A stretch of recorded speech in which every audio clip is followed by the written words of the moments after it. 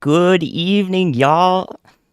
Oh my goodness, this is it. The first Andy Hill live stream of weather coverage. Meteorologist Andy Hill here, covering weather on March 24th, this fine evening. As always, if you're watching this back on YouTube, you can keep up with the date and time at the bottom right of the stream down there. I hope everything sounds fine. Let me know if it does sound fine. This is a big event, so we're gonna be. I hope I can cover it, and I'm gonna be working alongside Ryan here on YouTube to cover it. So this should be pretty interactive. I can I can change Ryan's lights from over here, then tune into his stream. You'll see me on there while hearing me on here. It's going to be a lot of fun. It's going to be interesting. But I'm doing this to let you guys know my perspective on this event that we're covering here. This is the tornado threat here on Radar Omega, and it shows a 15% hatched risk area, including areas of northeastern Louisiana, southeastern Arkansas, western and northwestern Mississippi, even Memphis, Tennessee. Okay. So, big tornado day here. If you've watched me on Ryan's channel before, then you know that I always pop in with just at the right time. Sometimes I even, beat it, the National Weather Service to, talking about this area of rotation that should be warned or could be warned. So that's my goal here. I want to be able to provide you guys this perspective on a higher end risk day alongside Ryan's stream. Ryan is going to give you all that juicy information that you need to know. And then I'm going to tell you why, I might come through and relay something, but you're going to get to see that live, my thought process, everything that goes into it. And I mean, it's just going to be blunt. Like, I don't have a fancy starting soon screen or anything like that, because all I'm doing here is making sure that I can see these storms efficiently, relay them effectively, and really advance this operation of social meteorology that Ryan and I are doing by streaming the weather to y'all. So that's the goal here. That is the goal. So, yeah, I hope that you enjoy. If you watch this VOD, I hope that it helps as well, watching this stream back on YouTube. So, that's really going to be the theme. It's going to be different from Ryan's channel. I've still got some live cameras below me. These are Railfan cameras, so that you have some goods to look at in case the radar coverage gets a little boring for you. But this is what I do. This is one of the things I've got some expertise in. One of the things I studied. So tornado warnings are going to come through on my stream. Tornado watches are also going to come through. I've got lower latency, but no closed captioning, so you should be able to see those warnings basically as soon as they're issued. And Ryan's stream has a little bit more latency on it because that's needed to protect such a large audience. So I've got you all on the chat here. I can see you. So if you have any pertinent questions, until I am unable to keep up with everything, I will do my best to respond to chat. I want this to be interactive. I want this to be informative. So that is my goal here. Cool. All right, guys. So yeah, Thursday evening. Or Friday evening, rather. It's almost the weekend. Man, I never know what day of the week it is because weather just, it just keeps going. So look at this. I can control everything. I've been doing this for so long with Ryan that we've had so many struggles where I was lagging out or whatever. But yeah, the goal here is just to be able to stream alongside Ryan, and I think I can do that. So let's do it. Thank you. Okay, I mean, of course, this is very important. First, super chat. There are no memberships on this channel yet, but we do have super chats. If you feel so inclined, please take care of yourselves first, though, financially, of course.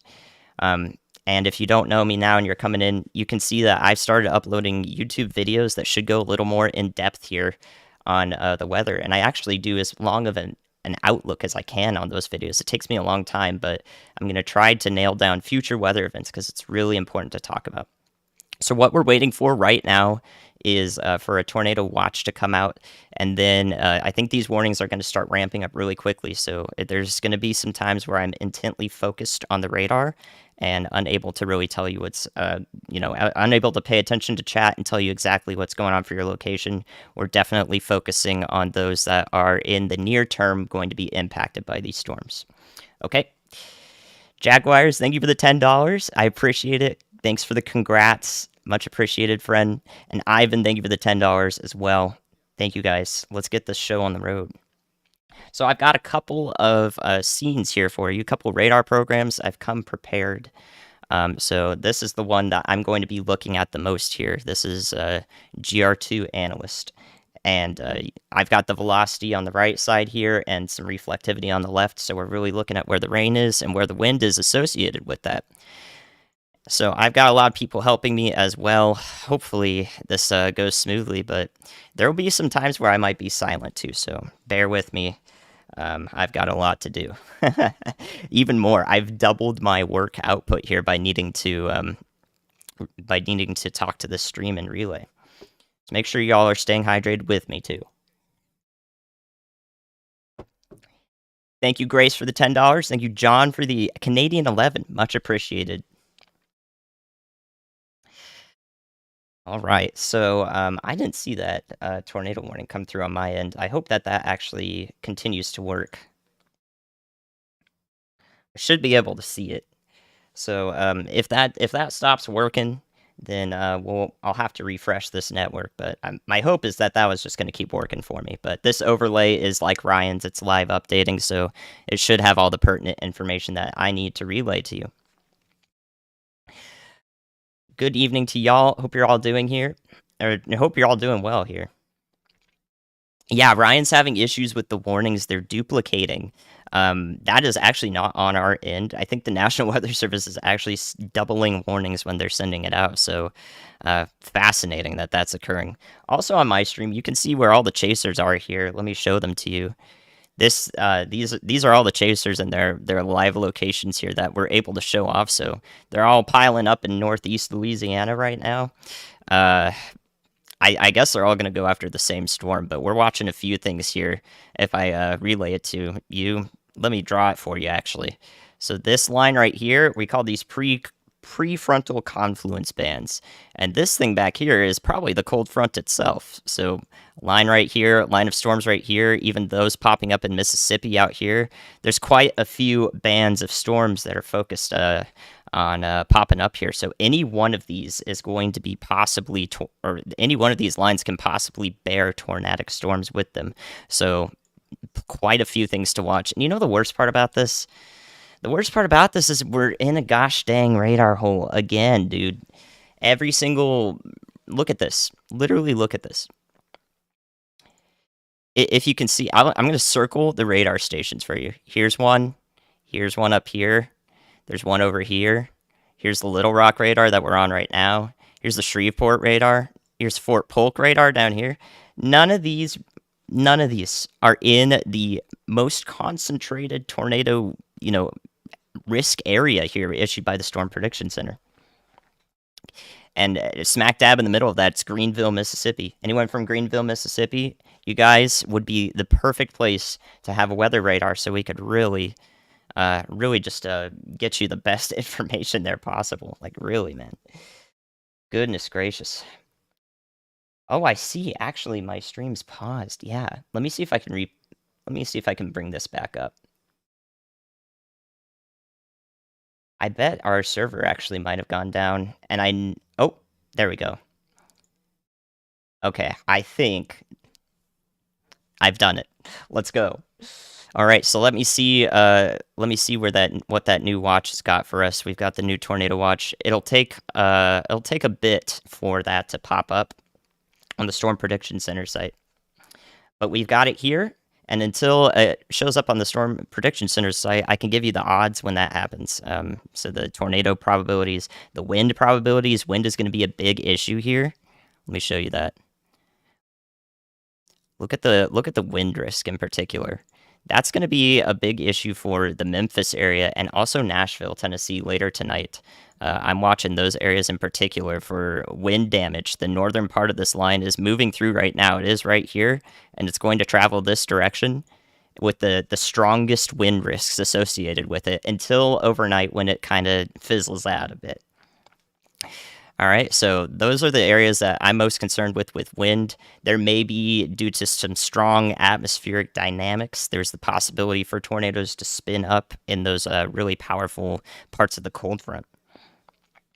So tornado risk is not nil up here too. That is something to pay attention to. So I have to watch a big area tonight for both myself, Ryan, and y'all to make sure I got all this going out efficiently. Thank you, Steven, for the $50. That's huge. I appreciate it, friend. I'm going to do my best. I'm going to try to respond to chat as much as I can, too. When we've got active tornado warnings go out, I'll look at those in particular. But until then, we're waiting on things to ramp up. So let me check on our current tornado warnings, actually, since it's so close to Little Rock here in Arkansas. Quite the populated area is about to be impacted. So again, on the right side here, I've got the velocity showing up here. You can see a bit of rotation going in like this. Let me do that in black. Rotation going in like this and out like that, away from the radar. So this is our area of concern with this tornado warning. It's going to go out this direction in particular, especially if I play it back. Yeah, so it looks like it's going this direction towards Wrightsville, up ahead towards Interstate 530. So that's our tornado warning up there. We got 2 active, and they're both for this storm. Okay, so really important to me right now before we start getting like 7 tornado warnings possible showing up at the same time. I really want to make sure that I tell you guys about what's happening ahead of this. There are probably a lot of people who are watching in the Atlanta, Georgia area, or may watch this back, maybe Eastern Kentucky, Eastern Tennessee, all of these areas. This will last till today. So these risk areas exist till about 1 a.m. tonight, or actually till 7 a.m. tonight. And the storms are really going to travel through this area, but they're going to lose a lot of intensity once they reach the Alabama-Georgia border and eastern Tennessee. They're still going to pack a punch, primarily winds, and anything is possible, of course. But really, look at day 2. This is the day 2 risk. It does include Atlanta, but this is a marginal threat. 1 out of 5 for risk. So it is a low-end threat. And the reason that all of y'all here in South Carolina, Florida Panhandle, and most of Georgia are in much less of a risk area tomorrow is because there's going to be lots of cloud cover. Lots of cloud cover means that storms aren't going to be able to intensify as much. They're not going to pose not even close to as much of a risk as today's risk area over here that we're going to be watching. So if you're in Atlanta, Columbia, even Jayville and Tallahassee, all of these areas, y'all don't have to worry too much tomorrow, but you should still be a little bit heightened for what could happen out here. And also up here in the eastern Midwest into Pennsylvania. So again, 1 out of 5 risk area there. And then, of course, we take a peek at day 3. Well, we've got some isolated severe weather down here. This is because this area is very, usually very moist. The temperatures are warm at the surface, and storms could just pop up sporadically. So that is why, and some of them could be strong. So 1 out of 5 risk for day 3 as well. That's for Sunday, the 26th of March. So yeah. Just want to make sure that everyone who may be watching this at this point is up to date, up to speed. The same category risk that we're looking at today for these areas in red and orange are not going to be present tomorrow, Saturday.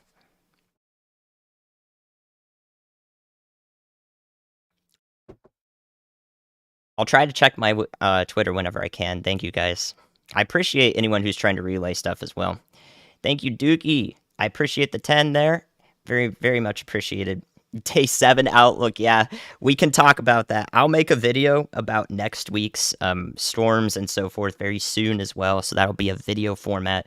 We've already got risk areas for day 7 next week that are in the Southern Plains here. I'll show you guys that later, actually. So yeah, that will be a video format where I don't know how much I can talk about it this far ahead in a stream format. So yeah, here's a look at our storms right now. You can see them on Radar Omega. This is our cold front. It's going right here, and it's headed this direction primarily.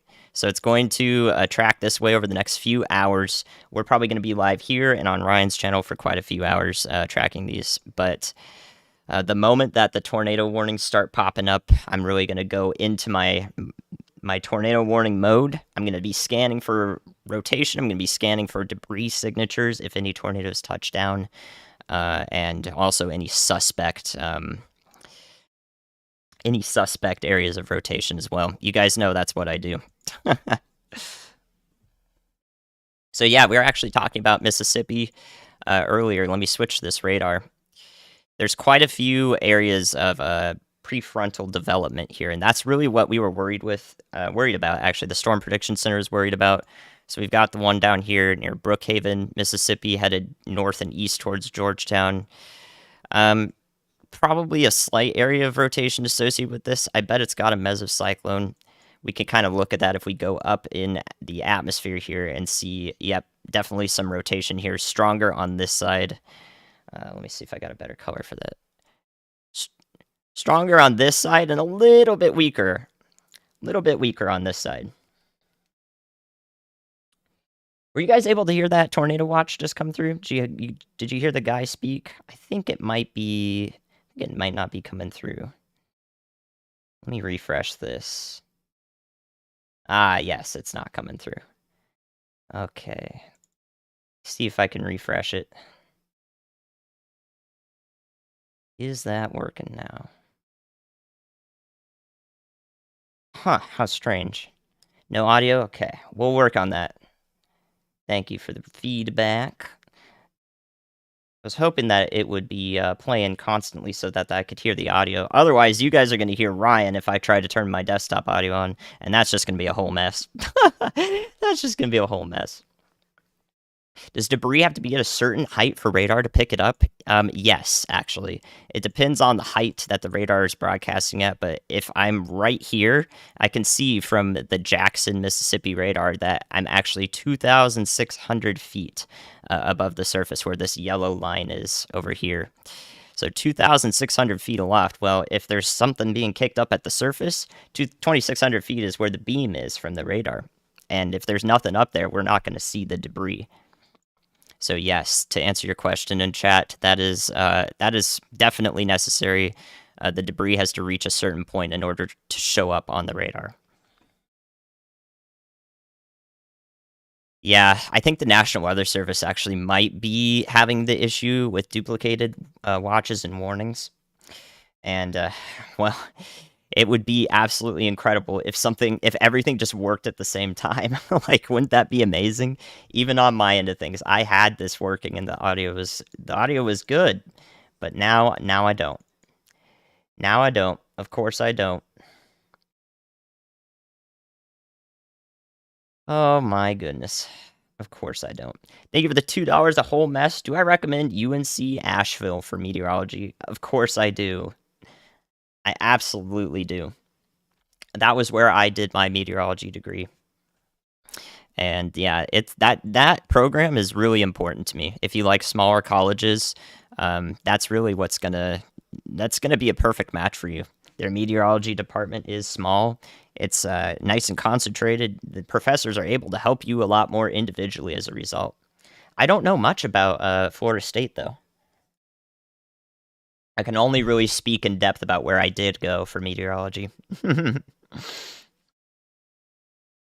you see signs for tornado watching barometric pressure? In some ways, yes. Yes, in some ways you can, but you have to be pretty close to the incident site. And by that point, you'll probably know by other means, probably visually, audibly, because tornadoes are so small, the areas that they affect the surface pressure are very close to where they're happening. So it's going to be really close, and you probably don't want to be that close. And looking at any barometric pressure, you should be in the basement. Or your tornado safe spot in the interior most room of your house.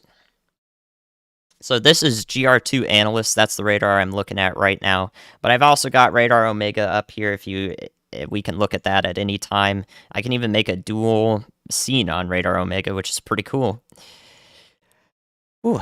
And then, of course, I can take these outlooks off so that it's not all cluttered up. But we'll be looking at the outlook quite often here to make sure that y'all know where the risk areas are. So yeah, I've got Radar Omega up here. Of course, velocity is going to be on the right and reflectivity on the left. I'm doing my best to keep the screen as full as possible so that you can see like as many of the locations as possible. But I also want to be sure that I can show you velocity at the same time here. Thank you for the $5, Lindsay. Thank you for the good luck, of course. The Arcanine is not in the panels this time around. He's over there. I couldn't fit him in the background, actually. This webcam's pretty small and cropped. All right, the good news is that our warnings are coming through on the stream. So yeah, really right now I'm not seeing too much in terms of like suspect areas to look at here. I really want to make sure that I prioritize on this stream the sort of element that I bring to Ryan's stream where I'm looking for rotation. Things are going to scroll by pretty quickly because I'm at least somewhat experienced in looking at radar. So if there are areas that I'm concerned with, I will immediately start talking about the places, so the locations and the locations down the line that I'm concerned with. So if you want specific locations from me, that's going to be way too much for me to handle, but I will try my best. So we still got this one active tornado warning over here. Actually, I think it was just allowed to expire. Yes, so we have no active tornadoes now, or tornado warnings, rather. But this area right here is still some weak rotation right in here, just to the east of East in Arkansas, headed towards I-530, south of Little Rock. Other than that, like, we've got these little areas of suspect rotation in Grant County, Arkansas. That's to be expected. This line's going to be pretty strong, this line of storms, as it passes through. So at no point are you really safe in front of this thing, out in front of it, from any sort of dynamical tornadoes that we can't even see pop up. Like, sometimes they're too small and too fast for the radar to even pick up. So there's always that sort of risk to bear with lines like this. But we will do our best. So these storms are going to last quite some time through the night. We can actually take a look at that.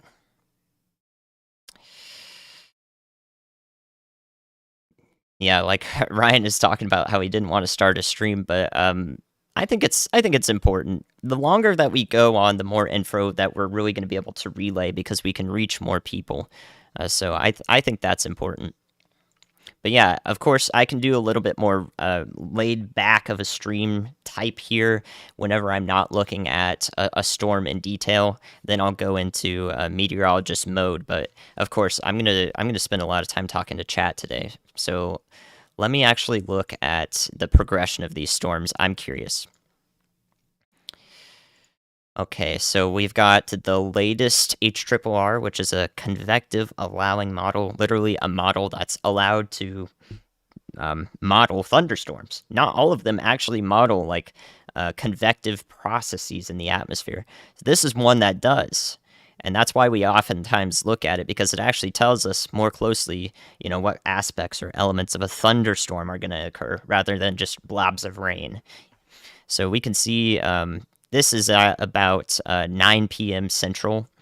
It looks like 8 to 9 p.m. Central is when these storms are going to pass through Memphis. And then at about midnight Central, I think Nashville is in Central, or is it Eastern time zone? It's like right on the border, I'm sure.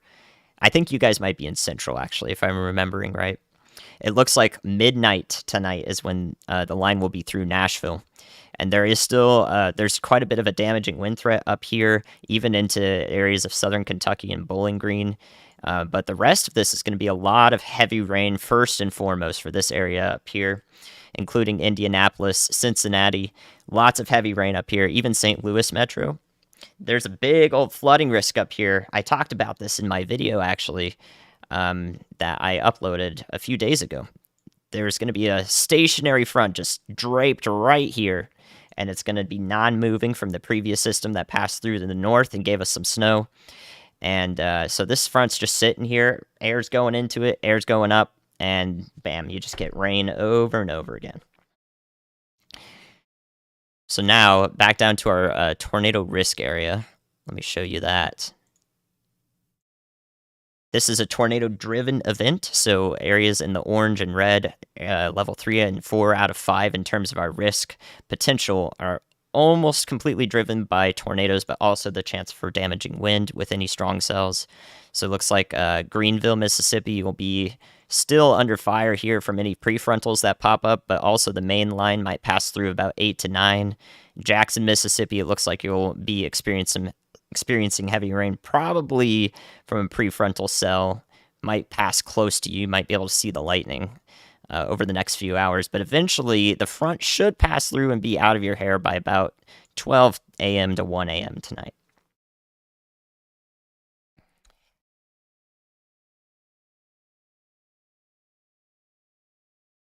Yeah, so what we're looking at here, basically, you can tell, like, this, if I show you guys, this is the strongest part of this storm that's modeled here on this model. As you go from nothing into it, that's increasingly heavy rain, possibly even hail. This is just the most damaging part of the storm, so that's what the reds and pinks mean whenever we're looking at the radar here.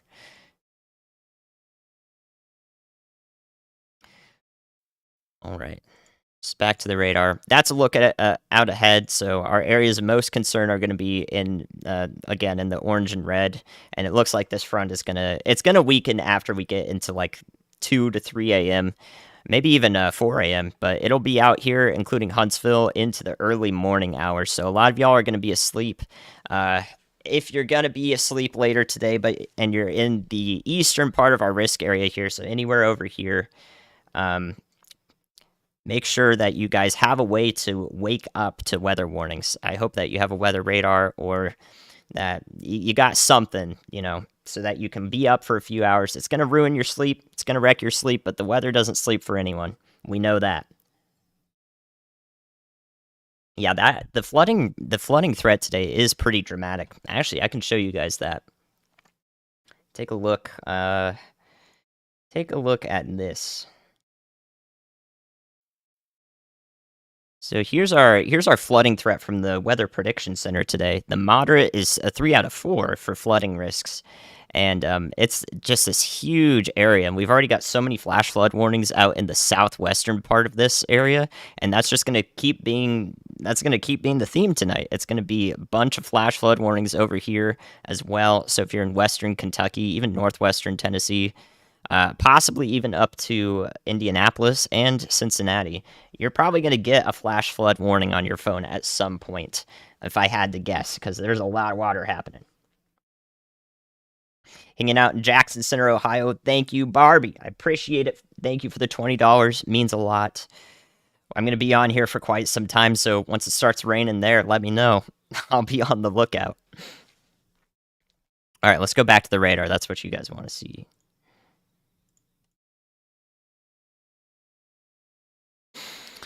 All right, so let me do my thing here. Do we have any areas of concern here? When the reds are touching the greens here, that's when you're worried. So, I don't think that this is incredibly strong right now. This is kind of in a blob of storms near to the southeast of Little Rock.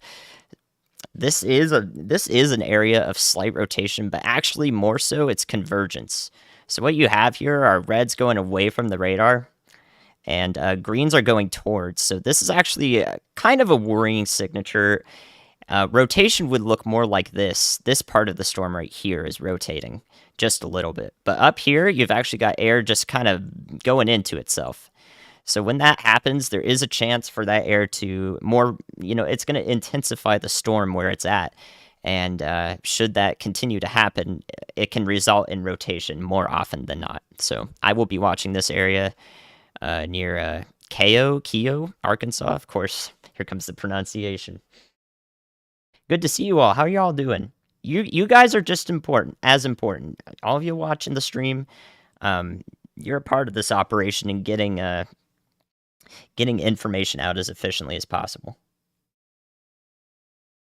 Just make sure you're taking care of yourselves too. I'm a little blurry. I don't know. I'm trying to get everything working here. It might be the oh, I think it's working now. Well, how about that? I think our warnings are actually going to come through, and you'll be able to hear them. We got a bunch of winter storm watches right now. Those don't make any noise. So I hope I'm not too blurry. I'll have to take a look at it. This being the first time I'm streaming on this platform, I'm definitely going to go back and make sure that the quality is fixed in any way I can. There's a lot happening here, so that might actually lead to it being blurry. I could see that being a thing. I've been streaming for a long time, so I do understand why that would be happening. So thank you for the feedback. Keep telling me, guys. Keep telling me anything you see.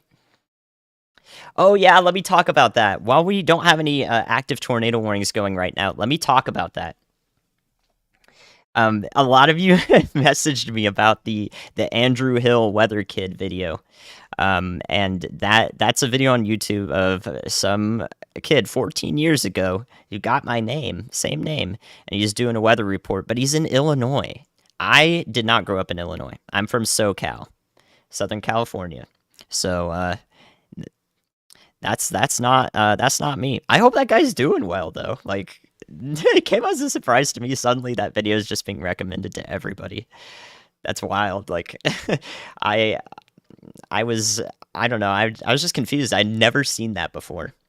Never seen that before now. So everyone was messaging me with it and I was like, yeah, that's actually pretty hilarious, but nope, that's not me. How you doing, Barry Bones? Ain't no way. Yeah, exactly. You're from SoCal also? Yep, I'm always looking out for y'all. I miss SoCal. I do. But I also did my degree in the Bible Belt, Western North Carolina. Oh, man. Yeah, what are the chances, really? I don't know. He kind of looks like me. I don't know what he looks like now, but I haven't heard from him at all. So if he comes out of the woodworks at some point, I'd love to talk to him. I hope he's doing weather. It would be awesome.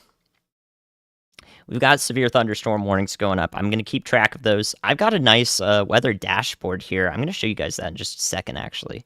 You can see more of the back ends. I think I'm allowed to show this. Dia, thank you for the $20 as well. Much appreciated, friend. Thank you so much.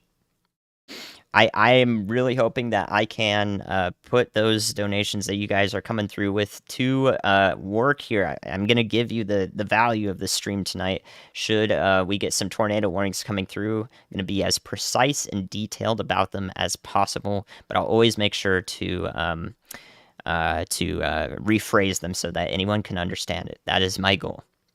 Spanky, thank you for the 50. I much appreciated, friends. Thank you. You guys don't have to do this, by the way. You don't. I I haven't done anything yet. Oh my goodness, man.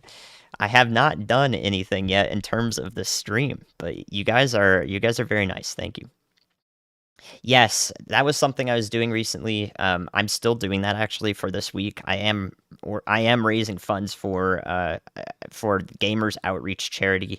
I'm not doing that on this stream, but yeah, that's slightly off topic. But that's a charity that I believe in. They build gaming setups for kids in pediatric hospitals to make their lives better. We need points of sparkles for people or for kids who have to spend their times in hospitals. And I align with that. If you guys don't know about me, I am physically disabled. So this is a perfect thing for me to be able to do, help as many people as possible from my ability. And if I were any less fortunate, I could be a recipient of the generosity of some charity like Gamers Outreach. So those are where my values are. Absolutely love that. Thanks for the donation talking about that. Yeah, I absolutely love that charity. Still no warning audio. Yeah, there is not going to be any warning audio unless it's a tornado warning. So don't worry about that, or a severe thunderstorm warning that's considerable. So those will come through later on. Oh, and by the way, for all of you who are here now, how many people we got here now? Very good. Thanks y'all for being here. Everyone who's here now, we're gonna do something with Ryan, okay? Don't tell him this. Don't tell him this, but I'm still gonna change his lights. Whenever I see something that I want to come through with, we're gonna do that. But I'm gonna help you guys help me here. Let him know in the chat when I'm gonna come through. So I'll let you know when I'm gonna do it. I'm gonna change his lights, and then y'all are gonna go over there and start shouting to Andy, okay? I hope that will be another way to get his attention. He's gonna like it. He's gonna like it. Okay, let me show you guys this real quick. Jay Jins, thank you for the $10. What system do I use to get an automated warning? It's really impressive. We have an incredible tech backend. This is it's literally the National Weather Service, like it's the products they put out, but we have a server run by one of our tech guys who's absolutely awesome, in the back end, and he has a live stream that he puts out from that server that we capture from that has a bunch of graphics tied to getting that information out. Yeah, you can spam Andy. You can spam Andy's coming through, or the lights are green, whatever you like. So I wish it were accessible because it's a really cool system, but yeah, it's the work of it's a work of art. That's what I'll say. And here's a part of that. Here's a part of what that looks like. Actually, this is our warning backend. We have I'm looking at this a lot, especially when I'm helping Ryan. We have our tornado watches show up here. Here's the severe thunderstorm warnings. And then another page, we've got the winter storm watches and warnings. So this is our sort of dashboard here, and it's where I can change the lights for Ryan. It's pretty freaking cool, the stuff that we've got access to, and it helps make our streams better so that we can really keep you guys in the loop. Because otherwise, we'd just be looking at a polygon showing up and be like, "Oh, there's a torn warn now." But no, we can actually give you like auditory alerts and so forth. Like, it's very, very cool. I am not sure. I think it pulls directly from. I'm pretty sure it pulls directly from the National Weather Service backend. Like, I don't think it goes through AWIPS. I don't think it goes through Cave, but I could be wrong on that. I haven't actually seen the woodworks. All right, back to the radar here. Real quick, guys, let's see if we've got any areas of concern as our storms are maturing. Again, we've got so many lines of these things. We've got one here, we've got confluence here, we've got convergence here, or confluence there, and also along the cold front. So many places that we're watching. So many places to watch. Multiple radar sites are going to be necessary here. I might actually have to open up. It's fuzzy, yeah. I think it's fuzzy when I'm moving the radar around, so I'm going to try to do that not too much, but you guys are going to have to deal with the fuzziness for now. Yeah, actually, if and let me know, like, if anyone sees that it's fuzzy, tell me if you're on 1080p. 1080p, the HD video quality.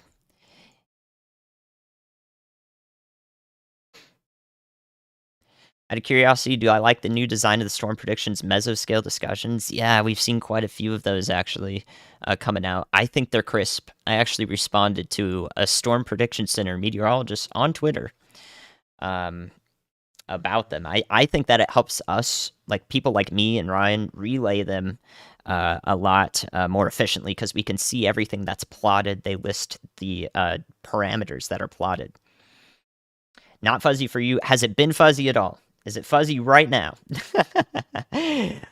we got to nail this down. This is it. We got to nail it down so that we can get it looking crisp as possible. You're starting 144. 1080p fixed it. Let's go. Okay, I hope so. Not fuzzy. Let's go. All right, so we are good. Everyone can change to 1080p if your network can handle it. That's the best case. Let's actually take a look at one of these mesoscale discussions. Look at this, guys. Literally, this is a new product released this week. They've started, the Storm Prediction Center has started doing this. That looks real cool. It looks really clean to me, and the reason that they did this is because the previous system they were running on, I've worked with it, actually. It's called GemPack. It's probably about 25 years old, at least. It's very clunky, but they were still working with that, and it's run on Linux. So, yeah, they were using GemPack, very old, and it was still working. That's the most impressive thing to me. This is a new system in Python, as far as I know. So this, what we're looking at in this mesoscale discussion is a couple supercells are possible with one of these confluence bands that we've been looking at, especially this one in central Louisiana. So yeah, that's a look at the new mesoscale discussion. I think it's really clean. What we've got plotted here is the effective shear. So something I can say about that is that it's very important to note the orientation of these barbs here that we're looking at, these blue barbs, like this guy right here. If they're pointed this way and the storms are also moving roughly this direction, we call that perpendicular, or rather, the storms are oriented this direction and they're moving this way. We call that perpendicular. Okay, so when it's perpendicular, that means supercells. When they're more like this, maybe, and the storms are looking like this as well, then we're gonna see lines of storms. If it's anywhere in between that, bang, you get a mix, and that's what we're seeing right now. That's pretty advanced, of course. You don't have to understand that. It's the science that we got to work on understanding, but it's going to take y'all maybe like 20 Andy videos because this is what I spent a lot of time in college learning. So, yeah, not expecting y'all to get that, but I will say it so that I can try my best to break it down for you. All right, Amanda, thank you for the $5. Much appreciated, friend. Tevin, thank you for the $5. I appreciate it. You're with the Marines. How come civilians are taught continuous front theory? Civilians continuous front theory. Continuous front theory? I don't think I can break that down. Versus the military, that's the first I'm hearing of it. I was not briefed on what we would learn at a public university versus the military that are working in, the aeronautical divisions and so forth. I don't know the differences, so I don't know. I'm not the curriculum creator. Yeah, and thanks to the mods for coming in right now. So a lot of y'all should be mod here as well. Oh, thank you guys for the donations. Still looking for storms to start up here. We're looking at southern Mississippi right now, just south of Jackson, actually, in Mississippi. This storm doesn't really have any strong rotation. It's weakly rotating. You can see that right here. The outbound winds here are very far away from the inbound winds. We need them to be right next to each other to have a significant rotation that we should talk about. So right now, this is a maturing supercell that we can see south of Jackson. It seems to be headed up. It seems to be headed up this direction roughly. If I can do that in blue, there, roughly that direction to the northeast.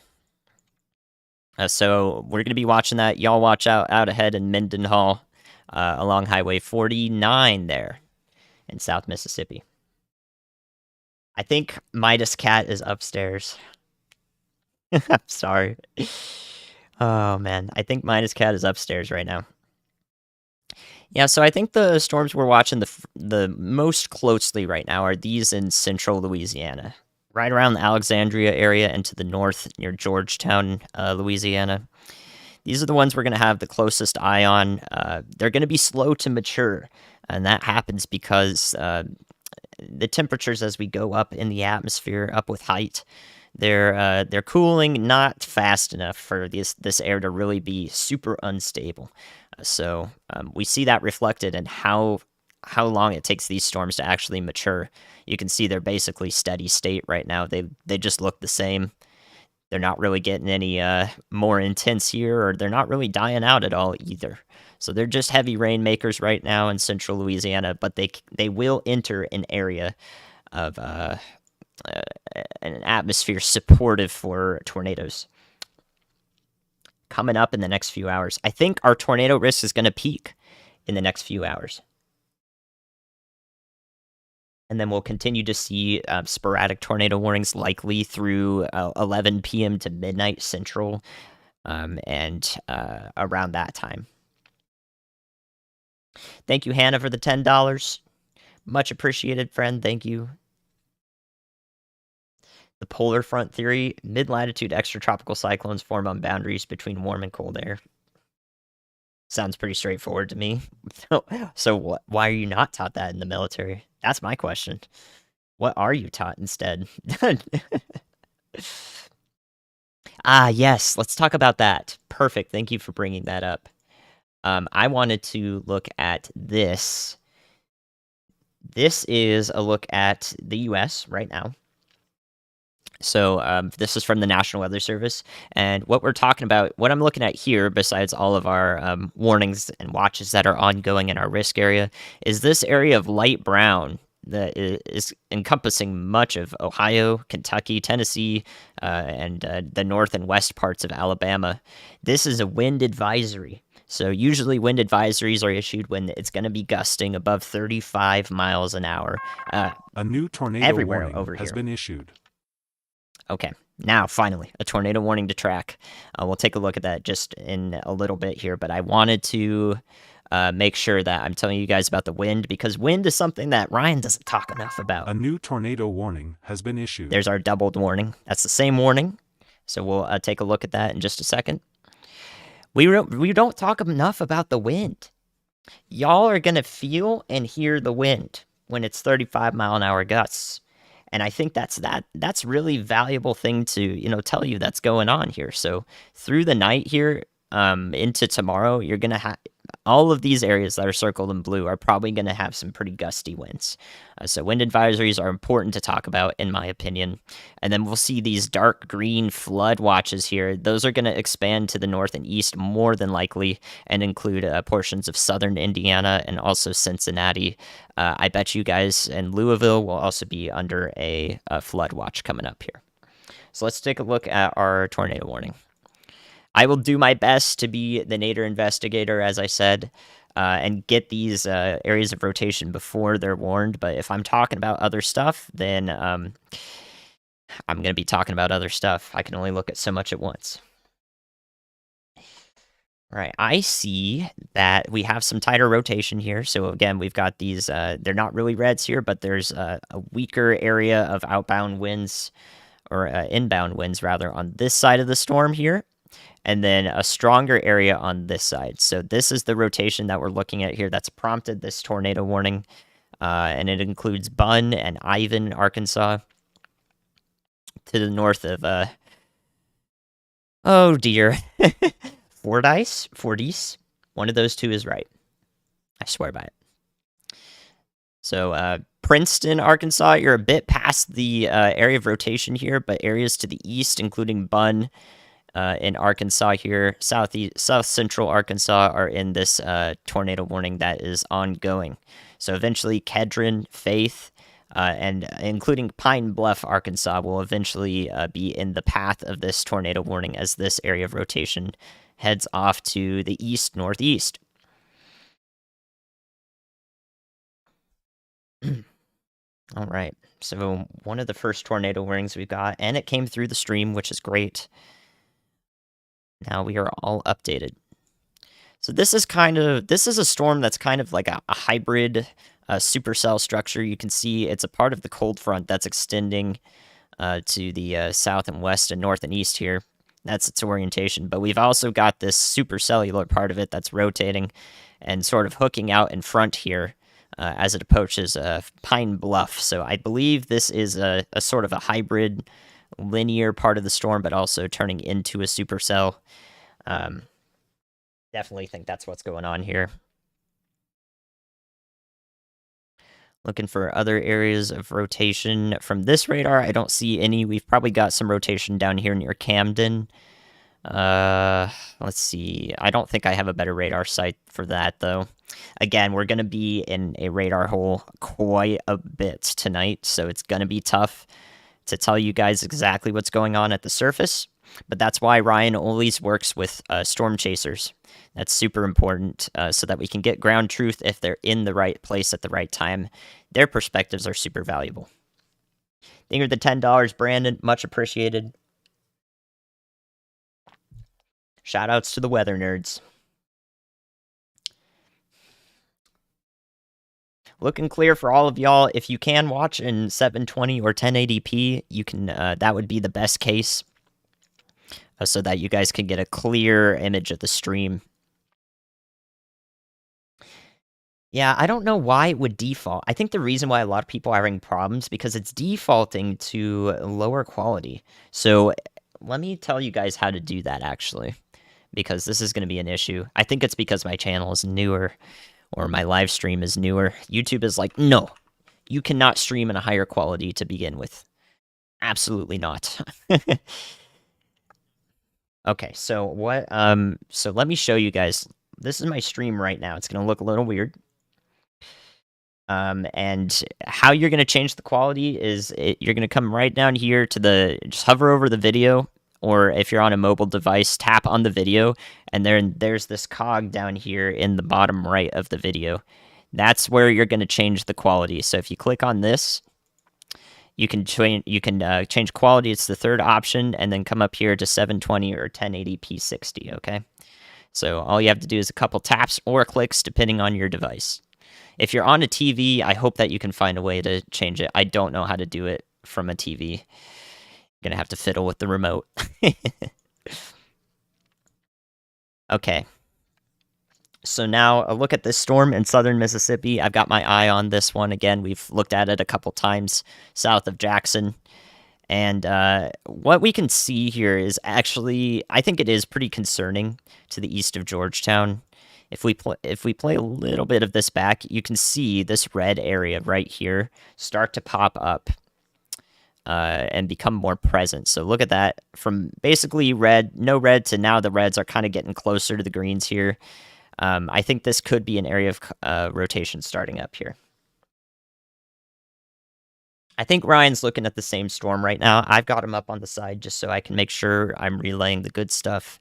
I'm also listening to him at the same time, so I'm doing my best to make sure that I do the same thing I always do, but while I'm streaming over here as well. It's a really hard job. Yeah. So this one's gonna head up to the north and east and include areas east of Jackson and Brandon in Mississippi along I-20. So I think if this supercell continues to mature, that Forest, the area from Forest or Morton to Newton along I-20 is the area to be most concerned with. And the reason for that is because as this cell matures, it's going to start moving a little more to the right than it was before. So it's going to move northeast first, and then if it matures and becomes supercellular, it's going to start taking that track a little bit more to the east. And that happens when that's what happens when a supercell matures. It's a nice thing that we're able to nail down in science. So this is south of Jackson, Mississippi. That's where we're looking at right now. Yeah, I think this is definitely starting to... You can see this hook showing up real nicely here. And I hear Ryan ogling over it too. This is definitely a signature that we're going to be concerned with coming up. So I bet you that give it 3 scans. If it keeps looking good, so another 5 minutes or so, if it keeps looking like this, that will probably have a tornado warning for these areas, including Braxton to Mendenhall and eventually Puckett, Mississippi. So that's what we're looking at right now. This is definitely a healthy cell. The reds and some of the pinks showing up here in the middle are telling us that the updraft is strong. That's what's making this cell. It's what's sustaining it. So that's really what we're looking at there. I bet you that this will become tornado warned. So we'll keep an eye out on that. If it comes through, you'll hear it. You'll hear the beeps. So I would expect that. So let me make sure that I'm keeping track with other areas here. I don't see anything immediately concerning in central Louisiana at the moment, just some heavy rain. Our storm chasers are moving toward that. But as these cells in particular move off to the north and east, they are going to encounter an environment more supportive of tornadoes into the evening hours here. So I'm worried about those. Let's check up on our Arkansas tornado warning, make sure that that is still looking about the same here. It's a part of the cold front, and our rotation is sitting right here. Do that black. Our rotation's sitting right here, just to the south of Bunn. It's kind of headed off, mostly east-northeast. That's what we're looking at right now. Hopefully you guys like this drawing on the on the stream, by the way. I hope that this helps a lot more to let you know where storms are going. I'm going to do my absolute best to do that as often as I can.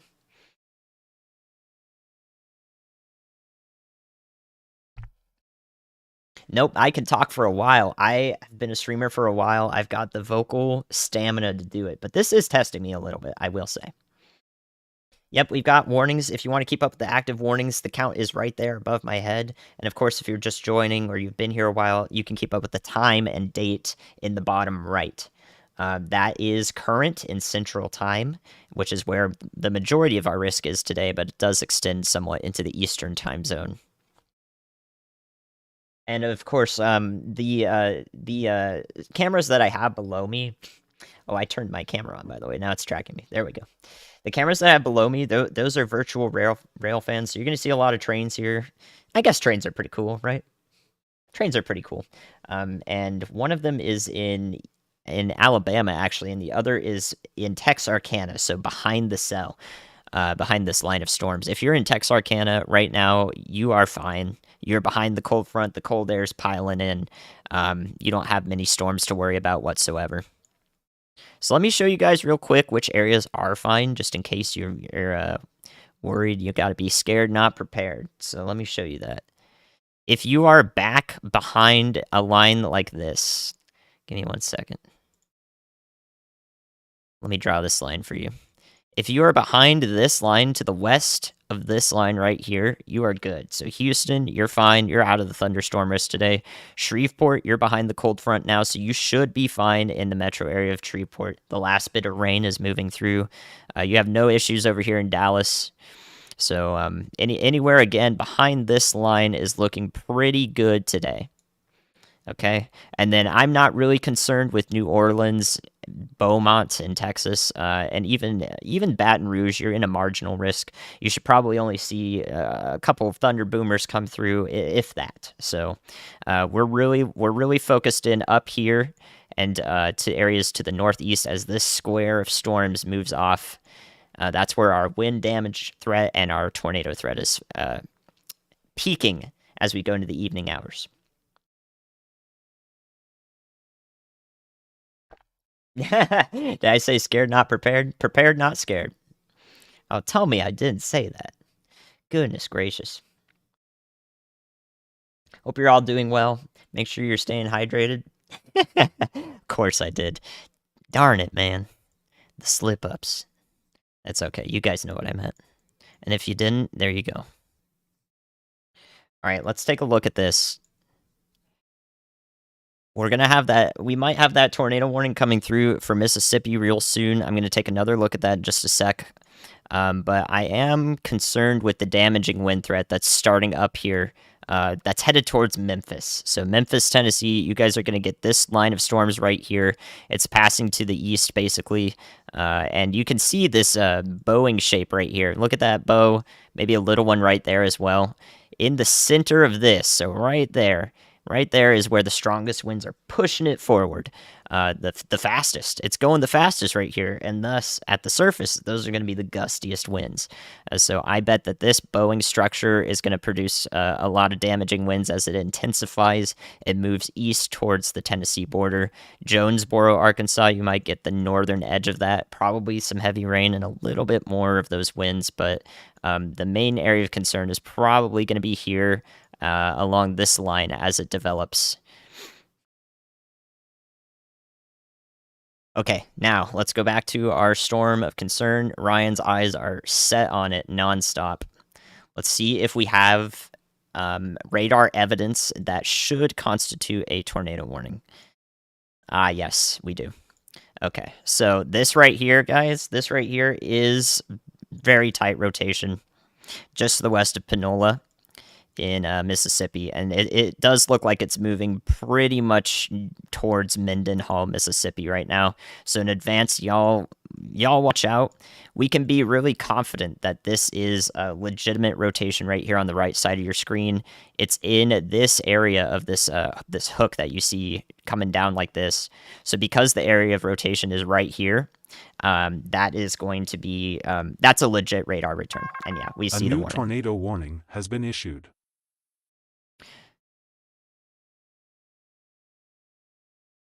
So now that we've had that tight area of rotation, let's take a real quick look at correlation coefficient.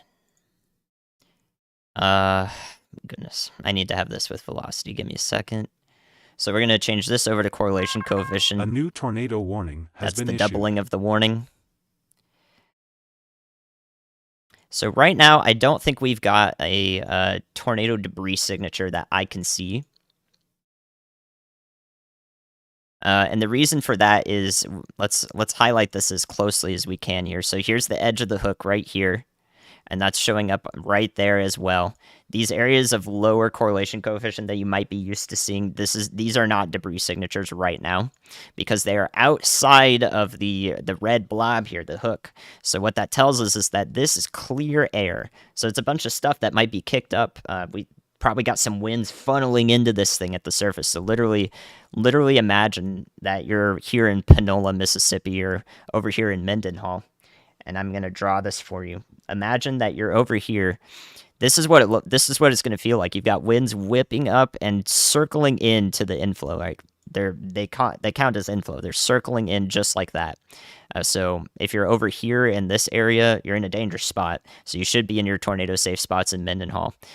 But you're going to feel the wind kind of coming out of the east here, because this is where it's flowing in, just like that.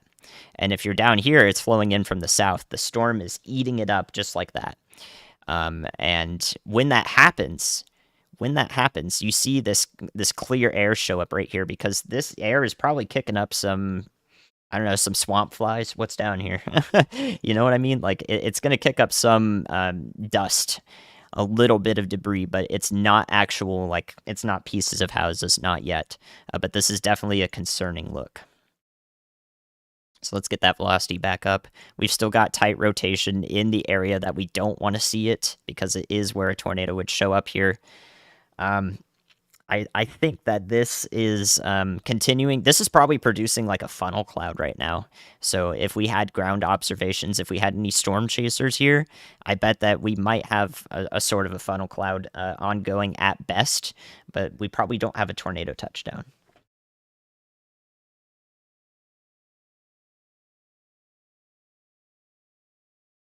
So, yep, our tornado warning here in southern Mississippi is to the south and east of Jacksonville, and is going to pass over Highway 49, including Mendenhall, Mississippi. Sorry. So Delo and Mendenhall, these are the areas I'm most concerned with. You're in more of the direct path of where this tornado might go if it does form. So this is the area that I'm watching with immediate concern. And then down the line, I'm expecting areas around Puckett to Gun to Burns to be in the primary risk area for this tornado warned storm. If you're out here to the west near Braxton, you're going to get a bunch of heavy rain, really heavy rain, like blindingly heavy rain, especially for driving. You don't want to be driving in this part of the storm. I think that the tornado will pass to the south and east of you, but all parts of this storm bear a severe threat with it. If it's able to produce a tornado like this in a radar image like this, then it definitely has the ability to produce damaging winds and possibly hail. So that is more than enough for me, a meteorologist, to take some shelter here and be wise about it. So that's what I would do anywhere in this polygon. Got to respect the polygon. Thank you guys for the thumbs up. We are looking at Mississippi, south and east of Jackson, Mississippi.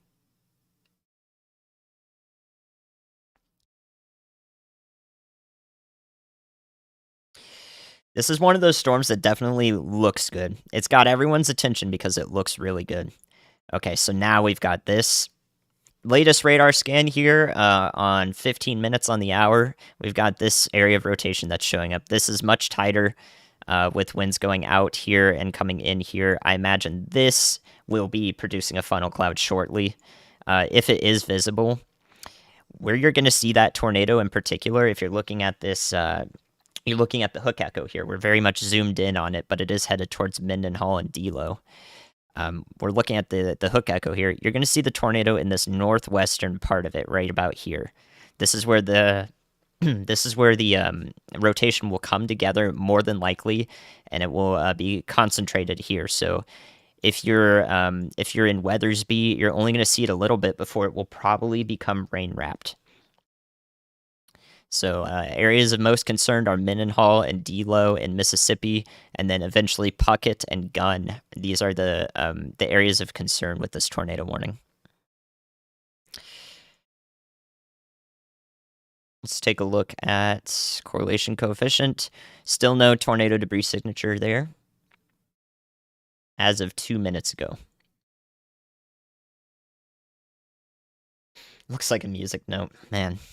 Yeah, this is. Oh wow. Okay, so this radar scan actually shows something pretty interesting. We're gonna go over. We have a continued tornado warning. So this tornado warning has been cut back a bit here.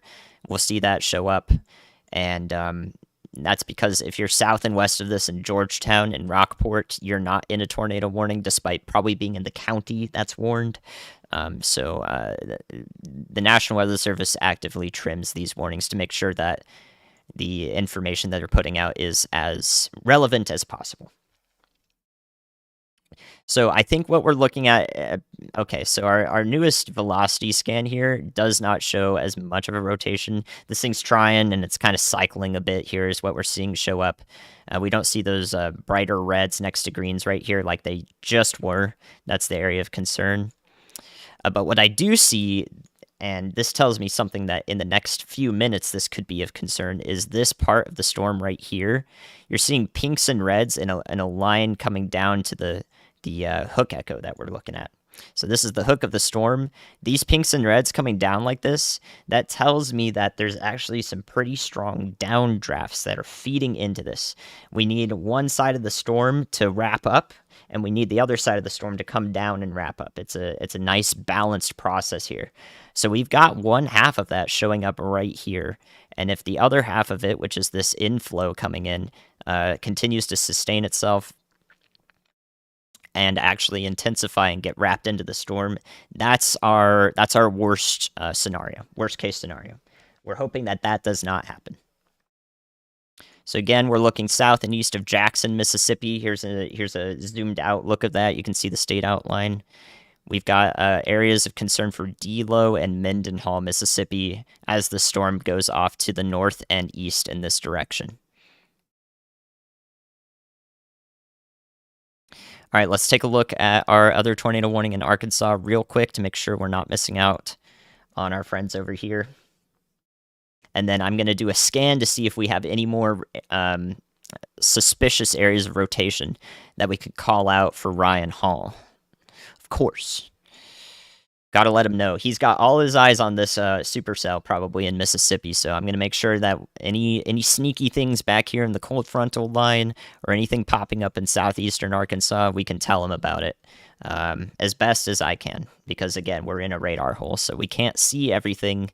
We can't give people on the surface, like the most pertinent information they need, because we can't actually tell.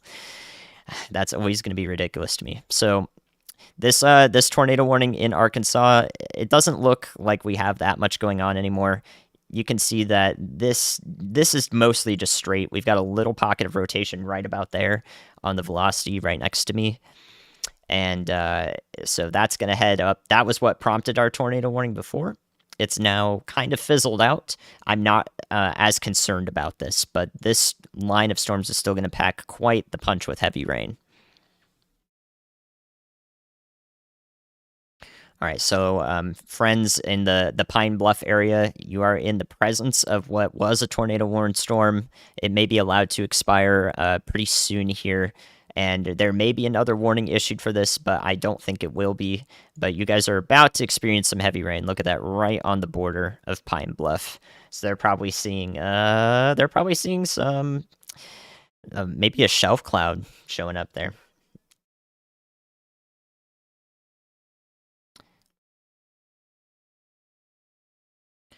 All right, so the rest of this, let's see if we've got any other areas of concern to talk about, and I will bring them up to Ryan if we do. Of course, our classic here. Okay, so I was talking about this line here that was bowing out like this just a bit ago. And when that happens, quite frequently we get this part on the northern edge. We're really looking right here. And this is to the south of Jonesboro along Highway 1. This northern part of the bow echo right here is it's a spot where if you imagine you're in a bathtub, just you're sitting in your bathtub, you got your bubble bath going. Push the water forward on the surface. On the left part of it, or the north part of it, it's going to spin like this. That's literally what's happening here. Isn't that cool? It's kind of legit, and this is a pattern we see all the time here, and it's going to head off to the Truman, Arkansas area, I think. Let's take a look at that. Yeah, so probably to the Truman, Arkansas area is where this area of rotation could pass by.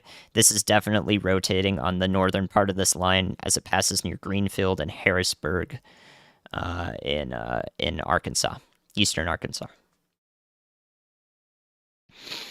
So that's a way to visualize it. Yeah, just think about pushing the water out, and it's spinning on both sides. But this one's going clockwise on the right side of where you moved your hand. On the left side, it's going counterclockwise. And almost all our tornadoes in the northern hemisphere are going to spin counterclockwise because, well, I'd have to teach a class about that for you guys to get it. It's pretty complex.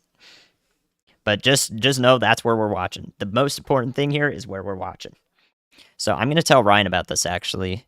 He probably needs to know about it. So let me turn the lights green, and then you guys are going to hear me come up over there.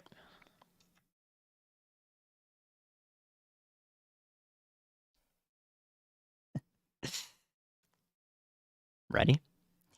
Hey, Ryan, I'm watching this area in northeastern Arkansas. I've talked about this quite often. We have a sort of a bow echo, and on the northern part of that bow echo is really where you can get some of that cyclonic spin there. So Greenfield, Harrisburg to the south of Jonesboro, we do have some rotation there, and it's not warned yet, not tornado warned, but it is severe warned.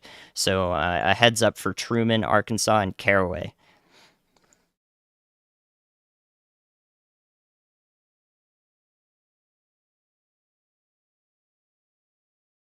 How'd you guys like that? A little look at the back end.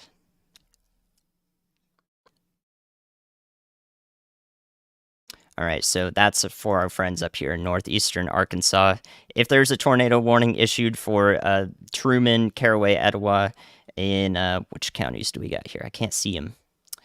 Craighead County. So that's where Jonesboro is. If there is a warning issued for Craigsboro County, just know that Jonesboro will probably not be in it. But you will probably see that tornado warning pop up on your phone. I know a lot of people live in Jonesboro, so if that does happen, that will be the reason. It will be going to the east of y'all there. A new tornado warning has been issued. So our new tornado warning is going to be extension of the one that we were looking at near Pine Bluff, I think. Actually, no, it's up here.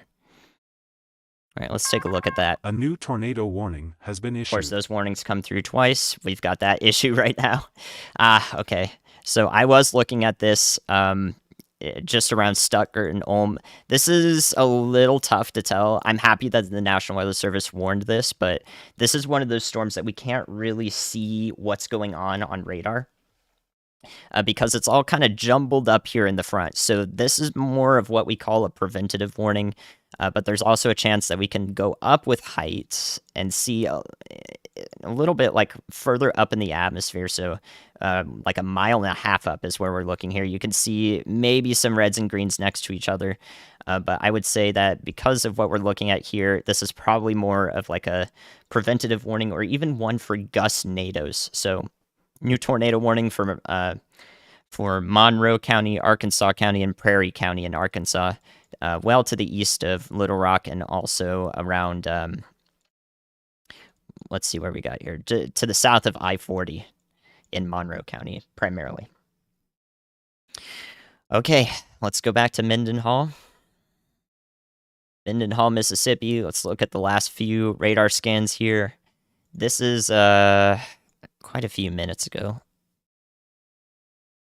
Let me see. Oh, there we go. Okay, so this is the updated radar scan. Again, our rotation is kind of just not strong there.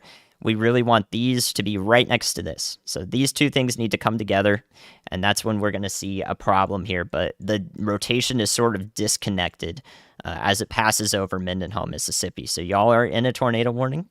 If you're here, make sure that you are in your safe spot, which is the interior-most room of your house, bathroom or closet. Bring me with you, bring Ryan with you, and shoes, pets, and something to cover your head with. Those are the most important things to have on the checklist. Tornado preparedness. This is going to head up towards Puckett and Gunn and Burns and Polkville.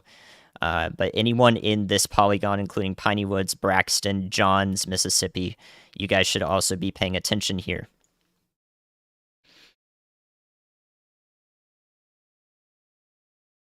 All right, so let's look at the overall scene here in Arkansas to the best of my ability. Again, I'm concerned about areas to the south and east of Jonesboro. We looked at that and called that out on Ryan's stream. And we've also got this tornado warning for Ulm, Rowe, Clarendon, and Smale, or Monroe, Arkansas. The rest of y'all here have got a bunch of flash flood warnings, including the Little Rock Metro. So that's streaming in like that. There's probably going to be a bunch more flash flood warnings along this line as we get tons of torrential rainfall. We've also got all these flood warnings that are going to expand up here to the north and east as it goes through to the south of St. Louis into southern Illinois, southern Indiana, and eventually Cincinnati and western Kentucky. You guys are going to get some flood stuff through the night. So if you're just now joining, that is your primary concern with a bunch of heavy rain and possibly some lightning strikes in that mess. So definitely an indoorsy day, I would say. Thank you for the $5, Virginia. I appreciate it.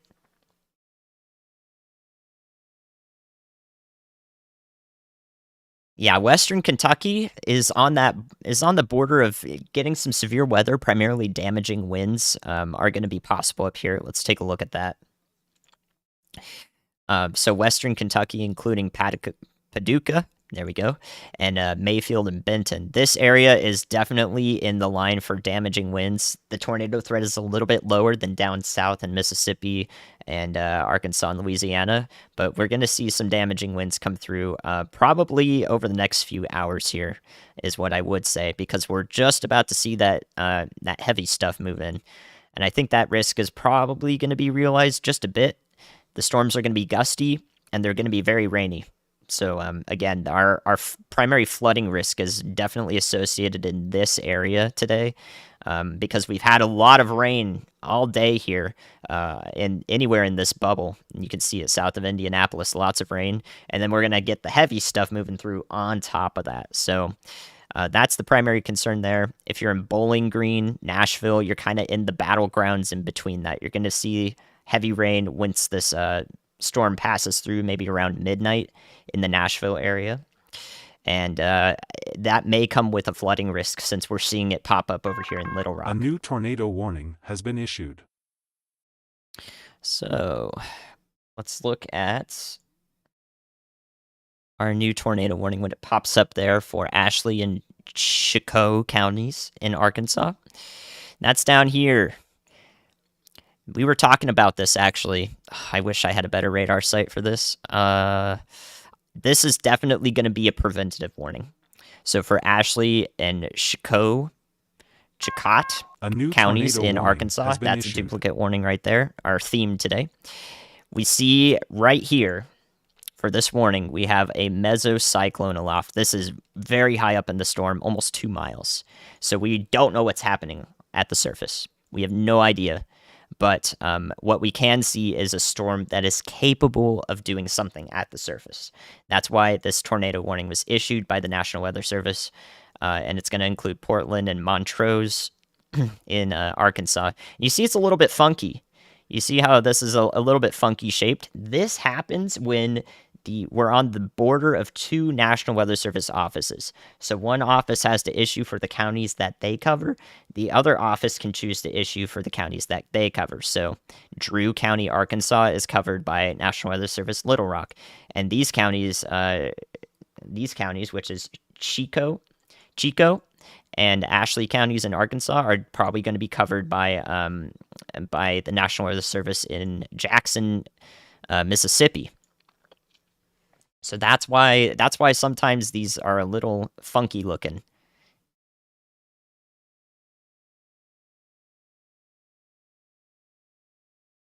Yeah, Ryan, feel free to put me on. I'll give him express permission. Yeah, I usually fill in for Ryan during breaks. I wanted him to Zello me actually. Tell me on Zello like, "Hey, I'm gonna put you on right now," and then I can help cover for Ryan's stream. I just need to know when I'm doing it, but I'll be doing the same thing I'm doing. So thank you for the $10. Thank you for the $5, Chris Murray, much appreciated. Kimmy, thank you for the 10. Larry, thank you for the 20. And Reba, thank you for the 20. And Heavy Metal, thank you for the $10. Thank you guys. You do not have to do all that. Much appreciated. All right, hi y'all. I think I am talking to Ryan's stream right now as well. I'm over here streaming. I'm sorry if I'm quiet. I'm working the best I can here, but I'm over here streaming the weather as well, my perspective and what I do when I relay the information to Ryan. So this is just like always when I'm talking to y'all, except I have the radar now. Let's go. So we're still watching. This storm has passed by Mendenhall and Delo, hopefully without producing any damage in southern Mississippi to the southeast of Jackson. It's going to head up towards Puckett, Gunn, Burns, and Polkville, primarily in a line that looks kind of like that. You can see I'm drawing on the right side of my screen here. So we're concerned with this part of the warning, but everyone in the polygon should be taking shelter. Thankfully, I believe it's passed over Mendenhall without producing damage, but you can see some really gusty winds here closer to the surface that are contributing to the rotation that's prompted this tornado warning. And yeah, guys, I am streaming right now. If you're watching on Ryan's channel, feel free to have both of us up. The more information we're able to give you, the better. That's what we want to do. All right, and then in addition to that, I called out some areas earlier in Arkansas. Forgive me, I should open multiple radar sites here. But I think that we are going to see this threat for tornadoes in particular and also damaging winds start to really pick up in the next few hours. So I'm concerned with the Memphis, Tennessee area. I'm concerned with Jackson, Mississippi. I'm concerned with everywhere along this line that we're looking at here and moving to the east. Draw that in blue for you so that you can see it. Okay. How about blue now? There we go. Everywhere along this line and moving east over the next few hours till about here is where we're focusing. And those are the areas I'm most concerned with. We may have some renegade cells, some isolated ones down south here that we're looking at. And all of our storm chasers are also over there in northeastern Louisiana. These are the areas of primary concern. So over the next few hours, I do think that this risk is going to pop up, or to increase, rather. We're going to see the reasons why that we have this this moderate risk here for primarily tornadoes, but also damaging winds, including the Memphis area and also all the way to the east to Nashville. Nashville, y'all will see those storms at about midnight tonight in your time zone, okay? So that's the reason we're really seeing these bands down here. If we have any cells, this is the primary concern in the south and northeastern Louisiana. So these cells are the ones that have matured. They will be the ones to maintain this show as we go into the night, I bet. But a lot more is going to happen as we're up into the northern part in this red areas where our risk is maximized with a level 4 out of 5 from the Storm Prediction Center. No problem, Ryan. Okay, so back to it. Let's see if we have areas of concern. So our current tornado warning for eastern Arkansas here includes Clarendon, Montrose, and Smale here in Monroe County primarily. It is now exiting Prairie County in Arkansas and is entering Monroe County. So that's where we're looking for this part of the storm to be maximized. I think that even if you don't see a tornado here or a gust-nado, that there's going to be a risk for damaging winds with this in particular. You can see this right here. Let me highlight it. These tan colors here are just about 60-mile-an-hour winds that are showing up, a few thousand feet up in the storm, but they have the potential to just drop down from the storm and hit the surface and spread out. So we're seeing that happen at multiple places along this line on the cold front. That's providing the source for lifting these storms up and maturing them. Yeah, I can hear Ryan in my ear, so I'm talking to y'all while listening to Ryan as best I can. Yeah, I might draw on the right side of the stream quite often here, so I'm sorry if I draw off the border somewhat. I'm getting used to that, but this is the best way that I could really show this stream and be able to see like both parameters on the radar we're looking at. This is important to me. I could also do this, y'all. So we could also just do this, but this might be a little complex to look at. Do you guys like this, or is it too much? Because there's a lot on the screen right now, but this is what I usually look at.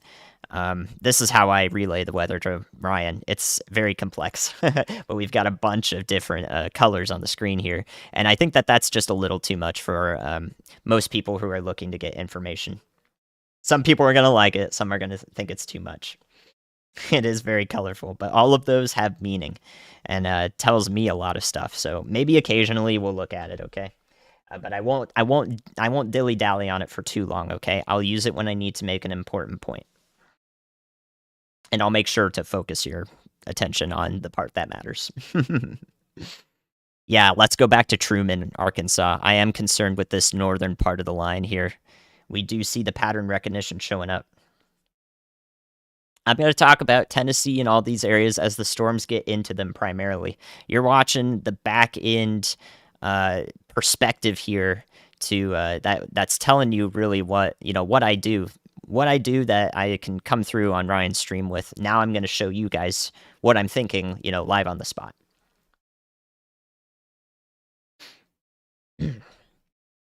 So again, we're going to see this sort of thing cycle. So I think now our area of most concern is closer to Marked Tree and Lepanto in eastern Arkansas here. This is the area of most concern because we can see right about here, if you look at the right side here, right here is where the winds are strongest and they're pushing the storm forward, just about here. So when they're pushing forward, like I said, the northern part of that is where the cyclonic rotation might show up. So pattern recognition tells us that right here around the Marked Tree area, in the next few minutes, we might start to see an area of rotation show up. This is a particularly strong part of the storm compared to what we were looking at earlier. And I mean, yeah, sure enough, like right here, I think that should this continue, that's going to warrant a tornado warning for sure. So that's my area of concern. It's going to head really close to Lepanto and Rivervale, Arkansas in the next few minutes. So this is of immediate concern. And something else you can see here are these cells right ahead of the line. So our line's back in here. These cells right ahead of the line it's heavy rain. They're already getting obscured. They can't see what's coming.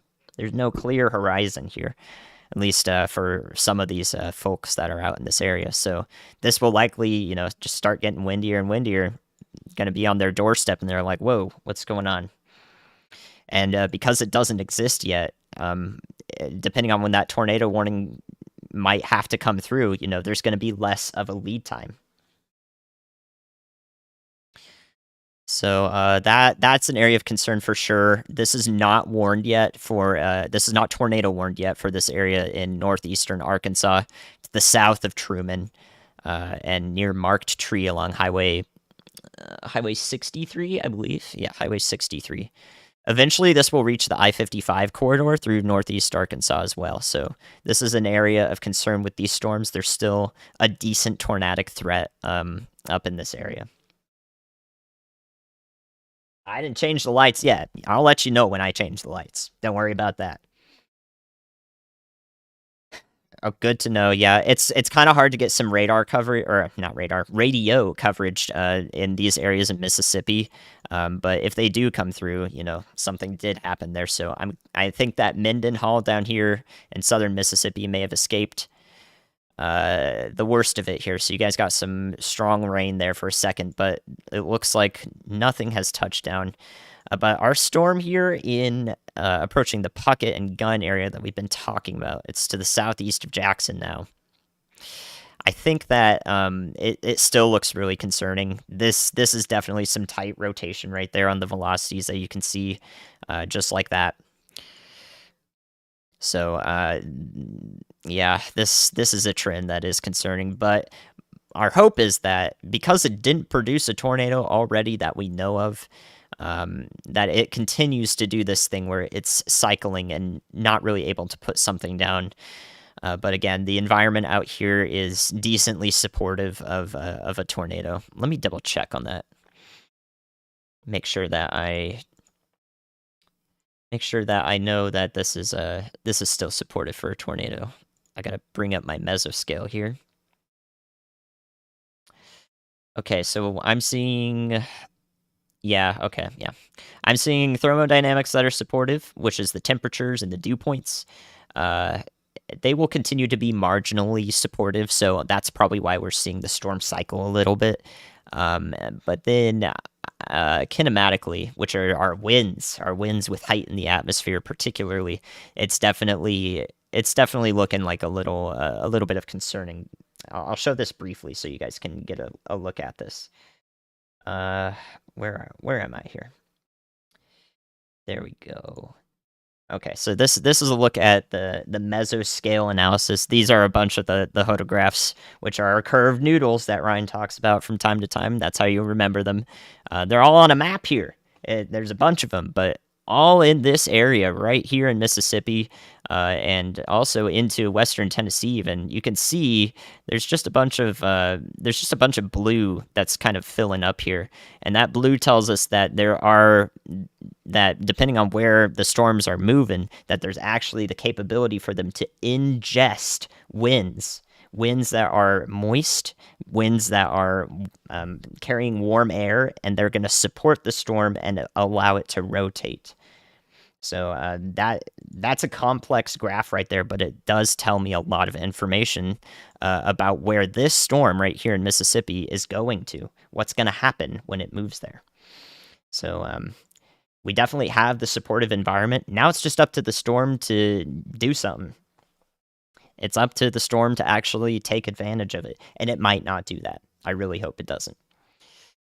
All right, Derek, thank you for the 22 Canadian. Sorry I wasn't able to get this till now. Mendenhall storm not producing enough low-level shear, but lack of lapse rates. Yeah, perhaps our marginal thermodynamics are preventing it from really taking hold. That can always be a failure mode.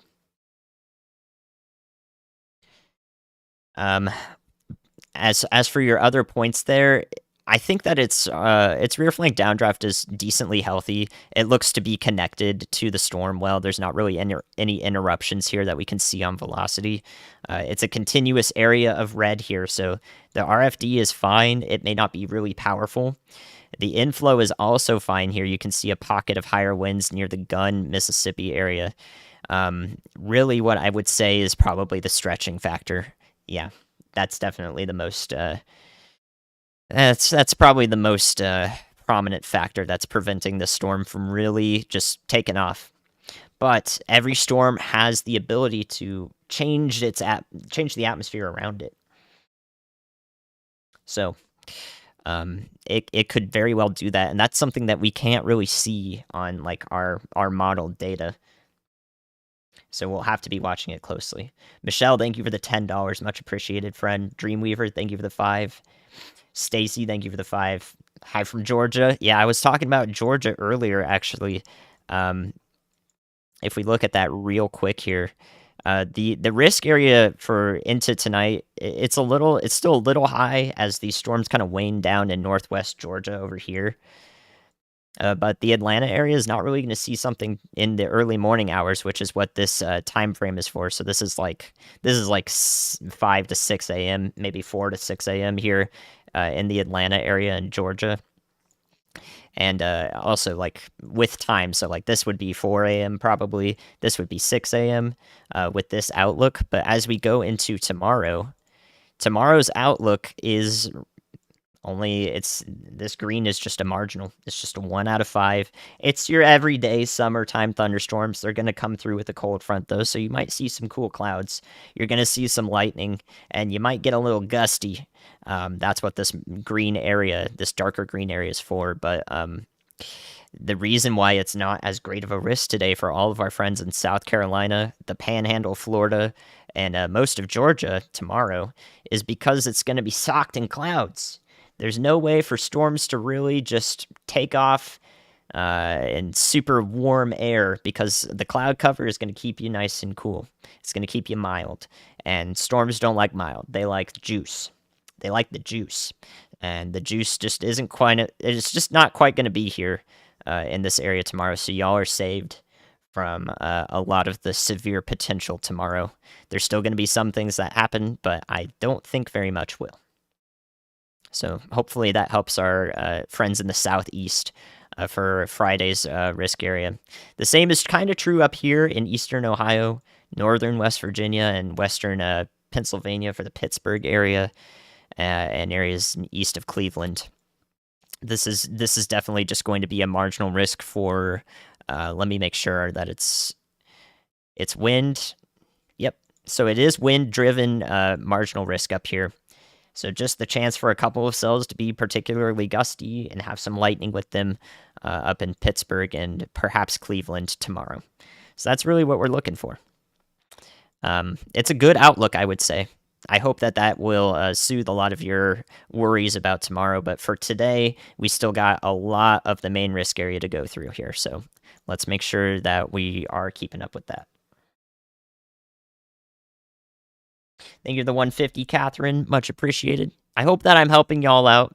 Let me know if there's anything in particular that I've missed so far. Trying to keep track of the storms first and foremost here so that if anything pertinent does happen, I can relay it to Ryan. Hydration break? Yeah, I am through 1 glass of water here. I'll probably get up in a few minutes to get some more.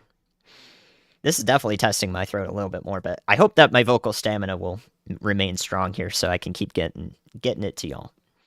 Carol, I'm not sending nothing through to Ryan right now. Don't worry about it. I will change the lights and you'll see him when it happens. So you're fine. Don't worry about it. The lights will turn green. I'll tell you guys when I'm gonna do it. Clarksdale, Mississippi. Let me take a look and make sure I know where that is real quick. Shouts to Google Maps. Gotta make sure that I'm able to tell you guys where everything is. All right, so Clarksdale is in northwestern Mississippi. It's probably on my screen near up here. So you guys are in a little bit of radar hole, of course. That's really the most frustrating thing about today is that we just can't see nothing. We just can't see nothing. So Clarksdale, you guys are probably about to get some heavy rain because you're going to get multiple rounds of it, actually. It might go to your north, but what you see here on this map for Clarksdale, which is, let me circle it for you, which is right here. This is Clarksdale. You've got this line of storms that's kind of formed along a line here. That's a confluence line where the winds come together, create those storms that we're seeing. There's another one here. This has also got some heavy rain with it. And then our main cold front is actually back in here. Just like that. So you might get a couple rounds of rain for Clarksdale, Mississippi, and anyone along the Highway 81 border, as well as Interstate 55 in northern Mississippi. You guys are going to see a couple rounds go through here.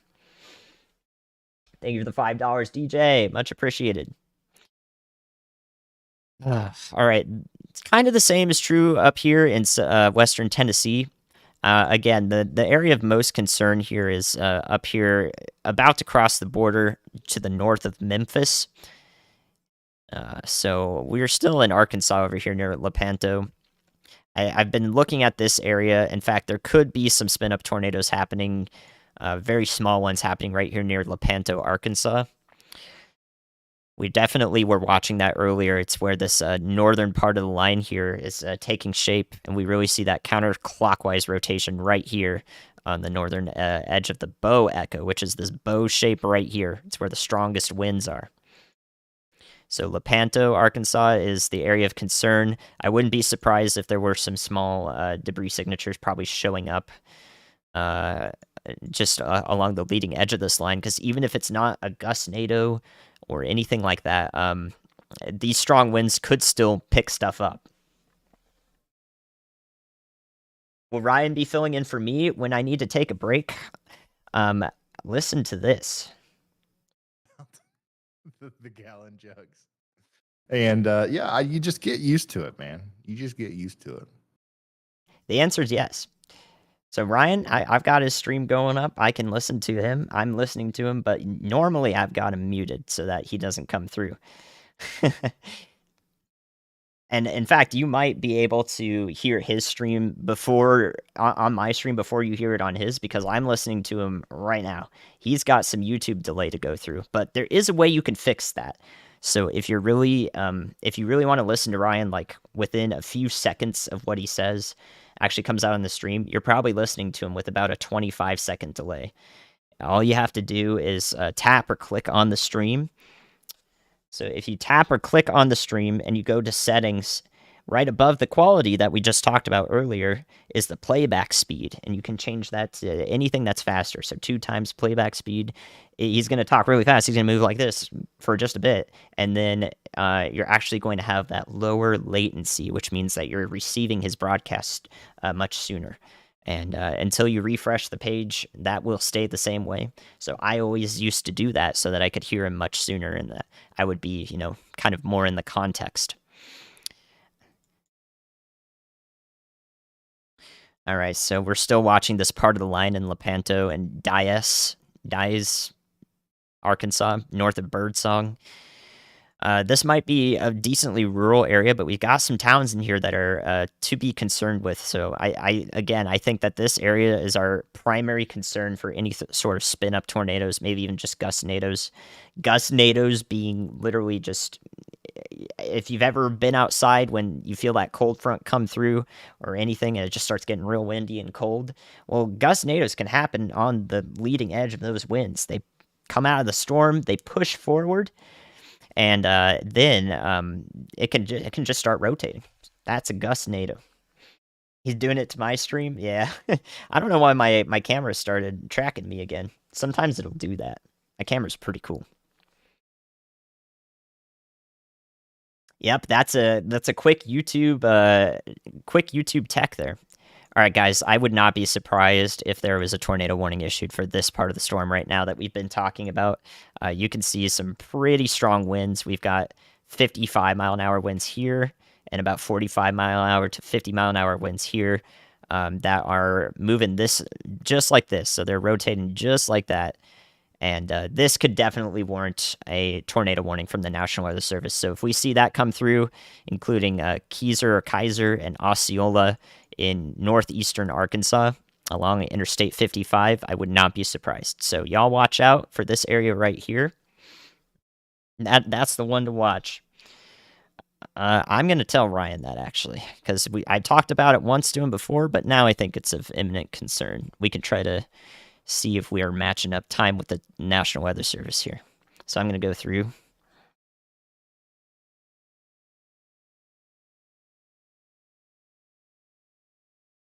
Thank you, Ryan. I think my camera looks a little funky. I'm using 2 different ones right now, but I am looking once again in northeastern Arkansas. On the velocities, you can really see that northern part of a little bow echo. It might even be turning into a hybrid supercell structure. Now that's almost on the Mississippi border, approaching Osceola in Arkansas. There's definitely an area of concern there that I think could warrant a tornado warning coming up here. So let's take a quick look at that.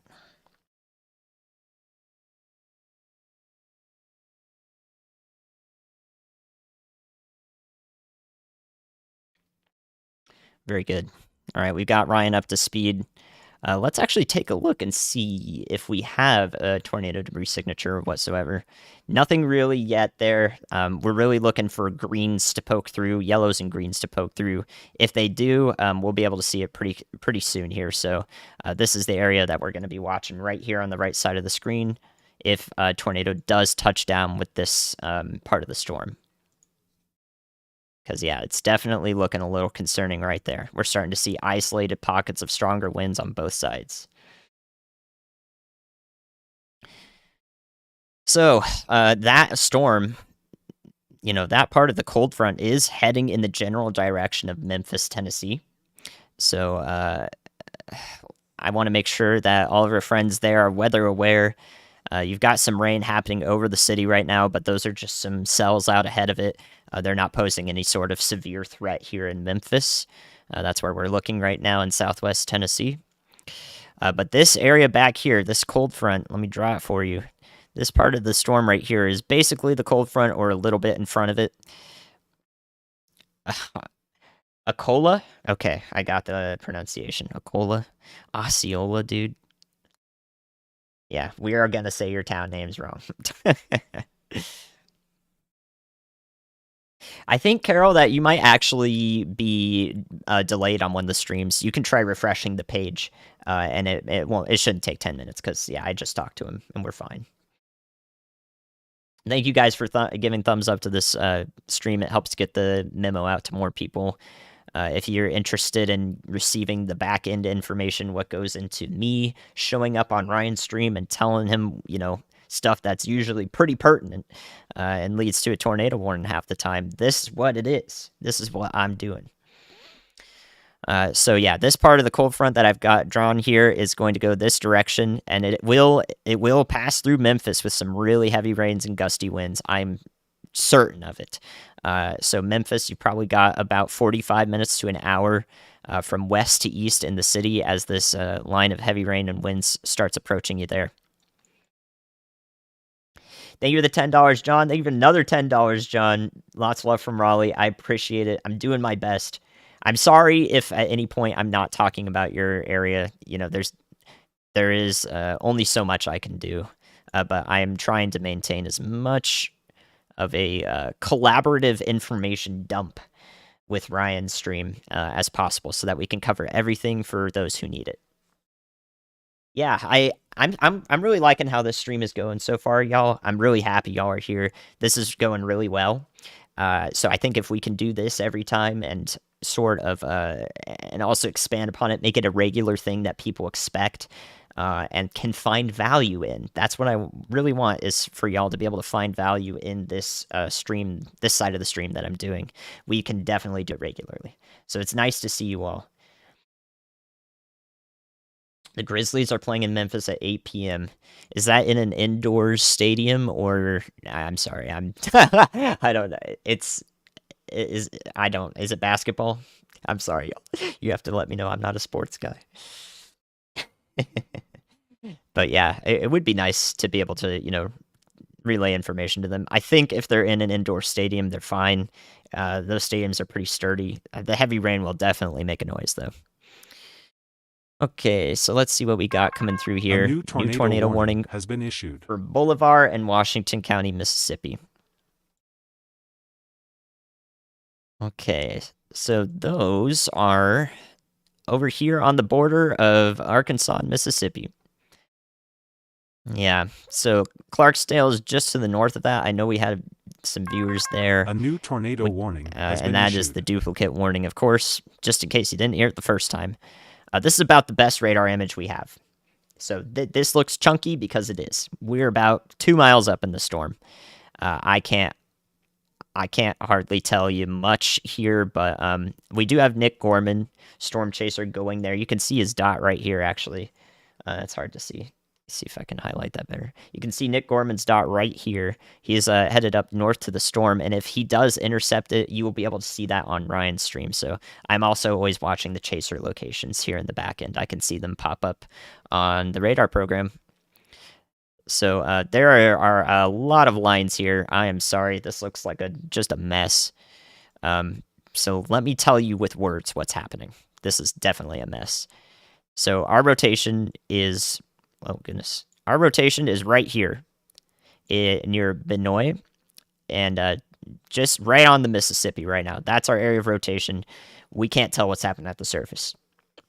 So this is a tornado warning that's preventative. The tornado warning is going out like this to the north and east. Let me draw that again for you. The tornado warning is going out like this to the north and east, so it includes Cleveland, Mississippi, Boyle, all the way up to Shelby, Mississippi, along Highway 61. I'm sorry if I called that 81 earlier. Highway 61 here, going north-south. So Cleveland, Mississippi, and those areas are going to see a storm that could produce a tornado very soon here. So this is definitely a preventative warning because we don't have a lot of concise radar information that tells us what's going on this far away from any radar site. So we're very frustrated when this happens. The people over here, they deserve to know what's happening, the ground truth and so forth with better radar sites, just as much as anyone else does. So that's our new tornado warning in western Mississippi along the river. All right, let's come back up here. I bet you that is a small tornado going on. We don't see anything yet on our correlation coefficient, but this is the area that we're looking at right here to the northwest of Dias. There is more than likely a possible area of... there's probably a funnel, but you're not going to be able to see it in this spot here in northeast Arkansas. This is definitely rain-wrapped. But I bet that there could be a brief tornado showing up right about there, just northwest of Dias. So that's going to head towards I-55 shortly, near Kaiser in Mississippi, and Ocola. I think that's the right pronunciation. I'm paying attention to Ryan's chat. Osceola, Ocola. One of those.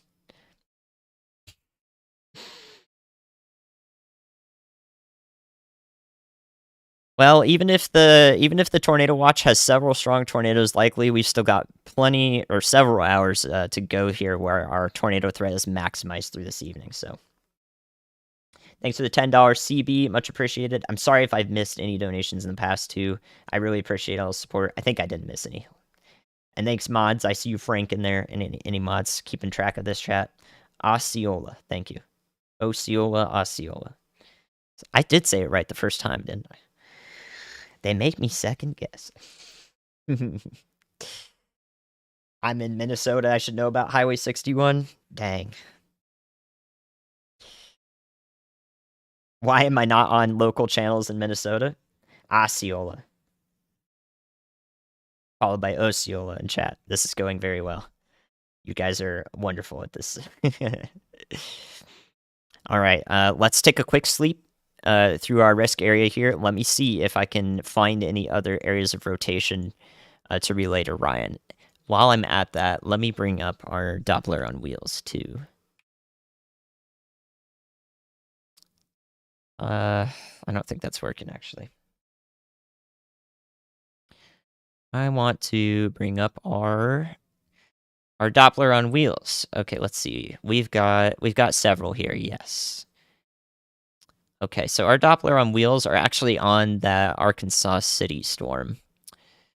That is the one that's warned. That's this one right here. Oh, perfect. Okay.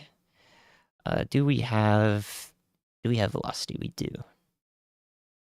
Okay, so I have closer to ground truth here. We've got some Doppler on wheels, literally those trucks with the satellite dishes on them, actually scanning the storms.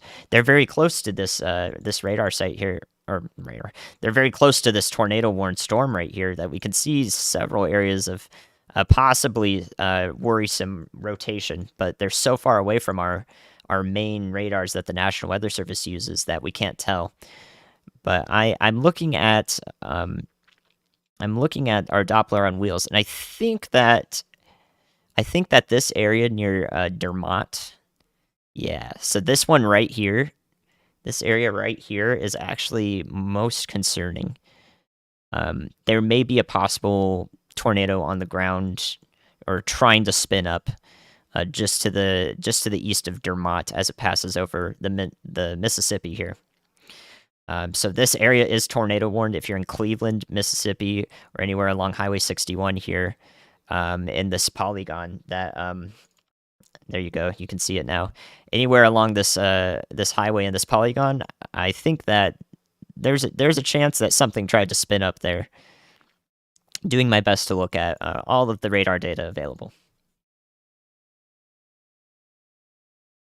Osceola in Iowa, Osceola in other places. I'm going to stick with that. Thank you. Hope you're all doing well, by the way. If you're here to relay information, I hope I've been able to help. We're going to keep going over all the areas that we're looking at in our risks from the Storm Prediction Center and so forth today. So definitely keep an ear out. If I'm not talking about your area right now, I will be probably soon if you're in the risk areas from the Storm Prediction Center today, which, by the way, look like this. These are our risk areas. We're most concerned with the orange and the reds here. These are our 3 out of 5 and 4 out of 5 risk areas, primarily for tornadoes and damaging wind up north here near Nashville and Jackson, Tennessee. So I will continue looking at that. Just want to make sure that you guys are briefed in case you just got here. What's inspired me to go into meteorology? When I was 4, my dad turned on the Weather Channel, and I just never stopped watching it. Never deviated from it. A risk increasing or decreasing as we go into the evening? I think that we will have a maximized corridor of risks for tornadoes and damaging winds for the next 3 to 4 hours. And then after that, I think the risk will transition primarily to damaging winds with any parts of the line. So that will include the Nashville area. That will include Bowling Green. That will include Louisville. If there are damaging winds that far north, you're probably just going to see more of that heavy rain. Hope that helps. All right, keeping an eye on that Doppler on wheels radar. This is the most important stuff that I've got right now, I think, because we can't see this tornado warning up here very clearly on radar.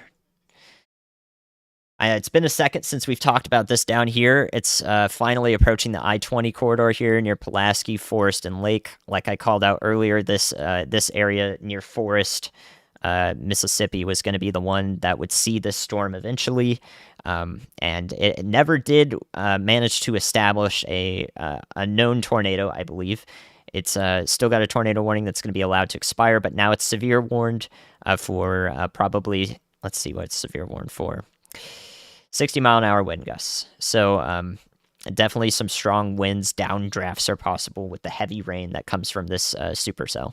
Still fairly healthy rather, even if it's not producing a tornado. It's guesstimate in Huntsville, Alabama. My best guess for Huntsville is probably 2 a.m., 1 to 2 a.m. if you're in the Eastern time zone. That's subject to change by an hour or so on either direction. And it could also be pretty messy if we've got a lot of rain with the cold front. So you'll probably be experiencing some of those conditions for a while. You could get some stuff that eventually makes it up from down here in Mississippi and continues off to the north and east. So if that happens, then you might see some stuff ahead of the cold front. But once that cold front passes through, you'll know on the back end when the rain stops and it starts getting cold. That's how it works. Oh, yeah, and also something that's important. Let me go over this again. So something else that's important here is this. This is the National Weather Service national graphic, and everywhere in the light brown here, all the way from New York, western New York, all the way down to the Gulf Coast, and these light browns are in wind advisory. So even if you're not getting the flooding here in this area, even if you're not getting the severe weather here, mostly down here into the night, these lighter brown areas are wind advisories, so it's going to be gusty out there. You're going to hear it. It'll probably come with some rain with the cold front or any sort of strong southerly winds from the south, ahead of the line. These are for up to 35-mile-an-hour wind gusts, or those are expected with the chance for winds to actually be stronger in some spots. So I know that a lot of y'all are going to feel the winds out here. That's a very valuable variable to all of us. It's valuable to know when it's going to be windy. So I want you to know that you might hear it. You might hear it creak in the walls. You might hear it creak in the house if you're not in a, in a brick apartment. So make sure that you're aware of the wind advisories there. If you're thinking about the weather and you're like, man, why is it so windy out? And they didn't tell us anything about this. It's probably because wind advisories don't really get pushed to your phones, but you're still going to experience it. So I think it's important to talk about.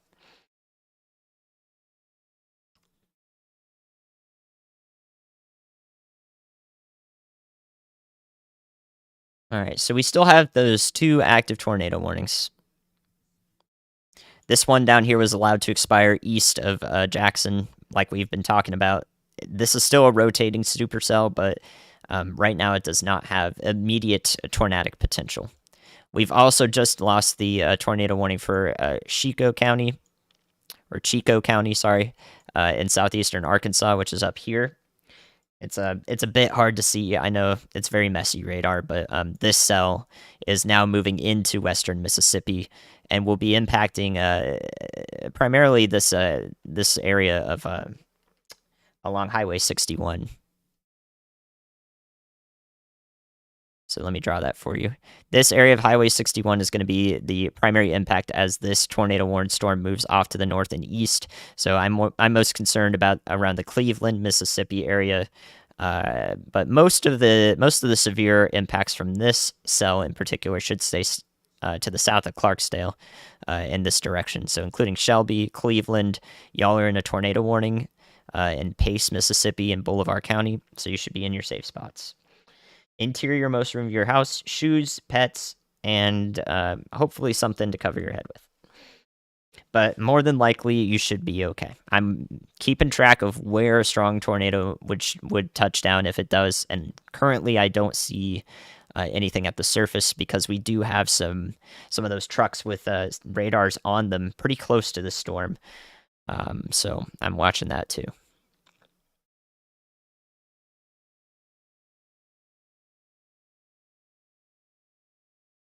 Yeah, I think, again, our tornado threat is going to be maximized for the next few hours. But we finally got Memphis in severe thunderstorm warning, so we're also going to see the damaging wind threat be maximized in the next few hours, and we'll be live for that, both Ryan and I. Very interesting structure of our storms up here as they pass into western Tennessee. Memphis, I don't see anything right now that looks like a immediate tornadic concern. I see strong winds and heavy rain. So you're getting some light to moderate rain right now in the city and the metro area of Memphis. The strong stuff is off to your west, right about here, and it's moving into the Memphis area in the next 30 minutes or so, from west to east. So Memphis, and then the eastern the eastern metro of Memphis will see this over the next hour. That's what we're looking at right now. This is all that heavy rain back in there in the reds and oranges, and it's gonna bring some pretty gusty winds. Now, Jonesboro, Arkansas, you're good. Unless it's flooding outside, I wouldn't go driving around if you see some puddling water. But you are now behind the cold front, which is just about going like this now.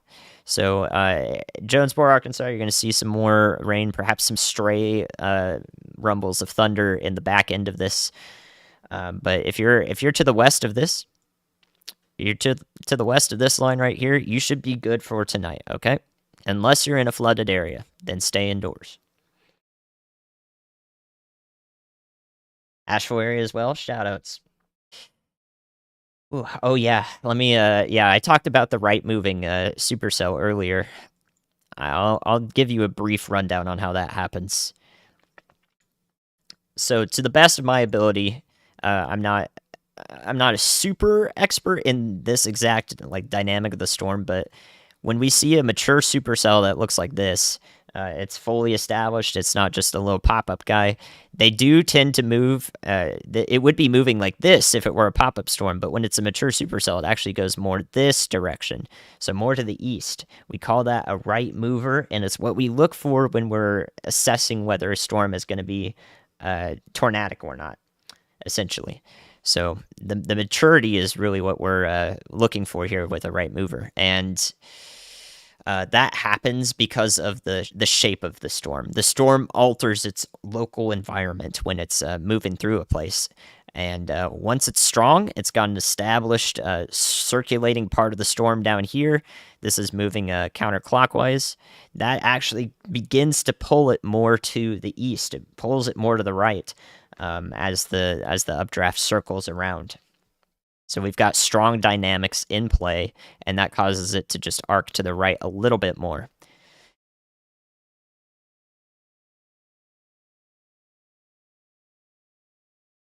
But yeah, as this approaches I-20, it's really looking like it looks like still like a powerful storm. It's probably got plenty of lightning activity, but right now I don't see anything that would warrant a tornado warning. So definitely a storm to be inside for.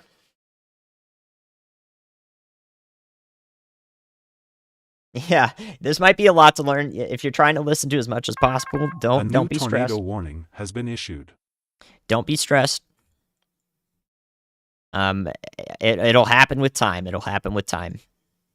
All right, guys, look at that. Finally, this part of the storm that we've been A talking new about here. tornado warning has been issued. That's the duplicate warning. Finally, this part of the storm that we've been talking about so long here. Look at this. The bow echo is right about here. This is the strongest winds in the storm, pushing it to the east. And on that northern part, we've started to see this. We started to see this show up where it's going to warrant a tornado warning. So it did take a while for the part of the storm to be, perfectly supportive of tornadoes and or of producing them. And yeah, like I've said, I've been calling out Osceola for a while in Mississippi County, Arkansas, and now it's going to cross the Mississippi into western Tennessee. So I think why this was warned now is because this radar data right here, this mess right here, it's a little bit, it's just a little bit, we call it contaminated. It doesn't actually tell us the truth because it's a little bit chaotic for radar beams to be going out there, bouncing around, and actually tell us what's happening. But if this area of velocity is actually what's happening here, so you see that right there, those tan lines there on the right side of the screen. If that does connect over here with these winds, that's why this could definitely produce a tornado. Yeah, if you're just now getting here, I'm still working with Ryan as closely as ever. I've actually popped into his stream a couple of times already, and he'll host my stream when he's taking a break as well. So a pretty interactive part of the. I'm hoping that this makes it more interactive and more data is able to get out, more information is able to get out to people. We do have the same thumbnail, but mine is pink instead of red. I had it changed up a little bit, just so that you could see there's continuity between us and that we're working together. And yeah, so like I said, immediately on this next scan, we just see a bunch of garbled data that what we were looking at just a little bit ago, this right here, may not have been an actual feature in the atmosphere. So I don't think that was right. Our area of rotation is actually this little bit right here. That's just to the north of Grider. So that's going to pass over the Mississippi, Ashport, Tennessee, in Lauderdale County, and eventually north of Ripley, Tennessee, not Ripley, Mississippi, is those are the areas of concern with this tornado warning.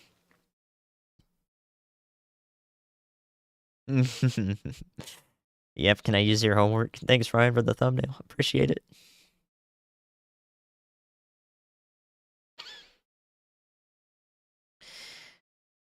All right. Let me see. Let me do one more pass through to see if we've got any storms that are popping up here and looking like they're going to do something. I think we've got this cell near to the east of Monroe, Louisiana. I think this might actually be intensifying over time. This will pose a tornadic threat with it. This guy right here. Better color for that is this. This guy right here will probably pose a tornadic threat if it maintains its strength here. I think it's finally looking pretty good here, so we'll watch that in the future as best we can. Of course, we can't really see much about it, but that is now a new focus of mine. I'm watching it.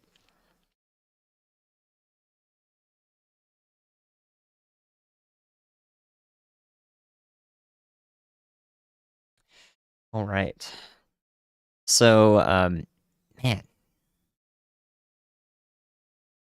very, very happy that these supercells down here in Mississippi have not managed to do much yet, besides just pose a severe threat. We have not seen any. I don't know if we've had any confirmed tornadoes yet. I don't think we have. And that's always the best case scenario. Yeah, no tornado reports yet today, so just because we have a 15% risk area for tornadoes, that's an 85% chance for anywhere in that 25 miles from a point for it to not happen. That's a pretty good chance. So that's what we're always hoping for. But we stream these days in particular because there is at least an elevated level of something happening. So we got to make sure we're here for it.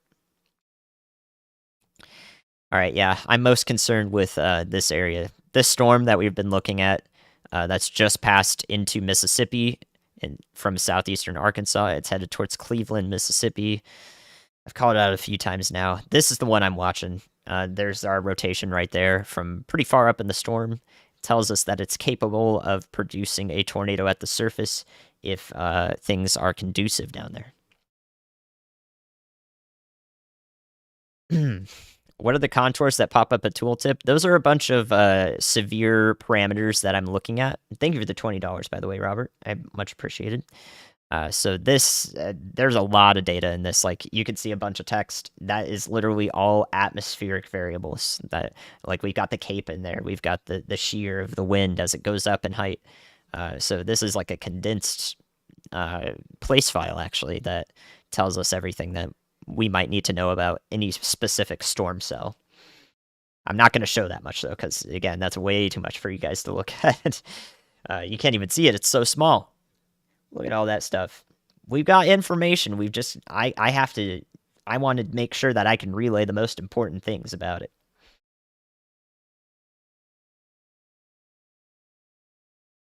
Math complaining about weather, it is tough, but anytime that I might have struggled with the math along a meteorology degree, there were so many resources available to me at my university. So it's all about pushing through and just trying the best you can to really, nail those concepts down. I think that anyone can do it. There are so many people who want to help that can help that spend their time helping. It's important to consider that in your efforts if you are interested in weather.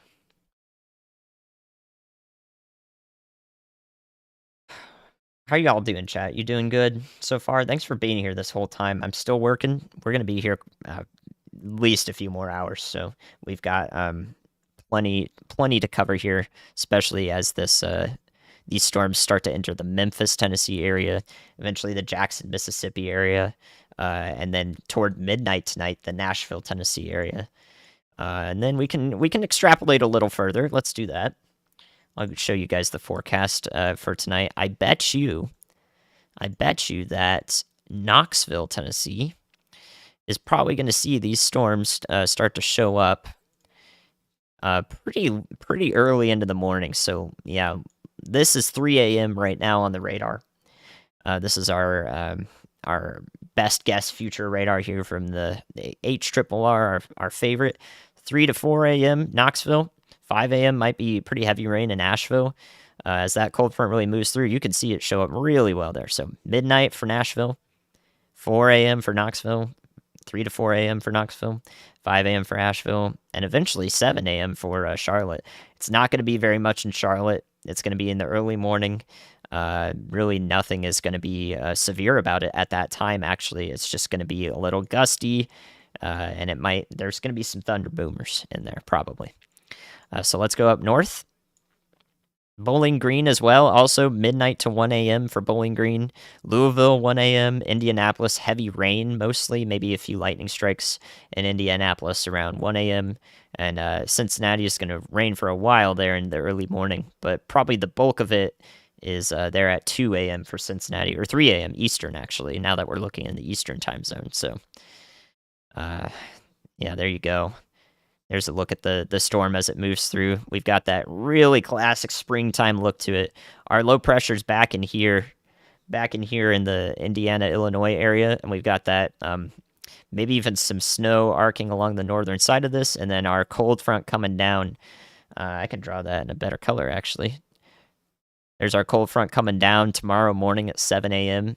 Central, 8 a.m. Eastern, and we got that snow possibly wrapping around, but most of this probably will be some rain for the Northeast as it moves through. So that's what we're looking at there. Look at that storm go through.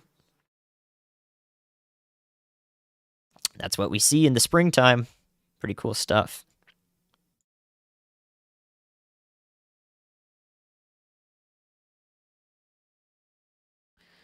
All right. Hopefully that helps most of y'all. I give you a forecast update there. Thanks for the $10 all thrust. Thank you, Tom. Appreciate the support. Make sure you guys are taking care of yourselves first, of course. Of course. You have a flight to Tennessee on Wednesday. Wednesday's a little far out for me to tell you, but I think Wednesday should be mostly fine for now. I don't know. I don't know if there's rain in the forecast in any specific place 4 days from now.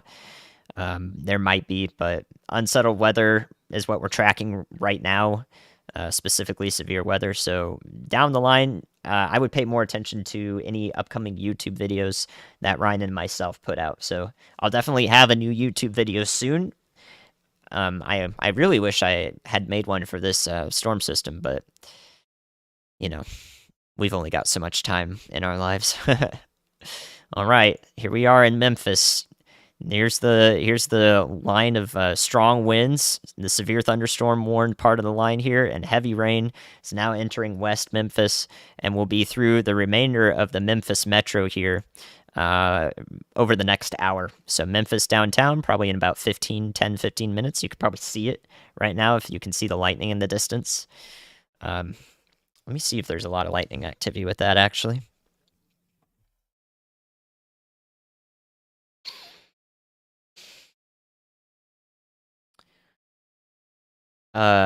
So yeah, so Western Tennessee, you guys are going to see this over the next 3 hours. Most of y'all are going to get damaging winds, heavy rain. This tornado warning to the north, it doesn't look like the rotation was able to establish itself to produce a tornado in this warning at the moment, but y'all are still in a tornado warning in Lauderdale County, Tennessee, including Ashport and along the Mississippi River here from Arkansas to Tennessee. So this is well north of Memphis. I don't see anything tornadic right now in the Memphis area. That can change very quickly though. So Memphis right now looks fine. You guys don't look like you're going to get anything tornadic. You will get some real gusty winds here though, and heavy rain. So yeah, Western Tennessee is going to see that over the next few hours as this cold front moves off to the east. Kind of change colors here all the time as this cold front moves off to the east. So anywhere from here now at 7:30 p.m. Central to midnight is when Nashville gets in on the fun here over here in Central Tennessee. So you can extrapolate about 10 p.m. Central here in Lexington, Tennessee. So maybe 8:30 to 9 p.m. in Jackson, Tennessee is when you're going to see the heaviest impacts from this line. All right, let's go back down to the south into Mississippi. I wish I could look at this better. All of our storm chasers are almost in the same spot here. You can see them. These are their little indicators here. They're trying to catch a storm. What they're doing here is they're actually crossing the Mississippi way down here so that they can keep up with this storm up here in the northeastern corner of Louisiana. So Transylvania and Lake Providence. This storm actually does have where Brad Arnold is. Brad Arnold, the tornado seeker here. We're seeing some rotation aloft here. This is a mesocyclone. You can see it rotating this direction here and this direction down here. So we've got a rotating storm that just went kaput. How about that? Just went kaput right there. Sorry, Brad. But good for all the people in the path of that thing for now. But yeah, this storm is still looking pretty powerful if it manages to start rotating pretty good here again. That's definitely one we're going to be watching. It's still going to be moving into favorable conditions. We've got Chris Hall out in front of it too. If these guys see anything, Ryan's going to have their chaser feeds up on his stream.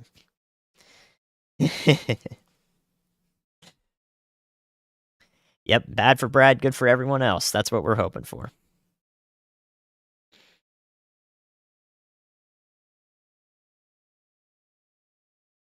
No, I think if we look at Southern Illinois here,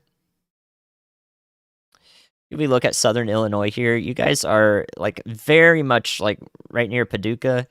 Um, you guys are trying to get in on the severe threat on the southern tip, but if you're anywhere north of Mount Vernon, um, and or near Effingham, you guys are not going to be in much of the severe threat today. In fact, for almost everybody in Illinois, the severe threat has passed for today, I would say. So you can see the heaviest areas of precipitation here, rainfall, are showing up along the cold front, which kind of looks like this right now. This is our cold front right now. So everywhere to the west of it, up here, is good to go today. And then if you're anywhere north of Evansville, Indiana, you're not going to be experiencing much in terms of severe weather. There aren't any warnings over here though for southern Illinois, as far as I know, or southern Indiana. You guys are just getting that heavy rain right now. It looks like the extent of the severe threat up here into the Midwest in the Ohio River Valley has mostly stayed kind of calm. You may see some gusty winds. I wonder if anyone here is in Evansville, Indiana.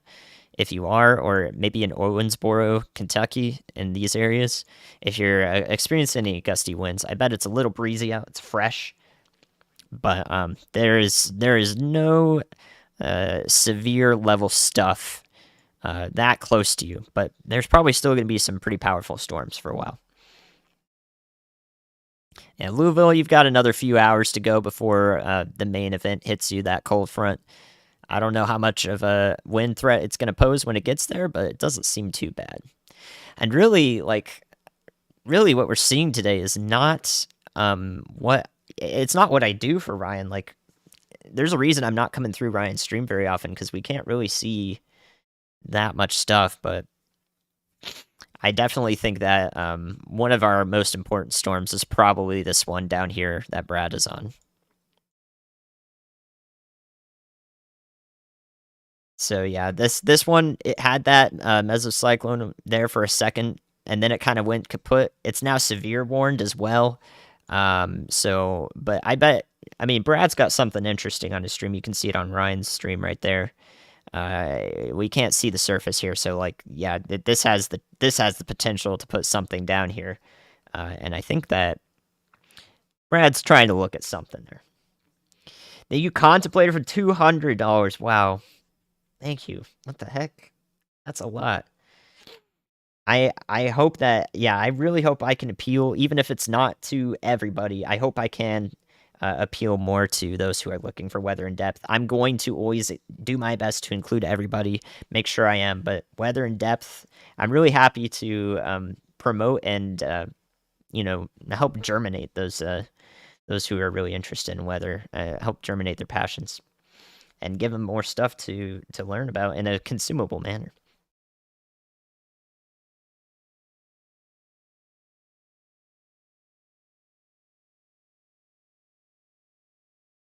Thank you again, though. That's quite the donation. Thank you guys. Riley, thank you for the $10. Staying hydrated. Yeah, I've got a whole glass of water down. Thank you. Thanks for looking out for me. We're gonna be here for another few hours, man. We've got plenty of time for these storms to maintain their severity and pose a risk for tornadoes in our risk area, as well as damaging winds as they move through important metro regions here and the rest of our towns here. The winter events, it depends. I mean, I've just got my foothold going here, starting these streams up, but so I don't really know what we'll cover or what we'll need both streams to cover yet. But I'm really glad that this day, there've been days I'm working with Ryan that have like 12 tornado warnings active at the same time. We've got 2 here, and both of them, or one of them, we can't see anything about. That's just now getting to Cleveland, Mississippi. So y'all should be taking shelter there. That's the most pertinent spot there. Yep, like I've been saying, Cleveland, Mississippi, you guys are going to get that rotation passing right over you. I really hope that's not doing anything. I really hope that's not doing anything. But it does look decently concerning from what we can see. So if I imagine this tornado warning might actually be extended. This one right here. Let me draw it in for you. There's a lot of lines on the screen, I know. But I'll draw it in for you as best I can here. So just over Cleveland, Mississippi is where we're seeing this rotation right here. I'm drawing it. It's going to pass to the east-northeast, mostly towards Swan Lake, Albin, and Glendora, along Highway 49 East in northwestern Mississippi. So this is probably going to be extended. This is a pretty strong mesocyclone. We can see those pinks. And so those pinks on one side, these are winds over 100 miles an hour from the radar at this height, which is like over 2 miles up. So it's pretty far up there, but this tells us that the storm is rotating right here. So it does look pretty concerning, especially because we can't really know what's going on at the surface. We have storm chaser Nick Gorman down here headed up towards it. I think he might be a little bit far to see, but he might be getting into position. So if he does see something, Ryan will be on top of it. But for now, this is what it looks like on radar.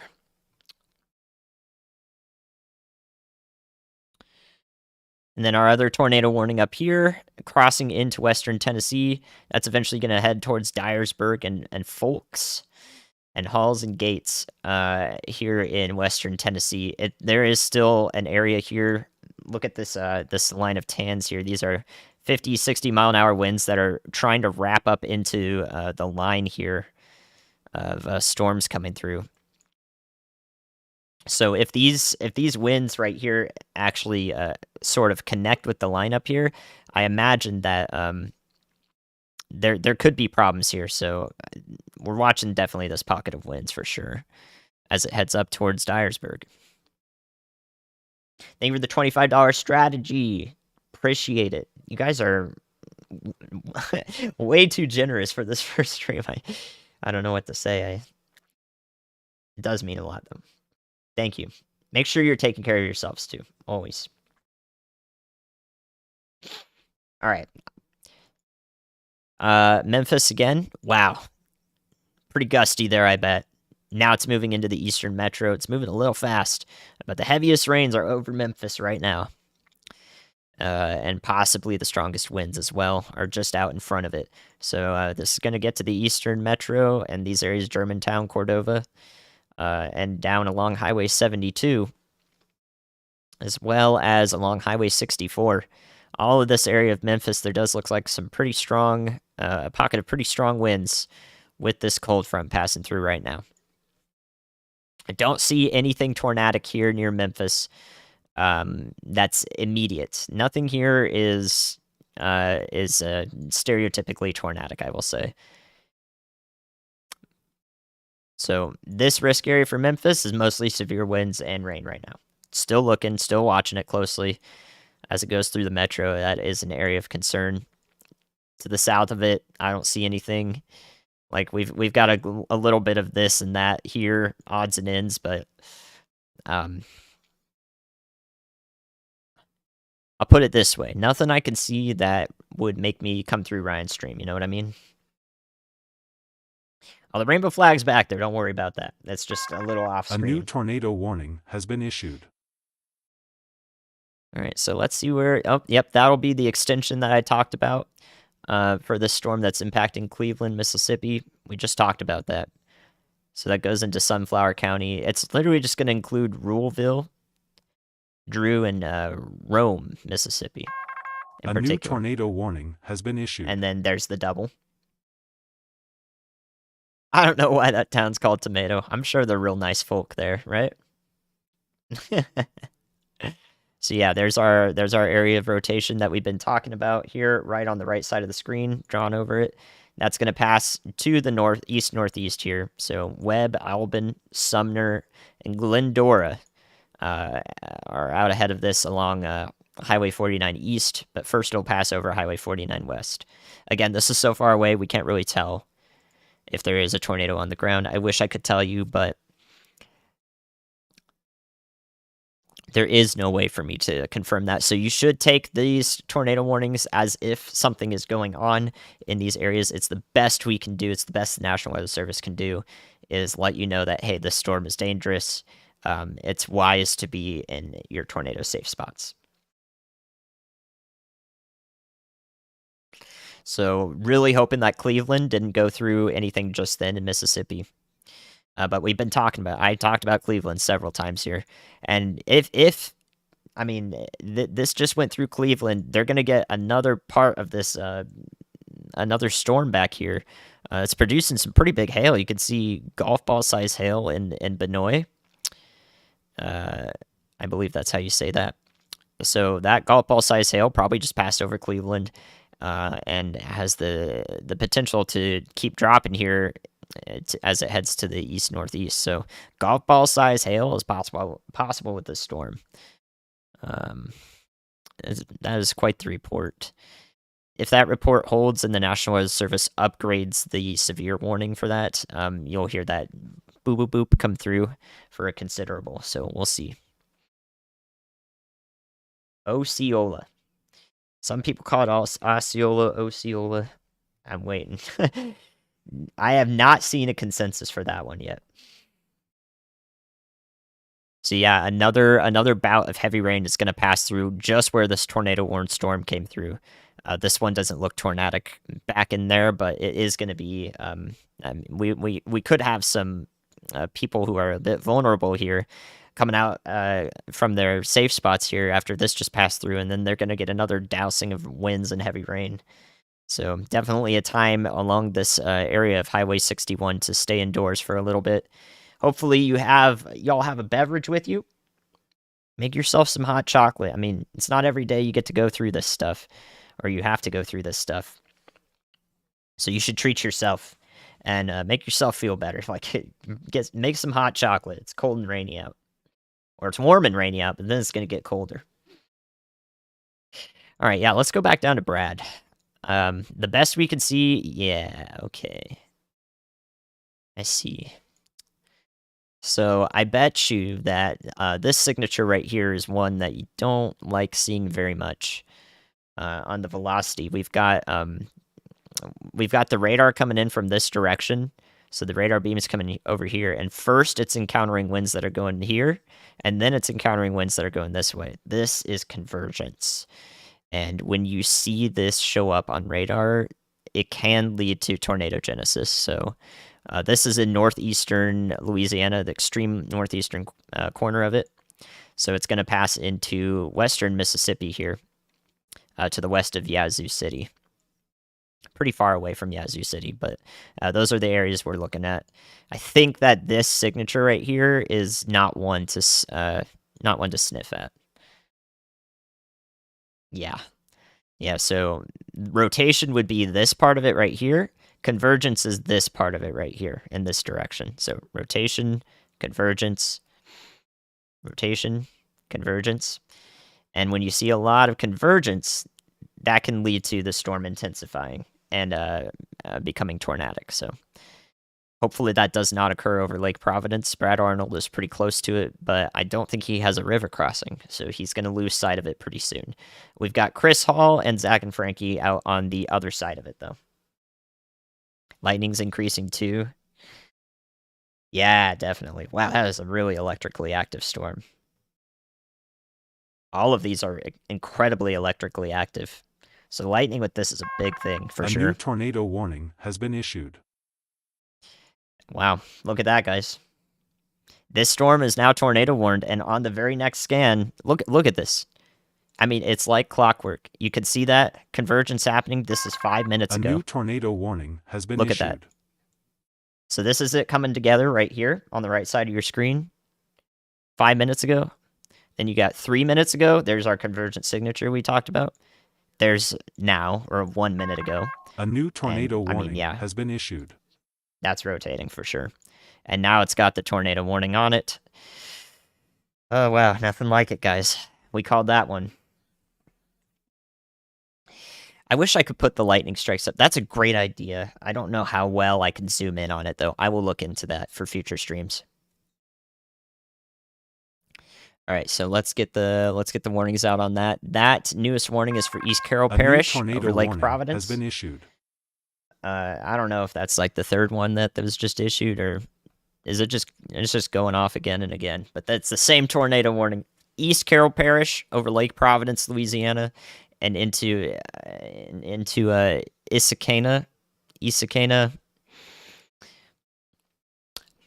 Hopefully that's right. County in Mississippi. So East Carroll Parish and Issaquena County. Chris Hall is in perfect spot for that. This might put a tornado down. This might be our first confirmed tornado today if it sustains itself. Issaquena, thank you. Issaquena County. Yeah, that's continuing to look more and more. Goodness. Okay. Thank you for the $20 infield. Much appreciated. If you knew then what you know now, yeah, weather related job. It's a lot, but it is what I love to do for sure. You can even see with this rotation starting up, you can see the storm beginning to hook. Look at that. It's just starting to come down there, just like that. A couple frames ago, it kind of just looked like a straight blob there, and now we've got something that shows us what's happening here with this hook. Yep, that's it. I'm not liking the look of this one, guys. We're still pretty far up, about 1 mile up. We're looking at this storm, so and the lightning is just absolutely ridiculous. Like somebody said, man, I just looked at the electrical activity. I see, I'd say over 100 lightning strikes with this storm in the last like 10 minutes, 15 minutes. That's a lot. That is a lot of lightning. Definitely indicative of this storm being very healthy. We've been talking about this one for hours. Like we looked at it east of Monroe when it was along I-20. Yep, it's finally going.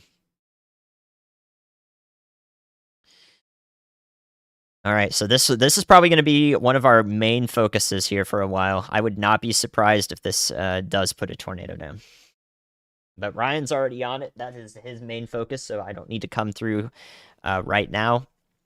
But I'll do it as soon as I see anything that tells me about a debris signature or something else.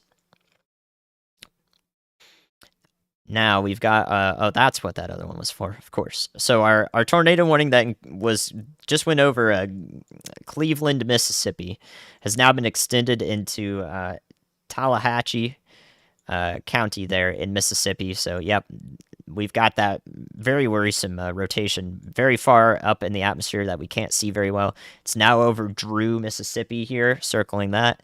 And it's going to move off to the east-northeast here near Swan Lake, Glendora. Said that 10 times.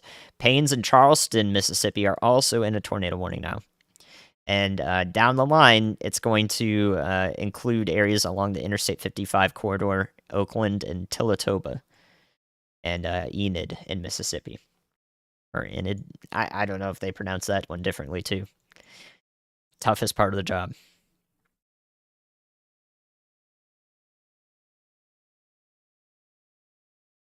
All right, so we're up to 4 tornado warnings. 3 of them are for this same storm up here in northwestern Mississippi,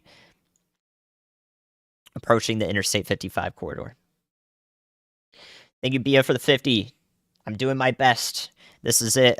We've been. I said it a few times now that we're gonna have a maximized time slot of increased tornado potential and damaging winds, especially further north for the damaging winds.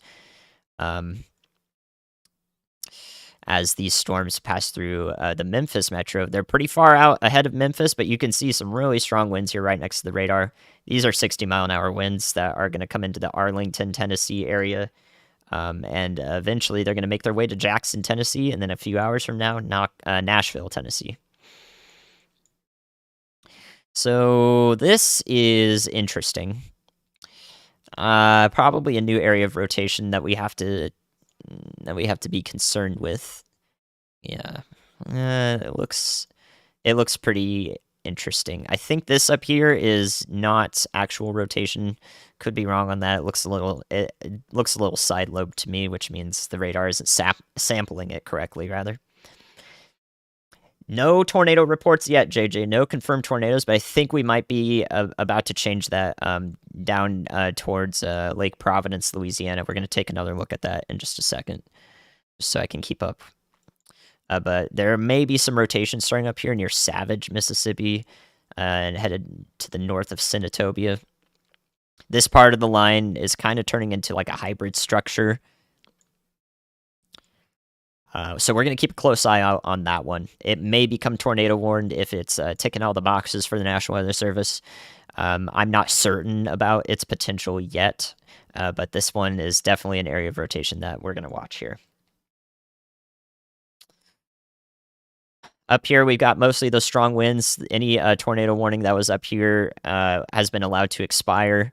We're going to keep a closer eye on that from time to time. But I think that we're really looking at damaging winds for most of this line up in western Tennessee. Only this northern area is the concerning part of it. So anywhere over here, as it heads towards Dyersburg, may be most pertinent for tornado potential. So if a warning comes through up there, you know why. Okay, let's see what's going on down here. Again, we're pretty concerned about this.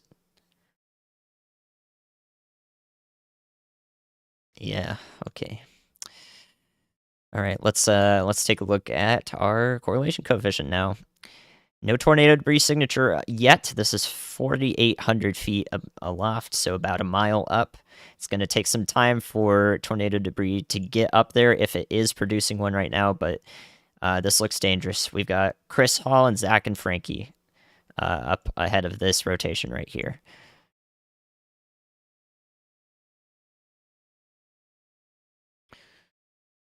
All right. So areas of immense concern, if you know anyone in Rolling Fork and Anguilla, and Mississippi, these are the areas that we're most concerned with to the south of Mayersville along the Mississippi River. Rolling Fork and Anguilla. I'm really hoping one of those is right. Those areas need to know right about tornado warning. So now they're in a tornado warning for Sharkey County and Humphreys County in Mississippi. That's going to extend out like that. It happened before I could even draw it. How about that? This is going to have a ton of light. This is just a dangerous storm all around. That's the same tornado warning issued twice. This is a dangerous storm all around because it's got so much lightning with it, and a lot of those lightning bolts are cloud to ground, meaning those are the ones that could, those could strike your house, and if you're on in the water, you might get electrocuted. There's plenty of talk about that. It happened to my cousin, actually, a long time ago, so take it from me. It can definitely happen. You got to be careful with these sort of storms as they roll through. Yeah, it was lucky earlier, but we might not be so lucky this time. So going to continue to watch this just in case.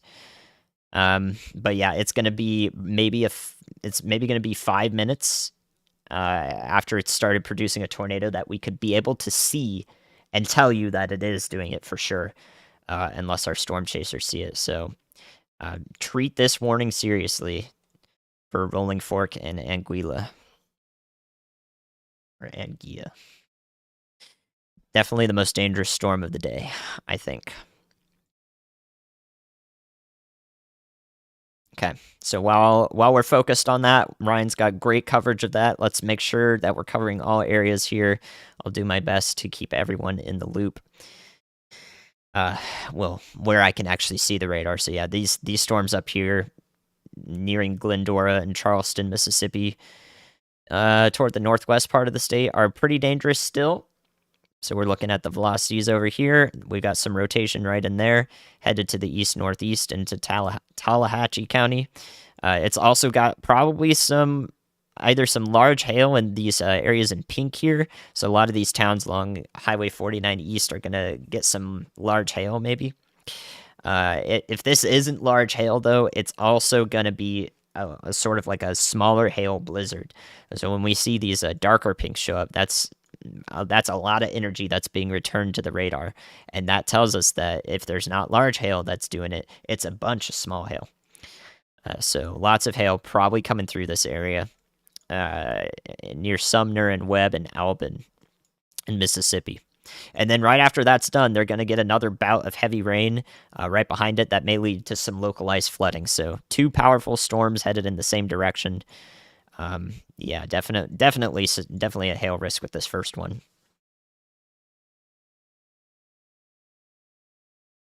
Oh man, I hope our storm chasers stay safe. Yeah.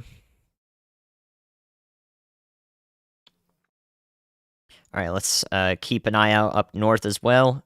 We'll look back at our current tornado warning to see if there's anything pertinent to issue or to relay.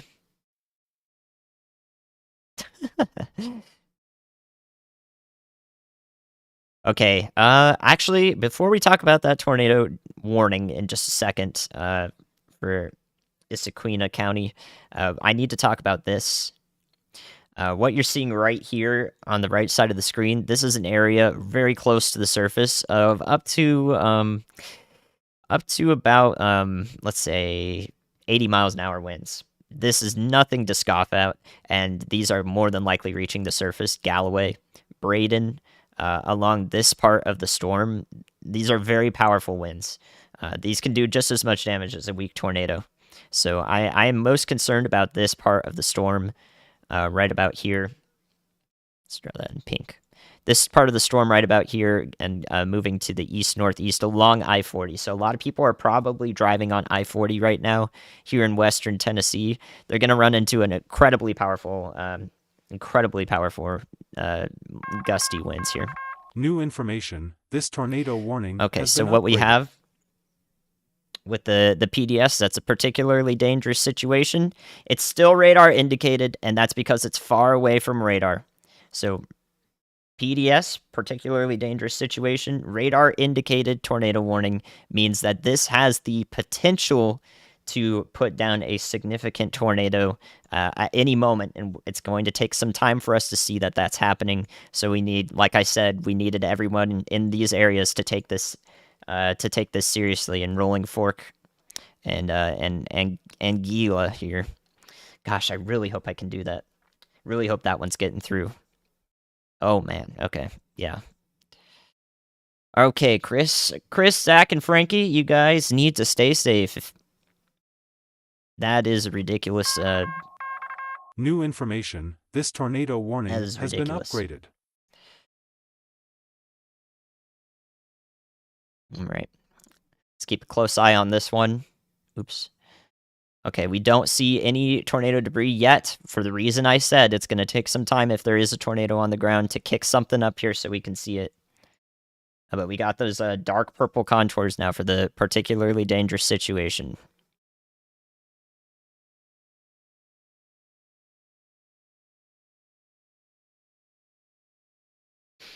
Yep, we need everybody in this polygon. Luis, Midnight, Silver City, Belzoni, all the way to Thornton in Mississippi to be taking shelter right now.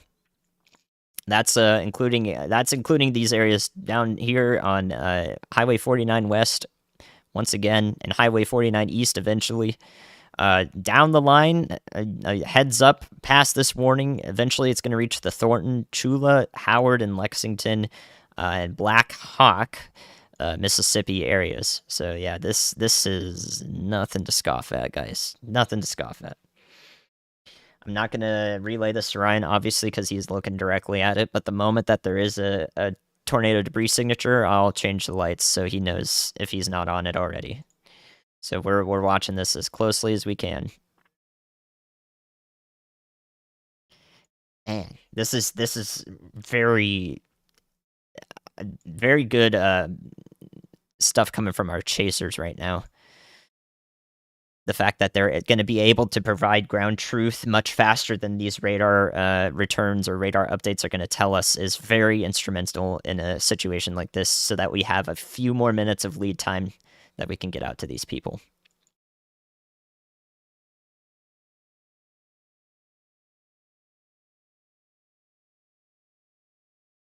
What happened? Here we go. Okay. This cell still looks like it has severe potential, often eastern Mississippi. The tornado threat over here is much lower, though, I would say. So this could still pose damaging winds and possibly small hail still associated with this entering the DeKalb, Mississippi area to the south and east of Philadelphia, Mississippi. We'll see if that cell continues to be an issue, but right now I think the tornado potential is lower with that one. We're seeing really just the maximized ingredients all coming together for this cell that's nearing Rolling Fork. So, man.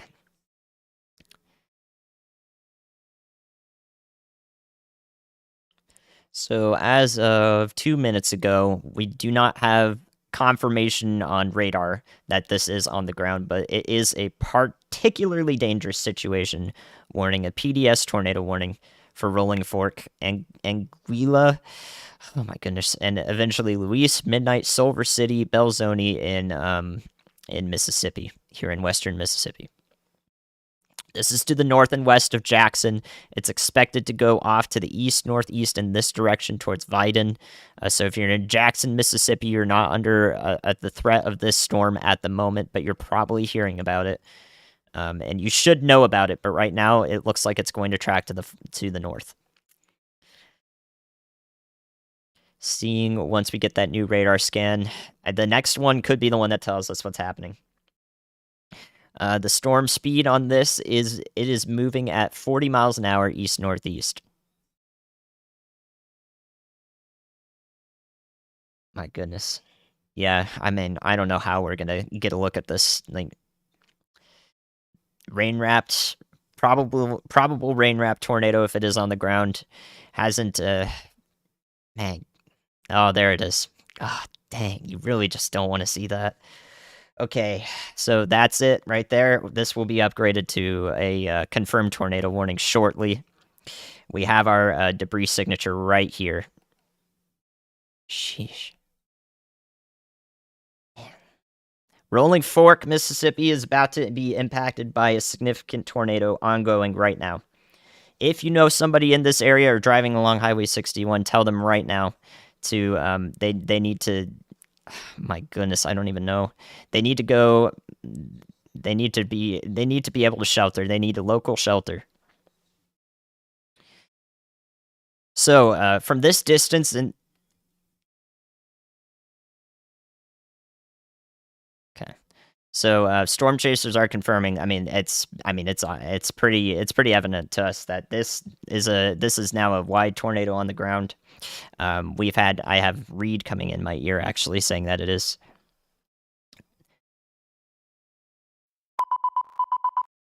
Okay, so we're about to see that confirmed tornado warning come through. That was the severe thunderstorm warning. Next up is this confirmed tornado warning. We're about to hear that. Or how about a tornado emergency? New information, this tornado warning has been upgraded. Tornado emergency now for Rolling Fork. It's going to probably pass through a good portion of the town here. And let me start relaying. Oh my gosh. Okay, I'm going to start relaying parts of this town where it's at. Where is this? Come on. Okay, so Rolling Fork along Highway 61 and 14 here. It's going to pass through probably the northwest part of the town, maybe right through the central part of the town. So basically everyone in Rolling Fork around Walnut Street and Highway 61 is going to either see this tornado very close to them or experience it go right over them. So again, if you don't have a basement, interior-most room of your house here in this area, you have seconds if it's not on the town already. Interior-most room of your house, please take a helmet. Please take shoes. Take your pets. Please go to a basement if you can.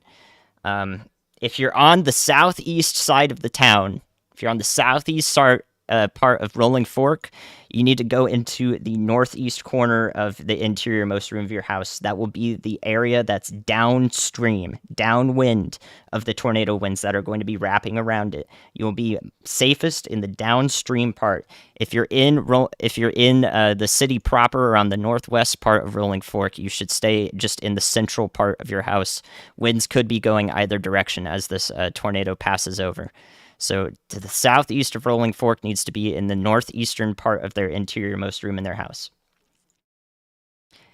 Oh gosh. Okay.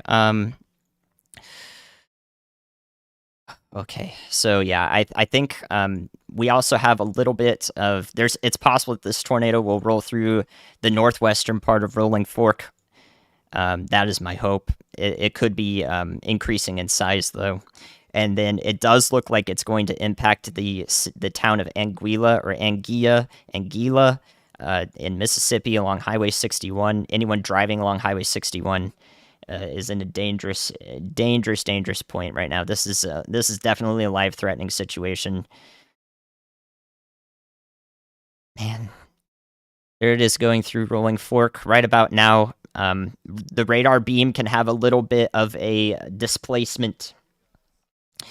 So this tornado could be anywhere from this point and anywhere in this point right here. So anywhere along the Rolling Fork region, the tornado could be on the ground. There's no reason not to be taking shelter if you're down here or up here or anywhere in the polygon. And I think that it's going to pass. I think it's going to pass just the east-northeast like this. It might impact the town of Anguilla directly.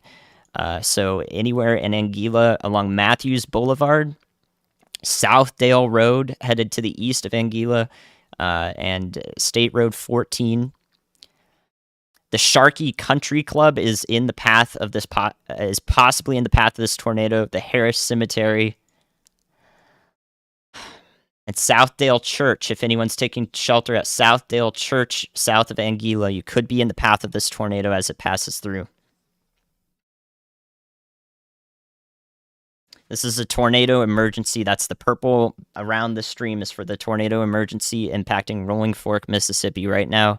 And Issaquena County and Sharkey County and eventually Humphreys County in Mississippi. Ugh. All right. I hope that all of that has gotten through. And again, anyone down the line that I've been talking about, guys, it might not stop before it gets to Silver City, Midnight, Mississippi. There's no guarantee that you guys are free from this whatsoever as it passes to the northeast. It's going to go this direction roughly, and anywhere along the path here, anywhere along the path in these lines could be impacted by this tornado. So Luis, Midnight, Silver City, Belzoni, Mississippi along Highway 49 West. You guys are just about 10 to 15 minutes away from this tornado arriving at your location. My goodness, man. That is not good. So, oh God. Okay, so this is what you don't want to see. Keep calm, guys. Keep calm. Don't just stay prepared here. This is what you don't want to see here is this area of pink right here. That is a debris ball, which means that this tornado has picked up enough debris to show up on higher returns here. So we know for sure that this is doing plenty of damage.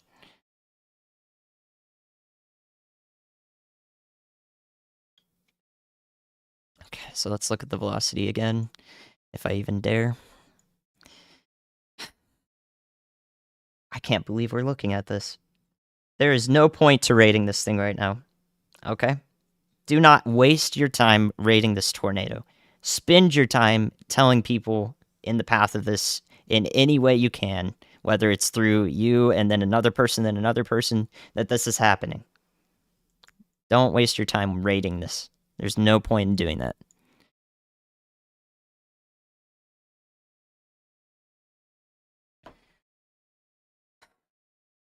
Okay.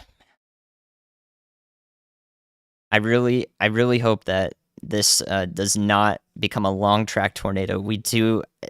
There is the potential for this storm to be a long track tornado.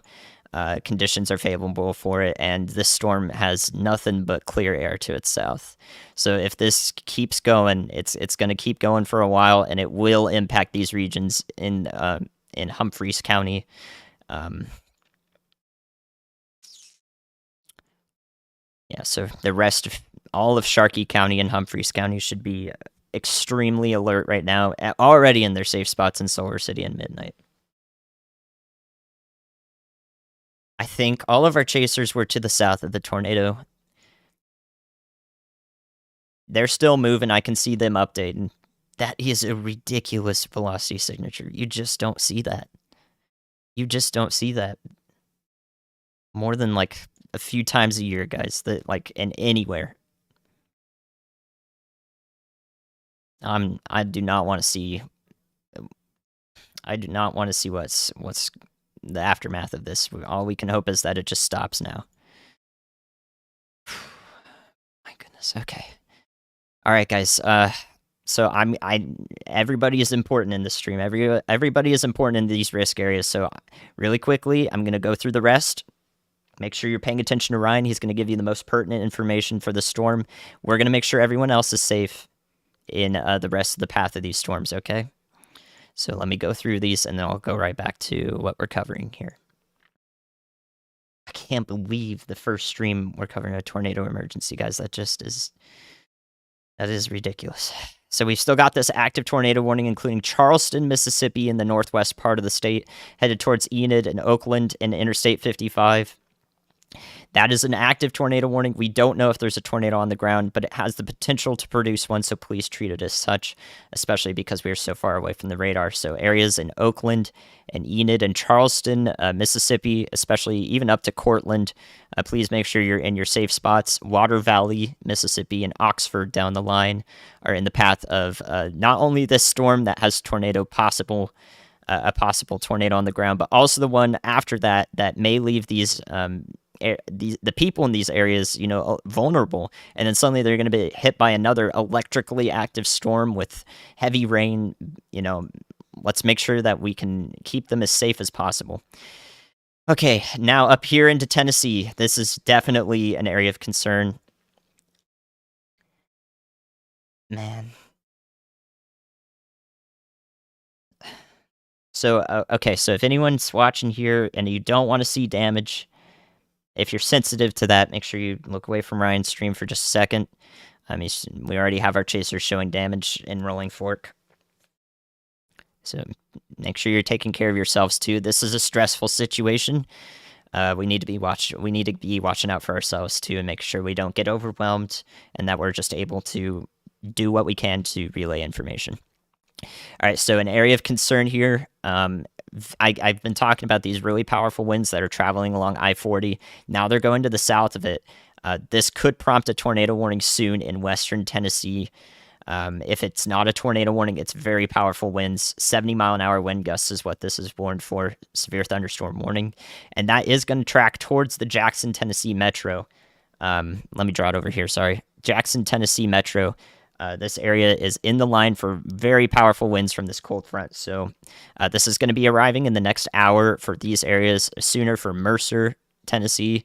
We're watching all these really powerful winds along the cold front here. So, yep.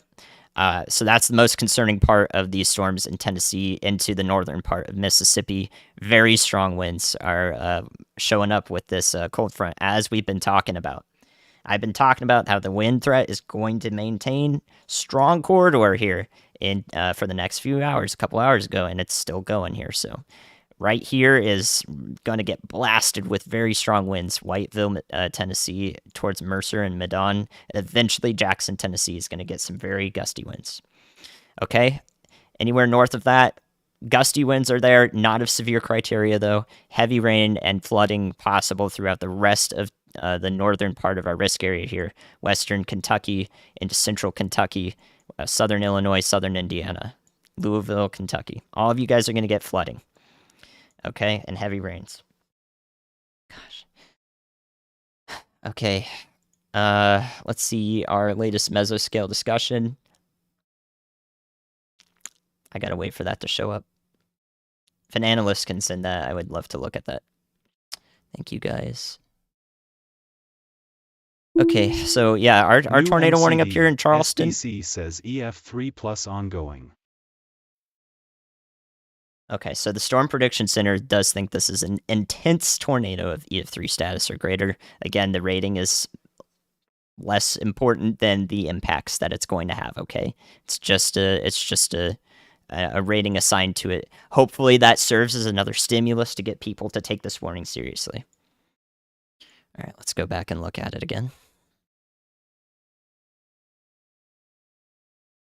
So here's our tornado tracking to the east, to the northeast.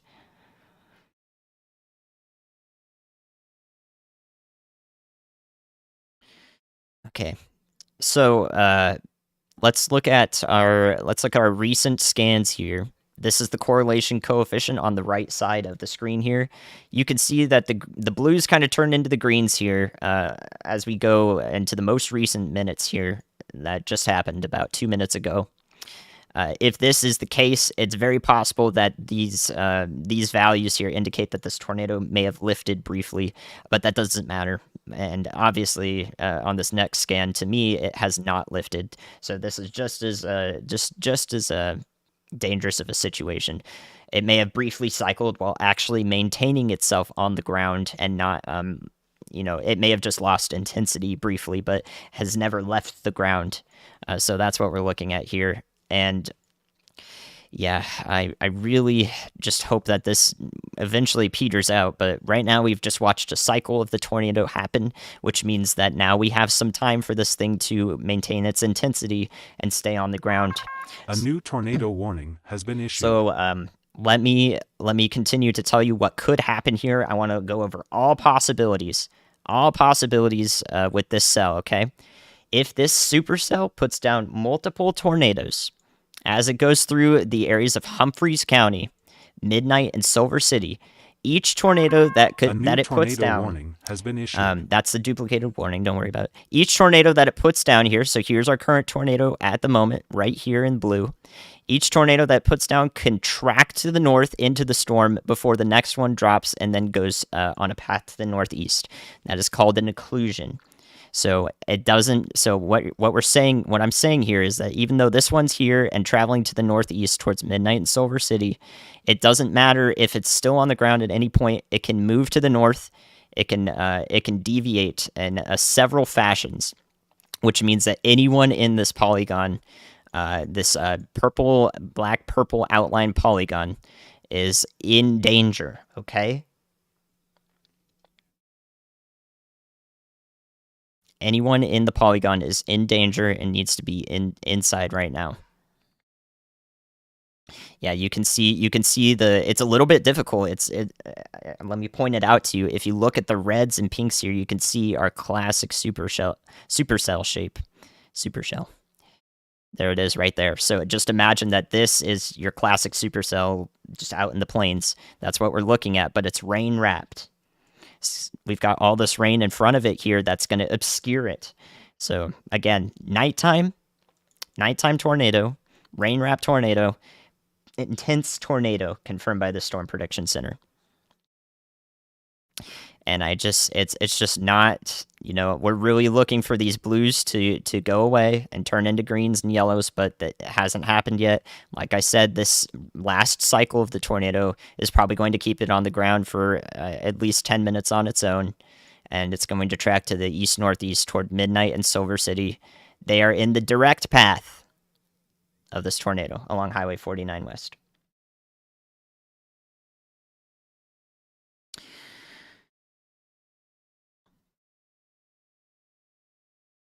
Again, make sure you guys are taking care of yourselves. When you relay information to somebody, whether it's all the way up here in Chula or Kruger, all the way up to Black Hawk in Mississippi, all the way up to Winona, Vyden, it doesn't matter how far away they are in the eventual path of this storm, no matter what it's doing at that point in time. Up to an hour from now, it could sustain itself. When you relay information to them, stay focused on what's going to happen. Give them a rough timeline. Tell them to get in shelter now and stay there for an hour or two. It doesn't matter.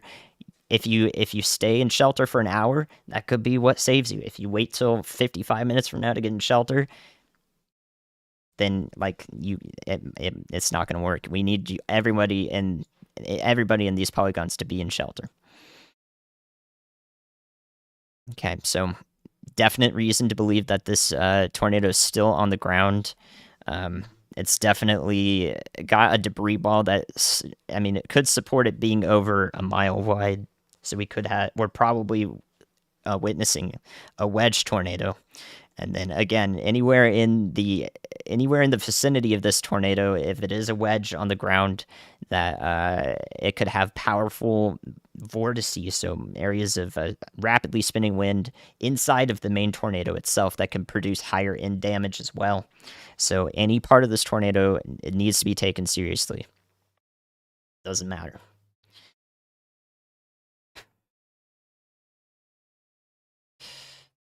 All right. So still on the ground. We're going to be watching this. Right now, we can already see.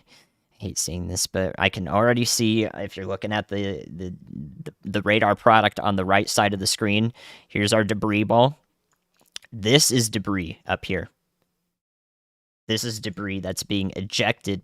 So it's being lifted up, circled in the tornado, and being ejected off into the cell, the rest of the supercell. So we're going to see that continue to be a thing here as it goes up into the storm and past to the northeast. You're probably going to see, you might see debris falling in Belzoni from this cell much earlier. So if that is another thing that can tell you that it's of extreme pertinence to take shelter and stay safe here, let it be so. Let it be something that tells you to do it.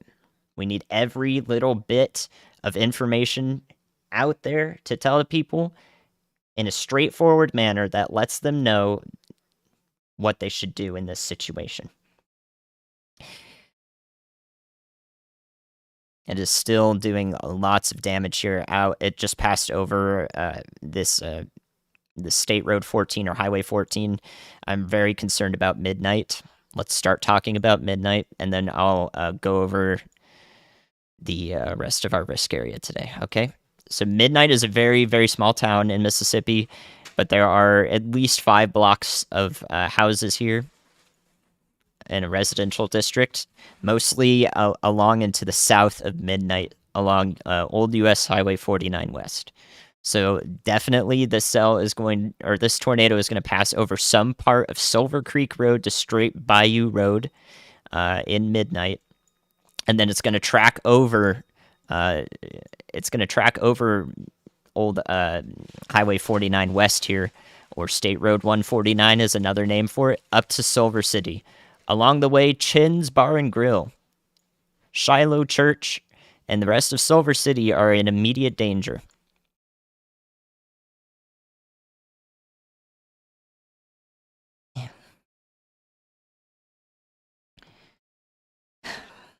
There's just nothing good about this storm here. Nothing good about it. There's so much lightning.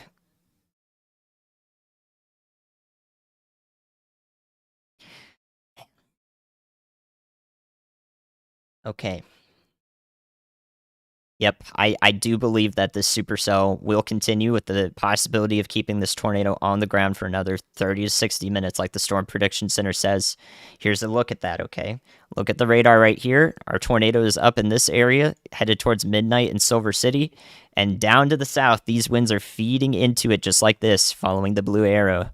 The winds are feeding into it. You can see the rain cells here just popping up along that, feeding into it. So this is unmessed with air. It's basically just clean inflow, warm air, plenty of moist inflow. It's the perfect recipe disaster that you just don't want to see, because it means that a tornado like this can sustain itself for a long time in this supercell. So because all of this down here is just untouched warm air that's got plenty of moisture to support a violent tornado, it will more than likely continue going.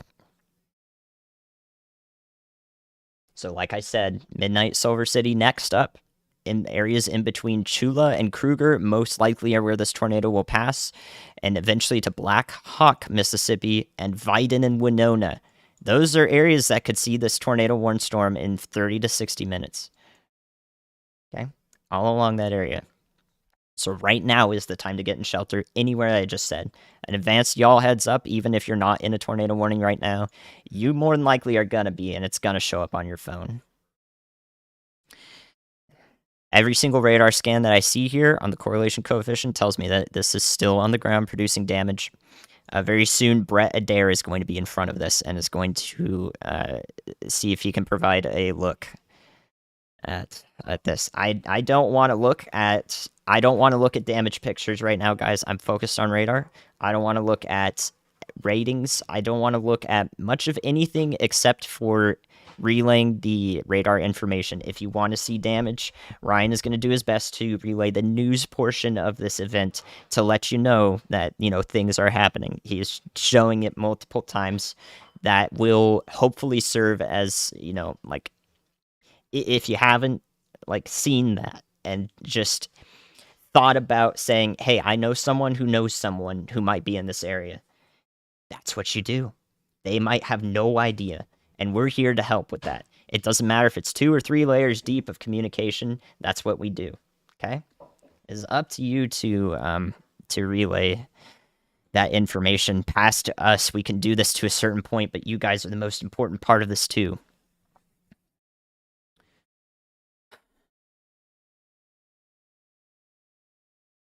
Okay. All right. Ryan will maintain information on this as it passes into midnight. I'm going to be right back to the storm in just a second. Let's go up north. Let's keep everyone who needs information in mind here, even though we've got an ongoing tornado emergency. I've done all I can with the information that we have right now. Okay. So, Enid, I've been talking about y'all. Taylor and Oxford, I've been talking about y'all. Water Valley, I talked about y'all just a minute ago. You guys are in a tornado warning right now. That storm is going to continue up towards you, and then you're going to have more heavy rain behind it. That may provide a flooding risk. So let me show you the velocity there. Sheesh, man, I really hope this is not doing the same thing. This still looks like a dangerous storm just as much as the other one does. It may not have the clearest signal because we're further away from the radar here, about 8,000 feet up or a mile and a half, going over Enid. I might tell Ryan about that one. Let me see. I'm going to tell Ryan about this one just so he knows what I'm looking at. So I'll be right with him.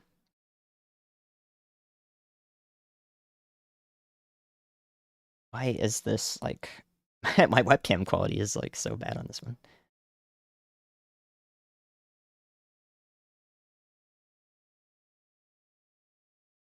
Okay, Chris is breaking through right now, so I'll wait. Okay, so, yeah, this tornado warning, Oxford, Mississippi. Y'all are in a tornado warning in Lafayette County in Mississippi. And Water Valley is also in this tornado warning. I'm going to talk about that on Ryan's stream in just a second. Turned his lights green for that. And then again, our primary wind damage threat is up here, and it is approaching Jackson, Tennessee. Okay, so Jackson, Tennessee, you guys are in a considerable severe thunderstorm warning, which is 70-mile-an-hour winds here, showing up in the tans right here. Okay. Okay. Hello, Ryan stream in addition to mine. I was here to tell you guys about also the northern tornado warning in northern Mississippi that is now passing over Interstate 55. It looks pretty dangerous as well. And the parameters are in the right spot there to keep this thing going as well. It's got mostly clean inflow like our other one. So Enid, Oxford, and Water Valley, Mississippi, populated areas that are in a tornado warning up here. Nothing has been confirmed yet to the Nothing has been confirmed yet with this northern tornado warning that's passing over Enid right now, but it does look very dangerous. So we want to make sure that we're including everyone, still talking about everyone who's in these risk areas today. So please pay attention to that up there in Oxford, Mississippi, Water Valley, Cortland, and Enid. Okay, along Interstate 55. Okay, and then addition to that, Ryan, I also wanted to tell you that Jackson, Tennessee, that's a populated area. That city is about to see some really powerful winds, and they're warned for 70-mile-an-hour winds. We saw 80-mile-an-hour winds showing up right next to the radar just 15 minutes ago or so. And so these powerful winds are going to impact Jackson, Tennessee, and a lot of Interstate 40. Okay, so everybody who's in a warning right now, considerable severe thunderstorm or tornado warning, needs to be paying attention to these things even as we have an ongoing tornado emergency. Okay, I think you still need me, Ryan. Can you nod? Okay, I can't hear you right now. Okay, good, okay. So I'll continue providing coverage here. Let's go back to I'll give you some more information on this tornado emergency. As it's about to impact the town of Midnight, Mississippi. If it's not doing so already, you have seconds. Culver City is in the direct line of impact next up, and this tornado does look like it's still on the ground. We have no reason to believe it is not doing damage in Midnight, Mississippi right now along Highway 49 West. So Culver City and Humphreys County, Mississippi, up next. Let me make sure I relay this. The Storm Prediction Center has issued a storm-specific discussion. So they are discussing this storm in detail, and they have said that the conditions for the storm will, out ahead of it and in the inflow for it, all the air streaming into it, will support its existence for another 30 to 60 minutes at least. Has been issued. Okay, so Chula, Black Hawk, Vyden, and Winona, Mississippi are 30 minutes, 45 minutes down the line for this tornado warning, okay? A new tornado warning. So everybody in the path of this should be paying attention because this tornado does still appear to be on the ground.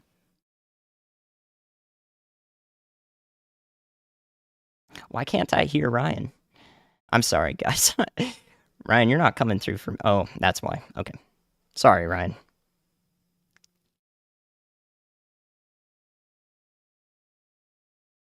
Okay, we fixed it now. Don't worry, guys. We got it. Kicked me out of the Zoom. All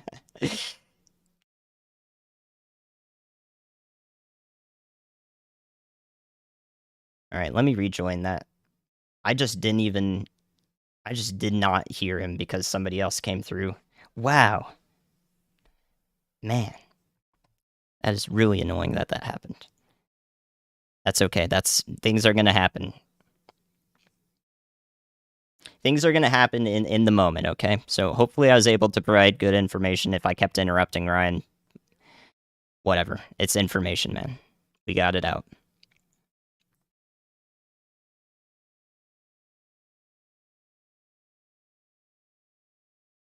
yeah, everybody else is coming through at the same time, guys, because this is that pertinent of information that we need to get out. It was a good pass. Okay. Sorry if I kept talking over people. I can't hear them. We can only do so much, but yeah, this is what we're doing. This is why we do it, just to get that information out. And sometimes it's going to be really chaotic. It's chaotic for us too, so we keep it together as much as we can.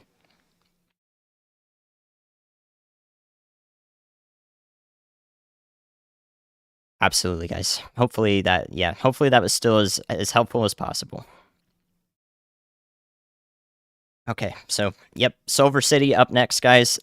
I really hope this tornado just passed to the north and west of Midnight. If I'm looking at this correctly here, most of the structures in Midnight, Mississippi are along the southern part of the town. So I hope that most of our friends there were spared as best we can. But now this is tracking along State Road 149 or Highway 49 West towards Culver City. It still looks like it's on the ground to me.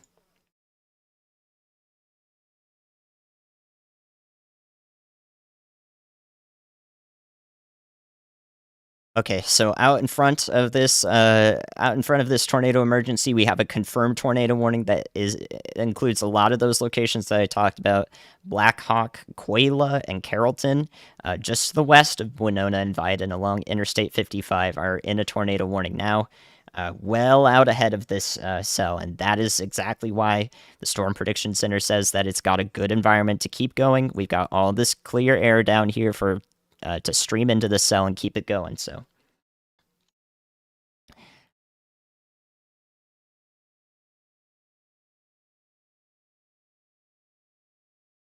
I'll be back on Ryan's stream when we can figure that out.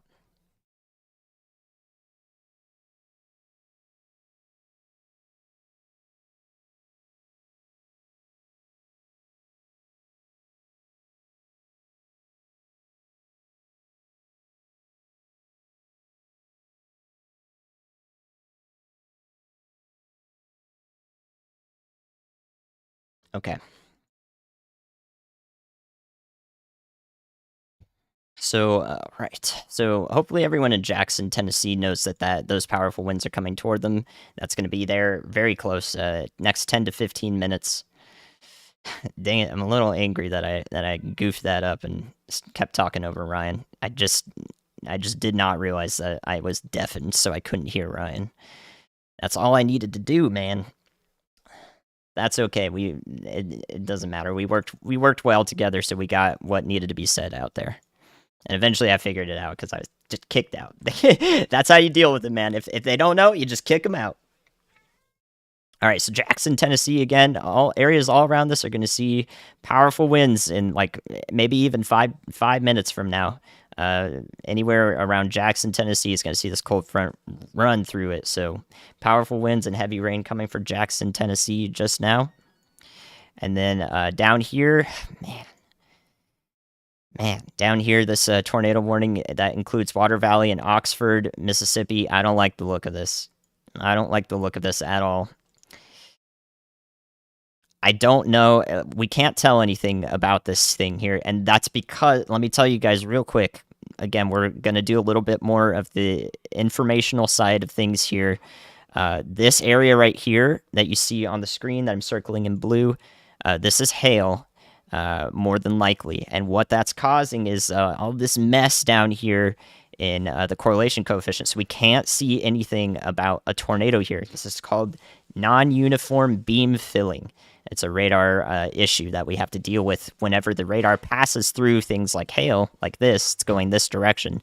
And then where we're trying to look, we can't actually see what's going on here. So we're not going to be able to confirm a tornado from this radar for a while now using the correlation coefficient product.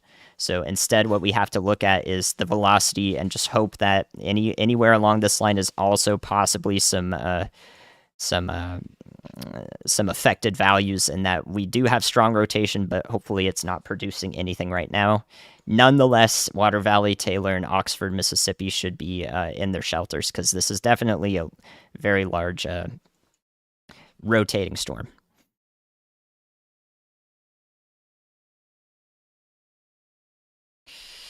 Okay, that's our coverage for the northern tornado warnings there, and also damaging wind threats for western Tennessee. Now we've got the tornado moving through the northern part of Silver City, is what we're looking at here. You can see the rotation just about here. So it definitely looks like it's still on the ground. I'm gonna look at our debris signature. Yeah, it's definitely still on the ground because we've got those blues right in here. We've got those blues showing up that are telling us that this thing is doing fresh damage still as it passes to the north of Silver City. It looks hopefully like the northern part of Silver City is not does not have many houses or structures there, but there are a few. And this radar image is not telling us exactly where the tornado is at the surface. It's not telling us where it is at the surface. It could be in a line anywhere along here instead of like just right in this area. It could be anywhere in this circle at the surface, okay? Any part of the tornado could be impacting. So the entirety of Silver City needed to be in their safe spots if we could get through to them. The radar product does not tell us every single thing about what's happening. All right, so this is going to track through pretty rural areas now for a while. This is good news, but there are still roads and houses every so often around the line to the north and east as it approaches Highway 49 east here in Chula.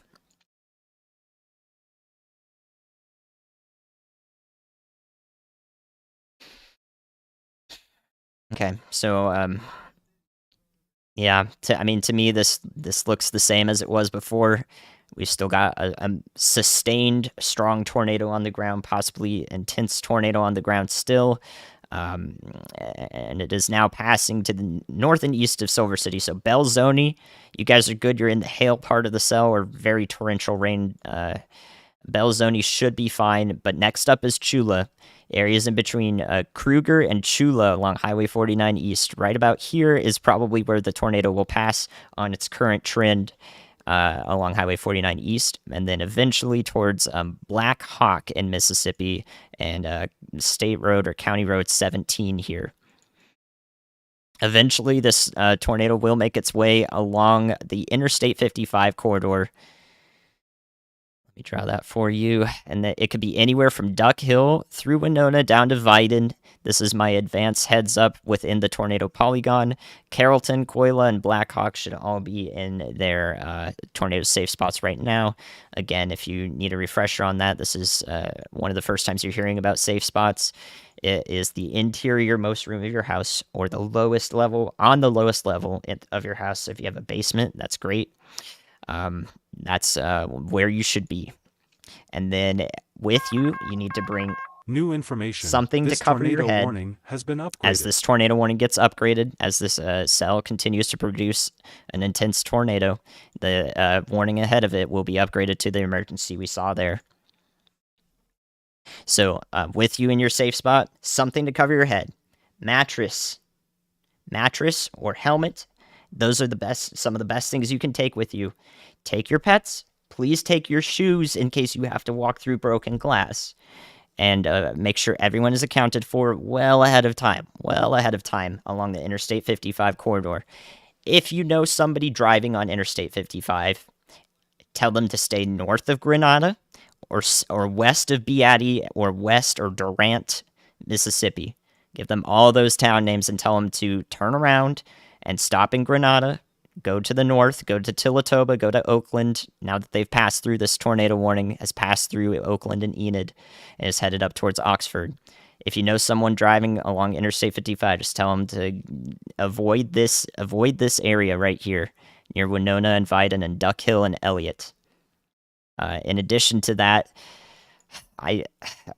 you don't ever want to cause a traffic jam, but you guys have like 25 minutes now. If you're in Winona and Vidin, you can opt to leave your house and drive south. If you make it to Durant, you're fine.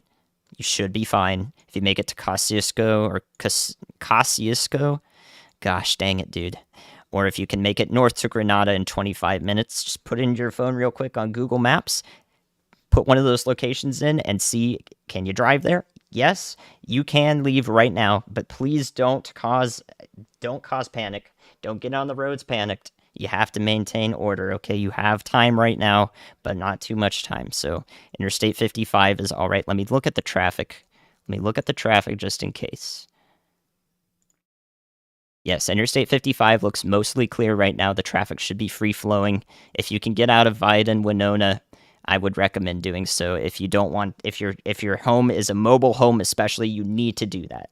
Okay, so do not panic. If you're in a mobile home, you can leave your mobile home in Winona, Vidin, Beatty, and move to the south or north towards Grenada and Tillatoba. And I'm going to tell you when you can't do that anymore, okay? I'm going to tell that when you can't do that anymore. Right now you have time. But these dangerous storms are approaching really quickly, so I would recommend sheltering if your structure is safe, or you know a local shelter in town. If you've been briefed on that, that is by far and away the best place to go instead of driving along the interstate. This tornado does look like it has contracted a bit, but I do believe it's still on the ground. So let's look at the velocity real quick. Yeah, we definitely still have very tight rotation, very powerful winds here of 80 mile an hour, 60 to 70 mile an hour winds on this side, and up to 80 or 90 mile an hour winds on this side for a very tight rotation here in this in the area of in the area of the tornado. So no reason not to believe this is still not doing significant damage.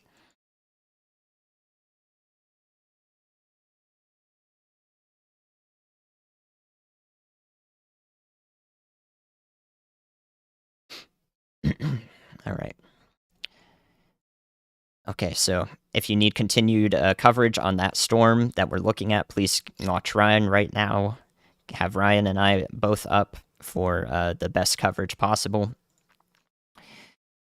Okay, let's see if I can look at this storm from another radar. I'm going to try to look at it just to verify what we're looking at is correct. Multiple radar sites are going to help me out here.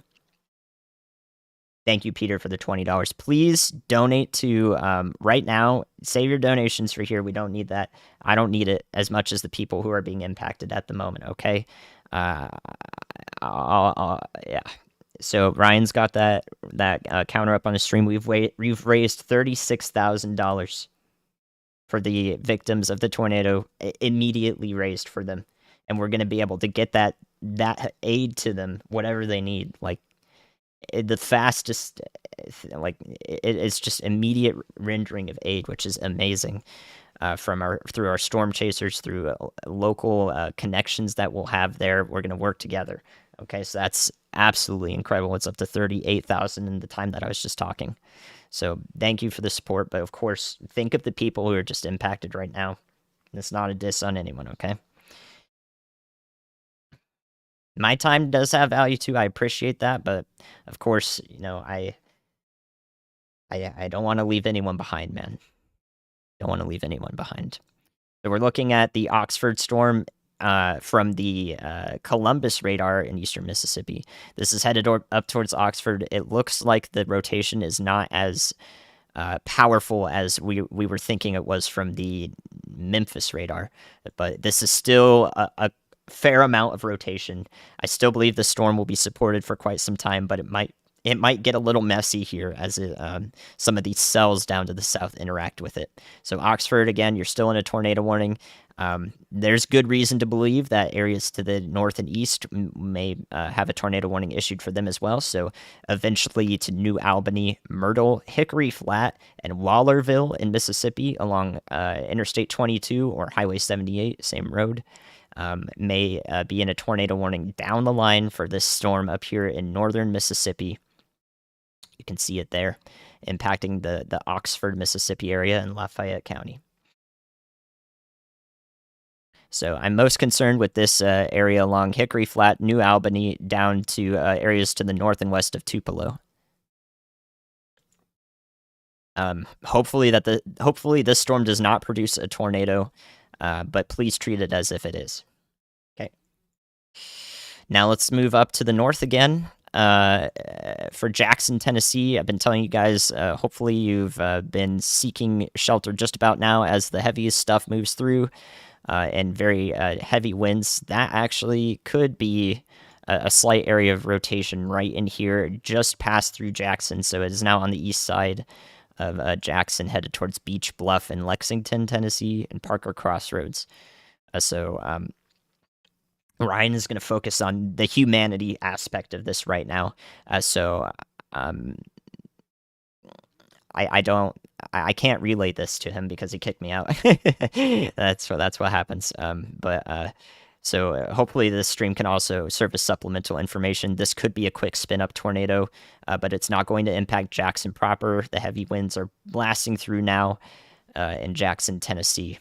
So the spin-up tornado could impact areas to the east of Jackson, though. That's where I'm looking. A new tornado warning has been issued. All right, so we've got our tornado warning issued well in advance. That's for New Albany and Wallerville and Myrtle, just like I was talking about. I gave you all the advance heads up there as we looked at it from multiple radar sites.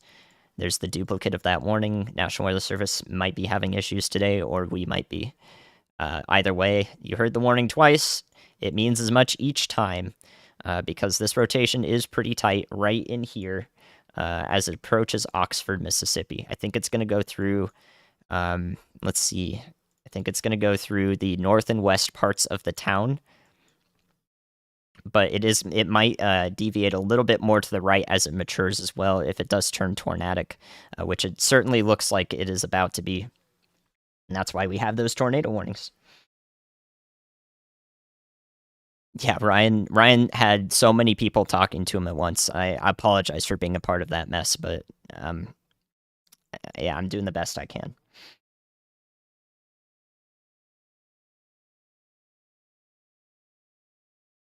Oh my gosh, I've been on the wrong scene this whole time.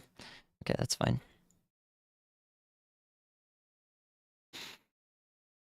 Okay. So latest look at our tornado emergency supercell down here that has that is approaching the Chula area. Again, we probably think our best guess is it's going to go between Kruger and Chula, Mississippi, along Highway 49 East. That's what we're looking at right now. So anyone who hasn't yet taken shelter in Chula and Black Hawk, Mississippi, and even down south as far as Howard, Mississippi, should be in their shelters now. Let me take a look at Chula, Mississippi, so I can get you guys some road names here. So actually, there's the unincorporated town of Wyatt, Mississippi, to the north of Chula. I have reason to believe the tornado is going to pass pretty close to that, but definitely effects all around it are going to be felt. So if you're in or near Wyatt, Mississippi, and the Southland Flying Service Airport, Bethlehem Missionary Baptist Church, the Zion Cemetery, north of Chula, all of those areas are in immediate danger next up as this tornado gets close to them. It definitely looks like it's still on the ground, and it's got a minor debris signature here, so it indicates that it could still be ripping up trees in this rural area here.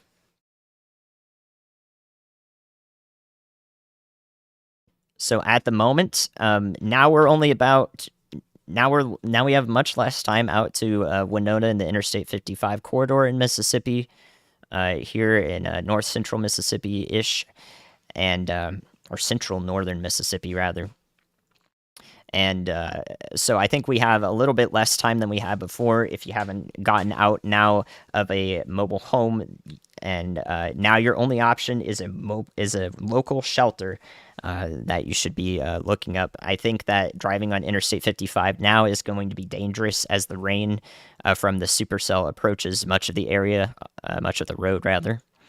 So driving now, I would not recommend unless you're on the edges of this thing towards Durant and also to the north towards Grenada. Now I would be seeking local shelters if you're in a mobile home, or if you're in a sturdy home, then you should be in the interior-most room of your house with protection for your head and neck, and also shoes for your feet, and making sure everyone is accounted for.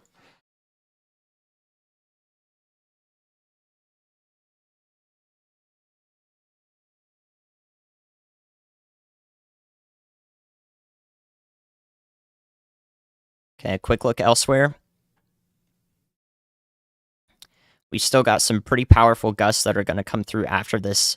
The people in these areas that have been impacted by this tornado and are about to be impacted by this supercell, possibly producing a tornado at that point, they're going to be in a vulnerable state, and we still got this cold front out to the west that's tracking in here, and we'll approach most of these areas that were just hit by this tornado. So damaging winds and heavy rain, even possibly some small hail, will once again overcome these areas that were just impacted by a tornado or are about to be here in western Mississippi. So I'm really hoping that that's not the case, but we do need to continue relaying information to them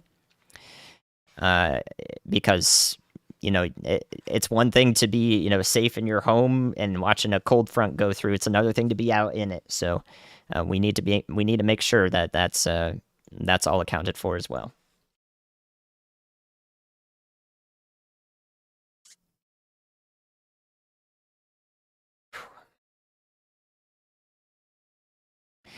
Yeah, we have no reason to believe that this tornado is not still on the ground as it nears Wyatt and Chula, Mississippi.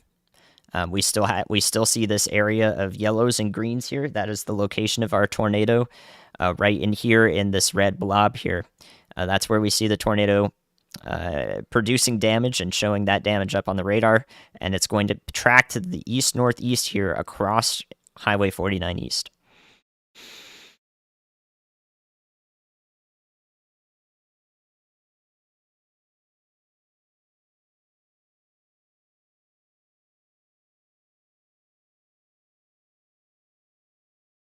All right, let's look at our tornado warning up here to the north, making sure we keep everyone up to date with the storms moving through. Man, I really hope that's not one. I think that I can't really tell, but I think that is not a tornado on the ground. This is a tough one, tough case here, but I don't see. I see that that could be possible. It's very well removed from a velocity couplet, though, so I think that, man, I really hope that's not another tornado on the ground there. This is the hard part of the job when I'm trying to relay these things to Ryan. I think that this is a bit of radar contamination, but it does look suspicious. I have to wait a couple of minutes for another radar scan to let me know if this is anything to relay or not.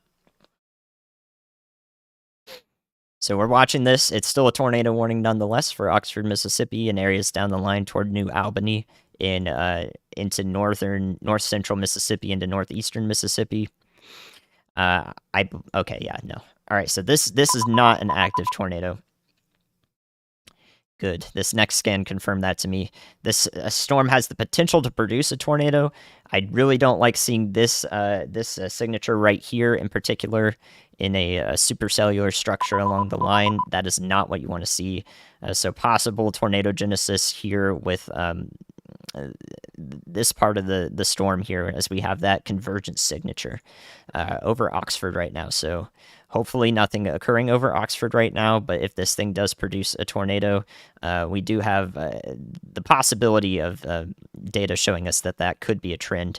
But over here, where we see this lower correlation coefficient that we've been looking at here near Taylor, this is another example of the radar beam hitting some heavy rain, maybe small hail, and inappropriately filling in the rest of it behind it as it travels away. So I think that this area is not an ongoing tornado near Oxford. We're just seeing some radar artifacts. Okay. So still a dangerous storm, but nothing to confirm about a tornado on the ground with this storm yet from this radar site. So take this seriously nonetheless.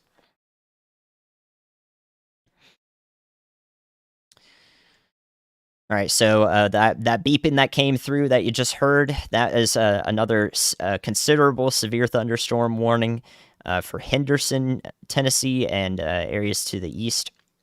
We do have this. We have another one of these bow echoes showing up that I've been talking about all night. So you can see that bow shape to it. It's got a little bit of a curve there in the cold front line of storms here. This is our cold front. So where this bow is, we have the strongest winds pushing it forward here, and those winds will be felt at the surface. Winds are going to be particularly impactful for Lexington, Tennessee, Reagan, Tennessee, Sardis, and Scotts Hill shortly here, as well as Enville and Saltillo in Tennessee, Saltillo, and to get the southern pronunciation there. So that's why we have this severe thunderstorm warning in the red box for 70-mile-an-hour winds up here in western Tennessee. Again, this is going to be the same case. I've been talking about it. I said that we're going to extrapolate what times this line is going to approach through Tennessee. And so it's still going to be in the Nashville area, probably around 11 p.m. Central. to midnight is when you're going to feel the main impacts of this line. So we're a couple hours out from that, but it is moving pretty quickly. So Nashville, Tennessee, we'll see something like this part of the line. The hope is that it has weakened by that point because we'll be into the nighttime hours. There will be less of the atmospheric juice to support it that we're really experiencing right now while these storms are at their strongest. But if we do ever see a tornado warning coming through with this part of the storm up here in Tennessee, it's going to be for this area right here to the north of Beach Bluff, approaching Parker Crossroads and paralleling I-40. So eventually Holiday and Lobelville will be in the path of this, as well as areas of Lexington, Tennessee. Appreciate it, K-Series. Thank you. Okay, so that's an update for our friends experiencing severe weather in Tennessee, in western Tennessee. All right.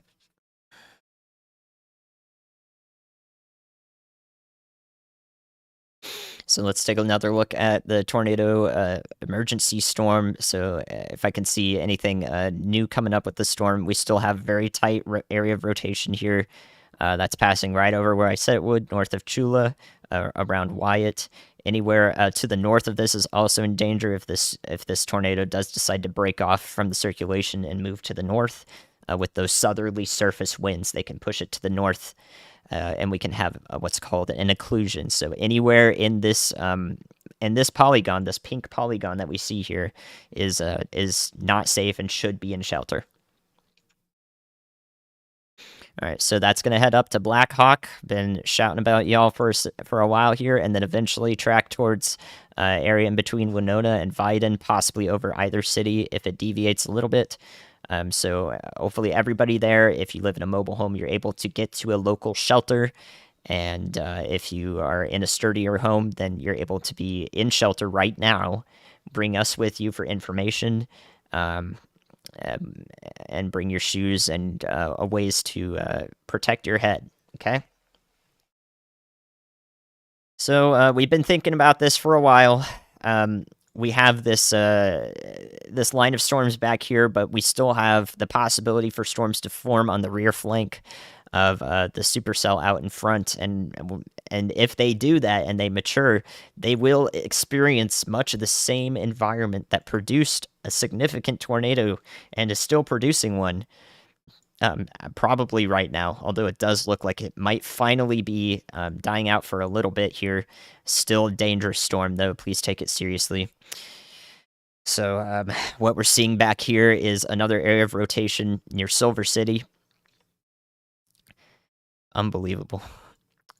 So yeah, this is what happens when storms blow up and they stay sustained in the same environment that just was able to produce a tornado.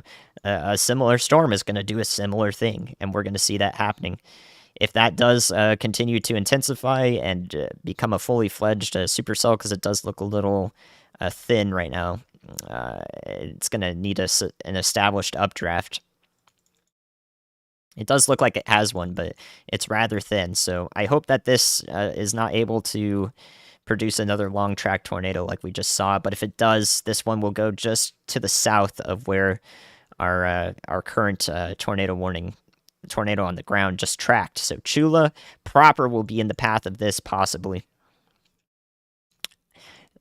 So if we take a close look at this, we can't see any evidence of a tornado being on the ground with the smaller cell to the south and west, and that's because this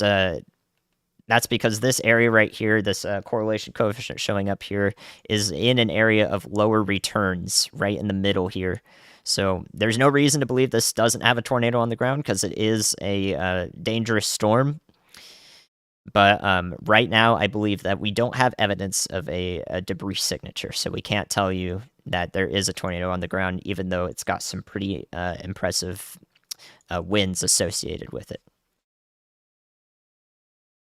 Yeah, manifest that it falls apart. We need to do our best to, bless up for these people in the path of this thing, because this is no joke. No joke.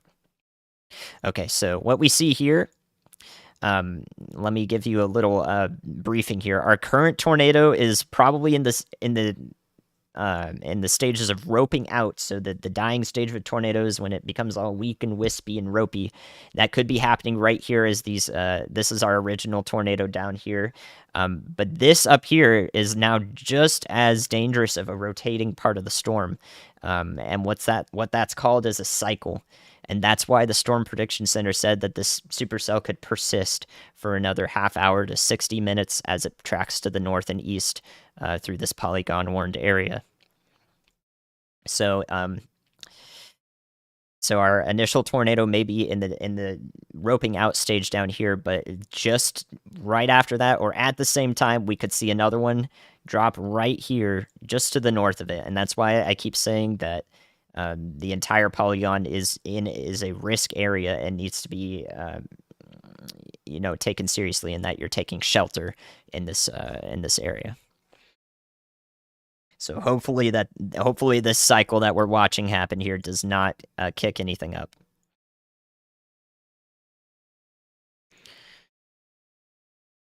All right, so I'm going to look at what Ryan's looking at, make sure that we do. I don't think we have another tornado debris signature. I'm keeping an eye on this one, but I don't see anything that tells me confidently that there is another tornado on the ground here yet with this cell that's tracking just behind our main one. And look at that, dude. Look at that. We still have that debris signature there. And interestingly enough, it could be that our initial tornado is actually merging with the cycle, taking advantage of the stronger rotation and going back up into it. Man. So, man.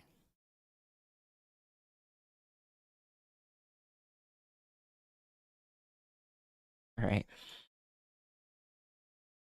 So at the moment, this tornado warning is still a radar confirmed, particularly dangerous situation. So nearly the highest level of a tornado warning that can be issued is still ongoing here for this area, and it will impact Black Hawk, Mississippi next.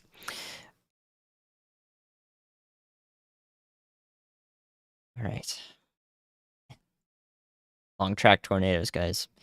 Also is the unincorporated town of Acona, just to the south of Black Hawk. That's right here in this circle right here. So Black Hawk and Acona, and areas in between are next in line for this tornado. Because it is still definitely on the ground. We have those blues showing back up in the center here on the correlation coefficient product, which tells us that debris is being freshly flung up in a significant manner. Okay.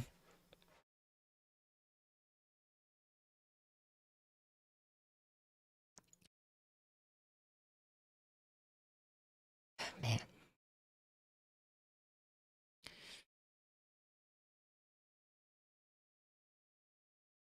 Okay. Oh, man. Guys, make sure you're taking care of yourselves. Every single tornado event like this that I have covered with Ryan in the last year, I wanted to make it crystal clear that it is stressful to look at, it's stressful to watch, it's stressful to be a viewer as much as it is to be the broadcaster here, because we don't like to see happening. We don't like to see this happening. Okay.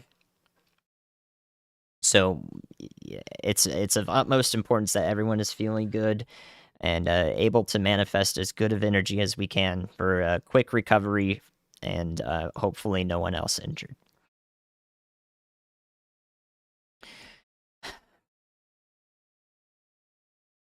I don't like the look of this one back here either. Tighter rotation over time, okay? I'm doing great, guys. Thank you.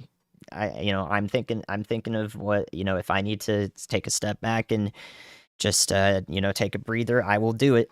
I will do it. Thank you. So thank you, Derek. I appreciate you looking out.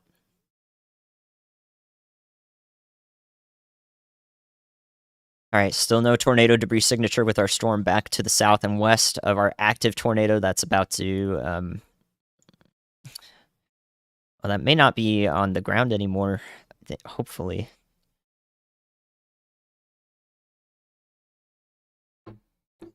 So we may have seen that cycle complete here as it approaches Acona and Black Hawk in Mississippi. We don't see that southern area of tight rotation anymore that we saw in the previous scan there, right there. So this was 3 minutes ago, and that was kicking up debris. And now on the current scan, we see here that there is this tight area that's rotating aloft in the storm, and now it's moving over here toward Black Hawk directly. But at the moment, there may not be more debris being kicked up with this new cycle of the mesocyclone up to the north. We've still got a little bit down here, but it might be less of. Hopefully, it is in the dying stage of the tornado. But either way, we have evidence that it has occurred, and therefore everybody in the polygon should be taking shelter. So something that's often not thought about. Thank you, chat, for of course making me think about this too. Is when we see something like this happening in Mississippi, is the same going to be possible down the line in Alabama and Georgia? Since these storms are just going to keep moving east, the answer is almost certainly not for almost everyone else. Once this supercell just meets its maker here and loses all the instability that it's absorbing, hopefully now that's what happens. But as we go into the nighttime hours, it's going to have less and less reason to be sustained. And then tomorrow's risk area, let me show you that really quick here so you can you can rest a little easier here. So the rest of tonight into the early morning hours does include parts of Georgia and Atlanta here. But if we go into tomorrow's risk area here, you can see that it's just got a bunch of dark green here. This is a 1 out of 5 risk, marginal. You're almost certainly not going to see more than a couple gusty winds and some lightning strikes at most in all of these areas, okay? And that's because we don't have any instability tomorrow. We're confident about this. The Storm Prediction Center is confident about this. There shouldn't be, there shouldn't be a major event tomorrow whatsoever. So I want to make sure that everybody, Montgomery to Atlanta to Columbia to Charleston to Jayville to Tallahassee is all thinking about this, being not as pertinent a risk. Of course, when the storms come through, you'll still be thinking about them. And if you need to stay inside for some gusty winds, that's what you should do. But the chances of anything like today happening tomorrow are just beyond slim, okay? So got to make sure we're thinking about everybody who is worried down the line. Our storm chasers are doing wonderful work right now, being able to help people on the scene. Our team has raised $68,000. I'm gonna choke up on that. Actually, that's absolutely incredible. That's worth a few tears, man. $70,000 to help these people already. You guys should definitely be applauded for supporting a cause like this. It's unbelievable the help that we're able to render on such short notice. Okay. A year ago, Ryan got me on this team and he said that we were going to do exactly this. And I wanted to see it, and I don't want to see the tornado impact people, but if it's willed to happen, then the impact we're able to make to help that, because we can't change that happening. All we can do is get the information out. That's one of those realest reasons that we do this. So that is beyond huge.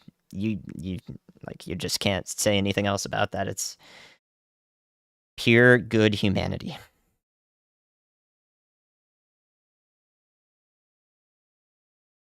Okay, so every frame we're watching here, this is 3 minutes ago. The velocity over Black Hawk, Mississippi looks really not great. If you want to, man. So like these dark browns here are 130 mile an hour outbound winds at about 1 mile above the surface.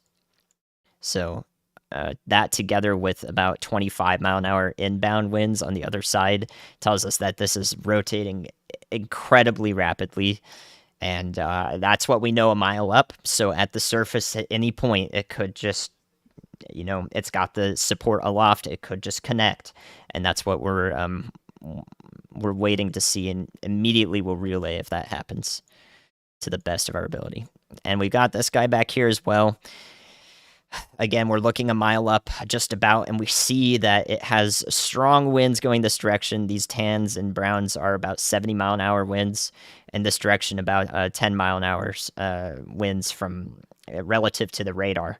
So overall, this thing is rotating at about 80 miles an hour. If you want to think of it that way, that's a helpful way to think about how fast it's moving in a circle.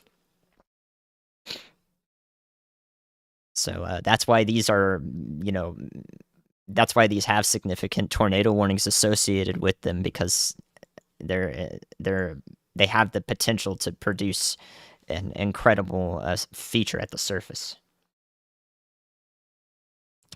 All right, let's make sure we come back up here. We were talking about New Albany earlier and Oxford. This storm that is prompting this tornado warning for this area in northeastern Mississippi has passed Oxford and has now got a pretty concerning signature near Etta, approaching Myrtle and New Albany in Mississippi here in the northeastern part of the state. So you guys are under a tornado warning, so you should be in your tornado safe spots. As it stands, this radar image right here, this rotation and some convergence showing up here, tells us that, or tells me that areas down the line for Blue Mountain, Dumas, Jumpertown, Ripley, Mississippi, will likely be in a tornado warning coming up here. A new PDS tornado warning has been issued. So that new tornado warning is down here for the continuation of the storm, including Winona and Vaden and Kilmichael in Mississippi. So that's where our new PDS warning is for. That's the duplication of it. Has been issued. In case you didn't hear it the first time. But this tornado warning up here may be extended to the east-northeast for Dumas, Jumpertown especially, and maybe Ripley will be included in it, but I think it will pass to your south. It's going to take a track probably more towards Boonville, but maybe to the northwest of Boonville in Mississippi. Okay. All right, so that's our northern tornado warning. That area of damaging winds up here in Tennessee is still traveling east along Highway 412. So an advance heads up for all of y'all along 412 in Decatur, Perry counties in Tennessee, and Hardin and Wayne counties in Tennessee.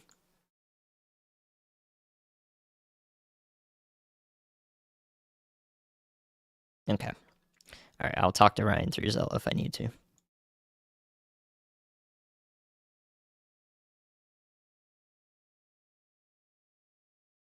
Man. This thing's just gonna keep going, man. The Storm Prediction Center nailed it. Alright, so let's, yep. Man. This is just unreal. Okay. Alright, so we've got our tornado back on the ground here. Oh, man. Next frame is just not good. Man, that is just not good. Yep, Winona is next in line. Winona, Mississippi. My goodness, how many times have I said that? I really, really hope that everybody just an hour ago knew about this. As many people as we could get. So Winona, Interstate 55, anyone driving there just needs to not be there.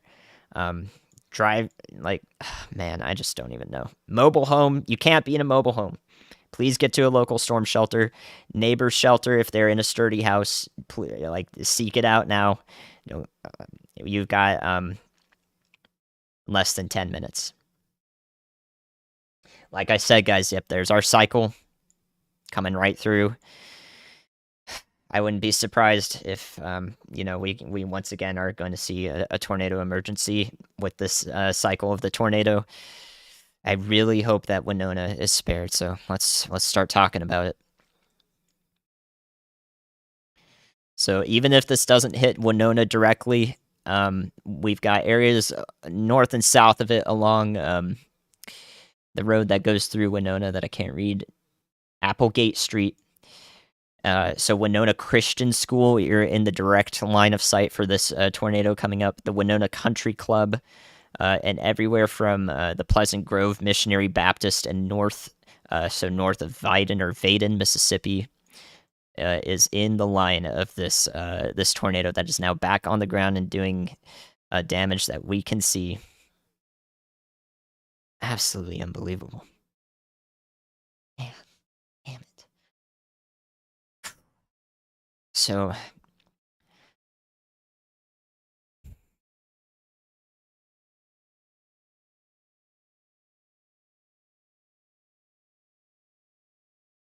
all right, so let's I'm gonna take a look at our that is just not good. You just don't want to see that. It is how this is how days get remembered, and yeah, we're watching it happen right now. Everything in terms of winds is supportive of this. The supercell is in plenty of an unstable environment for another 30, 45 minutes, maybe even an hour as it tracks through Mississippi. So, I mean, at this point, everybody, everybody, all the way along this line and this box here is at risk of seeing a significant tornado come through. We've got the warnings going well out ahead of it. We've seen the tendency for the storm to continually cycle and put down another tornado. There's a dangerous storm right behind it that will move through and cause flooding issues, and it's electrically active. There could be lightning strike issues here. It's just not really fair to these people. But the best we can do is well out ahead of this in the tornado polygon, and I see an environment that is just supportive for quite some time here, all the way into eastern Mississippi along this line. You have the chance at seeing a significant tornado tonight, all the way up through Aberdeen, possibly Quincy, Mississippi. So please have your eyes on this thing throughout the night.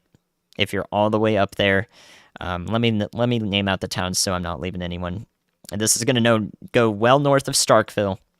Okay, well north of Starkville, and it should track well south of Tupelo. So anywhere in between Tupelo and Starkville, you guys need to have an advanced heads up for this storm that will more than likely continue to produce a significant threat to life and property.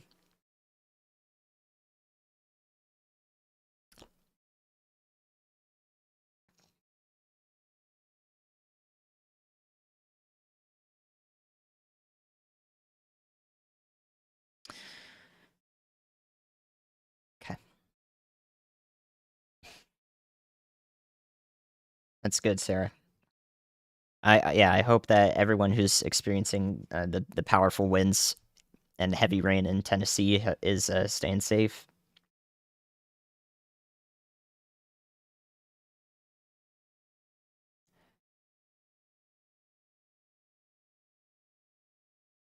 Is there anything that you guys think I'm not covering right now that I should be aware of?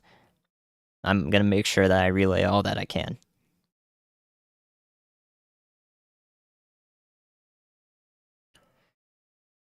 I think that I've got it down mostly, but the power of 1,000. You know, we can really do a lot more with all of us together.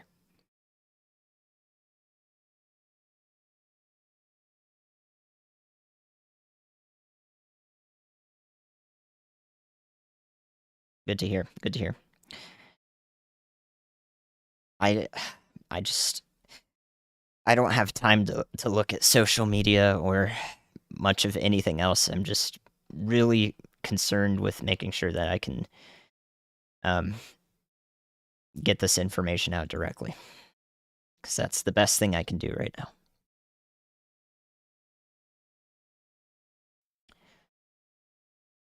We've already hit $70,000 for the and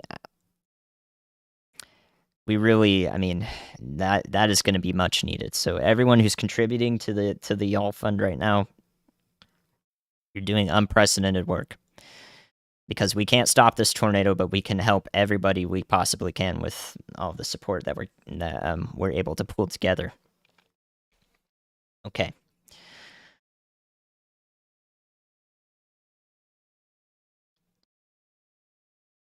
Wow.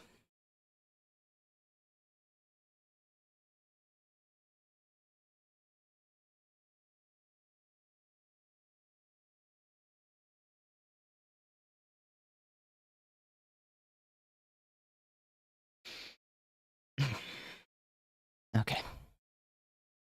So yep, Winona is up next.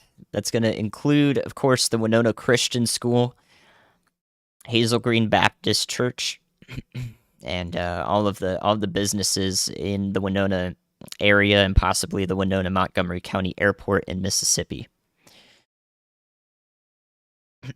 Okay, so make sure y'all are, of course, staying hydrated, staying managing as best you can here. So make sure I look at all things here just in case we've got something else going on. I think that this storm over here in western Alabama is outside of the best conditions, atmospheric conditions, for it to produce much of a severe threat, but it's still going to drop some heavy rain and plenty of lightning over here near Carrollton and Reform, Alabama. All right, and we're going to take another look up here near New Albany. Since y'all are in a tornado warning right now, the extension for this storm has been a severe thunderstorm warning in red here, this red polygon. But this does look particularly concerning. New information, this tornado warning has been upgraded. So I'm gonna look real quick at this thunderstorm A up new here. tornado So watch has been issued. I believe that this storm up here in northeastern Mississippi, despite how impressive it looks, I think that the tornado threat here is hopefully lower with this storm because it is very well outside of our supportive atmosphere. So supportive air can still go very much from the south to the north here, but it does look like this storm hopefully will not produce anything. I recommend everyone take shelter in and around Boonville, though. So that's what I'm seeing here in New Albany, Mississippi, in the northeastern part of the state, headed up towards Boonville. That these storms down here, because this one is also pretty significant, that is headed towards northern Tupelo and Saltillo and Guntown, either pronunciation, whichever is correct. These areas are going to have gusty winds at the surface that reach the surface. However, I do think that I do hope that the tornado threat is minimized because, from what I can tell, they are very well removed from a significant instability. So doing the best with the parameters that I have given to me here. That's not a guarantee, and any powerful storm, any impressive downdrafts has the ability to overcome that lack of instability and still produce a damaging event. So watch these storms in particular. In the northeastern part of Mississippi, headed to the north of Tupelo. You guys are going to experience some heavy winds with this, all these reds and these pinks in this line of storms here. Thank you, Rick. I appreciate it. A new tornado watch has been issued. So yeah, what we're seeing here, before anyone may have a little wonder what's going on here. Everything that we're seeing here is not a tornado in progress here. We're just seeing some radar artifacts in this area and along the line here. But these are still powerful winds, so they could drop a few tree branches for sure as they pass through. Okay, so we're back to our tornado emergency. Sheesh.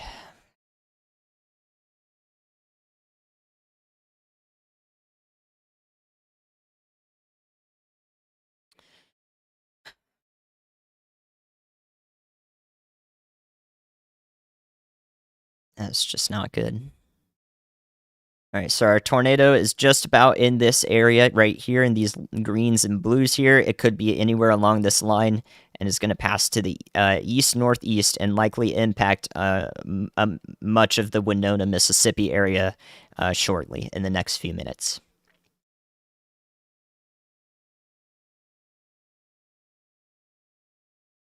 So our winds right now that we're looking at here, these are our winds going this direction into the tornado. These are very powerful winds going this direction into the tornado that is currently producing damage right about in this area, and will track to the north and east like this. Yeah, we've got a little bit of radar data that is, I mean, we've still got plenty of indication with a smooth gradient of velocity here that significant winds are occurring, even if this side of the storm is a little garbled. This right here tells me that this is still more than enough to confirm anything that is ongoing here. So I wouldn't worry too much about the presentation of the radar. It definitely looks like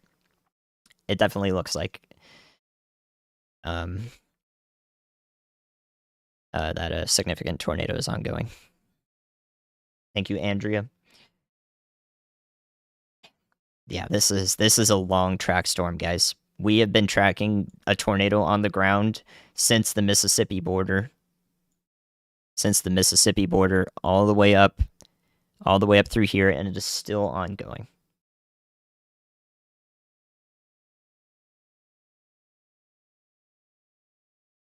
All right, so this tornado is on the ground, entering the Winona city limits here, probably.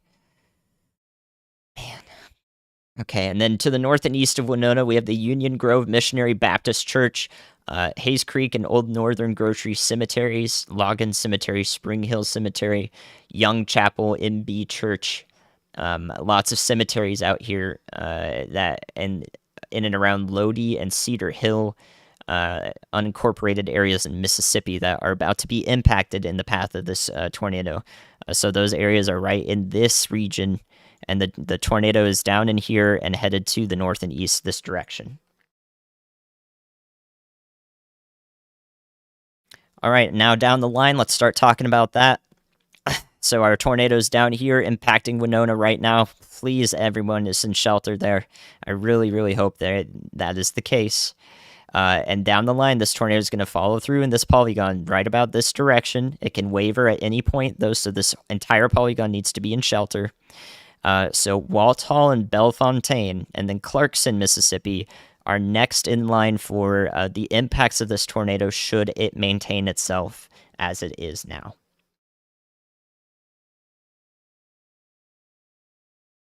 Down the line, we're looking at anywhere from Mathiston north to Woodland for areas of possible tornado impact if the storm continues on the same path.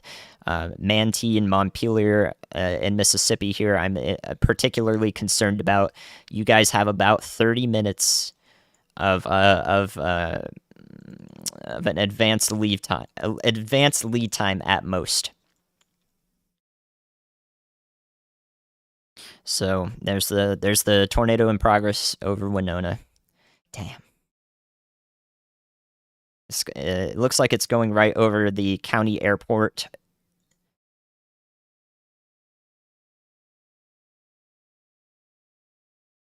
And the southern part of the town of Winona in particular is probably being hardest hit at the moment. But this tornado could be pretty wide. Ooh, all right.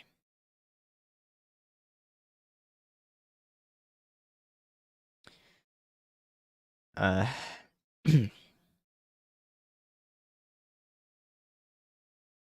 right, give me 1 second. I can see if we can get chat moderation.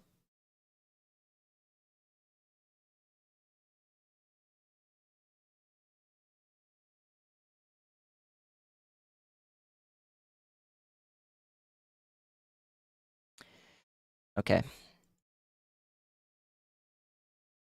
So yeah, we've also got we're in between two radar sites at the moment. I think that we're still pretty far away from both radars. This is about as the best of a look at the storm that we can possibly get. Thank you, Ricky. Nicolay Diner. Yeah, I'm paying as much attention to chat as I can. Don't worry, guys. I see all of you. I appreciate you. You're helping me out a lot, and I'm able to look right past the people who aren't. So don't worry about that whatsoever.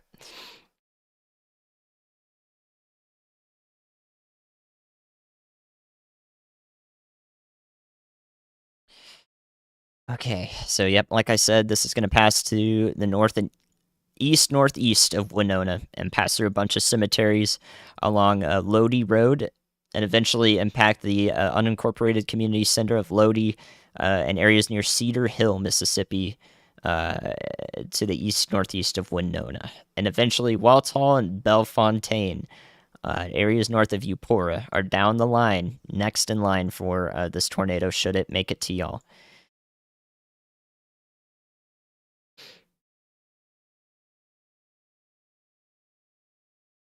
All right, there we go. Got you, Brandy. Thanks for showing up in the chat. Perfect, perfect. All right, so these dark blues right here we see, this is the correlation coefficient product. That tells us the regularity of objects in the air.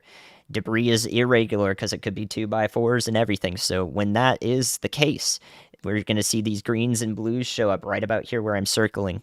And when it's dark green and blue like this, we know that there's a tornado in progress in this area. And it's a bit tough to see, but our winds are coming like this, and just around like this in particular, where those lower areas of or lower values of correlation coefficient were found. So yeah, you can see it right there, co-located nicely. A new tornado warning has been issued.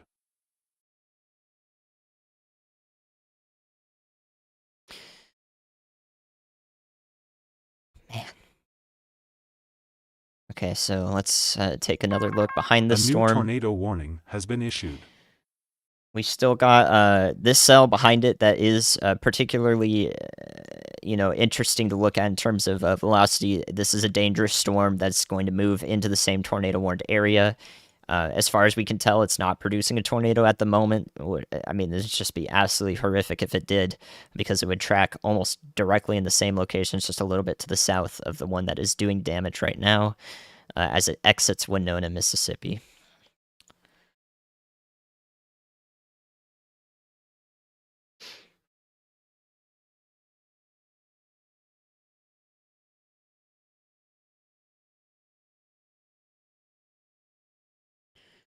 All right, so like I mentioned earlier, man, so this cell is now warranted a tornado warning. My hope is that this area, wow, look at that hail. My goodness, what? That is absolutely ridiculous hail showing up there. Oh my goodness, man, this is so what we're probably seeing here. Let me take a quick look at our ZDR. Yeah, dang. Okay, so we're seeing some possibly my goodness, just possibly tennis ball size hail over here in these pinks and purples. And at least golf ball size hail. But what's more impressive here when these values are so high is that the energy that's being returned from them is incredible. In that it could be a legit hail blizzard over here impacting Wallerville and headed towards Guntown north of Tupelo. So we could be seeing a hail blizzard ongoing in this area on the radar. Those are some impressive returns, especially for Mississippi. You don't see that often at all. So that is right behind this area of possible rotation that's been tornado warned. Any little bit of instability that this storm can hang on to can be enough for this to produce a damaging event at the surface. So we've got wind-driven hail possible in this part of the cell, and also a tornadic circulation that's prompted this warning. So everyone north of Tupelo, especially. Tupelo, Mississippi, you guys probably got a tornado warning on your phone. The warning is mostly to the north of the city proper for Saltillo or Saltillo, whichever pronunciation, Guntown, and Baldwin, where the expected rotation is tracking. But nonetheless, this is exhibiting a powerful hailstorm back in here, and winds are driving that hail forward at the same time. So this is an incredibly dangerous storm. All the same, man, this is just a ton of stuff happening at the same time. So let me show you guys this. There is no tornado debris signature with any part of the storm right now. All of these values right here and all these values right here that I'm circling, these are all clear air. So this is not debris. And all of these lower values up here in this part of the storm are over here with the hail. So we're seeing the lower correlation coefficient because there's different sized hail balls in the storm that are falling. And so the correlation coefficient product here is not showing us any tornadic debris signature associated with this storm. But that hardly matters because we need to be really taking shelter in this tornado warning in particular here in northeastern Mississippi because of the wind-driven hail that could be quite significant. Even if this is not producing large hail at the moment, I believe it might be producing up to golf balls or ping pong size balls, like literally like this, like over an inch in diameter.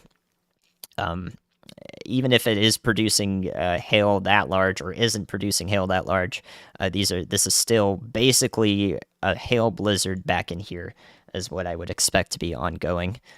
So it could be a bunch of blindingly small hail falling here.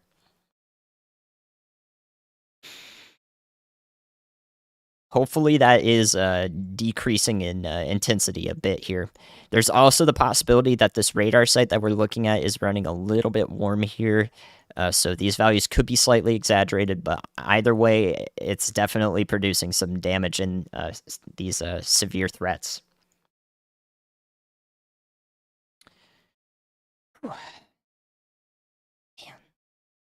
Okay, so let's look up here in Tennessee. I'll give you guys as best a sweep through as I can so you can find where you are relative to where the storm is, okay? Yeah, I'm going to take a look at the debris signature in just a bit. Thank you, Justin. We're going to go up here to Tennessee shortly here so we can relay all the information up here. The severe threat for this line of storms that's passing through is going to be related mostly to wind. There is the chance for maybe a brief spin-up tornado in the line here, perhaps like this area near Lobelville, Tennessee, that you can see there with those dark blues and greens next to each other. This could be an area of concern, but it's going to be very quick and probably gone in less than a minute. So these things can happen fast, and it tells me that everybody along the path of the storm as it heads to the east should just be inside. It's very electrically active, even up here in the northern part of the storm, and it's definitely got some torrential downpours associated with it. A new PDS tornado warning has been issued. So this line of storms is going to be in Nashville probably in an hour, maybe even in less than an hour. It's being pushed forward much faster than the model showed. So I imagine that this line of storms up here will reach the Nashville metro west to east in about an hour, possibly a little bit sooner. And then to the east of that, from Murfreesboro, Smyrna, I believe is the Tennessee pronunciation. Or is it Smyrna there and Smyrna everywhere else? One of those two, guys. I know it. I've heard it before. So everywhere in the Nashville area, we'll see this powerful line of storms, gusty winds, possibly small hail, but mostly those really strong winds and torrential downpours in about an hour. So that severe threat may extend to the north into Bowling Green as well. You guys are still going to see some powerful winds up here into southern Kentucky in the next hour as this line of storms passes through from west to east. So a minor severe threat exists up here. So as we pass to the north here, this line of storms is basically going to impact everyone at the same time along this line.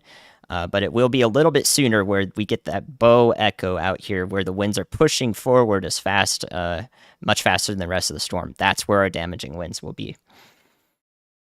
All right. Hello, everybody on Ryan's stream. I heard you. I'm hopefully doing a good job here. I will relay a few things here that we're looking at. This part of the storm up here in northeastern Mississippi, we have a tornado warning for it for areas north of Tupelo. I've been watching this one. It's had some incredible hail signatures show up. Take a look at this about 10 minutes ago. You can see these areas of pink and purple over here. This is likely ping pong ball size hail, like a golf ball size hail, being driven forward by winds. So anywhere in this area is in the path of a pretty impressive storm. That's going to head to the north of Tupelo. So Boonville is going to get on this, and there's also several areas of rotation possible. Spin-up tornadoes could be possible anywhere in this powerful storm because it's being led by such strong dynamics. The winds that are driving this forward are very strong. So anything is possible up there. Man, and then let's go back to taking a look at our particularly dangerous situation, tornado warning down here that's just gone through Winona. I've been talking about this on my stream for a while. If you've got both Ryan and I up, we've got areas down the line and that will be warned over here in Montpelier and FEBA, West Point. This is a separate National Weather Service office. So once this office down here extends the warnings to the eastern part of Mississippi y'all will also be under warnings probably the north part of Oktibbeha County. This storm should pass to the north of Starkville. But advanced warnings for all of y'all down the line along this blue arrow are basically needed. You need to know well ahead of time that this tornado is tracking toward your location. So next up, we've got Bellefontaine and Walthall in Webster County. Then we've got Clarkson to Manatee to Montpelier to Woodland, and maybe even as far north as Houston, Mississippi. Everyone in the tornado warning polygon up here should be taking shelter. And then I think that to the best of my ability, I've been looking at the conditions of the atmosphere that would be, supportive of this cell continuing to produce tornado damage.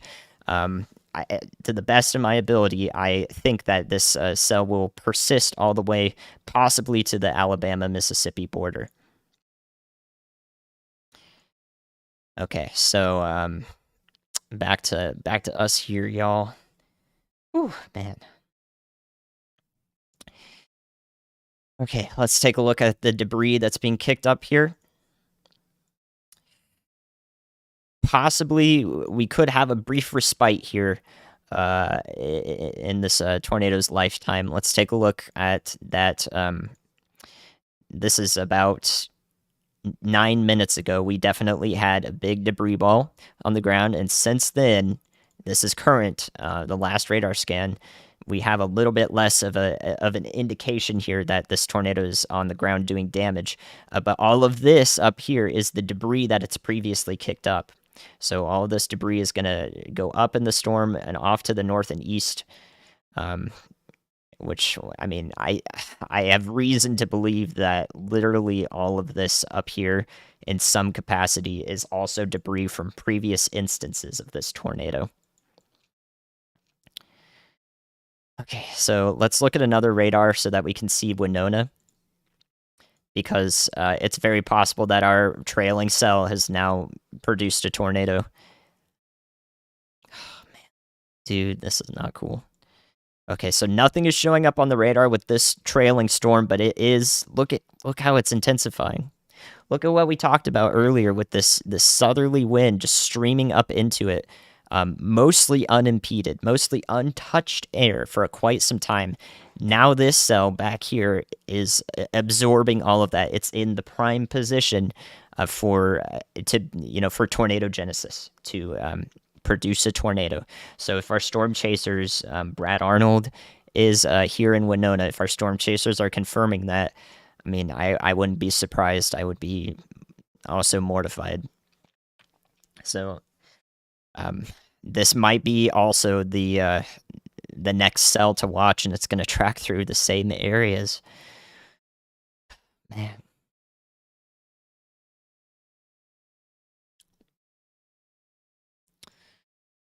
All right, so everywhere back along this line, let's take a look.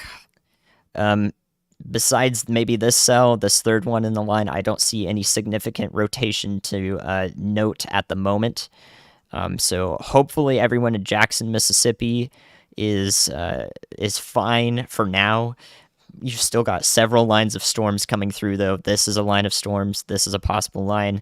And this back here is our cold front that are all going to be streaming through the area here. So you're not out of the risk area yet down there in central Mississippi.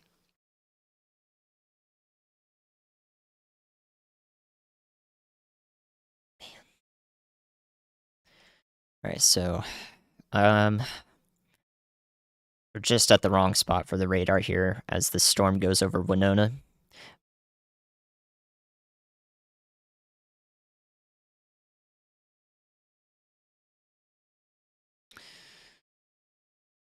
Man, we've been talking about it though, like these areas that were just impacted by this leading supercell, this tornado that's been on the ground for quite some time and cycled a few times, has the potential, the capability of continuing to cycle off to the north and east as it approaches Aberdeen, Amory, Okolona, and Manatee and Woodland, and Houston in Mississippi here as it goes to eastern Mississippi.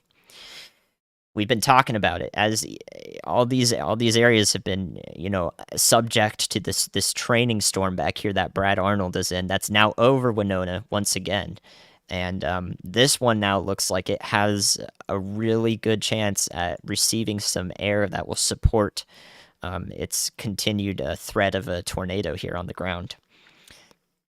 And not only that, but these areas are now, full of susceptible people who may have been displaced.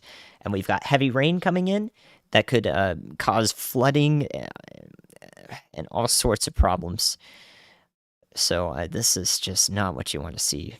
I really hope that this second cell does not manage to drop another tornado, but there is no guarantee it does not do that.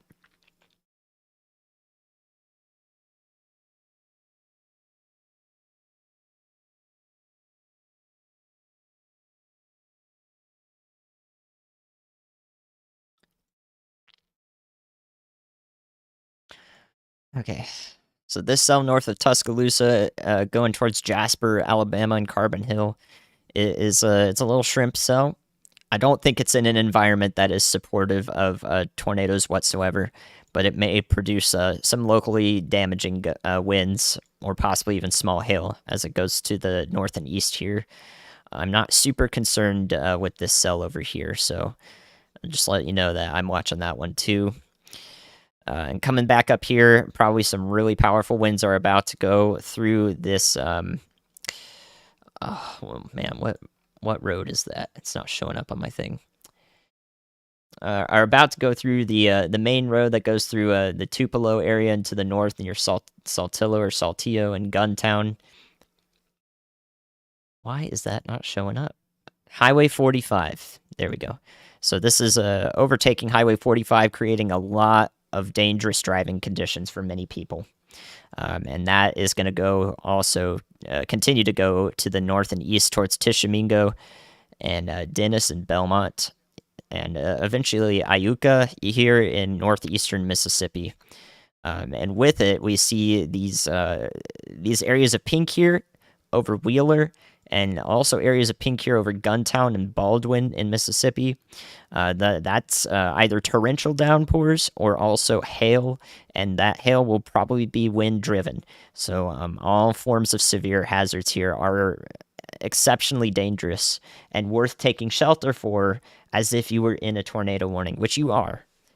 A lot of these areas are in that tornado warning in this pink box here. A new tornado warning has been issued. So there you go. There's the tornado warning continued for this area that includes Tishomingo County, Prentiss County, and parts of Itawamba and Lee County. So that was that new tornado warning just issued for northeastern Mississippi that we're talking A about. new tornado warning And has that been is the issued. tornado warning again, in case you missed it the first time.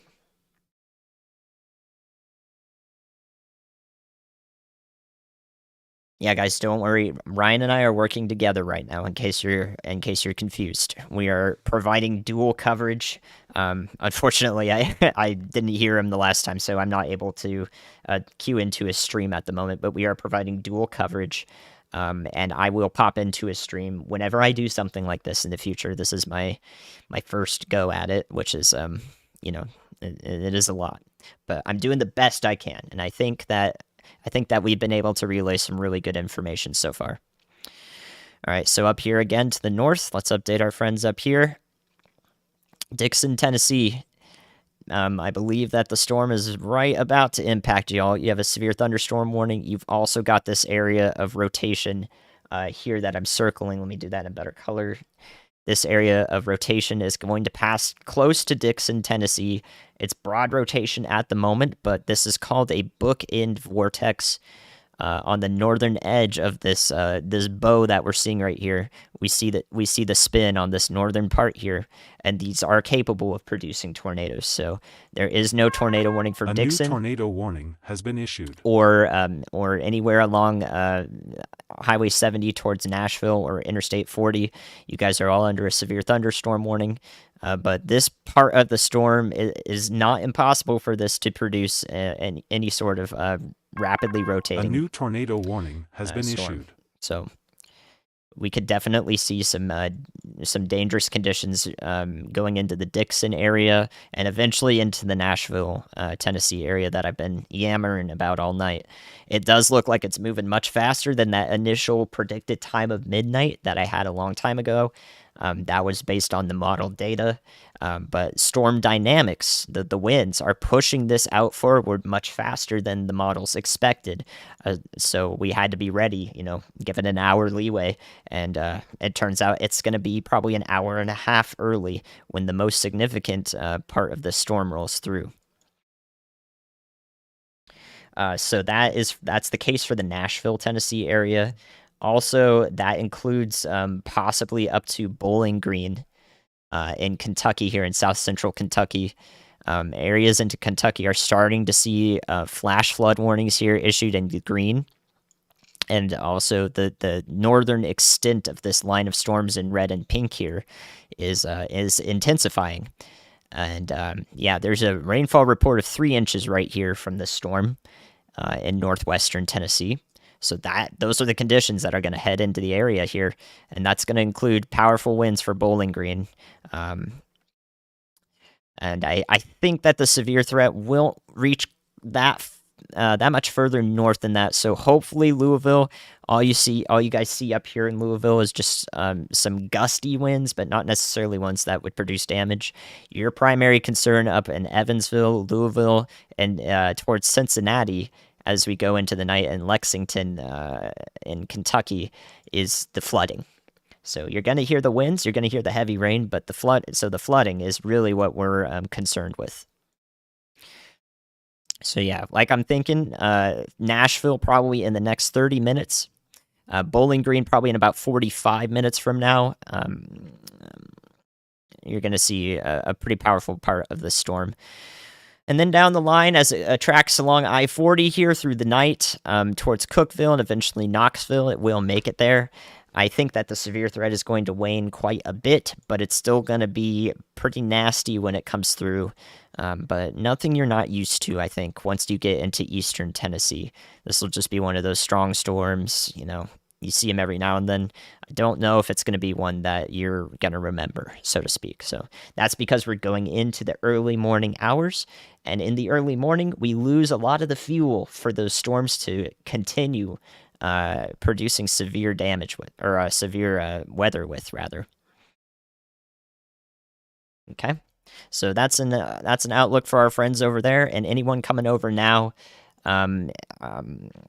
Let me really quickly go over our what's going to happen after that, okay?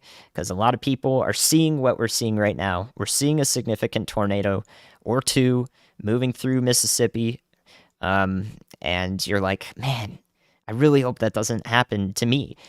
So let me show you that it's not going to happen to you, okay? So here is, man, I was on the wrong scene again. Darn it, dude. Here's Radar Omega. This is our outlook today for the rest of today. So this is the end of the threat as we get into the early morning hours. It's probably going to be over Asheville, our line of storms, and past Atlanta at about 4 or 5 a.m., maybe 3 to 4 a.m. Eastern time over here. And that includes Montgomery and areas past Birmingham a couple hours before that, Chattanooga a couple hours before that, and Knoxville a couple hours before that, and also up into Kentucky, like I said. So into the early morning hours, a lot of you over here are going to start to hear that wind cranking up when the cold front passes through and some heavy rain. But here is, and this, like in the dark green, this is a 1 out of 5 risk. The yellow is a 2 out of 5 risk, and the orange is 3 out of 5. Once we're out of this region here, right around Huntsville and Tupelo, the primary area of our significant tornado threat ends for the night, and we're down to more isolated events of possible tornadoes. And then that threat will basically go to zero as we go into the early morning hours, a few hours from now. And here's tomorrow's risk. So everybody in this dark green is just in a marginal, a 1 out of 5 risk for Panama City, Tallahassee, Atlanta, Columbia, Charleston, and even down to Jayville and the Florida Panhandle. All of y'all are in a 1 out of 5 risk, which is the lower risk, and that is simply for hail and damaging winds. That's it. There is a minimum, or actually, hold on. Let me not misspeak here just in case. Oh, there we go. Okay, so there is a very marginal tornado risk, particularly for southern Georgia. So got to make sure that we, are paying attention to what the Storm Prediction Center says. Almost forgot that would be a thing. But all of these storms are much weaker than expected today in just this darker green area. They're weaker than what we're seeing today because there's going to be a lot of cloud cover tomorrow in this area. So there's not going to be a way for storms to intensify as much as they did today. So that is, I'm hoping that I can, keep you weather aware tomorrow. You should be paying attention in these areas. You might see a strong storm come through, but I'm thinking that hopefully it is, we're probably not going to see anything even remotely close to what areas of Mississippi are experiencing right now, and even the damaging winds in Tennessee. We're probably not going to see anything remotely close to that tomorrow. So yeah, Oklahoma, you guys are going to be in a risk next week, but right now, you should be fine for the next few days, besides any remnant flooding effects that may have impacted the areas in here. So any remnant flooding is what you're going to be looking at for a while now, but you're going to be plunged into some cold air for a lot of the middle part of the country. Whew, man. Okay. All right, let's take another look and see if we've got anything current going on. So I believe there is no tornado on the ground right now with this leading supercell that has produced most of our damage. But this is still a dangerous tornado-warned storm. It has the potential to drop a tornado because we see circulation right in here in particular that's just passed over the Bellefontaine area that we've been talking about. And that's going to go up towards Woodland, Manti, Treblock, and possibly Houston and Montpelier in Mississippi, eventually reaching the Egypt, Okolona, and Prairie corridor here along Highway 46A. So we got about probably about 10 minutes to Woodland and Manti, 15 minutes to Houston, and 20 to 25 minutes to Highway 46A along this area up here to the north and east. Let me draw that for you up here.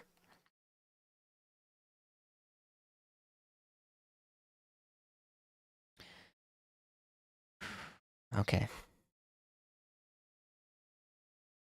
So a little bit of an interesting cycle here is occurring. It looks like we've kind of got like a split supercell going on here. Our initial rotation was up here, and it looks like in the last few scans near Bellefontaine and Walthall, back behind, we've actually got a much more prominent, pronounced hook echo here, and a pretty tight rotation. So like this is rotation that's very close together. So this might be indicative of another cycle that the supercell is taking. Man, you just don't want to see that. I really hope it's not, but this is definitely concerning enough to be highlighting in Webster County, Mississippi.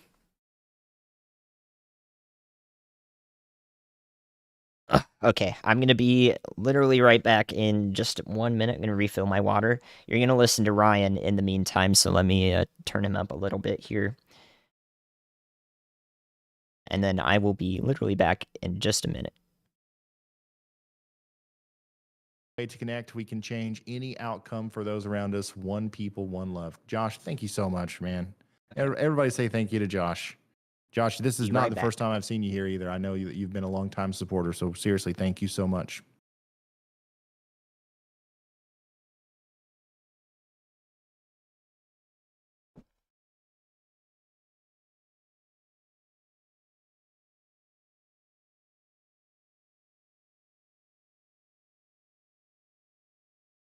Still looking at a pretty intense area of rotation near Walthall in Mississippi. That's moving up towards Clarkson and Montpelier. Make sure you guys are ready for that.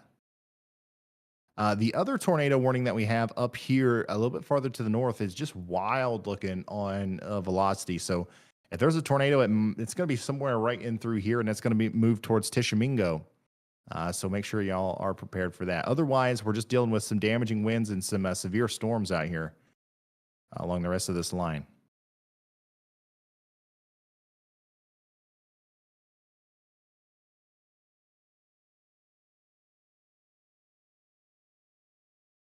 All right, y'all. Let's get this show back on. Okay, very cool.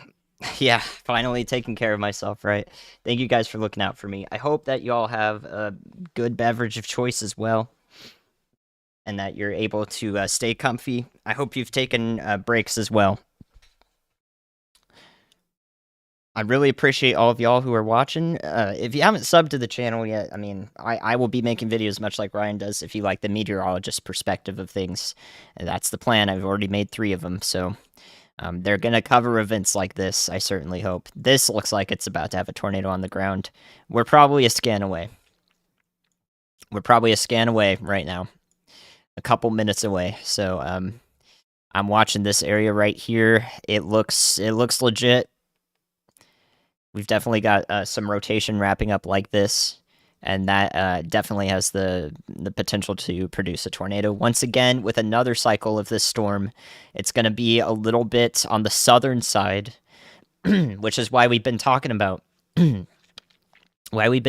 every part of this polygon is important, because each cycle can move off to the north or or it can cycle back down to the south. So I would not be surprised if a new confirmed tornado warning is issued shortly once we see this show up on the radar. So yeah, this is man, that's not cool. Currently nothing on the ground. Really hoping that this one just does not do it too. But it's showing up on the radar. It's definitely legitimate, so we have got to watch it. And as always, if you're here and you're dual watching Ryan and I, and you guys if you need to relay to somebody the damage, he is going to be looking at the damage, retweeting the damage. I'm doing the best I can, staying attentive to radar. This is my part of things here. This is my part of things here, so I'm paying the most attention to this and not to social media at the moment.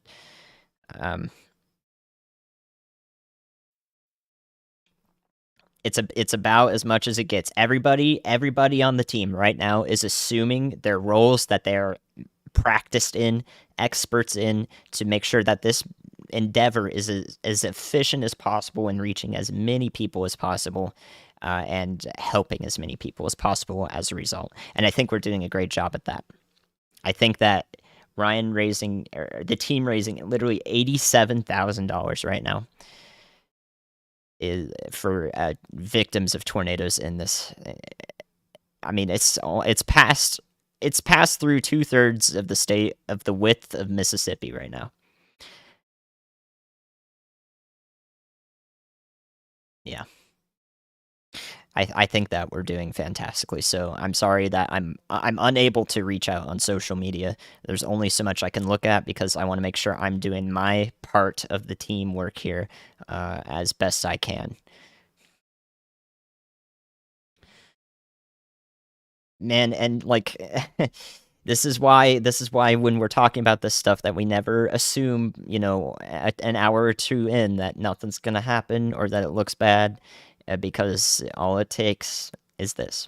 All it takes is one in the perfect spot, and off it goes.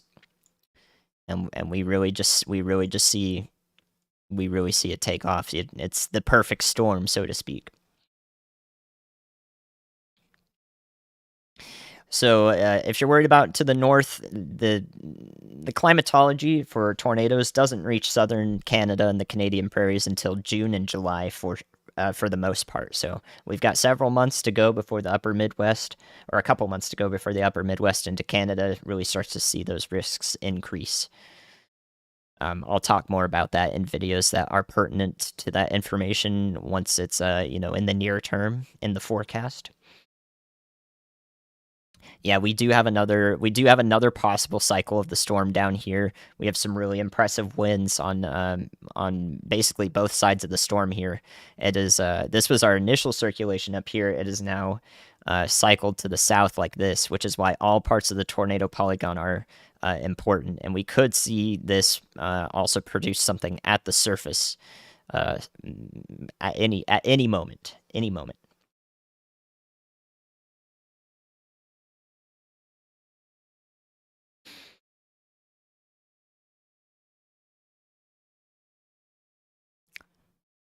All right, let's go back up to the north real quick here. Make sure everybody is accounted for. It looks like anything tornadic up here has vanished. It's going to be difficult for any storm to establish something up here, but it can happen at any moment. You guys in Tishomingo County are in a tornado warning, and most of Prentiss County. And really, our primary concern here is these pinks that are showing up just to the northwest of Tishomingo and Paden. That's hail, more than likely hail, and it's possible that it can be wind-driven hail as well, which means that it could be doing damage to sidings of houses. It's definitely not something that you want to be in shelter for. It's definitely not something you want to be outside for. So this is a pretty powerful part of the storm. You should treat it as it is a tornado warning. And I mean, it is a tornado warning, but even if it's just hail and wind that come for you in this area, or if you were to experience a storm like this, I would, or if I were to experience it, I would treat it equal to a tornado warning. Okay, and then back up here, we're still seeing that risk approach Nashville. Tennessee. It's now passed through Dixon, Tennessee, or is actually passing through at the moment because we see a sort of broken part of this line where the storm is kind of wrapping around like this. That's called a bookend vortex, as I said before. It doesn't look like it's got any tight rotation associated with it, thankfully.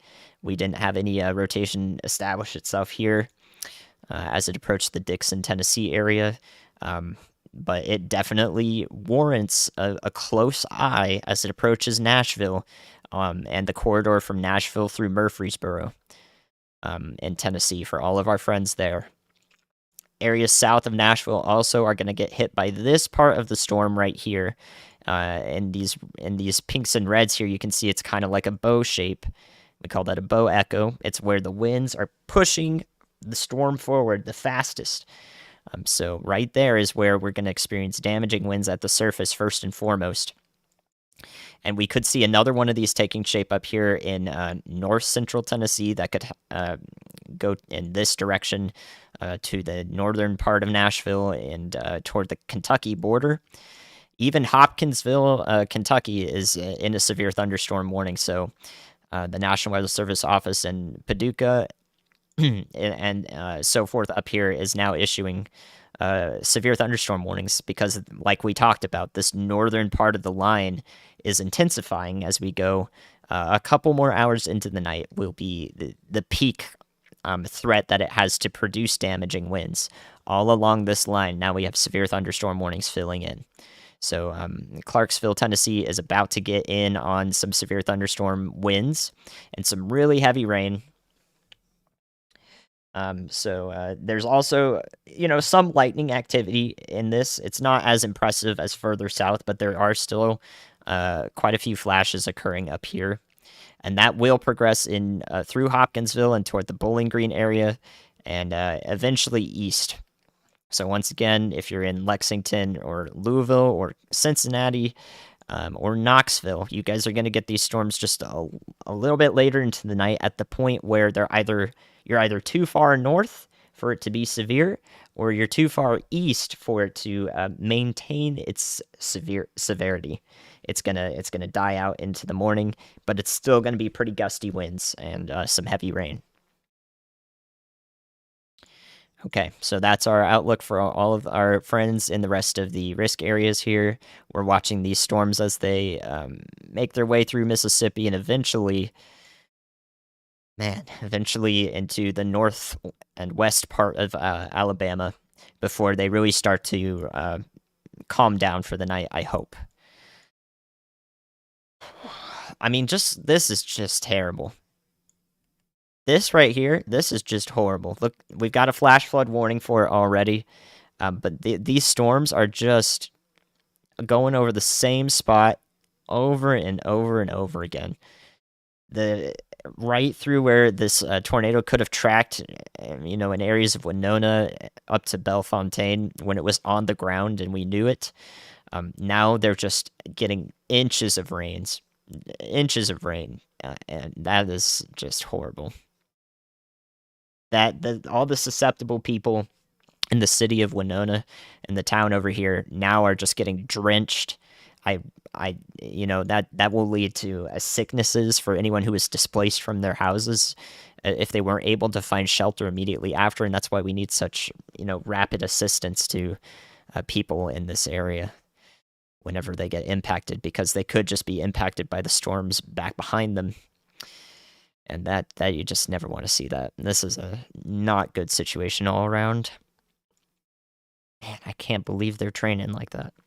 So a training thunderstorm, all it means is that it keeps popping up to the back of the leading storm that went through and keeps dumping heavy rain in the same area like this. And it's just passing through like train cars over and over again. That's what that means. Okay, so this is a tight area of rotation now. As it is, this is our new cycle of this storm. It does not have a debris signature evident on radar yet. We are about 3,000 feet above the surface here, where this rotation is wrapping up. So this could be on the ground at the moment as it heads into Manatee, Mississippi. We just don't know it yet because it takes some time for debris to actually get that high if it is being produced. So let's take a look at our new scan here. We should be not seeing a tornado yet with this, but again, everybody in the path of this, all of these town names that have been calling out here are, should be in shelter, especially if you live in a mobile home. Man, it's getting into the night hours too. I just don't want to see that. So at the moment, we actually don't have any confirmed tornado warnings. All of them have been updated to be radar indicated, meaning that we do not know there is a tornado on the ground with any of these storms as it stands.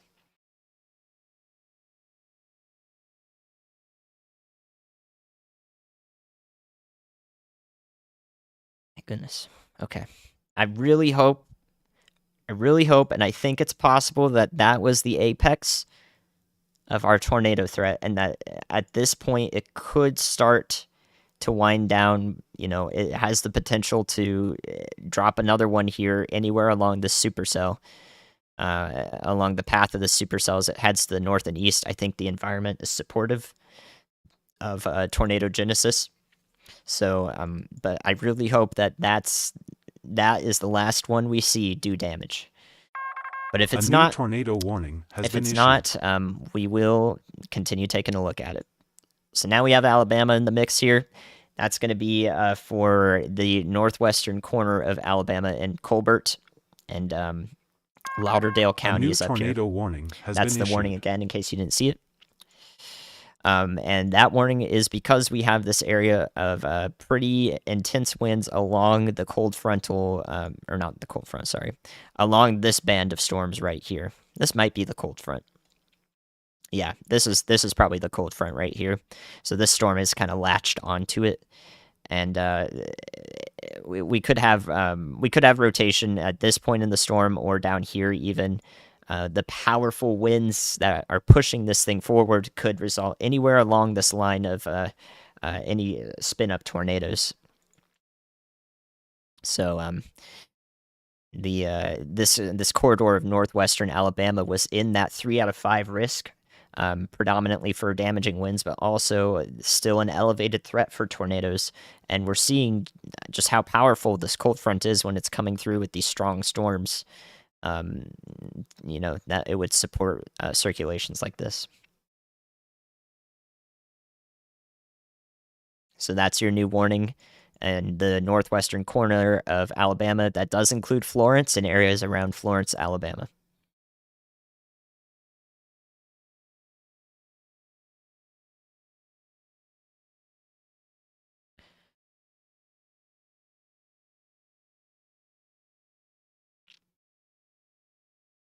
I just want to take a moment again to say thank you all for supporting, you know, through Ryan's stream. Just an absolutely incredible amount of support. I've never seen quite something like that through an endeavor like we've been doing. So we are going to see that those donations, those you know, literally those contributions.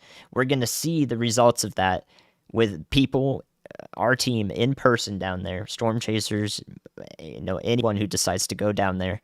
We're going to see the results of that. You dang well know we will. Darn well know. Okay, let's check again on our area of rotation. There is no tornado debris signature evident here, but please be taking shelter anywhere in this tornado warning, this polygon here. That includes Egypt, Prairie, Houston, Treblock, and Montpelier, and Woodland, Mississippi.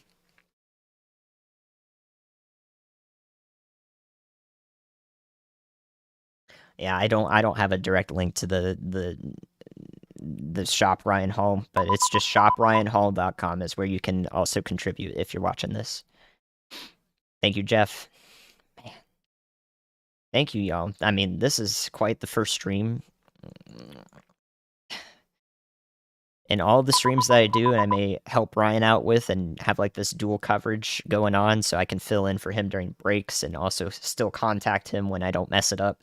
Right now I messed it up, so I can't contact him unless I do it through Zello. I hope that, you know, we really don't have to do this level of coverage again, but we will be here if we need to. We will be here. Don't worry about me. Absolutely, Krista. Yeah. Nashville now under a considerable severe thunderstorm warning. That considerable means that not only 60-mile-an-hour winds are possible, but 70-mile-an-hour wind gusts are going to come through the metro. They're going to come through Smyrna. They're going to come through Murfreesboro. And they're going to come through all of these areas to the south of Nashville are expected to receive powerful wind gusts. So I don't see anything. I don't see anything imminently tornadic with this line approaching Nashville. Let's see if we had a tornado possible in this. We do not. So there is no possible tornado tag on this severe thunderstorm warning that's about to go through Nashville here in the next 15 minutes or so. Neither is there a possible tornado tag anywhere along this line. So we're really looking at the damaging wind threat for areas near Bowling Green along I-65 corridor, and then of course south along I-24 through Murfreesboro and Nashville. And then of course, again, this severe threat should wane overnight as it progresses east along I-40, as it progresses east into southern Kentucky.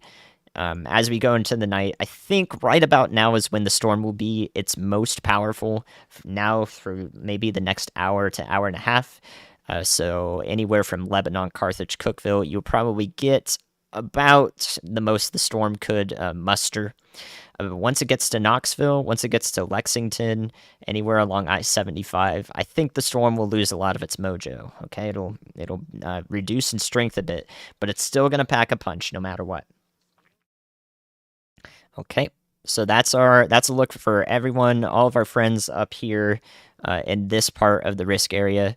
If you're over here, but if you're like north of this line, your primary threat today is flooding for this corridor, south of Indianapolis, including Cincinnati, Louisville. We're really worried about the flooding first and foremost. We've seen reports of even 3 to 4 inches of rain have fallen already in southern Illinois, western Kentucky, and that's going to be the same, the truth, going through the rest of the Ohio River Valley. Okay? So those severe storms are ready to come through Nashville just about 15 minutes from now, I think, and then 25 minutes for the East Metro, so west to east.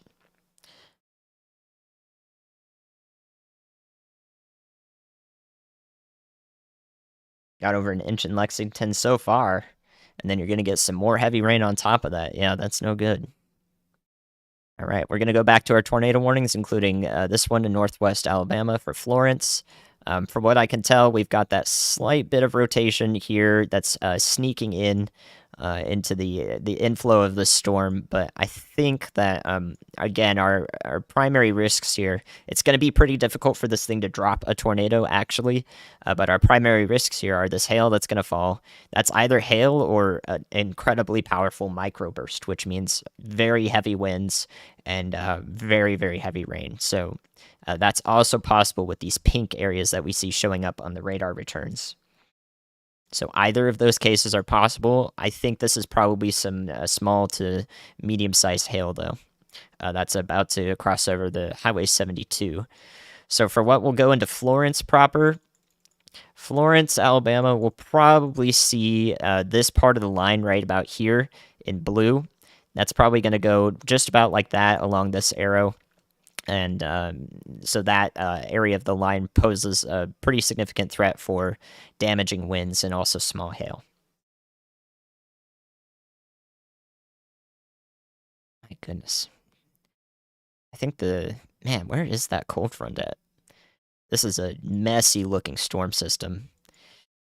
Okay, take a look at this. So now we're down here in our southern tornado warning, headed into Chickasaw in Mississippi, that county, and also Monroe County. We've been talking about this one. This is some tight rotation right here on the southern edge of the supercell. We've got these values showing up right next to each other. I would not be surprised if we flick over and see possibly a tornado debris signature show up with that. That looks like a much smaller tornado should it form, though. Oops. Oh no, and now my webcam has zoomed out. I love it when this... So right now, my webcam is in whiteboard mode. I have no idea why. But I will fix it. I have the power. Okay, nice. I knew this was going to happen once per stream, dude. Alright, so now you get to see my room in more detail. The weather station here, the weather forecasting desk. There we go. I love this new webcam. It's just so funny. Oh man, if we could just get a little bit of brightness and positivity here, that would be very well received, man. Because we know that what's said and done is what we're going to help out with a ton.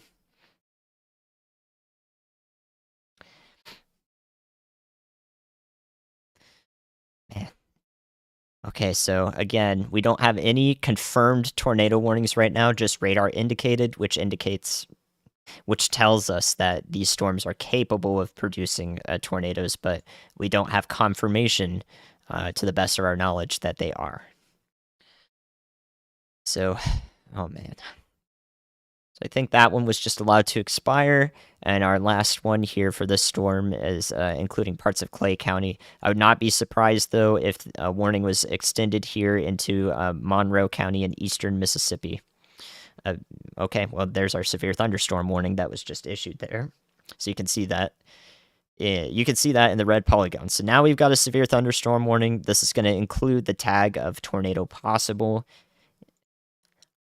And so now we're down to severe thunderstorm warning for this area. If it does ramp back up in rotation, we'll see another tornado warning issued, but I hope that's the last of it. All right, and back up here to northwestern Alabama. Again, still not seeing really any rotation that is signifying to me that we could have a tornado on the ground. I'll double check though in all the radar products that we have. Yeah. So what we're seeing right here in this correlation coefficient, it's a great example of something I can show you guys. So I'm going to circle both areas here. So these values right here are lower. You're used to seeing those. Here's some hail showing up right in the same place. The radar beam is coming in from this direction and hitting this hail right here. And when it does that, when it comes up to the hail here, it's hitting all these objects that are of different sizes, and then the rest of the beam thereafter is distorted, and that's called non-uniform beam filling. So all of these values up here are basically useless values for this product. We can't tell what's happening as well up there because the hail that the radar beam has hit has distorted it. So that is not anything to do with tornado debris or anything like that. There are different things that we're looking at with that product on radar. All right, so this cell could produce a spin-up tornado. Probably is its best bet at doing anything tornadic. But from what I can see here, as it heads towards the Florence, Alabama area, it looks like we're really seeing just that damaging wind threat here with some hail associated with it.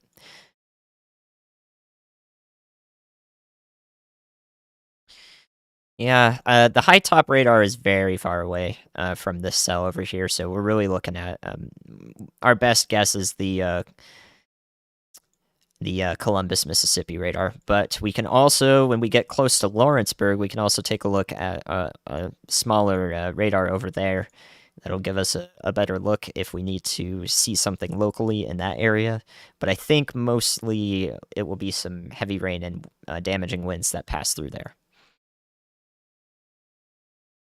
Yeah, of course. Don't be super scared. Be nervous. Be a little bit anxious about this because this is stuff that means a lot. We want to make sure that people are taking it seriously, but be prepared more than anything. Use all the resources you've got access to, and use all the resources that we've got access to make sure that as many people know about this stuff as it moves through their area as possible. Okay, so I don't like the look of this. I don't like the look of this right here. If you look at this right here in the velocity, you can see this arrow, they're coming together from the orientation of the radar.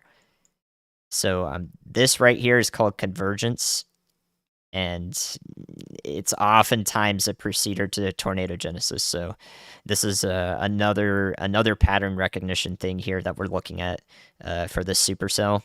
And as this little cell down here kind of gets absorbed into the supercell, it's very possible that it could lead to another tornado from this storm. Yeah, I don't like the look of that. And this area right in here is including Smithville, Mississippi, is infamous for doing this exact thing. So, um, I this is definitely, I would not be surprised if we're about to see another rotating part of the storm take hold here. Yeah, this area right here is the convergence that happens here is time and time again. Time and time again we see it. So we're going to keep a close eye on that.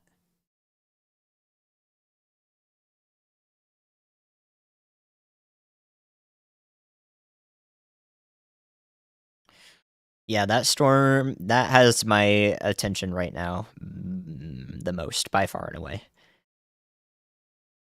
So that hopefully this area of convergence right here that's showing up, hopefully that does not lead to anything, but I would not be surprised. Again, that cell, you can watch it. It's kind of just coming from the south, and then it gets kind of absorbed into it. We're seeing that hook start to take shape there, and it could just wrap one up right here, probably without much of a problem. So watching this area very, very closely. Okay, that's next. Now it's the waiting game. All right, each new scan of the radar that comes through, we can see those reds, ramping up a little bit there. So watch that show up. No reds there. Bam, convergence. This wind is going this direction. This wind is going this direction. Right there in the middle, we could see some rotation start up. Man, that is not good.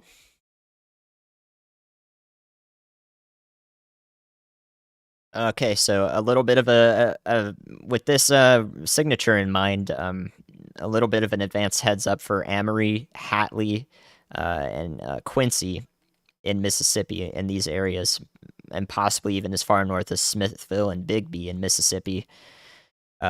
Could be seeing a tornadic storm heading their way. Oh yeah. Let's see here. Yeah, so even, man, finally we're not in a radar hole, at least for this part of the storm. We can see some absolutely beautiful data here. So right about here, look at the succession of the greens. Let me draw this in black.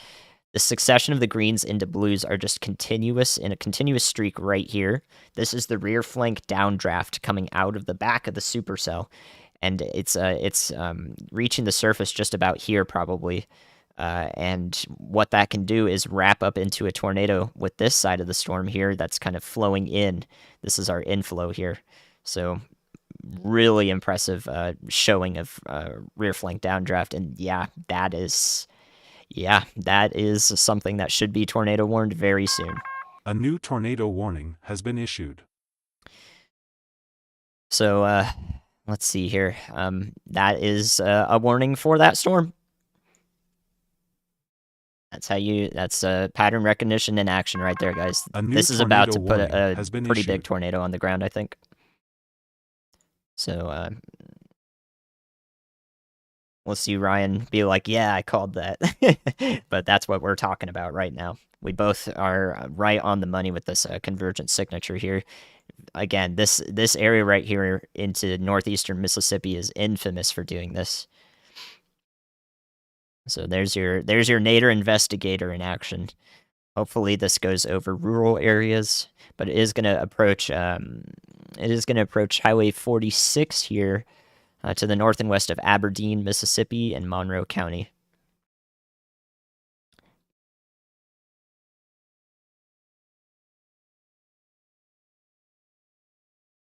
This is going to look like an incredible, I mean, it already looks like an incredible supercell on radar. Look at that. Look at that taking shape there. Classic. Now all that's left is for this to wrap up right in here. And yeah, our rear flank downdraft is no joke at doing exactly that. Oh man. Oh man. You don't like it kind of, sometimes it kind of sucks a little bit just watching it happen and knowing that it's just got a chance to do exactly that. I don't see the debris signature on the ground yet, but I'd honestly be surprised if this does not produce a tornado as it nears the Egypt, Mississippi area along 46A. So yeah, this Amory, Hatley, Quincy, and Smithville, Mississippi. Take a look at that.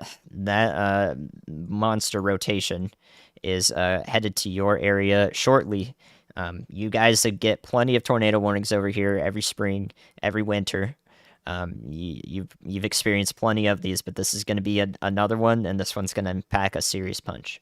So please get in your tornado safe spots as you know to do in these areas over here.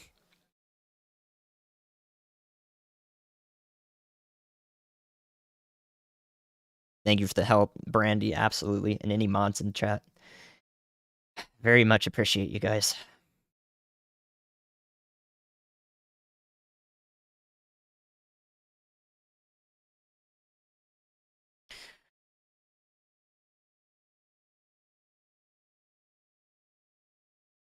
Man.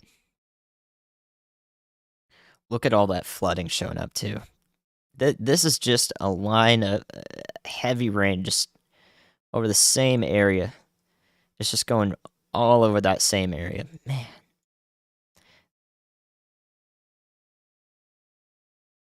There's nothing else Ryan or I could say. All we could say is, man. Okay, another update for Florence before our supercell down there takes off and puts one on the ground. We're about to see. For Florence, we've got this supercell hybrid structure up here, kind of like this, and there's going to be an area of damaging winds and hail approaching the city. It looks like this area of hail right down here is maintaining intensity. It's probably going to track right over Tuscumbia, Sheffield, and Florence proper. So you guys are going to get in on a pretty gnarly storm here that I think for the most part is not tornadic, but it is a tornado warning and should be treated as such. It should be treated with the same intensity because it is going to pack one heck of a punch for spring. All right, there's our particularly dangerous situation warning about to come through after the severe thunderstorm warning. We do have a particularly dangerous situation, a PDS now. We're probably about 30 seconds away from this tornado right here. Circled here, touching down. We've got a funnel definitely showing up with this. Absolutely. Absolutely. New information. This tornado warning has been upgraded. So, man. This, oh, man. Guys, I can't tell you how classic that is. And, I mean, just look at it. Pink. This is 133 miles an hour on this side of the storm right here. And then, man, you just look at the hook. I mean, it's basically already showing up as pretty much a debris ball. And I mean, if I toggle over here, there it is. Big blue blob. The fact that we as meteorologists are able to see something like this and tell you ahead of time is amazing and awesome science, and it should be utilized as publicly as it possibly can be to give you guys, advance warning of something like this, because,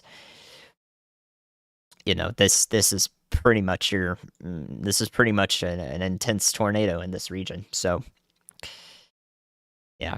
Like I said, Amory, Hatley, you guys are now about to see probably an upgrade to this tornado warning, and if you haven't done so already, it's shelter time. Quite oftentimes, these locations here in these convergent signatures here in northeastern Mississippi, they don't last too long.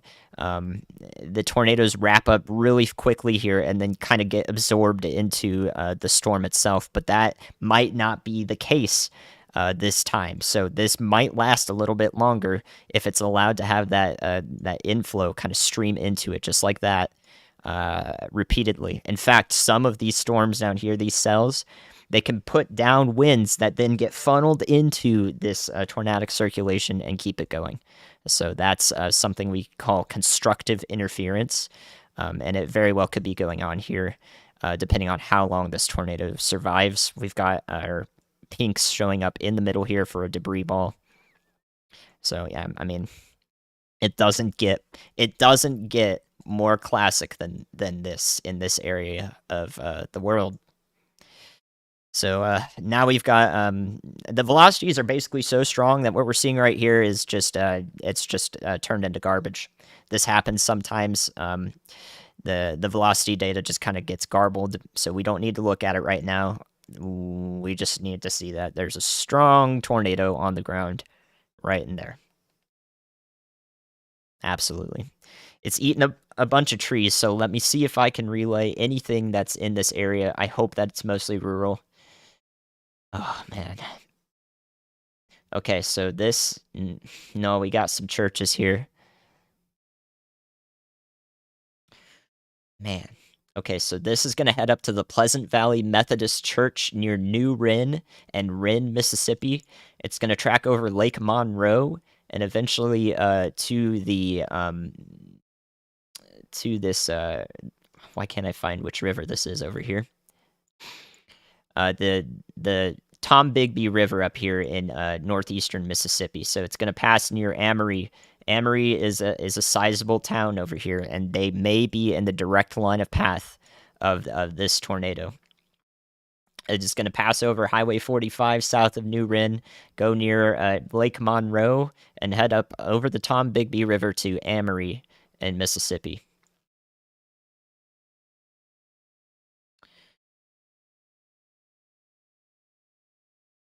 Okay. My goodness, man.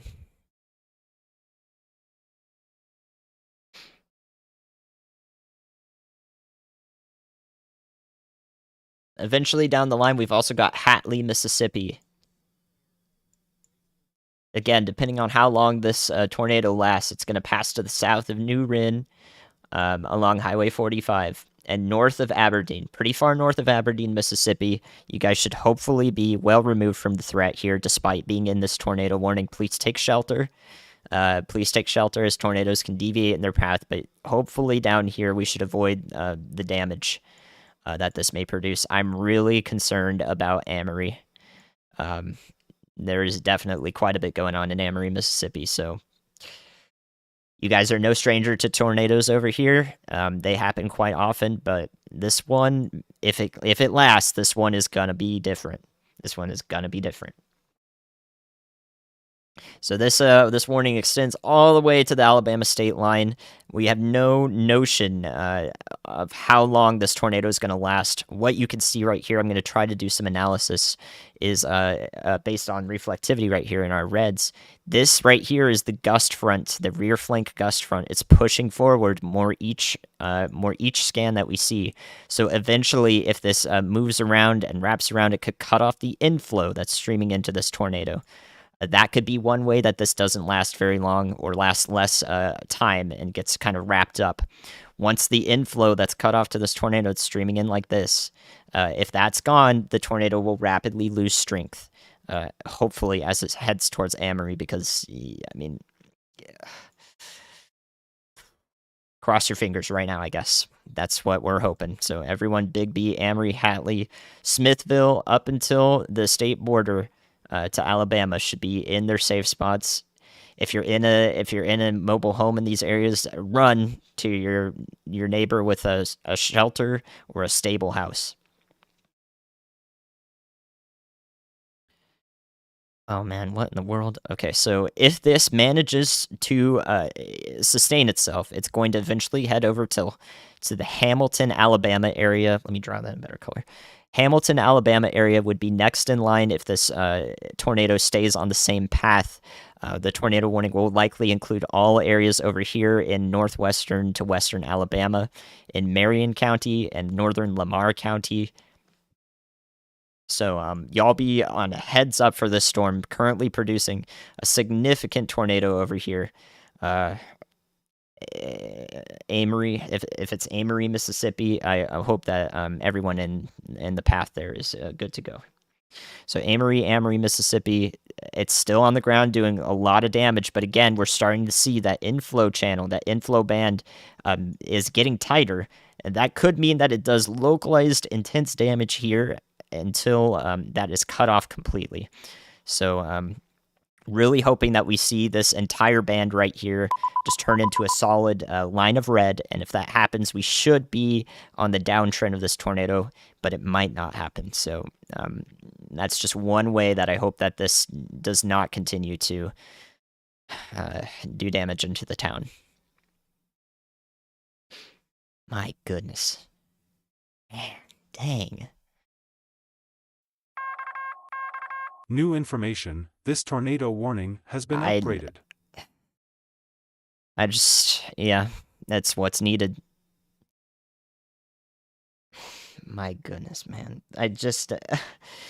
Hard to say, but I really, really hope that we have done our absolute best to relay this information as far ahead of time as possible when we were looking back here, all the way back here, when this was just that convergence signature that we had on radar.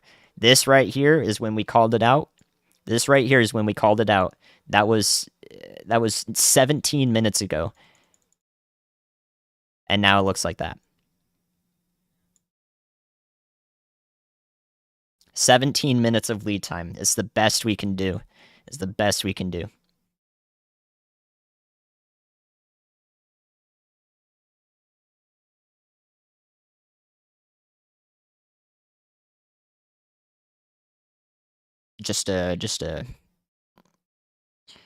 I really, really hope that this does not persist into Amory. We have a couple minutes for this town right now. Hopefully that... Darn it, dude. It is not doing what I want it to. It is really not doing what I want it to do. I want this inflow to get cut off, but right now it's just not happening. Dude, come on. This is just... Is it too much to ask for? Gosh, this freaking tornado, man. It better not do this. Amory, if you're just now managing to listen to us, please get into your basement or the interiormost room of your house. Okay, let me do my best here. If you're on the southern side of Amory, the southern side of town here, this tornado is going to pass off to your northwest just about. But the wind field is going to be vicious, okay? It's going to be really, really powerful. On this side of Amory, if you're south and east of downtown, you need to get into the interiormost room of your house on the northeastern corner of that room. The northeastern corner is downwind of the winds that are going to be wrapping around the tornado in this area. So if you're in the downwind part A new PDS tornado of this warning has been issued. of this room inside your house, a closet or a bathroom, hopefully without windows, is the best you can do. You should be the most sheltered from damage. Alternatively, you could try to get further north and east into your house. A new PDS tornado warning has been issued. And that should, as long as you're to the south and east of the downtown area of Amory, the north and east part of your house removed from windows is where you want to be. If you're in between Big B and Amory where this tornado tracks through, you just need to be in the interiormost room of your house. Good grief. Oh my gosh.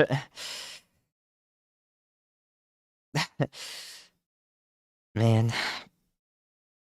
Good grief.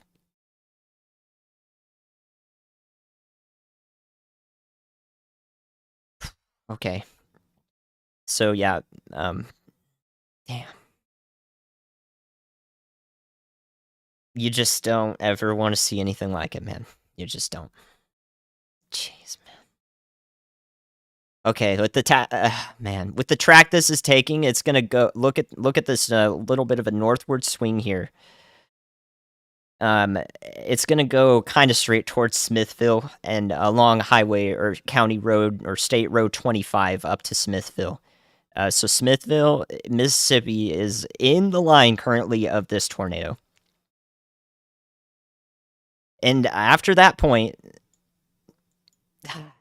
After that point, Bexar, Alabama, on the border, is the next town in line for this tornado to pass through if it persists. Good grief. Okay, so, oh my goodness. So I'm gonna call out Smithville areas. I'm a little late for Amory. I'm so sorry. Goodness gracious. Okay, so Smithville. I really think that it looks like it's gonna track pretty much through downtown Smithville. So if you're north of Parham Store Road or Caldwell Road and Smithville Road, north of the Sproul Chapel Church, Smithville High School, all of these areas in downtown Smithville are in the direct line of possibly getting hit by this tornado. And then down the line, we've got Turon, Mississippi. Turon, Mississippi is an unincorporated area. And there are various houses to the east, northeast of that, but most of it is rural. Hopefully, it goes north of Liberty Grove Church out in rural Mississippi toward the state line. And then as it gets to Bexar, Alabama, we'll see where the path is there. But everybody in the vicinity of Bexar, Alabama, in this polygon, Hackleburg included, and eventually Phil Campbell, should be taking shelter right now. Ooh, all right.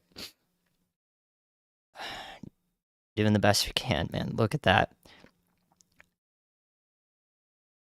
All right, so it's tracking through north and west of Amory. There are a lot of streets over here. There are a lot of residential areas over here. Yeah, this is just the Monroe gas storage. I don't know. I hope that all these areas are, helping out. But this, in case you're just getting here, this big blue blob right here is the tornado, and all of the debris in its wind field. It is kicking up debris in this entire area, probably at least 3/4 of a mile wide, if not a mile wide, and it will impact Smithville to some extent. It is just headed pretty much straight towards Smithville here in Mississippi. And then eventually it will impact Turon, Mississippi, a small unincorporated area, and then eventually cross the state line to Bexar, Alabama, and possibly track all the way toward the areas of Hackleburg, Alabama. Should be an advanced heads up. Man, I was really hoping this wouldn't happen, dude. Dang it. Yeah, definitely just cross your fingers that everybody knows what's going on here, as many people as possible.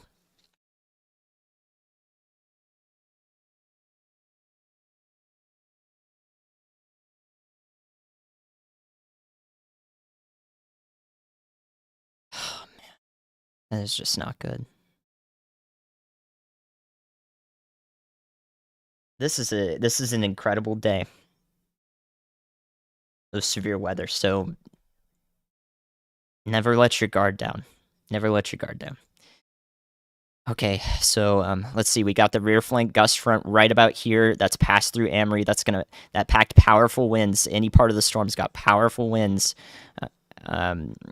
So we've still got the rear flank gust front here, a really decent inflow channel here, band of winds that are just funneling into the storm. We can see that in these lower reflectivities right here showing up, the lower returns. So these winds are going right into the tornado. They're free to go in there as it goes into Smithville, as of about 45 seconds ago. So, a new tornado warning has been issued. I don't see this tornado right now is going to persist based on this radar scan, and will continue to head towards Smithville, maybe impacting a new tornado warning has predominantly the southern part of Smithville. The Crossbound Church, especially, is about 4 or 5 minutes away from impact here, as well as much of Smithville.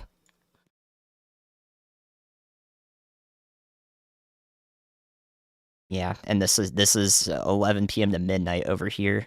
11 p.m. So I don't know. I don't know if we could reach everyone here. If at least somebody could reach everyone here. We're just a part of it. That is the ultimate goal. Is to make sure everybody knows. So, I mean, if you need another indicator that this is producing significant debris, what we're looking at here is the debris field being lofted into the air. These lower values right here in the greens and yellows is debris being tossed up into the air and up into the storm as it goes out into the forward flank here. You can actually, wow, look at that. You can see a split updraft right in here. Take a look at this.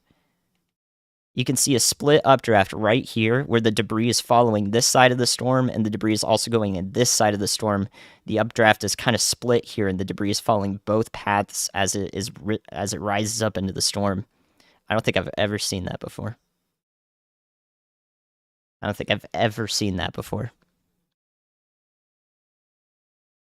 Okay, I'm hoping that Smithville, it's like it is gonna be within a block or two of these populated areas of Smithville. If it manages to go south of Smithville, just right about here, it's going to impact Spruill Chapel Church and crossbound churches.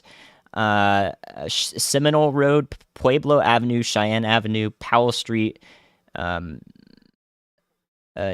Neighbors Circle, and areas around crossbound church around Seminole Road to the south and east of Smithville they're going to be swallowed up by this tornado as it stands.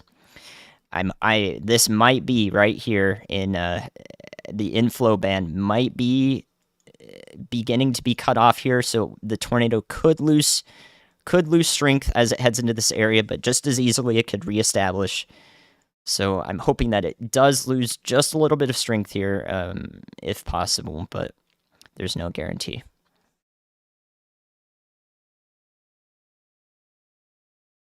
Wow, my heart is pounding.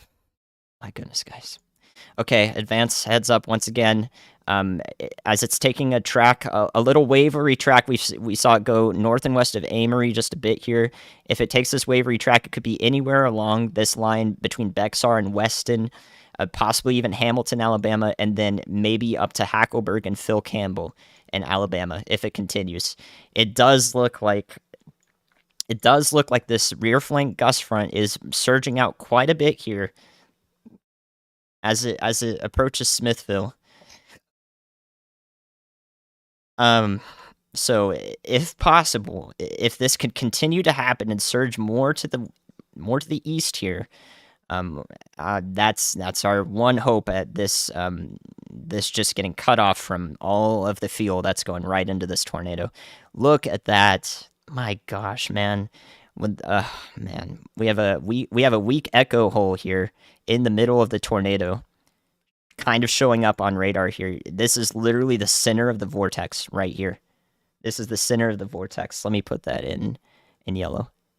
That right there in the green is probably the center of this tornado, and debris is going all the way around it like this in a circular fashion as it's wrapped up and ejected off into the cloud. The center of the tornado is showing up on radar right now. You just don't see that.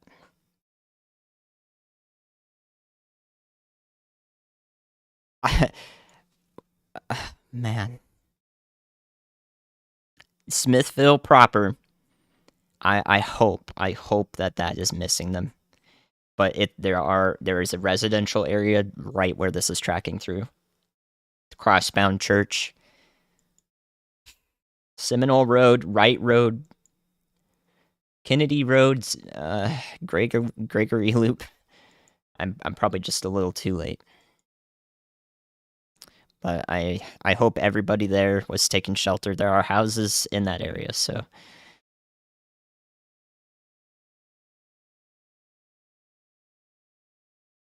All right. Cross your fingers that nobody lost a life here in Smithville. Or in Amory, or in Bigby, or down the line here if this manages to keep outrunning what it's doing here. You just don't see that.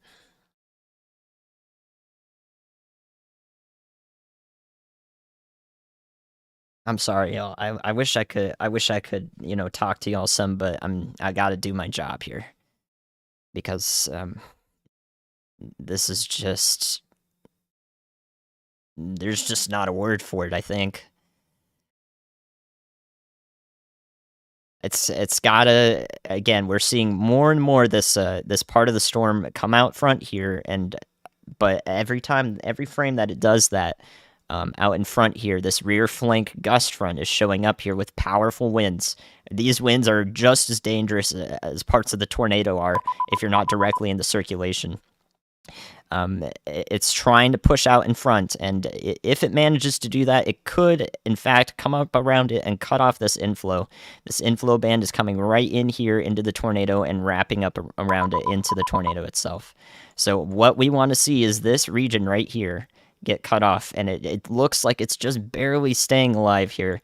And honestly, the tighter that it is in that region, the more the winds can be funneled into it, and like a funnel effect. And when that happens, they're squeezed together, and that can cause an even more intense rotation. So another thing to note is anyone in these rural areas, the southern and eastern flanks of the tornado being right in here, just about in the circle, in the northwest corner of the hook echo here, the southern and eastern flanks of the rotation, especially right along in it, are going to be the most dangerous because what you have is the addition of the translational speed, which is the speed forward the tornado is moving, whether it's 40 miles an hour or just thereabouts, and also the rotational part of the tornado. You add those winds together to get the resultant wind for what you would experience on that side of the tornado. So this could be the most dangerous part of the tornado if we get down to the street level on this side of it, just about in this area.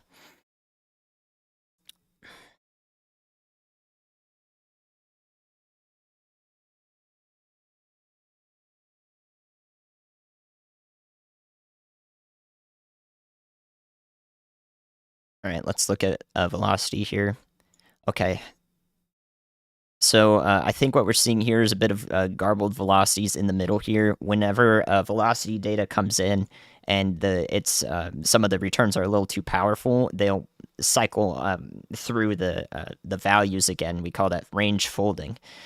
So we could have a bit of range folding here if this tornado is still on the ground, but it's possible that our inflow here may be cut off just a bit on the velocity returns that we're seeing. So maybe what I've been talking about has finally, hopefully, come to fruition just a bit. That would be ideal, so that this tornado can stop doing damage.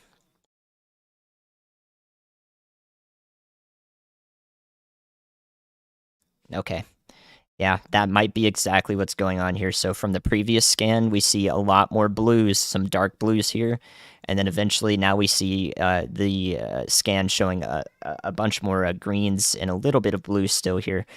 This is probably the weakening stage of the tornado that was currently ongoing. I think that finally it has managed to, sort of become displaced and all of the inflow bands and the rear flank that's feeding into it and causing the circulation.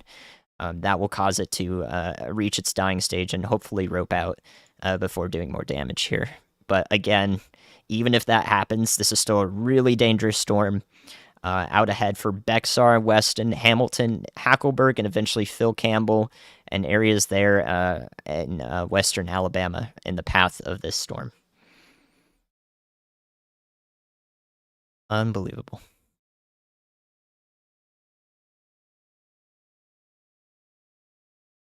That is the hope. It's definitely still doing some damage though, and it's definitely got some really strong winds associated with it. I'm just hoping that, whatever higher end rating that it may have been doing has sort of dropped off to, a weaker tornado impacting this area.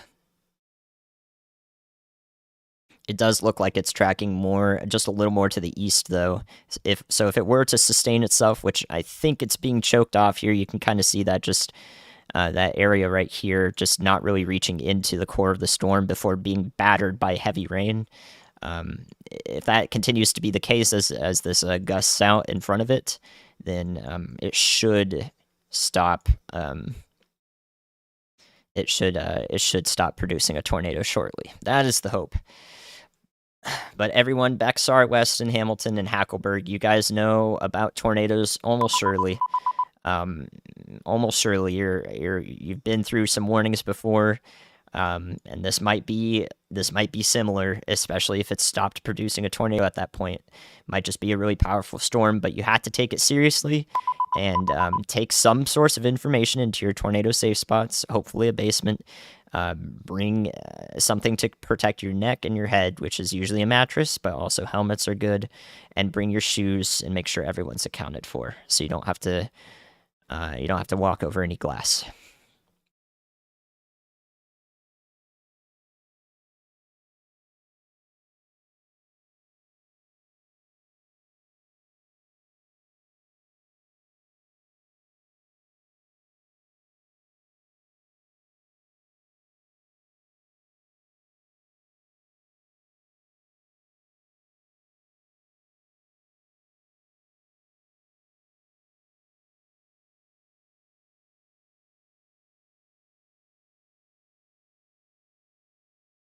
Wow, guys.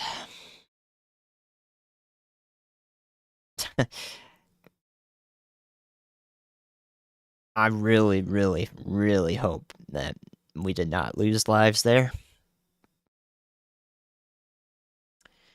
I really, really hope that we were able to, somebody was able to save the lives in the path of this thing.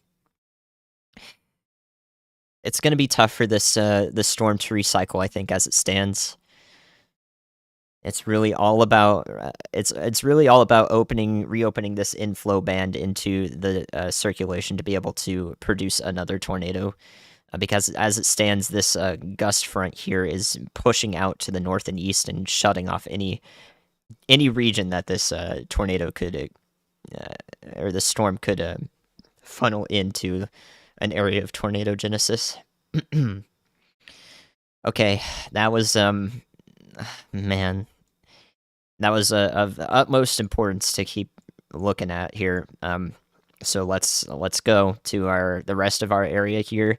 Make sure we're talking about everyone now that hopefully we have gotten as many lives saved in these areas as possible. Okay, all right. So let's go to Florence and east. The storm's now passed through Florence, Tuscumbia. There may have been some really heavy downpours and very strong winds going through there.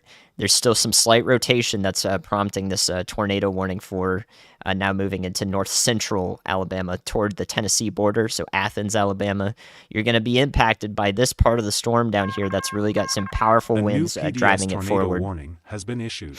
So those really powerful winds driving it forward, you're gonna feel those gusty winds. You're gonna hear that heavy rainfall for sure.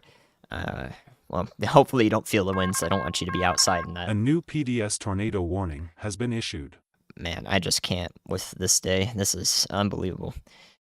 Okay, and then of course I was warning you guys about the Nashville storm all the way down through Murfreesboro, all of this populated this area in central Tennessee now. We still got this really, look at that, man. Murfreesboro is about to get those powerful winds just about now. I think the most powerful winds are to your north, going towards Watertown, possibly even probably just south of Lebanon, Tennessee, just in here. So Shop Springs and Watertown, Tennessee, are probably going to experience the most powerful part of this line. But Murfreesboro, you're definitely going to hear it, and you're going to see it for sure. And then we kind of got this this line being pushed forward, and we got this one back in here with strong storms all above it, or all along it, rather. And that's about to impact Bowling Green, Kentucky. I've been talking about, y'all, the line of storms is intensified as it goes to the north along the I-65 corridor. We were talking about this and saying that it's going to happen. So Bowling Green's going to get in on some wind action. I see nothing tornadic up here for now. So it does not look like anything tornadic is going on up here through Tennessee, at least north of Shelbyville here and Lewisburg, just about. So just north of this line, nothing tornadic in Tennessee is going on, or Kentucky. We've just got some really powerful winds and heavy rain. We can't discount the flooding risk with all the rest of this. Okay. So there's an update for the rest of our friends. Lebanon into Carthage, into eventually Cookeville in the next hour or so is going to experience the most powerful part of this line as it maintains strength, and then hopefully past Cookeville or just before Cookeville, it's going to start losing intensity. But this could also track a little bit to the south and east as well. So Crossville, as anywhere along I-40, will get some powerful winds into the early morning hours here. Knoxville is about 2 to 3 hours down the line. Chattanooga is about 2 to 3 hours down the line as well. Maybe 3 to 4.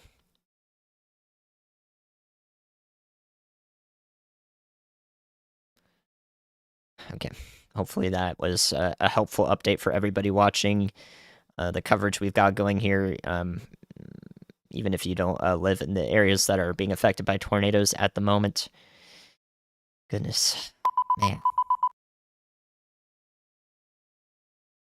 So, Marion County also under a considerable severe thunderstorm warning. Again, if this tornado does not impact the area of Hamilton or anywhere in this polygon here that's outlined going to Natural Bridge, anyone in this polygon here that was just issued, you're going to see this thing right here, which is some really, really powerful winds just showing up along the rear flank gust front here. These are 70, 80, even 90 mile an hour wind gusts that could reach the surface. It's going to be, we could get some pretty considerable severe wind damage in Hamilton. That's even if that's not tornado damage. Hamilton, Alabama could see some considerable severe thunderstorm wind damage because of this. I mean, just look at that. These dark browns are 109 miles an hour, so wind gusts are going to be intense. Thanks for all the support. I'm sorry if I didn't read some of it. I will see all of it, so I will see all of it at some point. So everybody's commenting and so forth. You're all appreciated. I'm going to be watching this back countless times in my future to see where I did well, to see how I can improve in my part of the Ryan Hall y'all team, like in my part of the team, what I'm able to do and relay this information to as many people who can use it effectively and, get help and tell people. I'm going to be watching it back a lot. So this means a lot to me. This is an important moment in my career. So very important that it means a lot to me that everyone's here as well. Yeah, these winds here, even if there is no tornado approaching Bexar, Alabama right now, these winds that are going to go just south of the town are unbelievably strong. Like, this is only about 1,000 feet above the surface. That is easily making it to the ground in some capacity. Even if it's 3/4 of the intensity, that's 75 mile an hour winds, 80 mile an hour wind gusts. And that will rip shingles off your roof. That'll down trees. That could damage homes. It's incredibly significant, even so.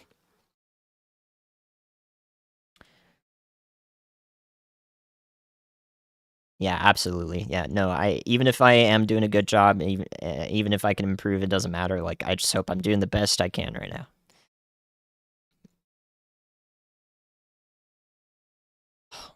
Okay. Okay.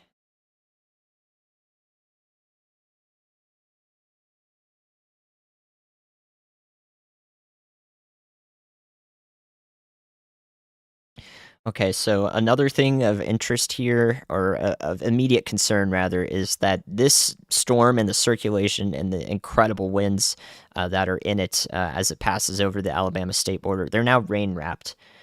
So a lot of this is going to be preceded by rain, and then suddenly it's going to turn into a nightmare scenario out there.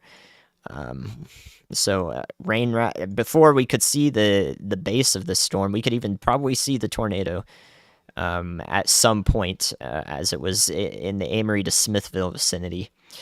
But now it's rain wrapped completely, and it's going to be impossible to see anything in this mess. Wow. Yeah, I'm seeing screenshots of I don't know which tornado that is. They probably three of them look like that tonight, but it's just what you expect. I mean, if you're expecting to look at a tornado that just looks like an absolute demon, yeah, it looks like that.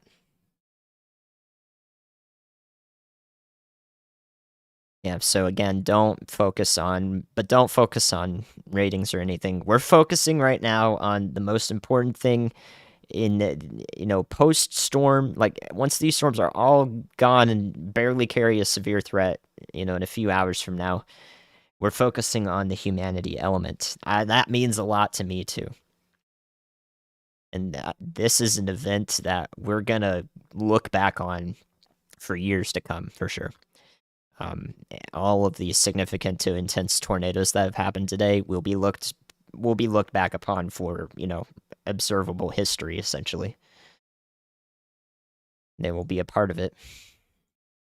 So, in cataloging all of that, in noting all of the elements of the storm and how it worked, we cannot lose the humanity aspect of this and the people that were impacted. We cannot lose that to ratings. We cannot lose that to anything.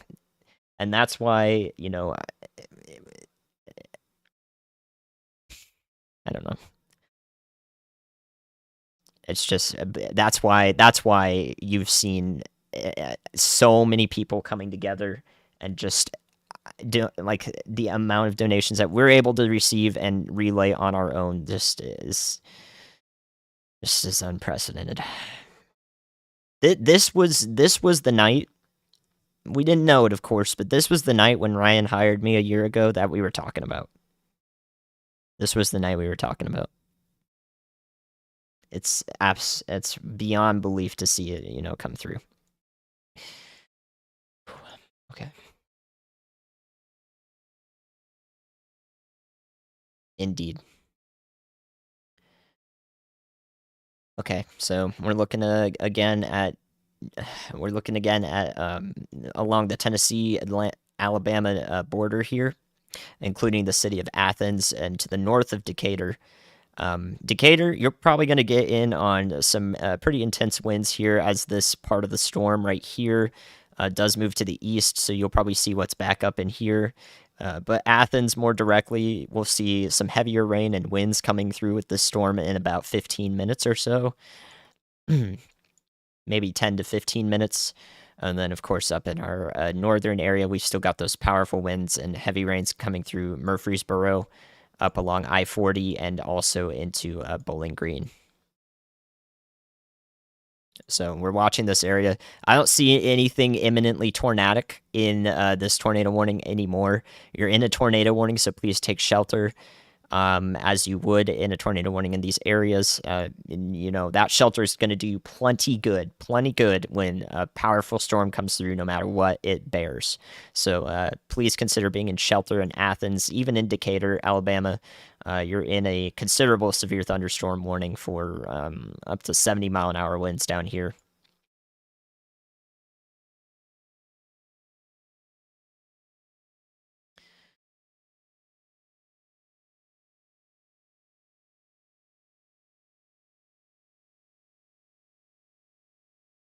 Okay.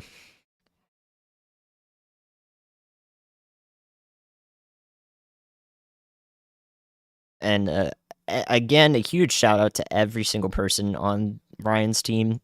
Anyone who's here moderating or they are moderating, anyone who's in the back end. We have so many. I think they're some of my favorite people. Some of my favorite people. This is a team beyond belief. Okay, Hamilton, Alabama, you've got a couple minutes until those really, really powerful wind gusts are going to come through in this gust front right here.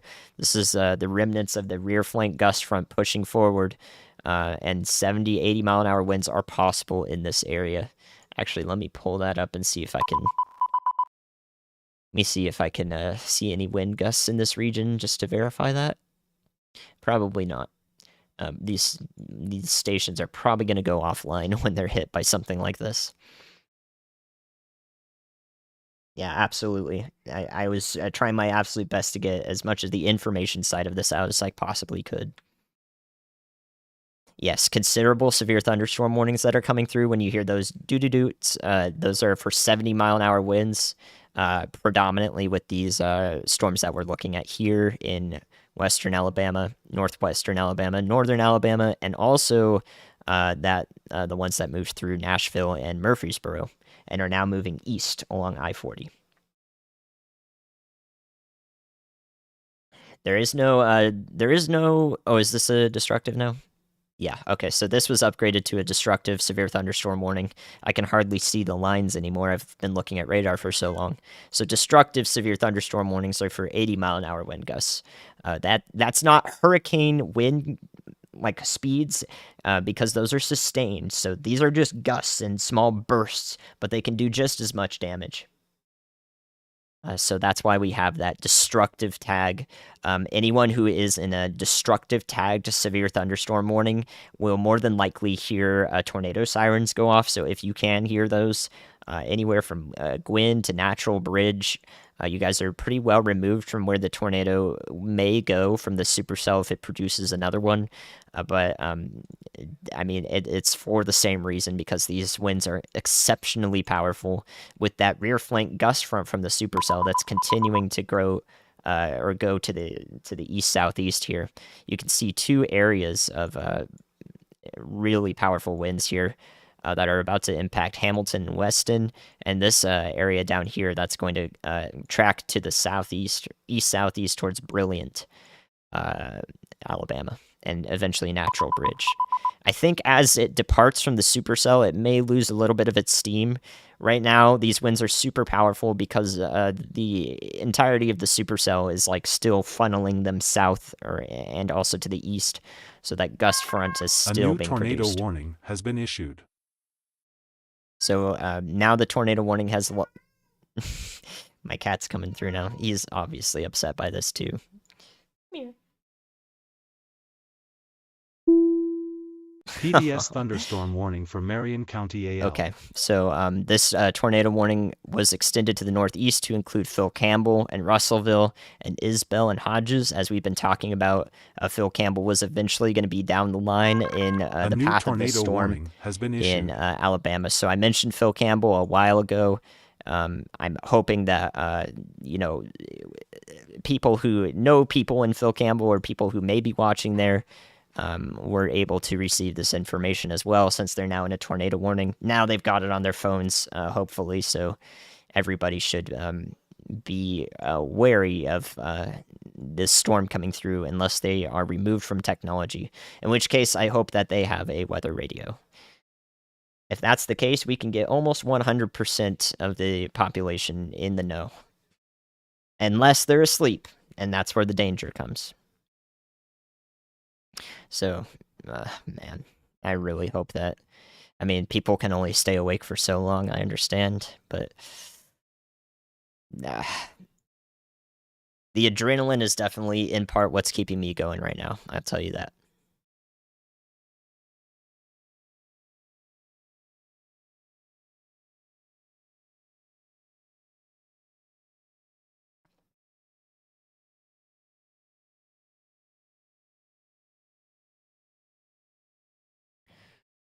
Okay.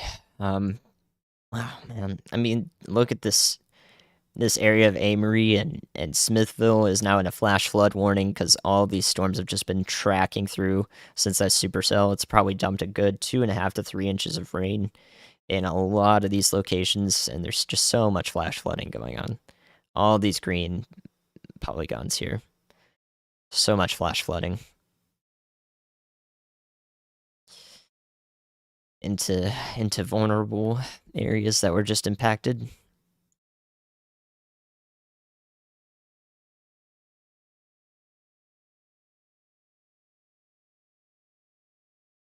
Is there a weather radio you recommend? The Midland radio that we have on shopryanhall.com is going to do everything you need it to do.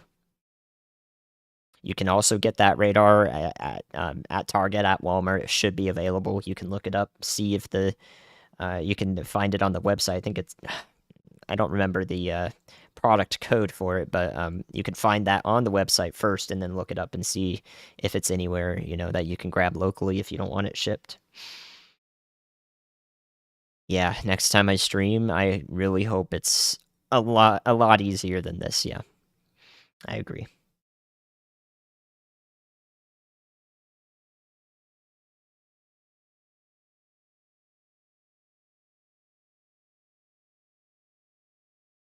Wow. So Huntsville is now included in this severe thunderstorm warning, which is a considerable severe thunderstorm warning for north central Alabama.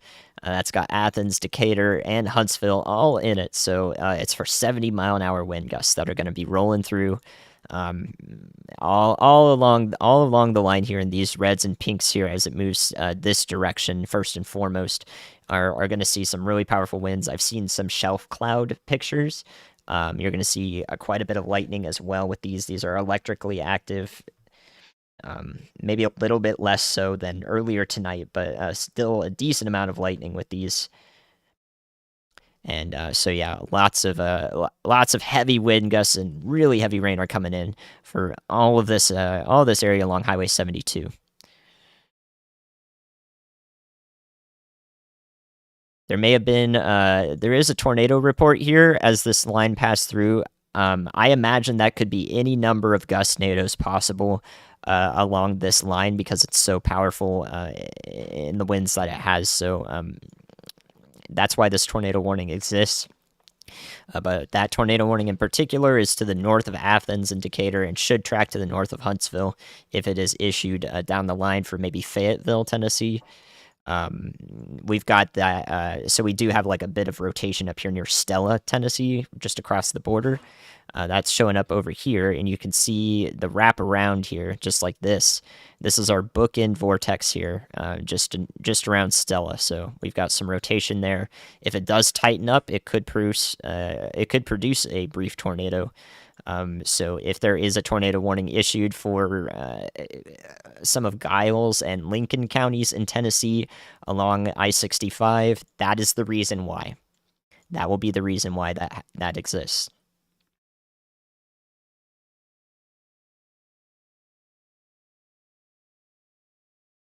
So Athens, Decatur, and Huntsville down the line are looking at getting into some severe thunderstorm wind gusts here shortly. And then that severe wind area that we saw from the rear flank gust front from the supercell that just produced a huge tornado has gone through Hamilton now. Hopefully lost a bit of its steam. We've got about 75-mile-an-hour winds showing up 1,500 feet above the surface. So I imagine probably 60-mile-an-hour winds are possible at the surface, if not a little more than that. And that severe thunderstorm, or those winds are this pocket of winds right here in the tan, that's what those heavy winds are tracking east through Marion County towards Natural Bridge along Highway 278. I believe that says, yeah, 278.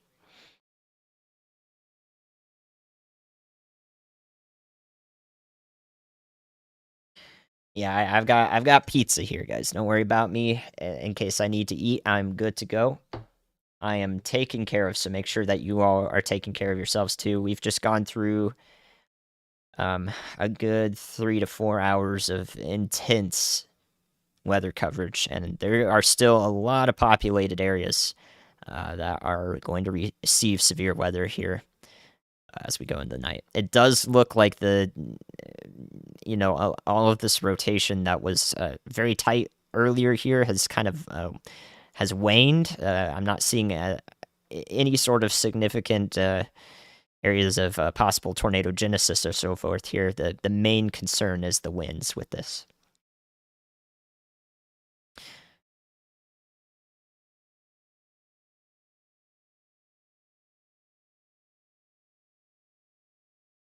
Man.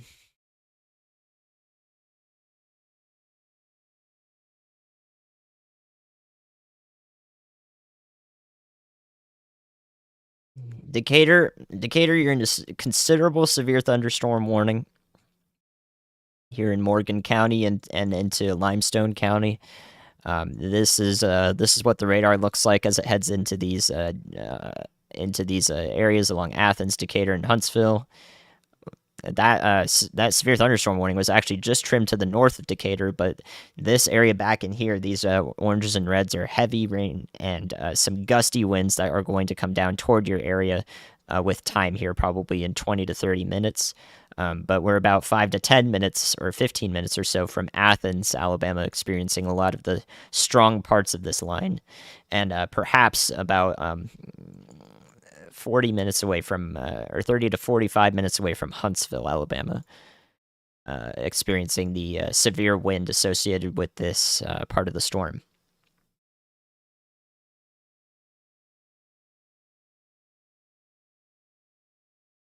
So yeah, this line of the storm has produced a 66-mile-an-hour wind gust near Florence, Alabama, just about 34 minutes ago. So this part of the storm is producing 60 to 70-mile-an-hour wind gusts, as we've been talking about. That's what's going to run into Athens here. You may lose a roof shingle or so. Weaker trees might be downed. So if that impacts your house at all, that would be the worst case scenario, I think, with these winds, other than being caught outside in them. Okay, let's see. All right, let me give a brief overview here for everybody watching, just so we're all up to speed. If you are west of this line, so I'm going to draw it for you in black here. If you are west of this line right here, you should be fine tonight. Memphis is fine. Jackson, Tennessee is fine. Clarksville and Hopkinsville is fine. Evansville is fine. Outside of any flood risks, so don't go out driving in the night.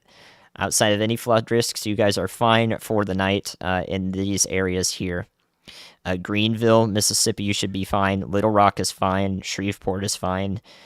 We've got some remnant straggling thunderstorms that may impact this area into southern Louisiana into the morning hours, and so those may pose a little bit of a threat. Some heavy rains with them, but once those pass through, you're good for the rest of tomorrow, and then eventually on Sunday, we do have a risk area that shows back up through a lot of this area. This is a marginal risk in the dark green here, and it's associated with there's probably going to just be a damaging wind and maybe a small hail threat with a bunch of pop-up storms that come into this area due to some warm air streaming in from the Gulf. And that's gonna fire off some storms in this area. Hopefully, it leaves any flood-prone areas alone that are recently susceptible on Sunday. And then for tomorrow, real quick, we do have a marginal risk as well. These storms right here are going to track through the morning into this area, but they're going to pose much less of a severe threat. This is a marginal threat, or a 1 out of 5 from the Storm Prediction Center for Tallahassee, Atlanta, Columbia, Charleston, Savannah, Augusta, and Jayville down here. And this will be like, maybe like 6 to 7 a.m., maybe 8 a.m. Eastern, maybe a little bit before that for Atlanta Metro, and then into, the afternoon hours once we get down into here. These will pose just a marginal risk, and it's because everybody over here should be socked in clouds mostly, and that's going to prevent any fuel from the sun from really reaching the surface and giving as much of a threat of severe weather as we saw today. So that's a quick outlook for everyone tomorrow. Be weather aware tomorrow in these areas, but this is your springtime classic. I'm hoping that it doesn't result in anything significant like we've seen today.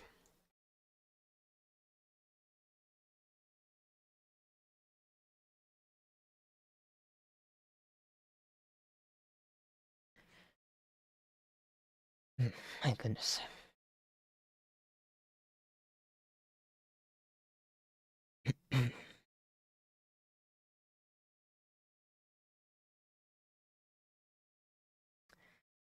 Okay. We're still watching these storms coming through populated areas here in north central Alabama.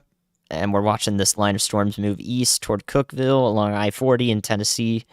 It's passed through Bowling Green now for the most part, and will be going towards, this area around Louisville to Lexington. But up here, it should just be some gusty winds and heavy rain. The primary threat up there is some flooding, especially all the way up into Cincinnati. Flooding is possible throughout that entire region of northern Kentucky into southwestern Ohio and southern Indiana. That's your primary concern. So again, we see this part of the this is a bookend vortex along this line of storms here, and we've got this signature up here. Maybe a little bit of a hybrid supercell also taking place. And in our winds, we see near Elkton, Tennessee, just a little bit of some broad rotation on the northern edge of the line. And this, if it does tighten up a little bit more, it could prompt a tornado warning for including Fayetteville, Tennessee, as it heads into Lincoln County in Tennessee. So if that does happen, now you know why. If there is a tornado warning issued for this area, but it is broad at the moment, I think it is going to stay a severe thunderstorm warning.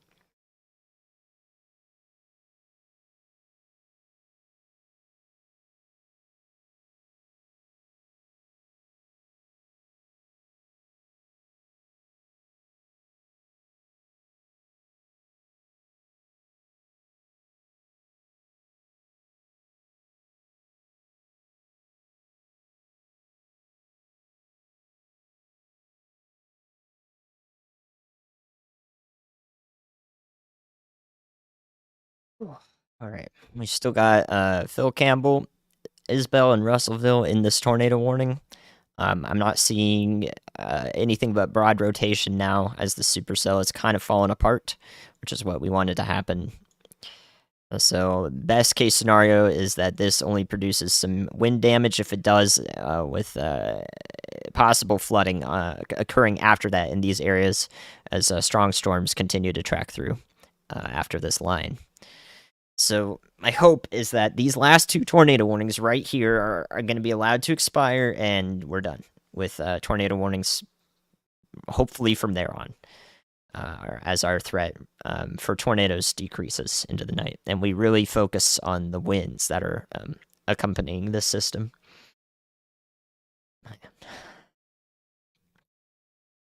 Oh, man. So, sometimes you might speak too soon, and there may be a little bit of rotation trying to start up here as the storm passes Hackleburg. So this could be a slightly worrisome signature here, because we have this band of inflow that we can see pretty clearly in these darker browns. So if that does something, well, I'll be the first to let you know there.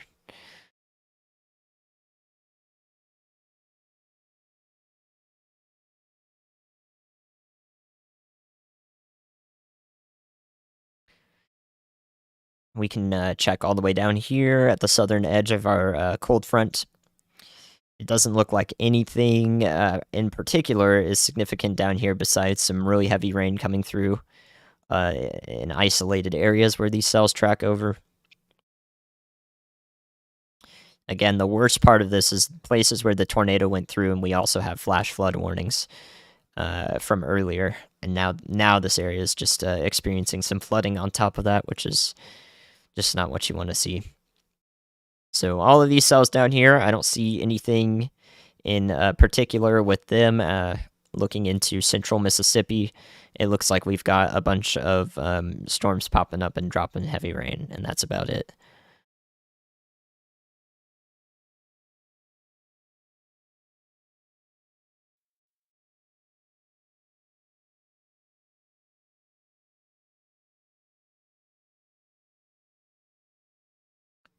So yeah, still watching this area right here, rotation. It looks like that inflow band that used to be connected may not be as intense there, but since this is a pretty tight area of rotation approaching Phil Campbell, I'm gonna continue to look at it a little more closely than anything else. This is what I hope to do, guys. This is like there's just there's just this little bit of rotation right here. It might do something. We're gonna watch this. That's what I hope my stream was gonna be, but you know, I was ready. I was ready for everything, and yeah, man.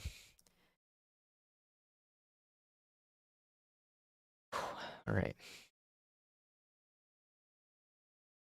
So so for Alabama again, another briefing. I think I didn't go over in depth further south down here, but as we go through the nighttime here, the early morning hours, these storms are going to track they're going to move like this to the east northeast, move like this to the east northeast, but they're going to develop to the southwest like this. So eventually, the line will be just going through these areas like this into the early morning hours, losing steam as they do.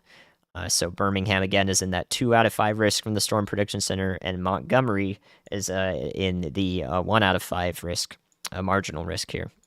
So as they go through the night, the wind damage hopefully should be more isolated in the hours following. So maybe about another hour out to this spot, and another 2 hours for this area, and anywhere along here 3 hours, about 1 hour steps like that. So Coleman could see it at about 1 a.m. I don't know if that's Eastern time. I think it is. So 2 a.m. Eastern possibly, and Gadsden could see it at about 3 a.m. Eastern. Same with Birmingham, 2 to 3 a.m. Eastern. And Montgomery is probably going to be around 4 to 5 a.m. And Atlanta is probably going to be about 4 to 5 a.m.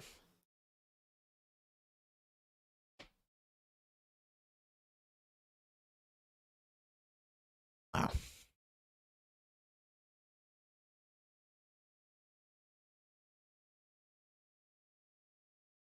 Okay, I'm still watching this area near Phil Campbell. Our last remaining tornado warn count is now 1. It does look like it's slightly less concerning. And I think that in just a second, no more tornado warnings active.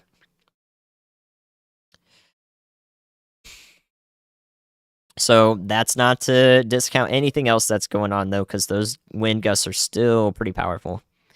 Still pretty powerful and affecting a lot of people right now.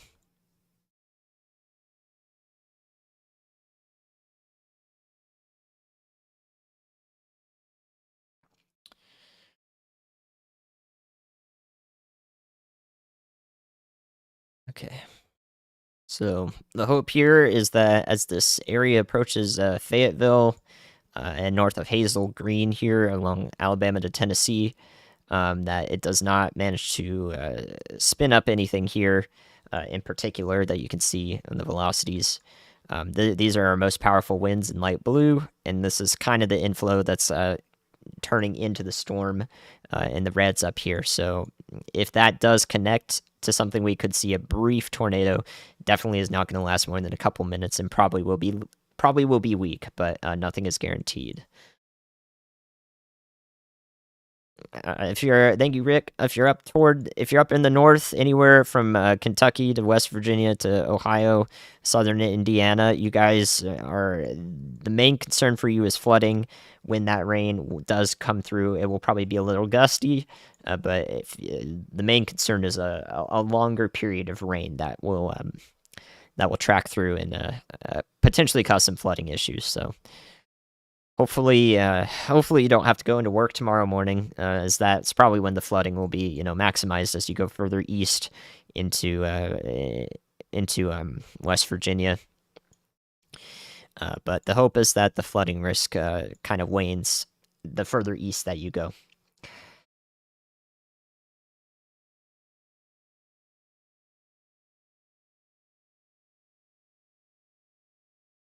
We've raised $105,000 for all tornado victims of today's event. So we're going to be able to do absolutely incredible stuff with that.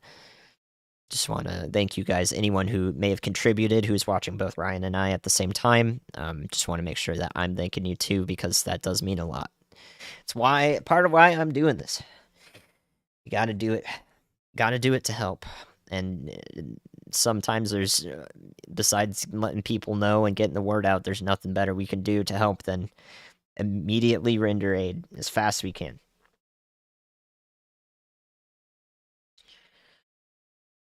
Okay, we're gonna look at severe thunderstorm warnings. If we can maintain no tornado warnings, y'all are free to ask me anything if you'd like to.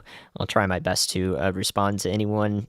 I would gear it more towards questions and less towards like what's my weather going to be, because hopefully those overviews that I gave were, could encompass you to some extent. And I don't really, I've been focused on this day, so I don't really know what's going to happen, 4 or 5 days from now. I'm only got a little bit of an overview of that. I don't have any specifics, so I can try my best.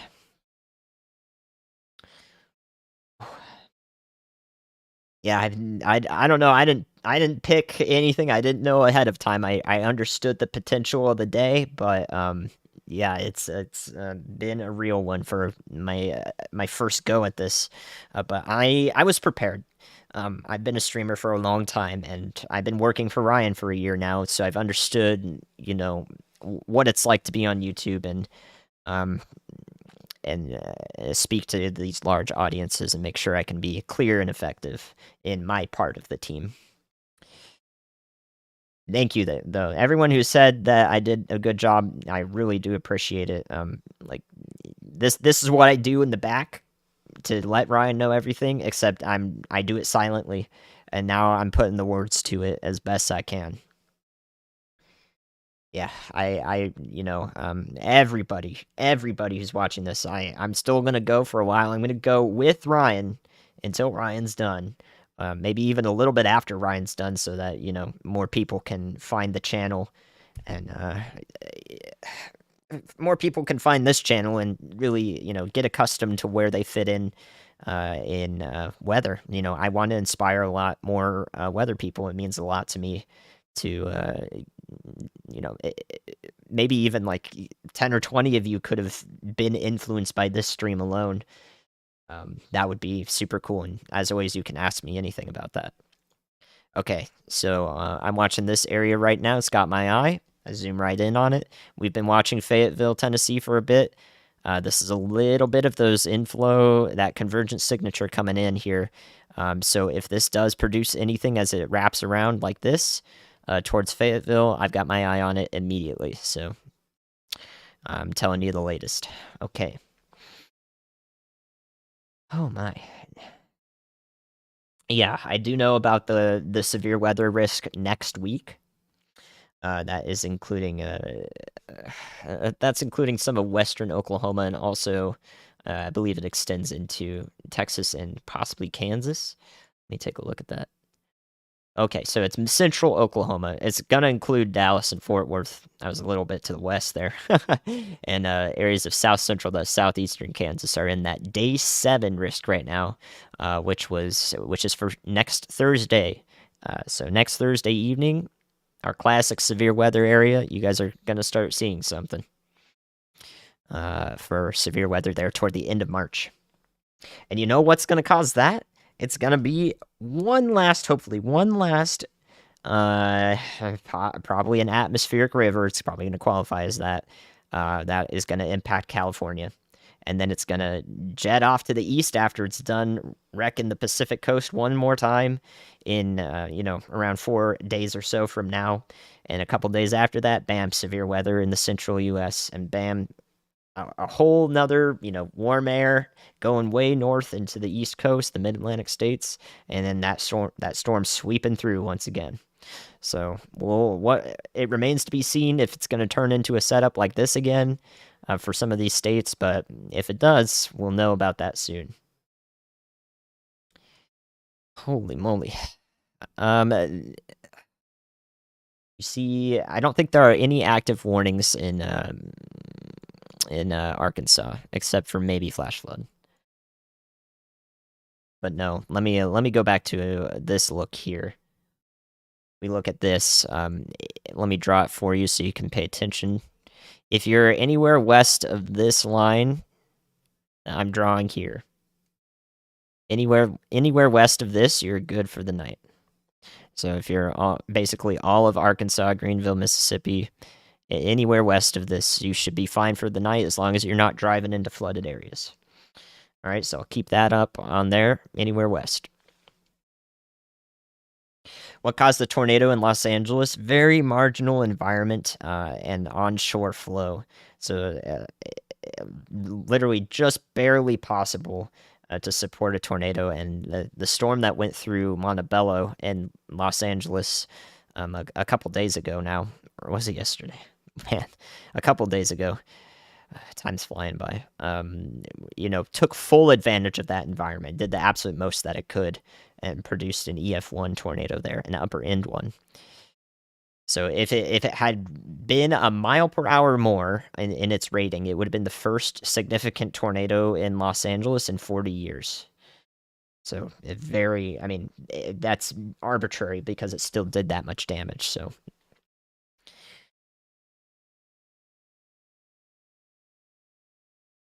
Okay, yeah, let's go back. Let's go back and look. I am a little concerned with this area entering Fayetteville. I don't like that very much. This could have a tornado warning issued for it. Been watching it for a while toward Fayetteville in Tennessee. Fayetteville, Mulberry, Still Springs, Winchester in south central Tennessee here. This is your advanced heads up. Y'all watch out. This could produce a brief tornado just in this area that I'm circling here as it moves off to the east-northeast. So if a tornado warning comes through, now you know. All right, let's take a look further south again. Where is Bear Creek at? You guys are talking about Bear Creek. Ah, right here.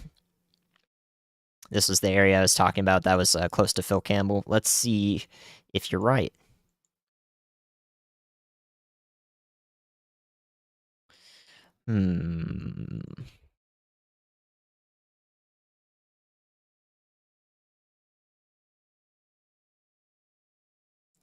It's very possible that this was a very brief, weak tornado.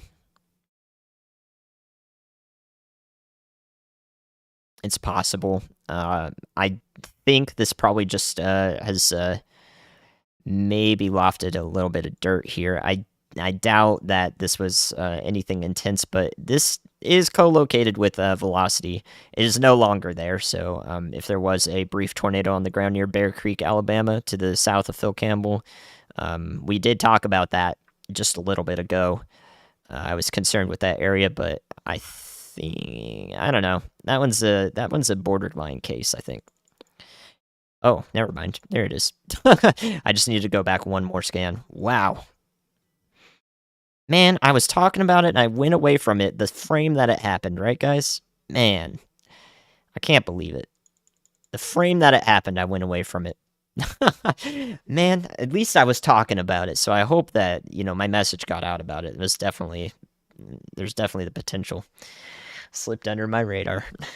Not even I am perfect at these things when I'm trying to pay attention to so many people. I want to make sure that everybody's getting the message here. My goodness, man. Just to get to me there, huh? Okay, so we did see that one come through. It did impact areas just south of Phil Campbell. There was no tornado warning issued for it. I don't know. That's impressive that both the National Weather Service and myself could miss this area that we've been looking at all day, and then maybe suddenly we got just a little bit too exhausted and we took a look away from the radar just the right time 9 minutes ago and missed this one. Thankfully, it appears to not be on the ground anymore. Okay, so this cell here that's going towards Grayson, Alabama, does have a history of producing a small tornado here most recently, so it's back in the line a little bit. It's going to be rain wrapped. So y'all watch out in the severe A thunderstorm new warning. tornado warning has been issued. And there we go. I called it out a couple of frames ago, 5 minutes ago, 10 minutes ago, 15 minutes ago. And there it is. So now we've got a tornado warning here in Fayetteville, Tennessee, and including areas out to the east and the northeast. A new tornado warning has been issued. All right, so we're waiting for that polygon to show up. It'll probably show up in 10 seconds or so. There it is. It's going to perfectly track over Fayetteville. I hope that my advanced heads up was able to help you all there.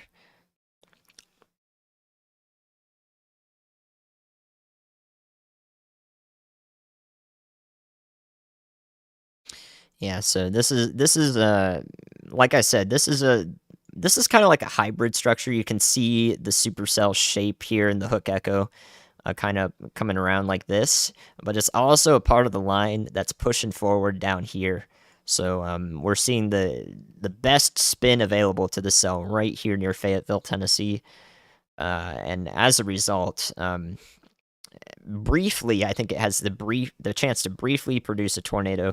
That does not look good. So let's see if we've got any damage yet. Okay, so I don't see any sign of a tornado here. We've got to wait a few seconds for the velocity to come in.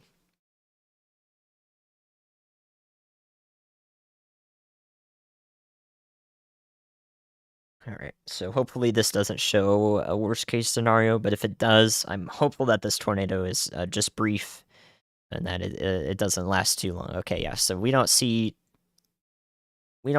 too impressive of a circulation yet, but definitely one that could support maybe a funnel cloud is visible over the city right now, but everybody in here should be in their tornado safe spots. So hopefully my advanced call out was good there. I wish I could have relayed it to Ryan, but like I don't know. I would have been easy. I would have been able to do that if I was still in the Zoom call. The Zello thing is a little. I might destroy something on my stream if I try to come through on Zello, so I'm a little hesitant to try and do that. I think it might make me go offline. Honestly, I'm scared it's gonna break. It's gonna break. So in the future, by the way, guys, literally, this is Ryan and I working together. This is a spur of the moment decision to go live today on my end of things. Ryan had basically not a lot of an idea. I told him the day before. We hadn't really worked out how this was going to work, but I think that together we were able to do a pretty good job today. Okay, so yeah, look at this. In this part of the storm, the hook echo is kind of like this. And over Fayetteville, so we've got this really narrow band of inflow here that's supporting this. And so for just a brief moment, I think that we could wrap up here into Fayetteville, right where this black arrow is coming, and support circulation just over the town. So that is what we're hoping not to see.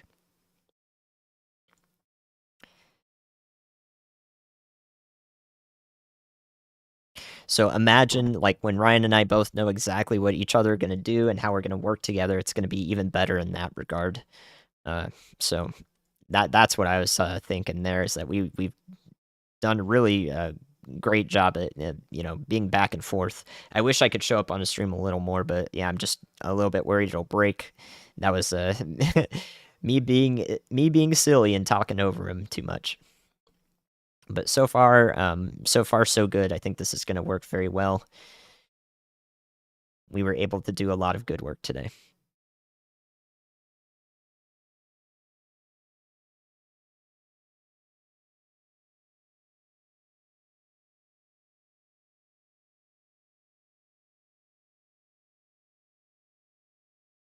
All right, so we're waiting for the next scan. Let's see if we've got a debris signature here or not. I don't see anything concerning yet, and that was as of 30 seconds ago. But that, as of right now, this is now 20 seconds ago that we're looking at this velocity data. Just the east of Fayetteville, that is easily a developing tornado if it can touch down. Or, if it appears to touch down, because tornadoes don't Most of them formed from the ground up. So touching down is kind of silly to say. All right, so let's look at Fayetteville. East of Fayetteville is the area we're concerned with. There's a Frito-Lay factory there in the path of this possible tornado that may last a few minutes. So the Frito-Lay, the United Producers, Motlow State Community College, Fayetteville, Tennessee, could be in the most advanced heads up for this area.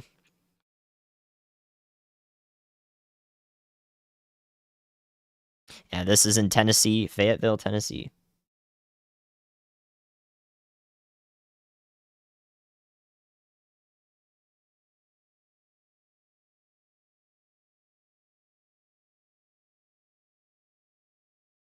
Man, and this might show us something on the next scan here.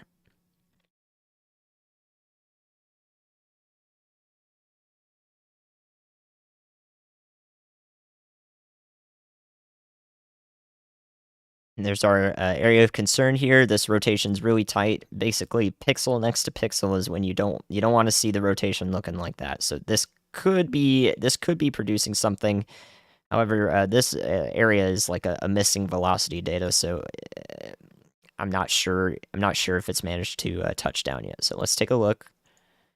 Okay, we definitely have something here. This is at least a focused area of a lower correlation coefficient, so this could be the start of a little bit of debris being picked up by this tornado to the east of Fayetteville.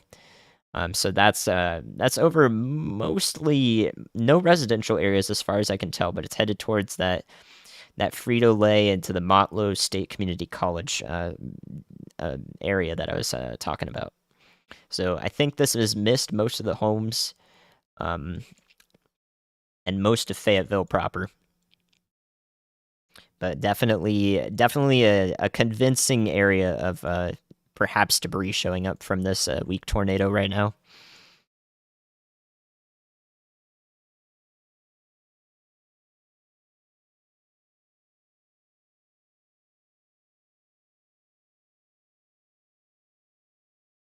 Yeah, so here's a great look at this. I don't think this tornado is going to persist. If we look at the velocities here, you can see this green expansion here. That whole thing is basically the gust front, and the red velocities here are what we're looking at to get into this storm, and they're kind of just cut off. This tornado is back in here now, and it's just kind of cut off from any sort of inflow to sustain it. So I think, like I said, that these these hybrid or bookend tornadoes will be much more brief in nature. That's the hope, so that they don't impact any areas downstream, and they only last a minute or so. But it's very possible that this could reestablish an inflow channel. So if it does that, well, we'll see what happens. Ooh. So yeah, the next scan here doesn't look very convincing for a continued tornado. Thank you, Semi-Static. Double warnings and all. What do you think about that? Oh, Tech Ryan, you're incredible. I mean, it's worked really well for me. You know, we call it the 1-2 punch. If you didn't hear it the first time, there it is again. Thank you for the 20. Man, I want to give you 40. What are you doing? Absolutely not. This is unacceptable. Thank you for the contributions, y'all. Any positive messages, any feedback, I'm taking it all into account. I'll see it at some point, so much appreciated. Yeah, if I've talked about Knoxville, anyone in Western North Carolina and in Asheville and Knoxville, you're all going to experience this line of storms coming through, you know, in 3 to 4 hours from now, 4 to 5, maybe 6 a.m. Eastern as it goes over the Appalachia here in the Blue Ridge. So I imagine that over here, that this severe threat is going to be very much reduced compared to where it is now, as it goes through these areas to the east, just like that. So once it passes Appalachia, if it maintains any powerful wind gusts, I'd be surprised. Most of the time, these mountains here will, sort of reduce the severe threat a significant amount for our friends in Nashville. All right, so another Fayetteville scan here. Mulberry, Tennessee as well, still in that tornado warning into Moore County, into western Franklin County. in Tennessee. I see that I don't see the tornado on the ground at the moment. But interestingly enough, and unfortunately, we can actually see that inflow band. Let me show that better to you. Wow, look at that, actually. We can see that inflow band trying to reestablish itself here. You see the winds going into the place where the tornado would be. And there's actually another area of circulation right here. This is new. This was our old tornado down here. This area is now trying to put down a tornado too, as the winds reach in a little bit. So that's what we're looking at now. Possibly, it could be at the same time 2 tornadoes on the ground. But both of them hopefully are going to remain rather weak. So the hope here is that these are just weak tornadoes, but we can see the cycling happening right now. All right, so Decatur is starting to get in on the severe weather down here in Alabama. It's mostly past Athens, but you're going to get a lot of heavy rain for a while. Now Decatur is going to see some of those heavy winds, and eventually Huntsville is probably about 15 minutes out. There's also this area down here near Wren, Alabama, that I am a little bit concerned with. This area right here, circling in blue. This is an area of rotation that, let's see if we've got any history on it. Okay, so yeah, that's developed rather rapidly. You can see it coming together just like that. If this becomes a tornado warning to the north and east here, or to the east northeast, Hartselle and Flint City, you could see a tornado warning in this area of the storm that's just now passing through Wren. Goodness gracious. Okay, so this will head this direction. This is a powerful storm with the possibility of producing a tornado coming together rapidly that we should be focusing on. That should track to the south of Decatur, Alabama. So let me tell Ryan about that one, actually. Oh, goodness. I hope I can do this. Because I don't think he's looking at that one. All right, let me see where he's at.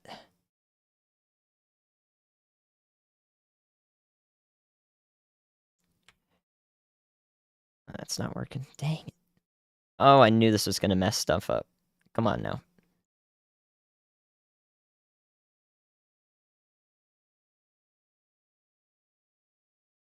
Why is this not working? Oh, I knew it wasn't going to work, guys. This is why I was concerned about this. All right, let me try it this way. Hey, Ryan, you got a copy?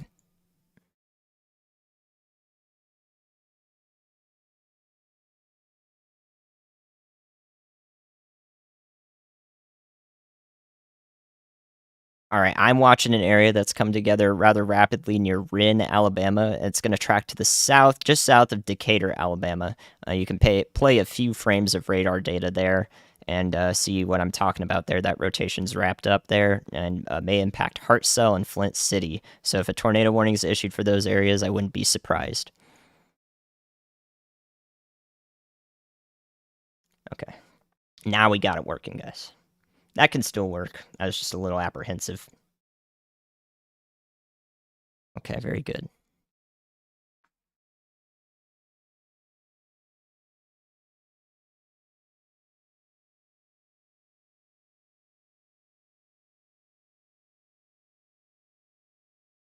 All right, so we've got 2 areas of interest.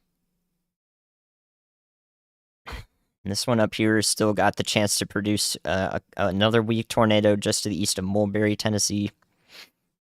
Oh man, I'm on the wrong side again. There we go. Cool.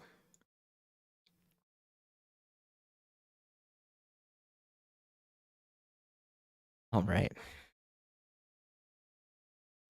I think this is how a majority of the night is also going to go, y'all. Like, there's going to be a couple hours. The next couple hours may just have, a chance to produce these brief tornadoes here. See some rotation possibly come together like this one here, headed to the south of Decatur, Alabama. The night might be like this for a little bit, a couple hours from now as it nears the Birmingham metro in Alabama. I think that we could see, sporadic instances of this, and if they, if they prove worrisome enough, then a tornado warning would be issued along those into the night, no matter how late it is. But I expect, maybe at least past 3 to 4 a.m. in the Eastern time zone, that we'll be able to really quiet down on the tornado warnings. But as always, wherever the storm is focused and is strongest, we'll see, we can see tornado warnings come through. My goodness.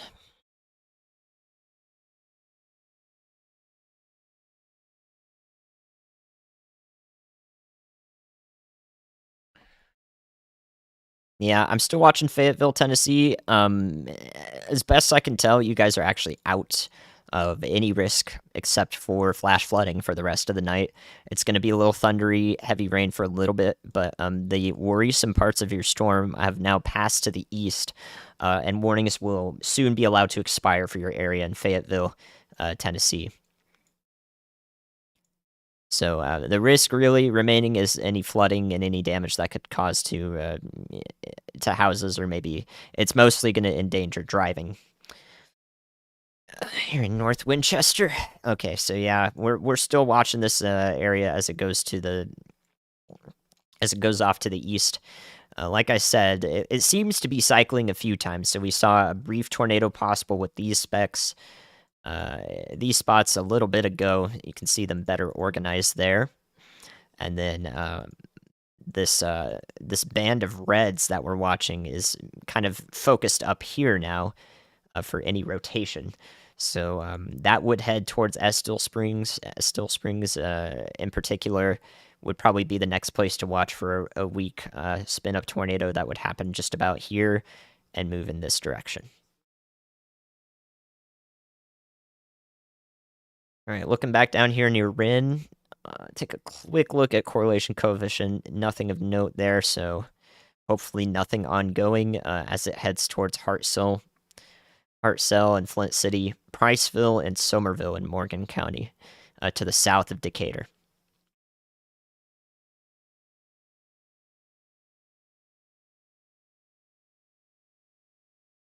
Birmingham, like I said just a little bit ago, a couple hours from now, you're going to see this part of the line right here.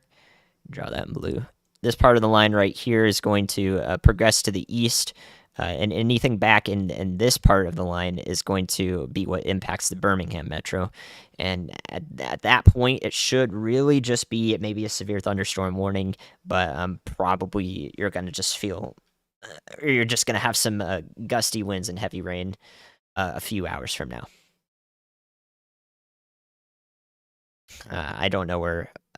So Priceville, Alabama. Yeah, that's where our area of interest here in the storm is tracking towards. So we're looking at Priceville, Alabama right now. It should be there in about 10 to 15 minutes, or just about 10 minutes, actually.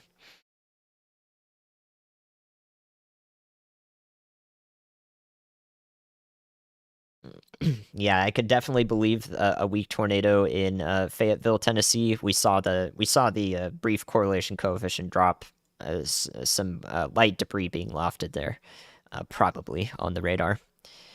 This next scan, I don't really like it that much. This is not a great look for Flint City to Hartselle in Morgan County, Alabama. So this is definitely one area that I'm going to watch very closely. Maintain eyes over here near Winchester, Tennessee. It looks much less dramatic than it did, but anywhere in this region right here could have A new chance tornado to, watch has been issued. For the winds to sort of move into it and cause a brief spin up as well. So right now it's a bunch of spin up tornadoes possible. That's what we're watching first and foremost.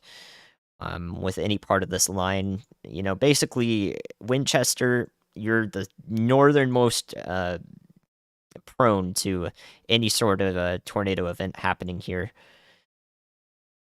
So I imagine that will also wane with time. I think Chattanooga will see some severe weather in a couple of hours from now. But I don't think that will include much of a tornado threat.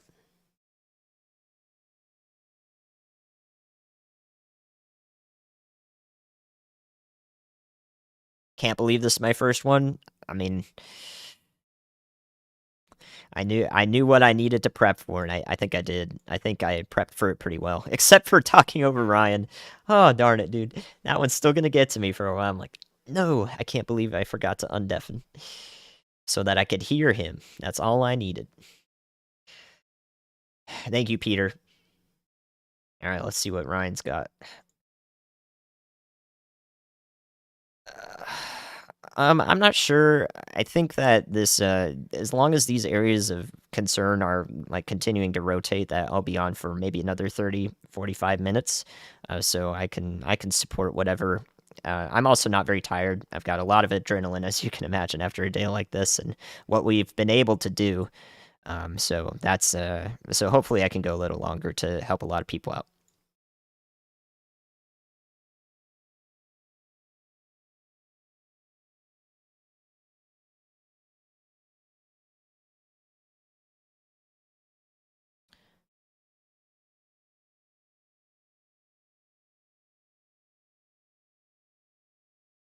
All right.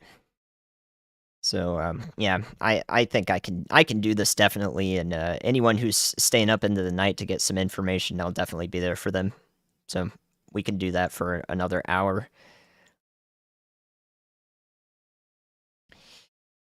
Ooh, yeah, Madison, Alabama, and Huntsville very soon is going to see it. You can see those strong line storms right here in the reds, just where Madison and Huntsville are. So Huntsville about 5 minutes out in the city proper, and everywhere around the metro is going to see these powerful wind gusts come through because you're in a severe thunderstorm warning. So yeah, even south of Madison, there's a 53-mile-an-hour wind gust out ahead of the storms. And then we are going to have a changing wind direction, and the storms are going to be pretty gusty as they go into the city.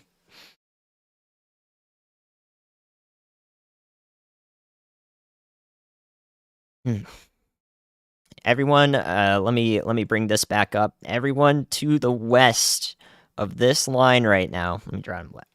Everyone to the west of this line right now in these areas is good for the night. You're just going to get some, maybe some, remnant gusty winds, and also some moderate rainfall here is falling in Nashville at the moment. So everywhere west of these lines is good for the night unless you have to drive, and hopefully you don't have to drive through anywhere flooded. So that goes up into Kentucky as well. Everyone here should be fine.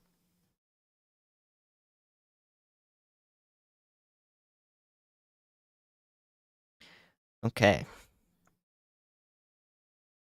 Yeah, safe to go to sleep. Exactly what I mean.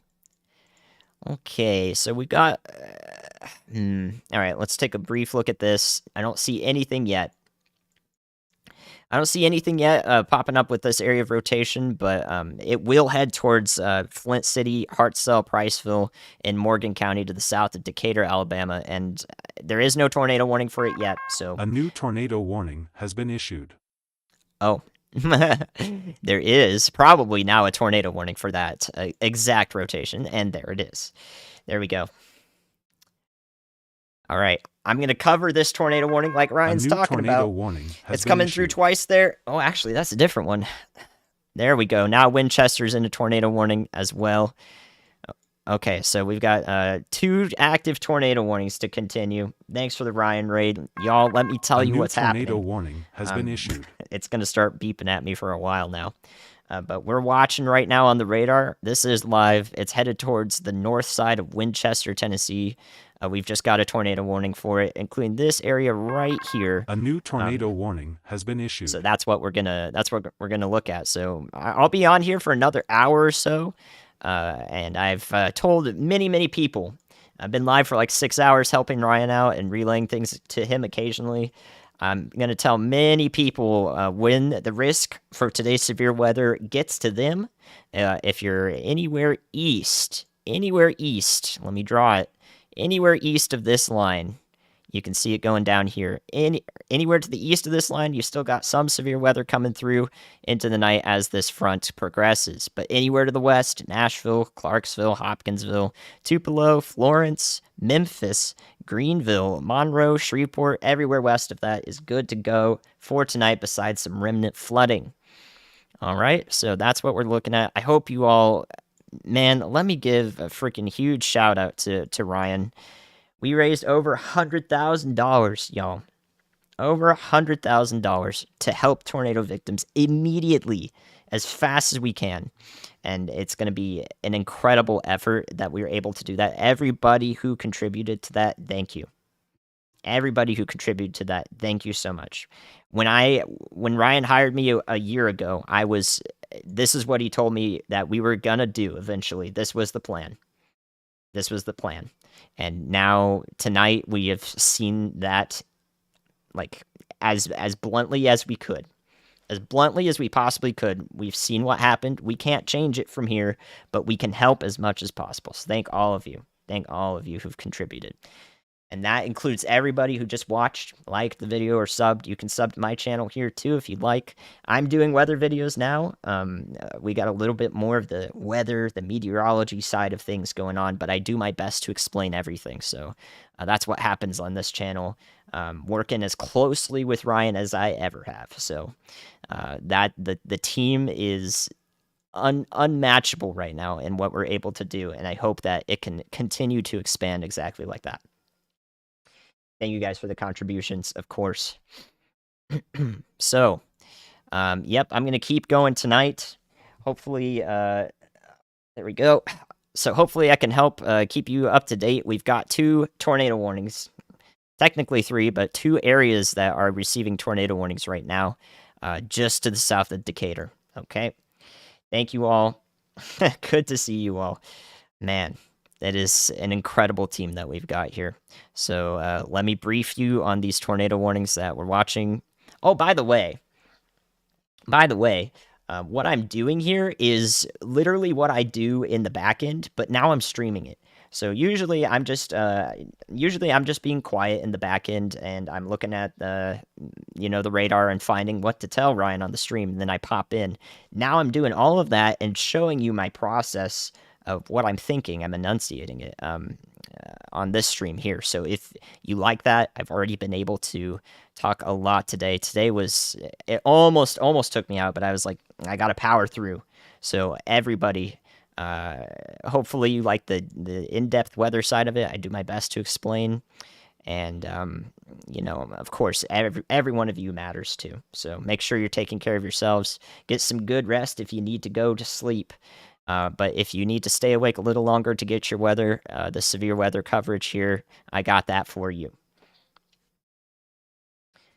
How about that?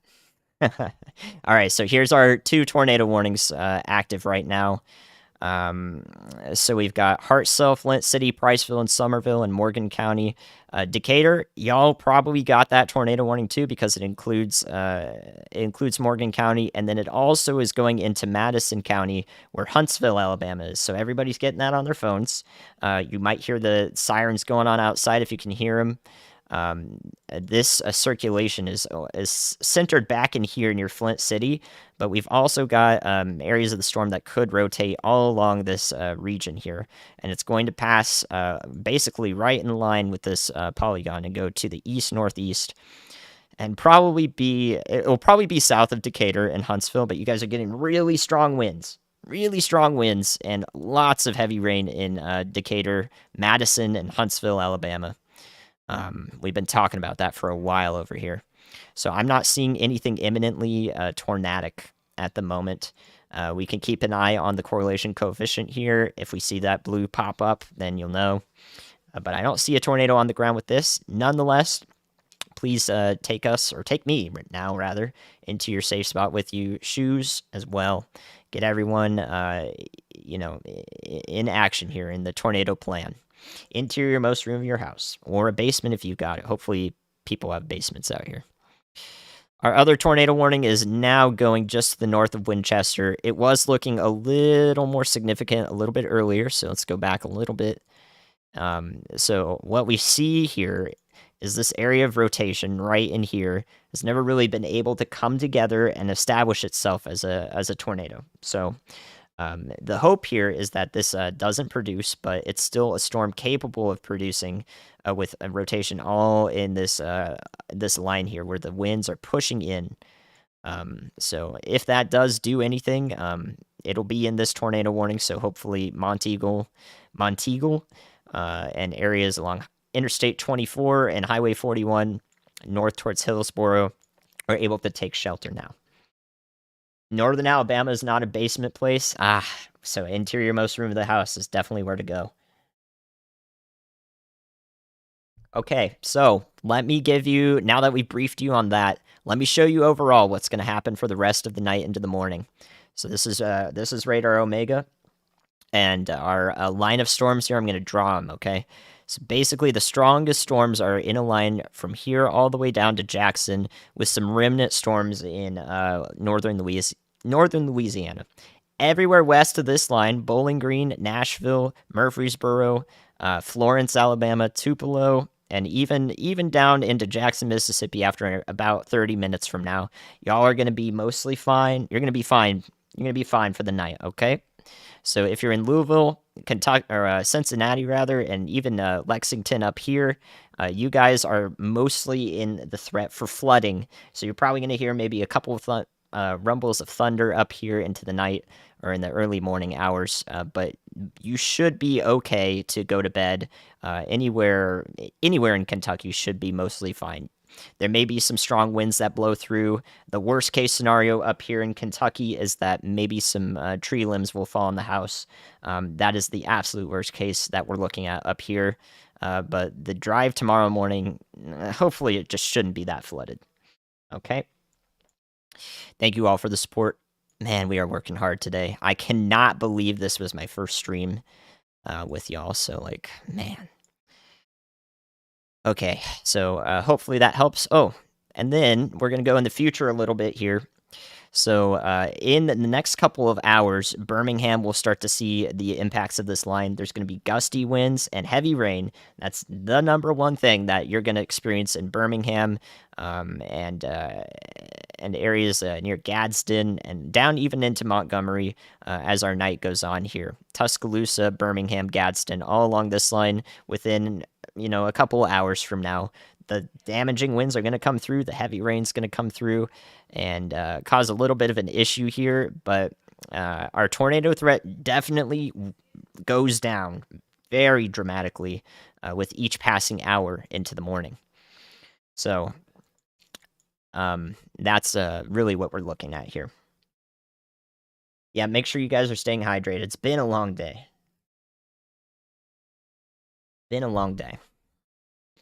Further to the north, Chattanooga, you guys are going to see this in probably about 45 to 60 minutes. This line of storms is passing through the Winchester area right now and may pose probably the damaging wind threat that I've been talking about. So that will be in your area in about an hour or so. And then, of course, down as we go to the southwest. And then, of course, we're also looking along I-40. It does look like Cookeville. This is where the strongest storms are. To the west of this is just going to have gusty winds and flooding for the remainder of the night. I think that the severe threat anywhere west of Cookeville in Tennessee and anywhere to the west of, down here in Manchester, basically follow the reds and pinks in this line right here. This is where the threat is located at the moment. So let's take a close look at our tornado warning down here. I think we may have had a brief spin up here, possible. I can get a better look at that. Nope. Okay. I think anything that's showing up on radar, we probably didn't have a tornado, show up on the ground here and actually do some damage in and around Estill Springs, but this is definitely the closest that we've seen. You can see this hook echo basically wrapping around like this. So there we go. I was a little bit concerned about this area of rotation. It does look like the winds have managed to sneak in there, but any sort of tornado that could have happened there has been really brief and hopefully does not last. Yeah, I might need to go back a few frames like last time. True. So yeah, this frame in particular right here, there could have been a very weak tornado on the ground. So that's why we have this tornado warning. And hopefully all of the people down the line in Monteagle are able to seek shelter here. Oh my goodness. All right. Yeah, Ryan is getting rest right now. Thank you guys for the support. I'll stay on for another while here until it looks like our severe threat is mostly, calming down a little bit more in terms of all the rotation that we're seeing. So this area that was tornado warned previously is now, moving through the Priceville and Somerville areas in Morgan County. It does look like the tornado threat is probably going to move along this line here. Let me show you guys that better. It's going to move along this line here just to the south of Huntsville and along this black arrow here. So I imagine that that will be where, the tornadic potential is maximized with this storm, but it does look pretty, it doesn't look like it's going to, I don't think it's probably going to produce a tornado right now. The rotation is weakened quite a bit here near Priceville. Yep, so finally, Decatur and Athens will start calming down. Huntsville, you're now basically in the worst of it in Alabama. And it's these heavy rains and real gusty winds just for a second here, or a minute or two, rather. And our focus really shifts to any sort of flooding that could happen up here.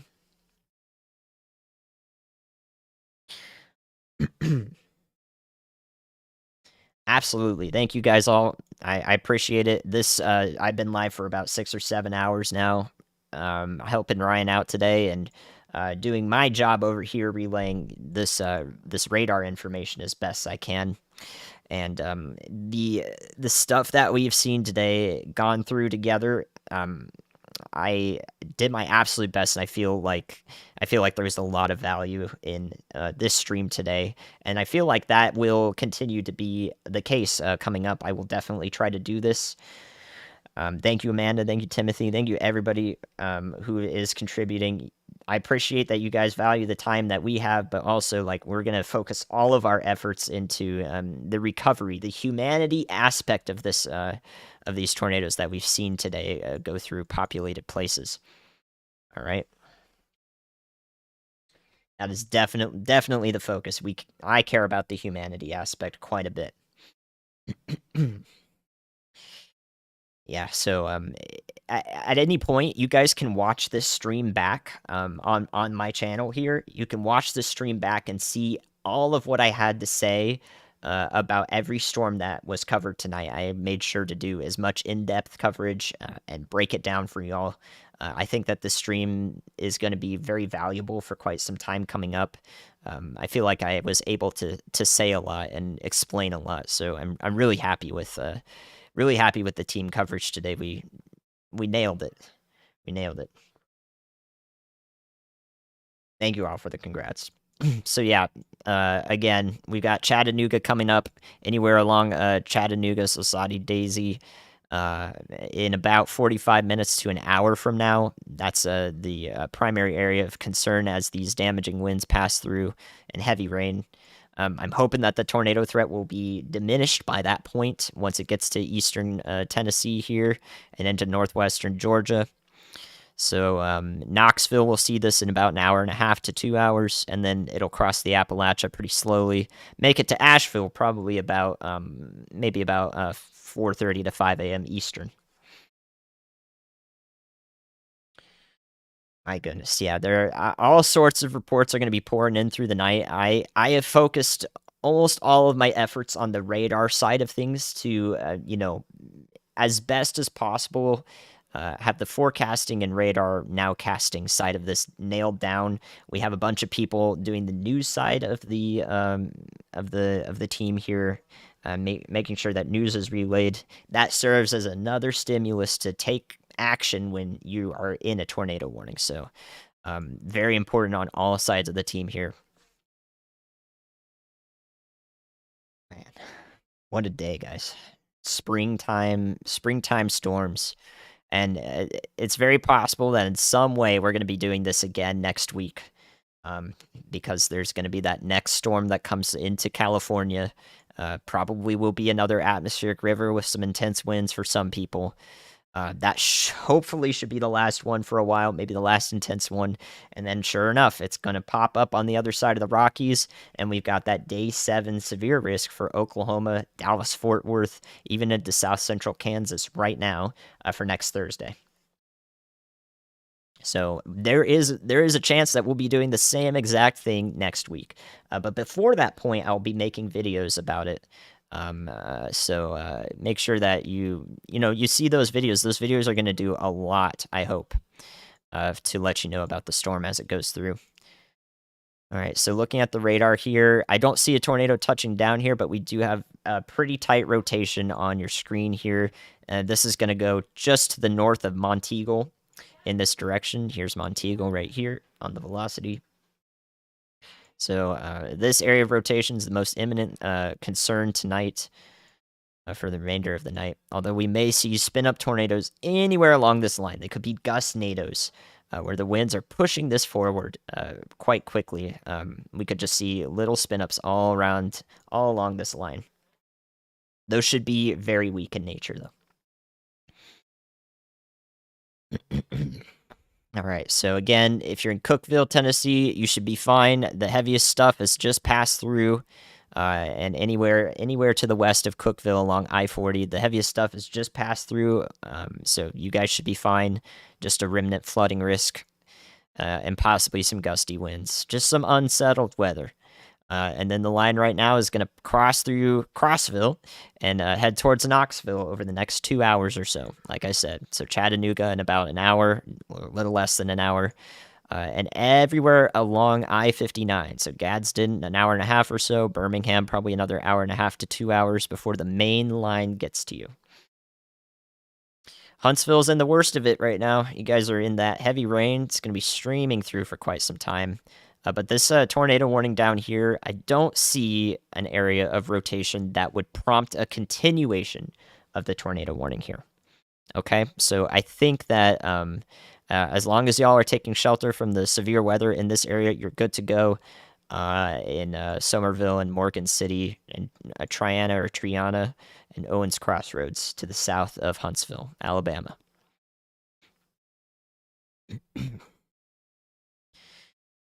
Wow. All right, so tomorrow's risk area, let me go over that really quickly here because I want to make sure all of y'all that may have watched quite a bit of coverage today, I want you to know, sort of what's going to happen tomorrow. It's not going to be the same as today. Not even close, all right?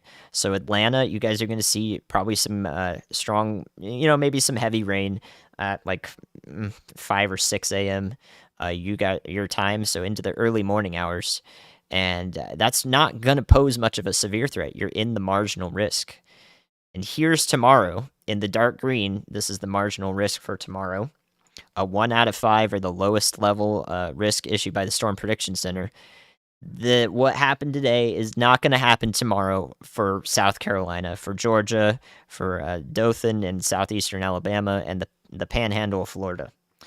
It's not going to happen the same way tomorrow, okay? The reason for that is everywhere in this area in the dark green is pretty much going to be either super cloudy or super far removed from our main forcing factors for storms to pop up and become severe. So there will be isolated severe weather in this area, but it's not going to be anywhere close to today for anyone in this region. You should stay weather aware, but this is like a springtime thunderstorm to you. You're used to these if you live in these areas for more than a year or so. Okay. So that's the hope with tomorrow's risk. Whew. All right, so back to the radar here. Some continual coverage here. We could have an area of rotation just to the south of the current tornado warning, going towards Morgan City, Alabama, to the south of Huntsville. I'm watching this area right here, in particular, circled in black. I think that this could be ramping up.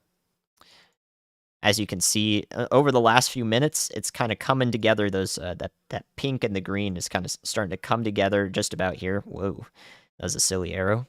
just about right here, the pink and the green are coming together, and this could indicate some rotation starting up here on the southern side of this warning here. So Morgan City, y'all should be in your safe spots, hopefully. In advance, y'all watch out for New Hope in Alabama. All right, so everyone up here in Kentucky, everyone up here in Kentucky, Cincinnati, even into West Virginia, y'all should be mostly fine for the rest of the night. You're only going to experience some gusty winds and heavy rain. Okay, you're removed from basically the severe threat or the higher severe threat for the rest of the morning. So everybody up here should be fine, except for flooding. Flooding is the big concern up here in this blue area. So Louisville, Lexington, Cincinnati. I'm mostly worried about flooding from continuous heavy rains into the morning. All right, so hopefully, if you have to drive in the morning, your morning commute up in Cincinnati or Charleston, West Virginia, or even Lexington and Louisville in Kentucky, hopefully you don't have to drive through puddling water, ponding water, so that you don't lose control on the roads there. That would be my main concern for the morning timers. Everyone who is going to sleep as a result, y'all have a great night. I really appreciate you watching Ryan, watching me, and I hope we're able to help you quite a bit in the future as well. We still really got this, man. We still really got this area that really looks concerning here. It's kind of wrapping up like this. You can see the hook echo, little dangly bit, as Ryan likes to call it. That's a part of this line. We have a hybrid structure here, and just a touch of rotation is showing up to the north of Monteagle that we've been talking about. But I don't believe this is currently producing a tornado. In fact, the tornado warning is likely going to be allowed to expire. Right now, we've still got that severe thunderstorm warning issued in place of it. That's probably got a tornado possible, so still a little bit of a heightened awareness for Colmont and Grudy Lager, wow, and Palmer in Grundy County in Tennessee here.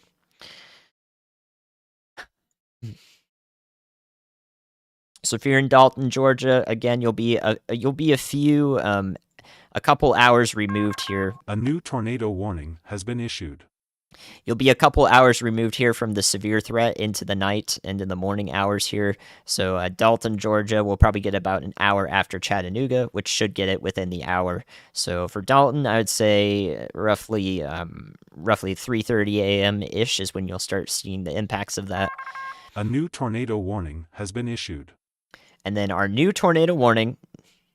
I mean, I got to be a little bit of the nadir investigator here for y'all. It's that area of rotation that was showing up just near Morgan City, Alabama. That one has now proven to be worthy of a tornado warning. So, like I said, y'all heads up for New Hope, Owens Crossroads. We can get to shelter, definitely.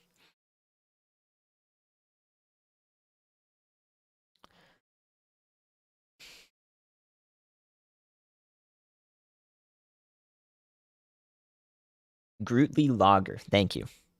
Wow, that's a unique one, I'll say. Monteagle. Thank you. Monteagle. Got it. Gosh, the pronunciation, guys, is the hardest part of this. I appreciate it. Yep, there's another prediction of rotation ramping up. I'll show you guys that again. Back a couple scans here. You can see that pink, if you watch it, right there on the right side of the radar, comes together to the green, bang, tornado warning. Just like that.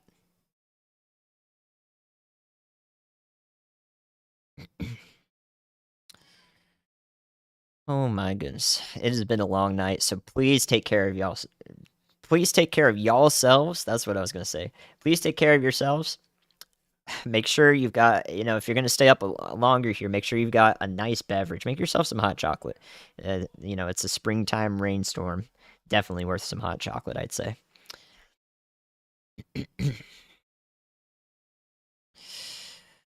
All right, man.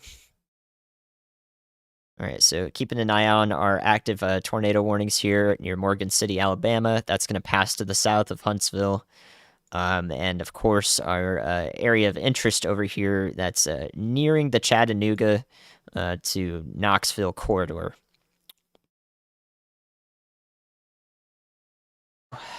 I can see you all in the chat, by the way. I see you all in the chat. I see all of your requests. So I'm hoping my broad overviews are able to. You can find yourself in there somewhere.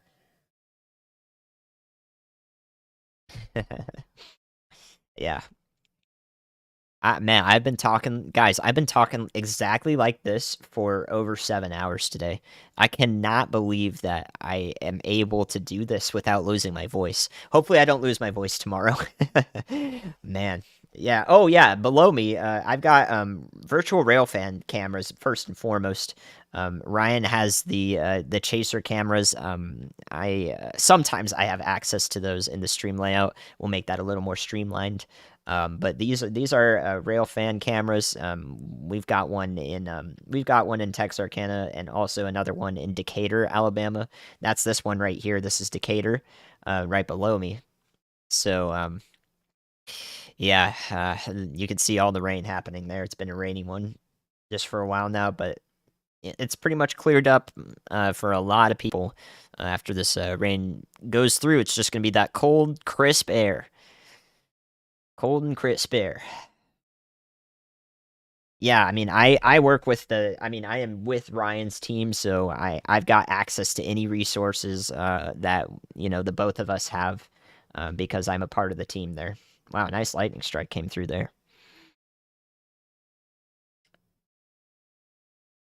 I mean, even so, if I don't lose my voice, I'll let you guys know. Like, I've been streaming for a long time. Like, I have been a streamer for 6 years. That's part of why Ryan took me on, is I had the content creation experience, and so that's why I'm able to hopefully help you guys efficiently like this, because I know what it's like to I know what it's like to stream in front of a lot of people. More cat. I know. Midas Cat's roaming around here somewhere. He's roaming around here somewhere.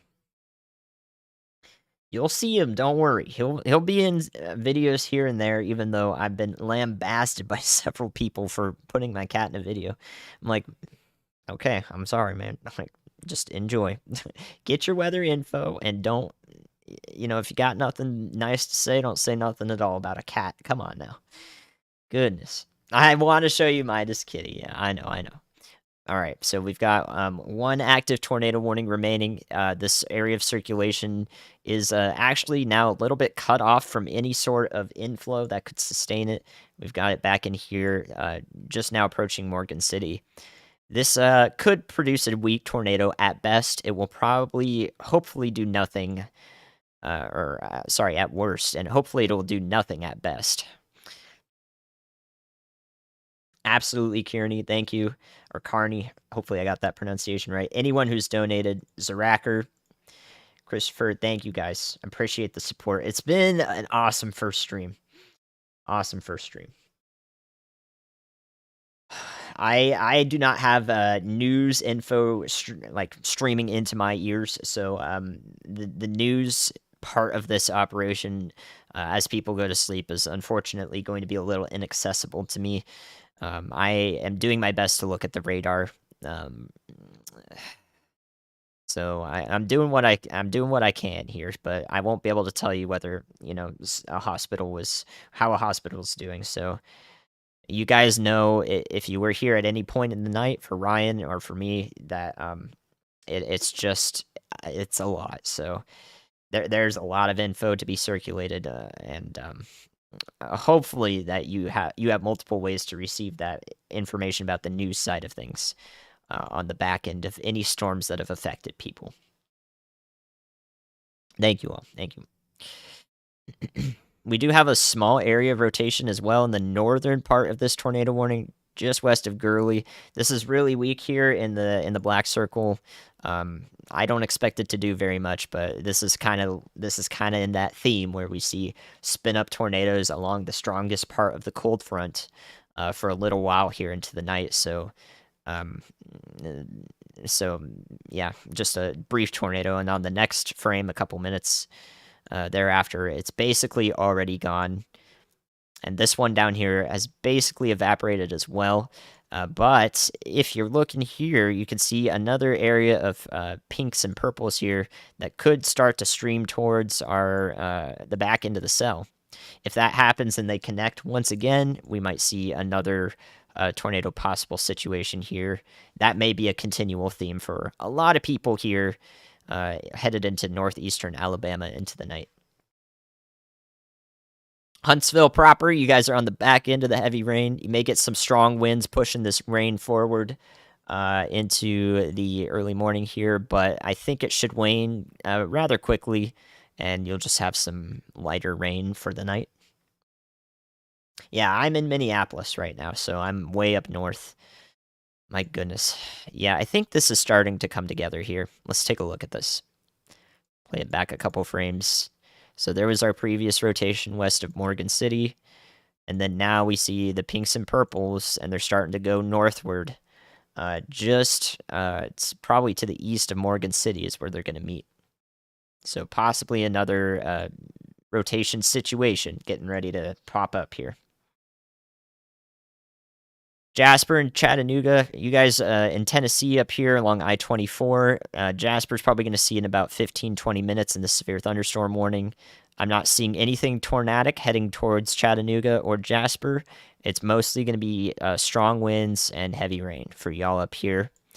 Any tornado warning up here that was to the north of Colmont and Grundy County has been allowed to expire. It looks like there is a lower chance for those to crop up from here on. So hopefully that helps in Jasper and Chattanooga, all the way down to Dalton in northwestern Alabama. This cold front is approaching you over the next few hours. I was born and raised in Southern California, and then I did my degree in meteorology in the Bible Belt in Western North Carolina, and so now I'm in the North. I'm a mix of it all. Mix of it all. I've got it all. All right. Thank you, guys. Thank you. I'm hoping I can reach as many people as possible here. I wish I knew every single county off the top of my head in all these states, but it's a tough one for me. So I'm hoping you can see the data that I'm showing and see yourself on there somewhere. So just like Chattanooga, Knoxville is probably going to see this in about an hour and a half to 2 hours. You guys are on the northern extent of this. The severe threat is going down as it goes through Crossville and into Knoxville in eastern Tennessee here. Southeastern Tennessee is really the area that we are that has the most pertinent severe weather threat for the next couple hours. All right, there we go. Much closer together now, these pinks and purples streaming into it, just like this. This is just how our rotation's going. So if this comes together near New Hope in Alabama and Grant, Alabama, just to the southeast of Huntsville, that's where we'll see it come together or produce a threat for a tornado in the near term. I'd love to talk to James Spann at some point. Man, I want to get to know him. I'm going to go to the AMS, the American Meteorological Society, from this year on. I'm going to try to make those annual meetings. That's where a bunch of the meteorologists and people in the weather industry they convene. It's like a convention every year, and there's a lot that goes on there. So I hope that by that point, through the power of y'all, that I can, I can really say what it is about what we're doing here on YouTube that's so incredible, and we can make some really good connections with people. Indiana should be on the back end of this. Y'all are just gonna have remnant flooding threats up there. That's about it for the next day or so. I don't know if there will be any snow up there. I haven't been able to look. But there's a chance for cold air on the back end of this whole storm system that we can see here. There's a chance for cold air on the whole back end of the storm system. Look how large that thing is there. All the way, this cold air over here could promote some snow as it moves into northern Indiana and Michigan. So if the air is cold enough up there when it happens, definitely some possible snow coming up. Just take a look at this. This really shows you the gist of it here. So we can look at this this progression of this model data, and we zoom out some. You can see what this storm just looks like. You can see it take shape there. Look at that. So this is literally into tomorrow afternoon and evening. We see most of this area just pass through with some flash flood warnings and a marginal threat into the southeastern states. But you've got your cold front here and the squall line. Let me draw that in blue. Cold front here and the squall line all along this area, and then the low pressure is up in here in Indiana and Illinois, and snow that wraps around the back end of it just like that. This is your classic springtime storm. Classic springtime storm, just like this. So everyone up here is probably, into maybe south of Vermont and New Hampshire. You guys are probably just going to see all rain. And then to the north of that, I'm not sure if the temperatures will be mild enough to promote any snow up there. But I did take a look at this system and how it's going to roll through in my last video on this channel. So I think we've stayed a little bit close to my forecast there. All right, so that's a look at this whole thing here. Now we're going to zoom back into the radar because we've got some rotation wrapping up here. In central Kentucky, nope. You should be good to go to sleep now in central Kentucky. Basically, all of Kentucky can go to bed. You're just going to have some gusty winds roll through from time to time and some heavy rain for a bit of the night here, especially in eastern and central Kentucky. But that hopefully should be nothing that you need to stay up for. And you should be able to get some good sleep up there. Winchester, Tennessee is now on the back end of the storm that was prompting the warnings over here. So Winchester now, you're just going to see gusty winds feeding into the storms way out ahead of you, and some, mild to moderate rain for a couple hours. So I would say Winchester, you're out of it. Jasper, Tennessee is the next up, and then Chattanooga after that. For areas up here in Tennessee. I think that Knoxville, Crossville along I-40, everyone up there is probably not going to see weather that's going to be severe. So there may be a stray warning up there for a severe thunderstorm, but you probably will not have more than a special weather statement, which is just some gusty winds and heavy rain. That's the theme. All right, so this rotation's trying to come together near New Hope, Alabama. You can see that right there. Those purples and greens coming together like this. I have a better color for that. Purples and greens coming together just like this. It doesn't look like they're doing so super efficiently here, so perhaps this will not result in a tornado this time around. I really hope so. Maryland be okay tomorrow? Yep. You'll probably just get some wet weather for a little bit there and maybe some breezy winds, some fresh gusts is what I would say. Atlanta Metro, you guys are just going to be in a marginal risk tomorrow, 1 out of 5. So the storms are going to roll through in the early morning to mid-morning for most of Atlanta.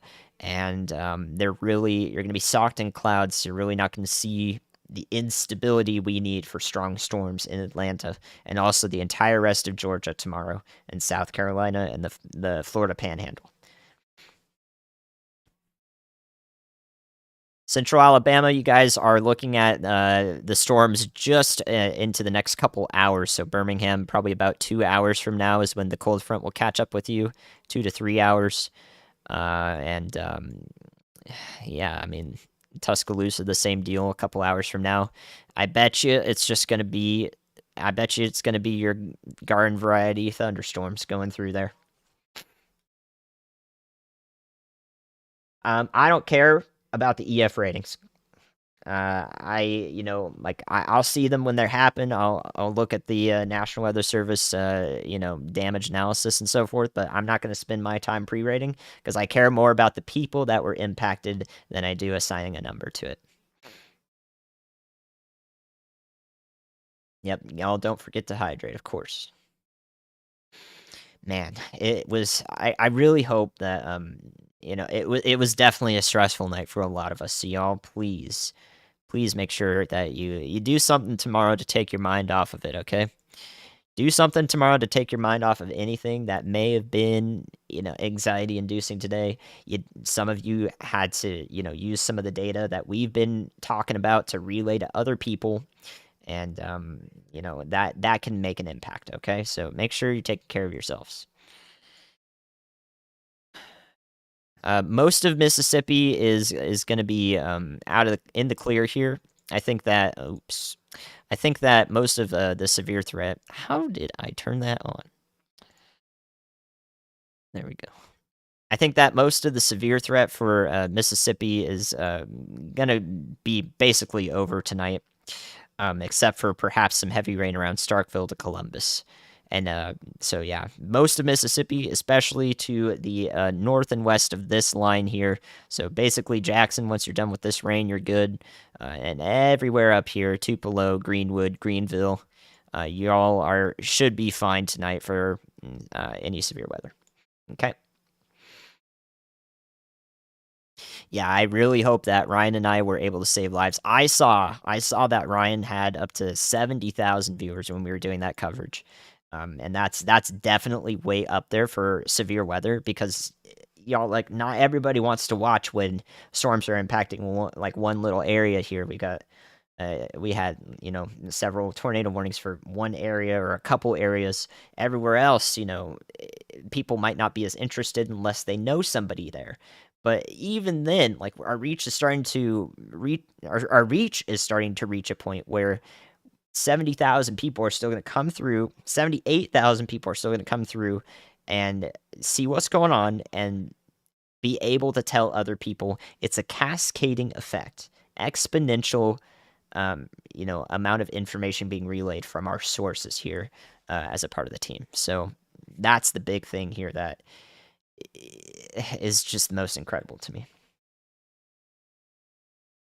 Absolutely. No, I'm still very much a part of Ryan's team. I'm still, his third in command or his right hand man for the streams. This was literally me organizing this stream today and us not really talking about how it's going to work, and we were still able to collaborate, communicate. Even though I messed up once and I kept talking on his stream, I that was an accident. So, in all of the chaos of today, I did find a way to mess up a little bit. But Ryan took care of that, and we were able to, have a backup way to talk. So it was the best I could do. And in the moment, I got a little sidetracked. Yeah, so I'm still. This is literally the first iteration of us streaming together, and I think that my perspective in the back end here can help provide, important detail and really make sure our message is wrapped together wholly and, it's scientifically supported and all of that. Okay. I think that's a really good thing. And I think you'll see this coming as we go forward as well. Oof, all right. Possible area of concern here is still showing up around Grant, Alabama. I've been watching this on the radar. This is what I've been doing. We also could have a brief spin up north of Lim Rock and northwest of Scottsboro and northeast Alabama. So this area of rotation, if it does manage to come together here, could produce a tornado. So in Langston, Alabama, and a section in advance, y'all watch out for this area of the storm that looks the most dangerous.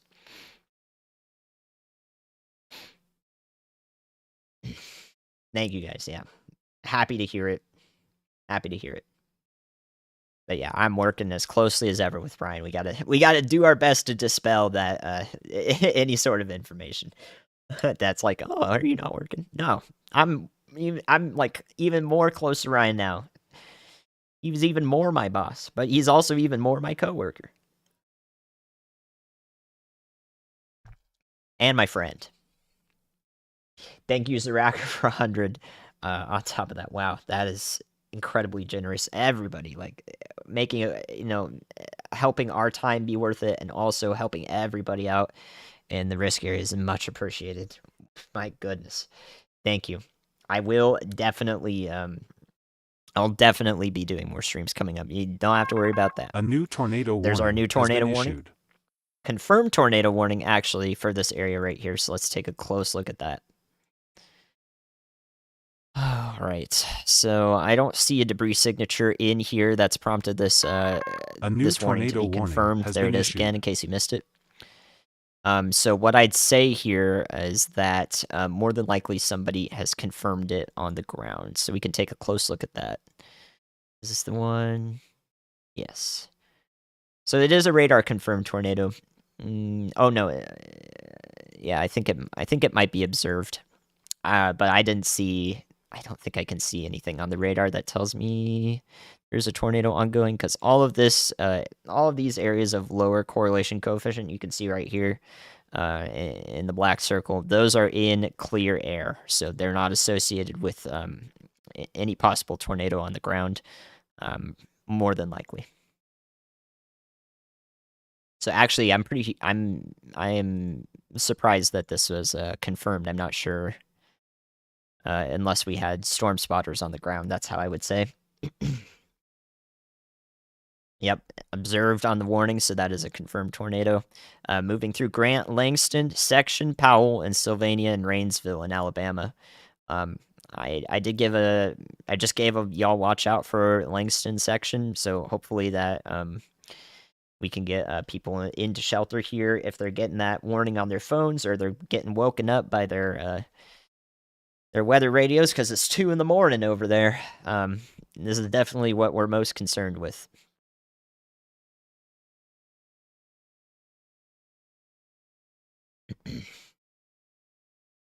Time for a snack. My goodness. There was no tornado for Huntsville. You were in a warning, but yeah, that the line of storms has passed well east of Huntsville, Alabama now, and is just a few minutes away from Jasper, Tennessee at the moment. Chattanooga probably about 30 minutes down the line. Yeah, I looked at the correlation coefficient. I'll have to take a closer look at it, but let's see if we can find it actually. A little bit of an experiment here, see if we can go digging for it. Yeah, I mean, all of these scans right here, a bunch of garbled data that's due to a beam filling. That's not what we're properly looking at here in terms of looking for like a debris signature. So I don't really see a convincing area to confirm via the correlation coefficient, but tornadoes can be confirmed in several other ways, and this area of rotation just to the south of A new tornado Grant warning has been is issued. of concern. Thank you for the $50, Miss Chef Yoda. Much appreciated. Wow. You guys are incredibly supportive. My goodness. I appreciate it, but please make sure you take care A of new yourselves tornado first. warning has been issued. Okay, so we got this tornado warning for the northern part of the line, the absolute northernmost extent of this line being able to produce a tornadic storm, essentially. This is in a radar hole, to the best of my ability, so I think that this is more like a preventative warning. We can see a bit of the rotation here that's headed to the west of Pikeville, Tennessee, and it's going to go up. So you can see like this weird looking polygon, right? You see that? It's kind of like this. It extends out and then is like, what? This happens when one National Weather Service office is covering one county here, and the other National Weather Service office covers this county up here. So they have to collaborate, communicate to issue 2 separate warnings. That's just how it works. So we got a little bit of a funky one here out ahead of this part of the line. This is definitely the northernmost part of the line that could produce severe weather, in my opinion. So it's very possible that areas along I-40 to Knoxville could still see a little bit more severe weather squeezed out into the early morning hours here. Oh yeah, absolutely. yeah, the amount that is going to be put forward toward everywhere that was underwent a Mississippi tornado today, even into Alabama, um, that is going to be absolutely phenomenal. What we can do with that, thanks to y'all.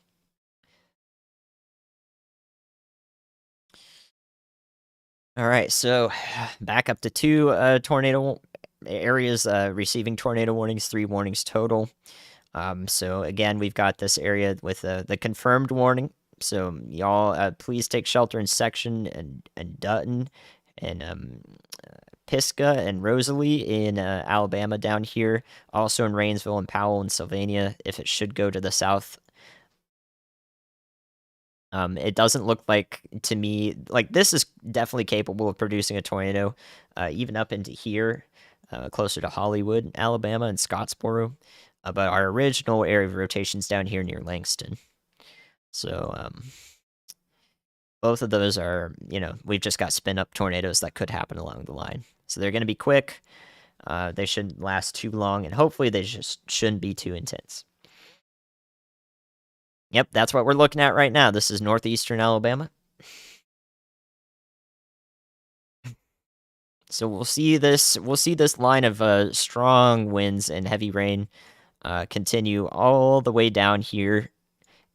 So this area in the black is going to continue all the way down here into northwestern Georgia and eventually into the Atlanta metro, where it should lose a lot of its steam into the early morning hours here. So definitely like 5 to 6 a.m. for Atlanta, maybe a little bit later. And I think that by that point, there may be a stray severe thunderstorm warning or two, but it should be just heavy rain, I'm hoping. Anywhere up north of Kentucky, north of Tennessee. So all of Kentucky, Ohio, West Virginia, what you're gonna experience is just some gusty winds and some heavy rain. So the only thing you're really concerned about is flooding at the moment. It's just going to be some unsettled weather, but the severe threat is now really limited to eastern Tennessee and to the south, and it will start to go down quite a bit as we get into the morning hours. This is the strongest part of the storm in northeastern Alabama and into eastern Tennessee. This is the strongest part of the storm right here. The last bits of our severe threats to continue tonight are probably going to be focused entirely along just this part of it, just right here. So Jasper, you're about to get the heavy rains and some of the severe winds here. Chattanooga, about 30 minutes, 20 minutes out. For most of the metro, a little more time to the east. And then into northwestern Georgia in the next hour or two.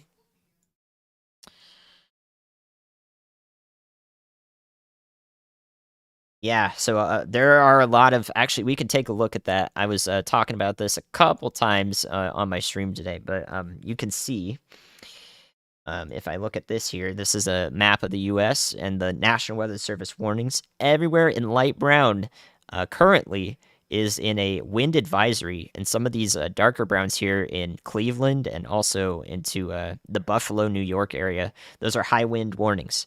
So everywhere in this light brown is going to experience, 35-mile-an-hour wind gusts, maybe a little bit more than that. You're going to hear that wind. So I think that it's really important to talk about this, and that includes also areas up into Toronto, the Toronto metro, and everywhere around there in southeastern Ontario. Should also experience the powerful part of the storm here in terms of winds. So in the high wind warnings along Lake Erie and also up into Lake Ontario, right in this area, those are going to be maybe up to 50 miles an hour, 55 miles an hour. It's going to make it difficult to drive in a truck. So it's important that we talk about the winds from time to time for sure, because you guys are going to hear those winds or you're going to experience it, blowing your car around if you have to drive. And I want to make sure that I'm telling you about that. So this is not the Radar Omega app. We got Radar Omega right here. Actually, I'm using this to display where the entire storm is at the moment, but this is GR2 Analyst at the moment. This is the radar app. This is the radar app that a lot of National Weather Service employees use from time to time as well.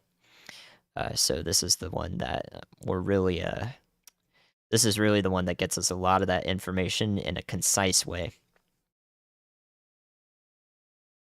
Absolutely, Dale. Yeah, always want to include our friends in Canada. Central North Carolina, yeah, you guys go to sleep. Any thunderstorms won't reach you until the mid morning to the afternoon, depending on where you're at, west to east. I think I'm seeing here that they're definitely here, right on the right side of your screen. Some probabilities for gust NATOs to show up on the line here.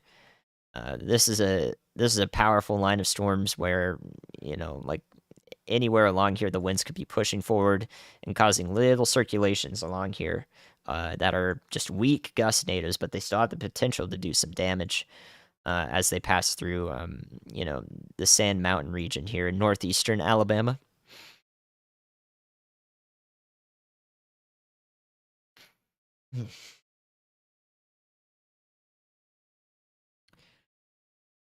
All right. So coming back up here, our weather in Tennessee is man, it's really just focused here in southeastern Tennessee, but a little bit of that severe threat could find its way all the way up to Knoxville. That'll probably be the northernmost extent of the severe weather for the remainder of the morning into Tennessee. Chattanooga is going to see it in 20 minutes. Probably some severe winds, heavy rain. That's about what I'm seeing there. But again, we've got this line of pretty powerful winds showing up here in northeast Alabama. So if that does make its way into northwest Georgia, into Chattanooga here in this area, that would be a cause for concern. Huntsville, Alabama, you're good. You're back behind these storms now. You're just going to get some rain and wind for the rest of the night. Dallas is fine for now. For a few days now, I think y'all should have some fair weather. Thank you, Lauren. I've just started here, so yeah, I mean, depend on the y'all team because we have so many people now that we're able to keep telling you, one of us is going to be able to tell you what's going to go on, so. A new tornado warning has been issued. All right, DeKalb and Jackson County in Alabama. Man. All right, so that's our storm that we've been looking at over here in northeastern Alabama, but also we've got these areas of rotation. I think that might be what this one's for. A new tornado warning has been issued. Yeah, like I said, I was talking about possible gust NATOs right here. If they're strong enough, that's definitely worth assigning a tornado warning to them. So that could be what's going on here. The National Weather Service is seeing these areas of rotation and warning it. So I was hopefully I was able to give, a little bit of reasoning for that warning coming out. There you go. DeKalb, thank you. DeKalb County in Alabama.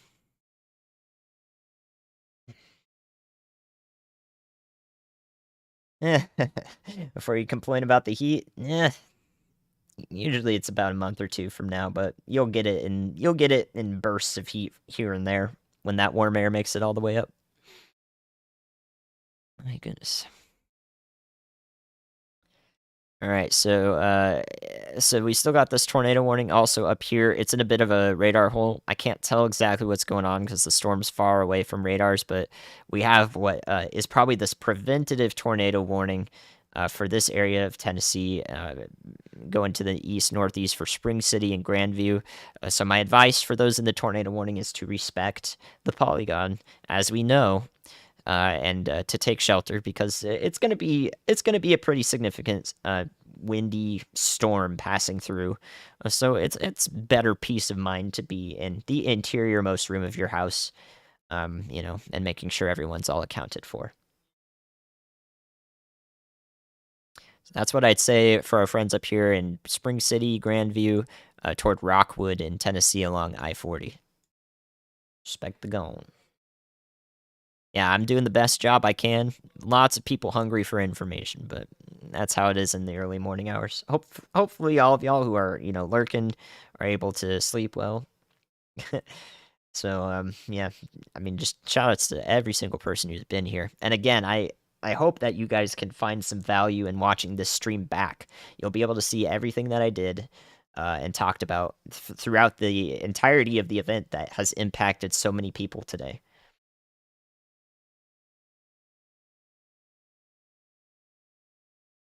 Oh, man. Everyone in Kentucky, Ohio, Indiana, y'all can definitely go to sleep. It's going to be gusty, it's going to be rainy, but I don't think you're going to get, the severe stuff, okay? It's mostly stable atmosphere up there now, which means that the storms aren't going to be able to take off and start, knocking some trees over. At best, they'll drop a couple limbs. Okay?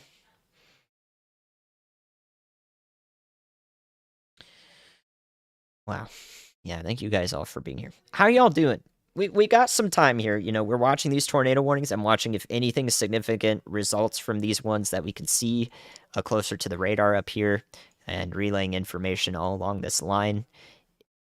Is there anything you've got in particular, a burning question that isn't about the weather for your city? Because I can talk to everyone about their cities, but it's going to take me 3 hours. I mean, I'm here for y'all. I'm always happy to do as much of a relaxing aspect to the stream to let you know that, hey, we see severe weather like this quite often. Earlier today, we don't see that often at all, but we were able to cover that efficiently, I think. So yeah, make sure that y'all are thinking about yourselves too. Yeah, absolutely. I think the rest of the stream is going to be way more educational too. Again, like I am going to be watching that back countless times. The tornadoes that we experienced today are going to be thought of and referenced countless times into the future. Favorite Pokemon? Mantike. Favorite food? Man, it varies. It varies. I don't think I can narrow it down to one. You guys are funny with these questions. Yeah, the West Coast. Thank you, Bean T, for the 2. La Nina fading. Will spring maybe calm down? For some people, sure. But teleconnections will affect everyone in a different way. So El Nino, it's going to change how things occur, but it's really difficult for us to, refer back to why El Nino did that thing in particular. Lois for dinner? I have pizza next to me that I got to eat at some point. I don't know if I've met many or any celebrities. Interesting question. Water spouts in the Florida Panhandle? It's possible. Yeah, water spouts in particular are possible in the Florida Panhandle tomorrow because there's less friction over water, so things are able to spin much easier without, going over that rough land, that rough surface. So because there's a marginal tornado threat for the southeast tomorrow into the afternoon and evening, it's very possible that, water spouts could be an issue. Okay, guys, this is a classic. Let me tell you about this. Sorry about the questions, but real quick, we have to talk about this. I am seeing an area of tornado genesis that may be about to occur. This is in the Sand Mountain Plateau region of Alabama. It's infamous for signatures like this. So let me show you what I'm looking at here. Right here is what we call convergence. I've talked about this a couple times tonight. We're going to look at the right side of your screen here, what I'm circling in blue. Our winds are going this direction away from the radar and coming this direction on the other side of the storm. Right in the middle here, they can begin to spin once they converge together. And the local topography in northeast Alabama accentuates that every time that we see a storm capable of doing something like this. So this is just outside of our tornado warning near Flat Rock, Alabama. The way this is going right here, I imagine that this will wrap up into something. You can see it kind of come together like that and start to form more of a circle here, and that is a pattern recognition at its prime. So this right here could be our next tornado warning in maybe 5 minutes from now, or maybe a little bit sooner. Should it continue to develop here? This is a classic signal. Classic signal.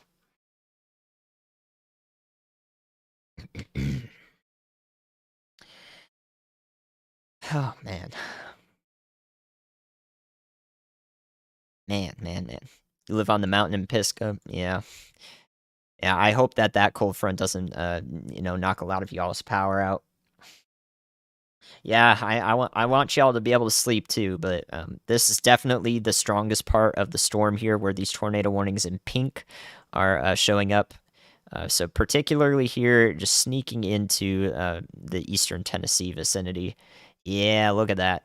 I mean, guys, it's clear as day to me. I hope this one doesn't last very long, but I expect another tornado warning for this signature right here near Flat Rock, Alabama. Just watch this. Watch this. So there it is. A few minutes ago, we start to see those winds come together. Convergent signature right there that I pointed out. Next frame, bam.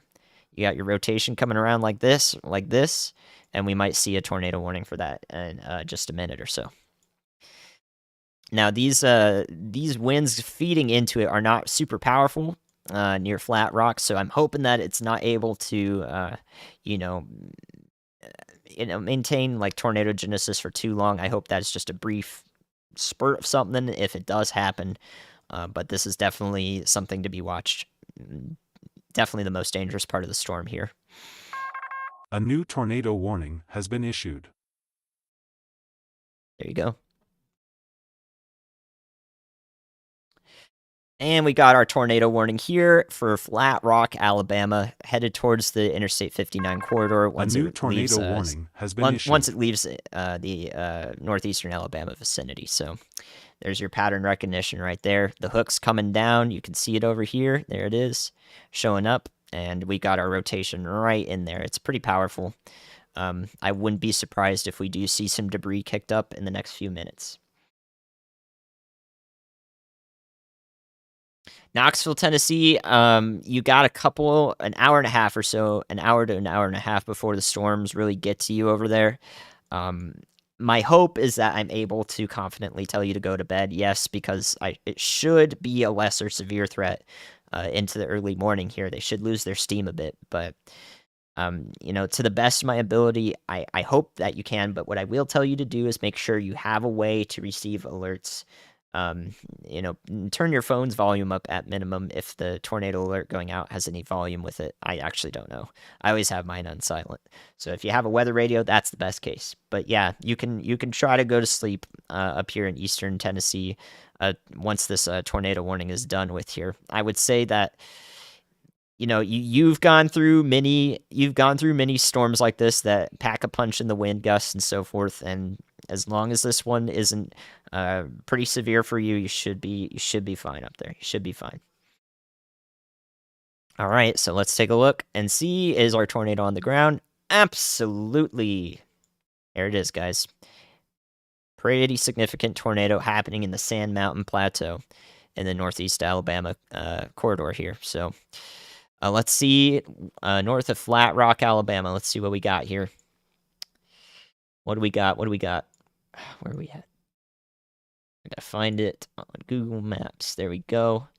Okay, so the Dogwood Hills Golf Course is in the direct path of this tornado coming up shortly here. A&K Metals, Sharon's Flowers, along Highway 71 or State Road 71 here. The Kennemer Church, as well as we head towards the Georgia-Alabama border. Hopefully, this looks like mostly rural areas out here, but it will probably track over this golf course just to the north and east of Flat Rock. Oh man, there we go. Yeah, this is just like a lot of the signatures we saw earlier today. Just like we saw. So my hope is that this tornado does not last for too long, but it is currently still on the ground. I'm expecting that this tornado warning is going to be upgraded shortly here. You'll hear it come through with some more beeps and a tornado warning upgraded. Really hoping that by the time it reaches Interstate 59 that it peters out. We'll see if that is what occurs here. But yeah, right to the north and east of Flat Rock. Union Church in Flat Rock. And eventually to Country Road Cafe along State Road 75 there toward the Georgia border. You guys are going to be in the direct path of this tornado more than possible. My goodness, man. Another one. I was, when I see this happen here in this area of Alabama, it makes sense. So, just a moment now. The National Weather Service is working on upgrading those warnings, I'm sure, as we got a tornado on the ground doing damage. Probably a nice cone tornado at the moment is what I would guess this looks like.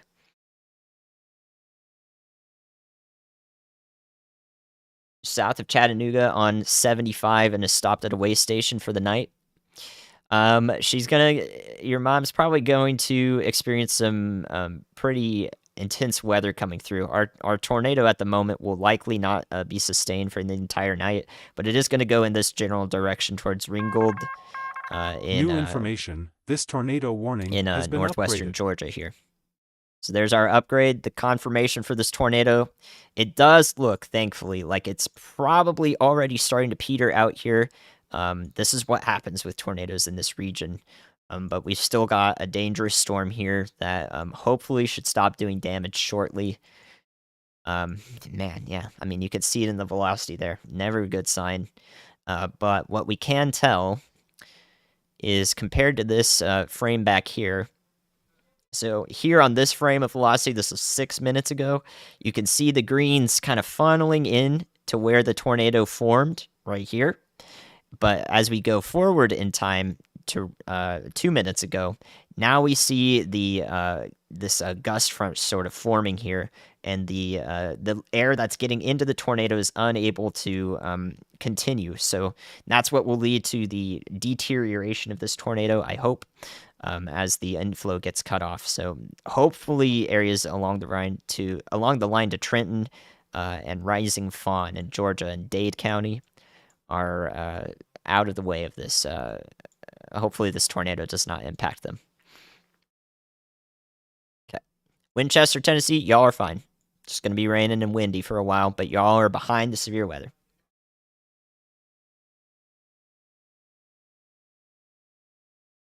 There's our latest scan. We still got those powerful winds sort of coming down and around the storm here, but again, it's really tough for the wind to get in here and sustain the tornado. So we're starting to see the deterioration of it, and now it looks more like a bunch of gusty winds along the front here or along this line of storms. So I'm hoping that is the last of this area of tornado genesis, and that we really just saw this take place because of the mountains there, the plateau in this region. So really hoping, but Trenton, Cooper Heights, and Chickamauga in northwestern Georgia, I hope that you guys can take shelter down the line of this storm that has a history of producing a tornado. And I'm wishing the best for y'all in Dade and Walker counties here that now have a warning that this tornado does not touch back down. So either way, please take shelter in Dade and Walker counties for these areas. Let me draw an arrow for you. Anywhere in this area until that polygon shows up there, please consider taking warning. Has been issued. Please consider taking shelter. Interior-most room of your house, and bring something with you to cover your head with, and shoes, just in case you have to walk on glass. My goodness, man, going into the early morning like this. All right, for our friends in Spring City, up on the northern part of the storm, we've got that severe thunderstorm warning here that's going to extend out. I think this tornado warning will be allowed to expire as it enters the Spring City vicinity in eastern Tennessee. And Knoxville, yep, all y'all are on track. All y'all in this area are on track to see some real gusty winds and heavy rain as this passes through. It's going to be a pretty strong storm, but it's you've seen probably several in the spring and summer in these areas over here. So right now, as long as we maintain only severe thunderstorm warnings, this is a good one to just be inside for, and be weather aware with a way to receive warnings if they do come through. All right, Chattanooga now is in the severe thunderstorm warning. It's now passed through mostly Jasper, Tennessee. You're on the back side of it now. Should be out of the worst of it. Chattanooga now in about 10 minutes or so is going to start to feel the effects here.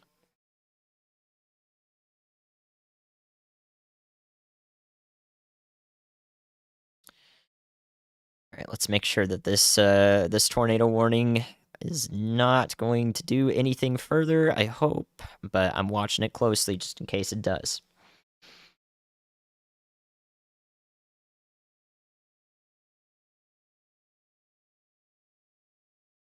My goodness. Yeah, just as fast as that here, the tornado pops up and does that significant damage, and then probably mowed down a few trees, and that's why we saw such a big debris ball show up. So hopefully it didn't do any damage to structures in the area. All right. Man, this has been a day.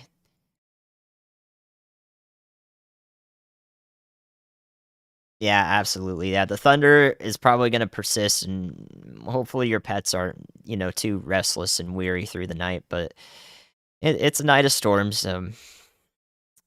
It's going to happen. With hopefully hopefully they can be at as much peace as possible.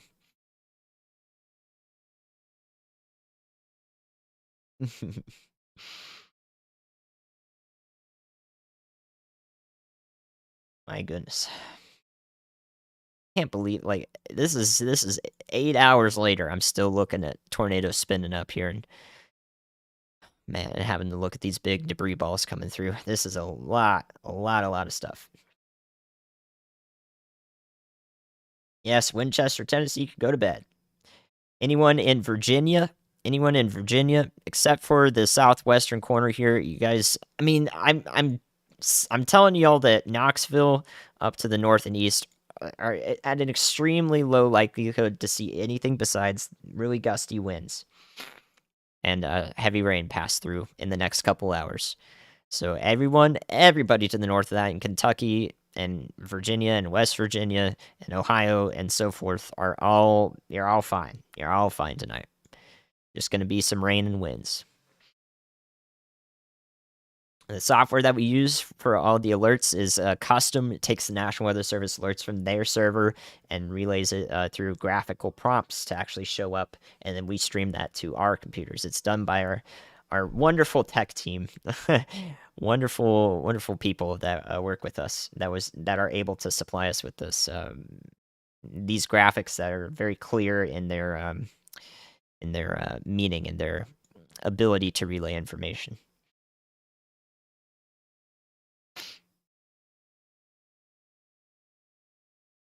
Oh yeah, absolutely, absolutely. Anywhere along I-40 right now and down south, and eventually to Chattanooga here, it's gonna sound real loud out there for a bit.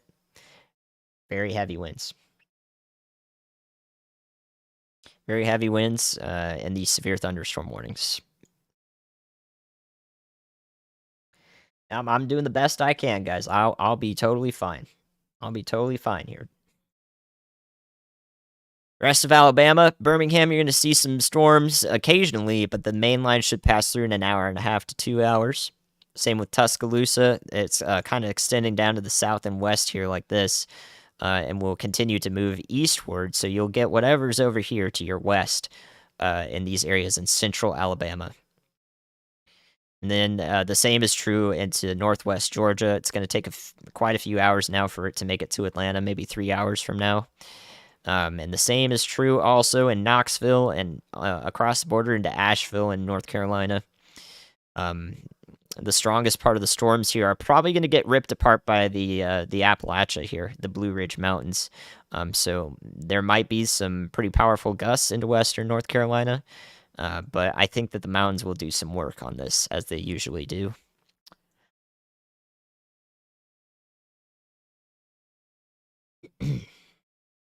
This is a GR2 analyst at the moment, but I also have Radar Omega up.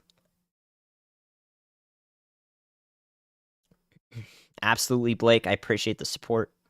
Thank you. Yeah, I'm doing my best out here. My goodness. Never knew Tennessee had tornadoes? Oh, absolutely. Absolutely. Just snow in Illinois. The northern part of Illinois probably will see a little bit of snow. In Tennessee, if you're to the west of Crossville, then you're fine. If you're to the east toward Knoxville, Chattanooga's about to get it, and all along the mountainous part of Tennessee here, up to the Appalachians here along Interstate 40 and 75. Then you guys are going to get that severe weather in the next hour and a half or so. Within the next hour and a half. Some areas much sooner, like Chattanooga, within probably 5 minutes. Toronto, Canada, you guys are going to get some gusty winds and possibly mild rain, maybe even into the frozen precipitation. We'll see into tomorrow. Rocking the third shift. Yeah, we call these the mids. These are the midnights. And yeah, this is what's necessary. All sorts of National Weather Service employees right now are in the middle of their mids shifts. So we are always thankful for them to like be awake from 10 p.m. to 6 a.m., making sure that everyone out here is receiving warnings and weather information. So yeah, into the mids here. Right now, I still don't see. I don't see in this tornado warning in Dade and Walker County in northwest Georgia. I don't see an area of intense rotation. I just see powerful wind gusts associated with this part of the line. This is about what I expected once it moved out of the Sand Mountain Plateau in northeastern Alabama. Over here towards Rock Spring and toward Ringgold, it's a little bit less likely to maintain that rotation. But at any point, this is definitely the strongest part of this line of storms, and so I'll continue watching it for a while here.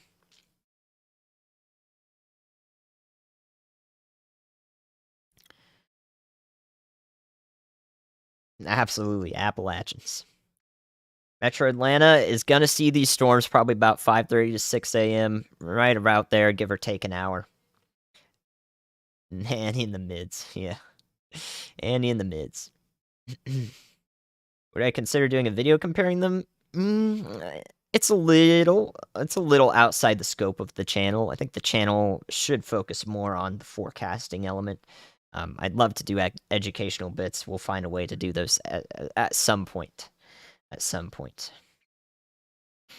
Anytime I talked about Alabama, I hope that you're able to see wherever Marbury is. I'm not sure where that is off the top of my head. So, anywhere in the corridor from Tuscaloosa to Birmingham to Gadsden, we'll see these storms arriving from, 45 minutes to an hour and a half from now. It'll be pretty stormy into, the early morning hours. But eventually it'll be done with. And then as these storms move into Chattanooga, the same is going to be true for Cleveland, Tennessee, and all the way up the Interstate 75 corridor towards Nashville. It's going to be real gusty all along this line.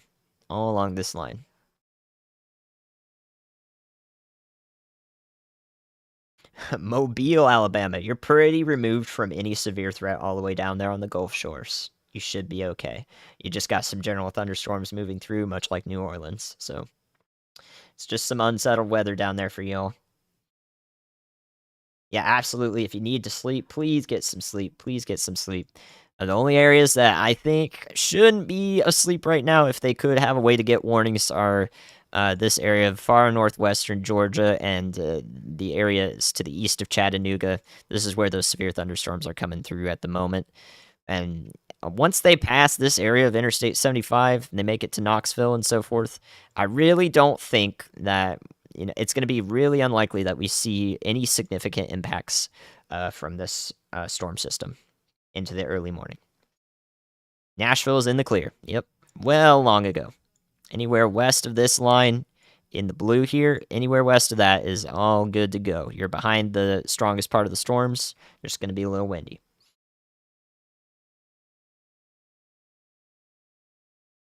To find GR2, you're gonna have to look online. It's not an app on the App Store.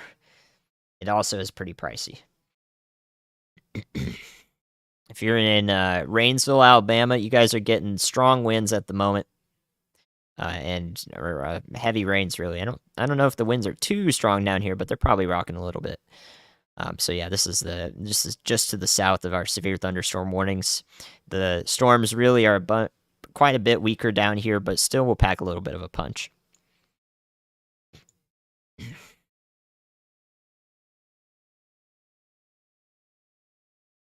Yeah, Kazaki, exactly.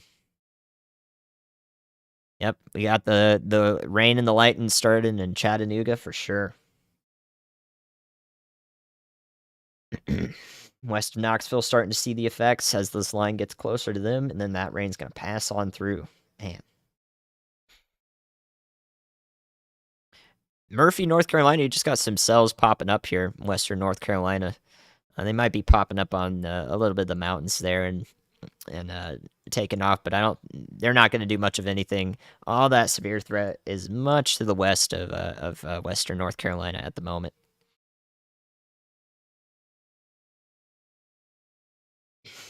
Yeah, I've talked about Georgia plenty, several times over. So again, Atlanta probably 5:30 to 6 a.m., give or take an hour or so, is when you'll see the rain from the storm pass through and any gusty winds. But closer up here to Adairsville and Rome and also Dalton in northwestern Georgia, anywhere up in this area is going to start seeing that line come through. About an hour or so to Calhoun, and maybe about an hour and a half to 2 hours to the Dalton area. That's escaped me though. Where did it go? Oh no, just about 45 minutes to Dalton, so a little bit closer to y'all. A little bit closer to y'all. Just about 30 minutes, 45 minutes out from Dalton. Oh man, we are really going into the early morning here. I appreciate y'all. Man. I really hope that the next stream, whenever I am gonna do it or co-stream with Ryan here, that I really hope it is nothing like this. Really hope it is nothing like this. Don't worry about me, guys. I am totally fine. I'll let you know the moment I start feeling a little whimsical. Okay. Absolutely. Yeah. 2 a.m. ain't nothing to me either. I definitely like the nightlife.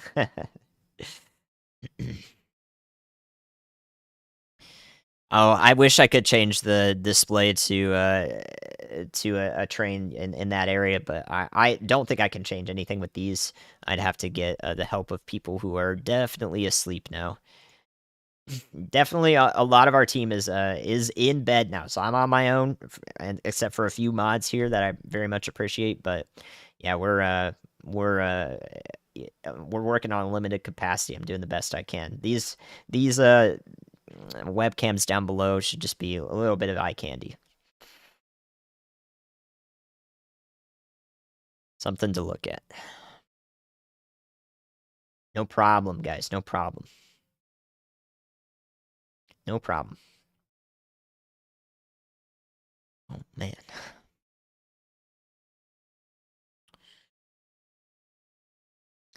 Yep, still not seeing any signs of intense rotation or rotation starting up here as these storms go through northwestern corner of Georgia toward Ringgold and I-75, but it is going to get pretty nasty there for just a minute for a lot of us. Chattanooga's going through the thick of it, and then areas to the east, including Cleveland, Tennessee here, and along I-75.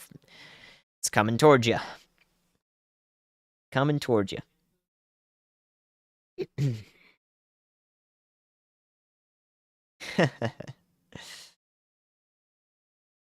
Man.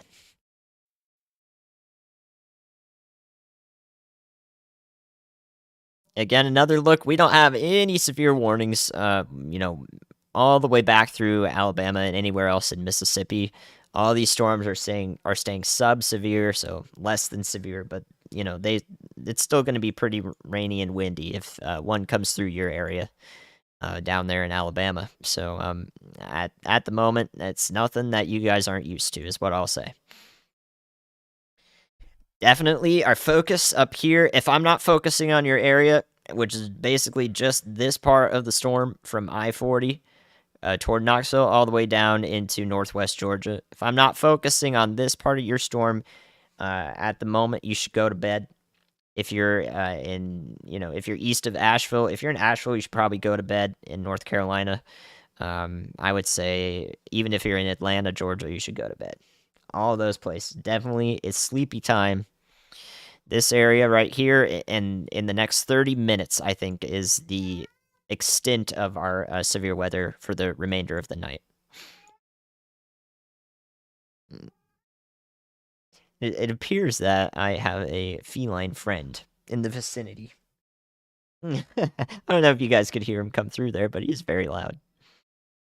Very loud right now. We woke him up at 2 in the morning over here in Minnesota. Thank you, Rosemary. Meow to the kitty. He's headed off downstairs. I can't go and grab him. He's too fast for me. He doesn't want to be picked up.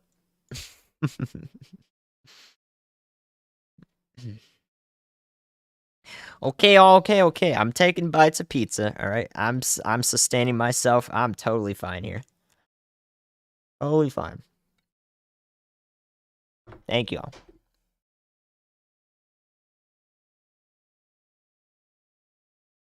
I wish I could show the kitty. Mid-morning snack. Yep, this is what life's like as a forecaster.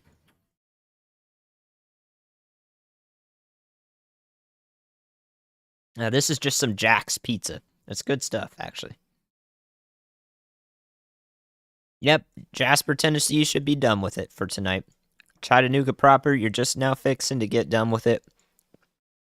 Just to the east of Chattanooga is where the strongest stuff is, but if you're west of the downtown Chattanooga area, you're fine. You're fine. So to the east now, East Ridge, Shepherd, Ultewa, that's a tough one. Cleveland and up to Etowah here. Y'all are going to see the severe weather coming up. Cleveland TN in the chat, man, it's going to get pretty gusty there.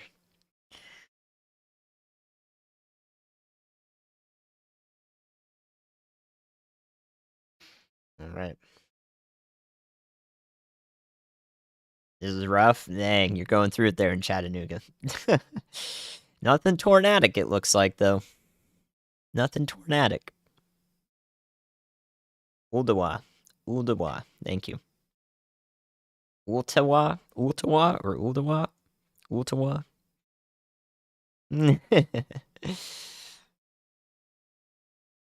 Richmond, Kentucky can go to sleep. Absolutely. Thanks for asking.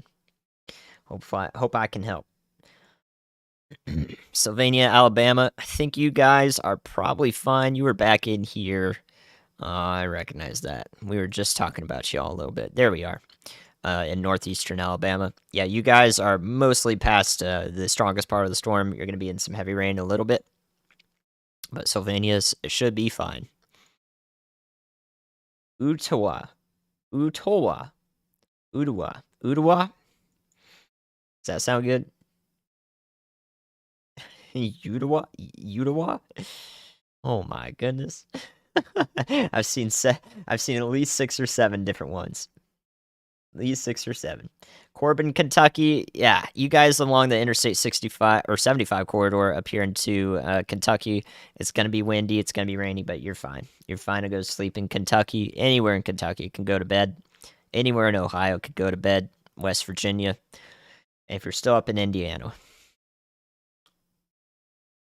No, not Etowah. Not Etowah, guys. Etowah's over here. I know what I'm doing. That's Etowah. We got Uldawa down here. Oh my goodness, chat. Y'all are so silly. Udawa. Y'all are so silly. Do you know how many times I have to correct people when we're talking about East Texas and Louisiana, and I'm saying Nacogdoches, and then there's also Natchitoches. And they're like, no, it's Nacogdoches. I'm like, we're not talking about Texas. We're not talking about that. Y'all, please. Oh my goodness. You're so silly. There's multiple places that sound the same.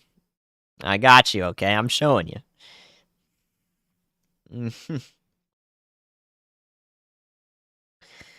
All right. You live there, the L is silent. All right. I think I got it.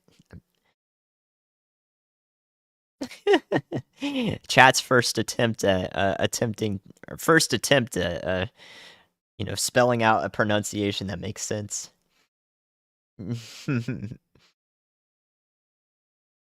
Exactly. The most Udawans you've seen in one place. All right. All tornado warnings have expired. Can we keep it that way? I'm looking right now. I don't see nothing. This maybe is the closest we've got headed towards Ringgold. A little bit of rotation here, but it is not intense rotation. It's more those damaging winds. Let's keep it that way. And it's gonna blow, though. Even if we don't have tornado warnings, we got plenty of gusty winds coming through. My goodness, it's gonna sound horrible there for some people.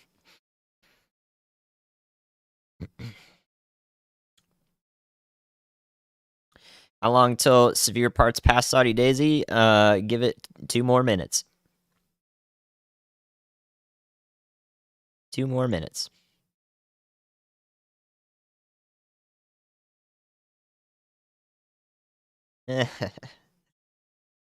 Anywhere in Alabama, if you guys are not in the northeast corner of Alabama, you are going to get gusty winds and heavy rain, and perhaps a spare severe thunderstorm warning here and there. Albertville, everywhere along this line of storms. Y'all are in the weakening part of the storm, okay?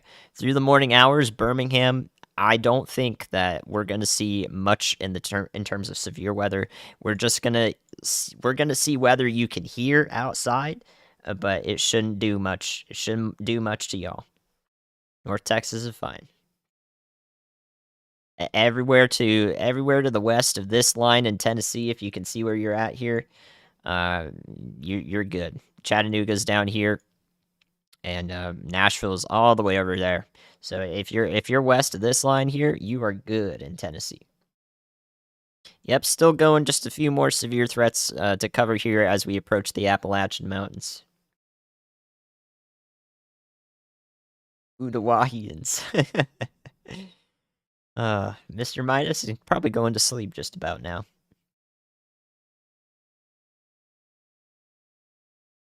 Oh, man. Blue Ridge, Georgia. The storms are going to reach you there. Yep. It's going to be windy. I don't think you're going to get blown away, but you're going to hear it for sure.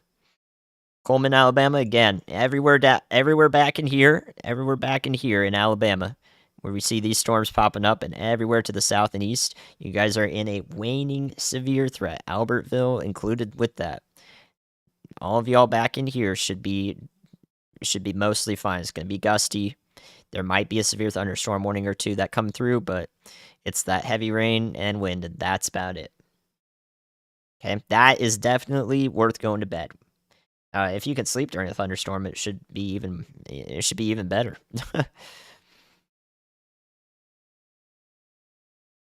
Cleveland, probably 8 to 10 minutes from now, when the worst of it's going to be in your area. Maybe about 10. That's what I'd say.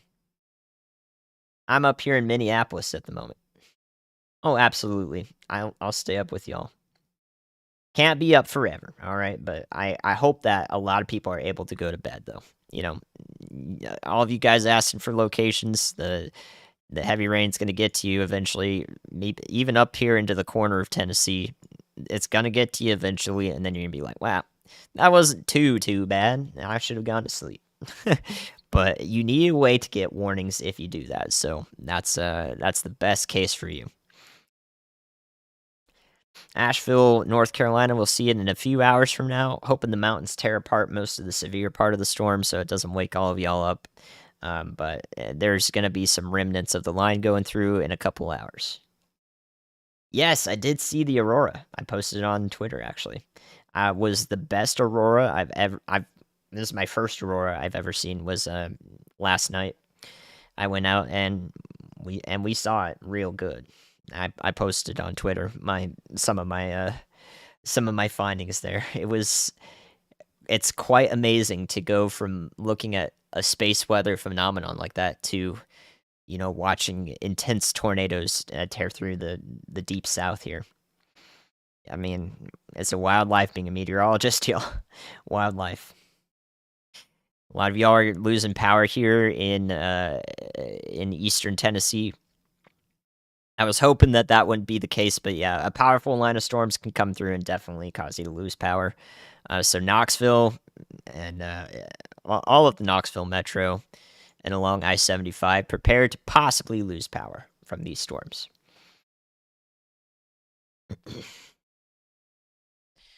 That goes all the way up north to, into the northeast corner of Tennessee here, Johnson City, and Morristown, Jefferson City. Jefferson City, you're probably going to see this in about 30 minutes to 45 minutes, and then eventually it'll make it into the corner here for Johnson City and Bristol in maybe an hour and a half or so. My goodness. I have no idea where Summerville, Georgia is. I'm trying to help as much of y'all as I can, but I'm gonna give you a little overview here, and hopefully this helps.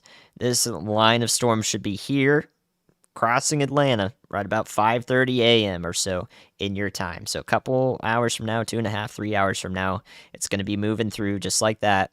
And so an hour before, it's probably gonna be here. So an hour and a half from now. To an hour from now, and then it's going to be much weaker over here as it moves into central Georgia into the mid-morning. So hopefully that helps everybody in Georgia who's asking. Everybody over here in Alabama and Mississippi who may be seeing some heavy rain, y'all are getting mostly severe weather that is just not quite reaching our warning threshold. So heavy rain and winds. Heavy rain and winds for Alabama. Nothing like you're not used to. We're really focused mostly on the remaining severe thunderstorm warnings in the northwest corner of Georgia and the Knoxville, Tennessee warning, or the Knoxville, Tennessee area, which is now in a severe thunderstorm warning. For winds. Yep, all of this area down here into eastern Mississippi, y'all should see much of the same, these gusty storms that are moving through, but hopefully remaining sub-severe, so under severe levels. Oh, man. Ringgold, you're getting the worst of it now into Tunnel Hill, so you're about to see the heaviest rain, and then it'll last a few minutes with those heavy winds, and then you should be fine after that. It's going to be windy, though. Chattanooga proper, if you're in downtown, along this area, you're going to feel some powerful winds driving this front forward just like that. These winds are moving in behind it, ushering the cold air in, but you should be removed from, the severe thunderstorm part of it now. Cleveland, Tennessee is really where we're looking next in the next 5 minutes. Thank you for being here. Anyone still up with me?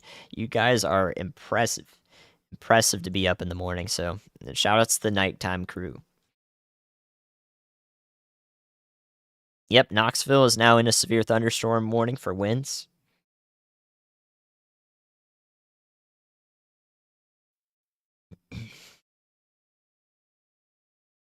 Somerville is above Rome. Gotcha. Yeah, so over here in Somerville, you guys are just 5 to 10 minutes out, but you're just a little bit removed from the severe thunderstorm part of this, so it's just going to be pretty gusty here, okay? You're gonna hear it. You're gonna hear it over there. But you're not in a severe thunderstorm warning right now. Yeah, thankfully, we have been without a tornado warning for quite some time now. And I don't see anything. I'm keeping my eye on it.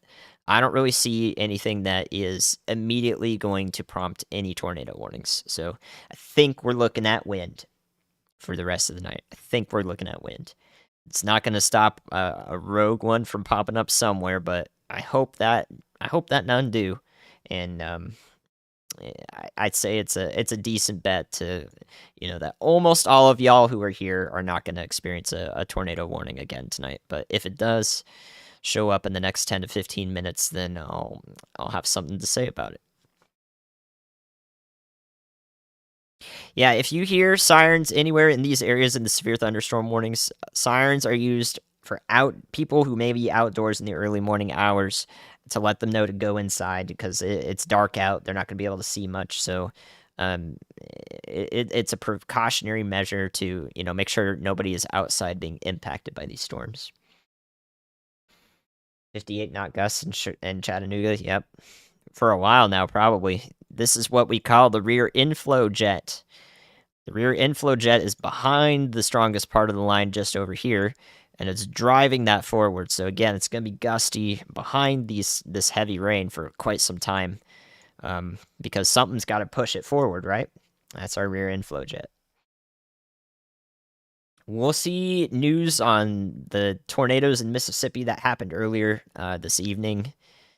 We'll see those popping up all over social media, I'm sure, in the coming day.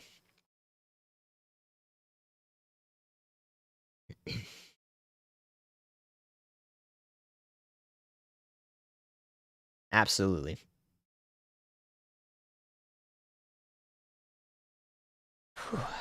Yep. Anywhere to the west of this line going through Harriman to Chattanooga, anywhere west of that is in the clear for the night. Harriman, you're just now outside those stronger winds and heavier rain, so it'll be gusty for a while longer, but you should be fine. You should be fine. Absolutely, yeah. We cross our fingers every time for Mississippi today, man. It is going to be a surreal experience just watching that back and seeing what happened. Oh man, I don't know. I'm a little. It's gonna be weird to me to watch that back, and man, it's there. There were a couple times tonight, guys, where I had tears brought to my eyes a bit. I was like, please don't let this happen. But man, thankfully now we don't see nothing like that. Nothing like that. Yeah, absolutely. Man.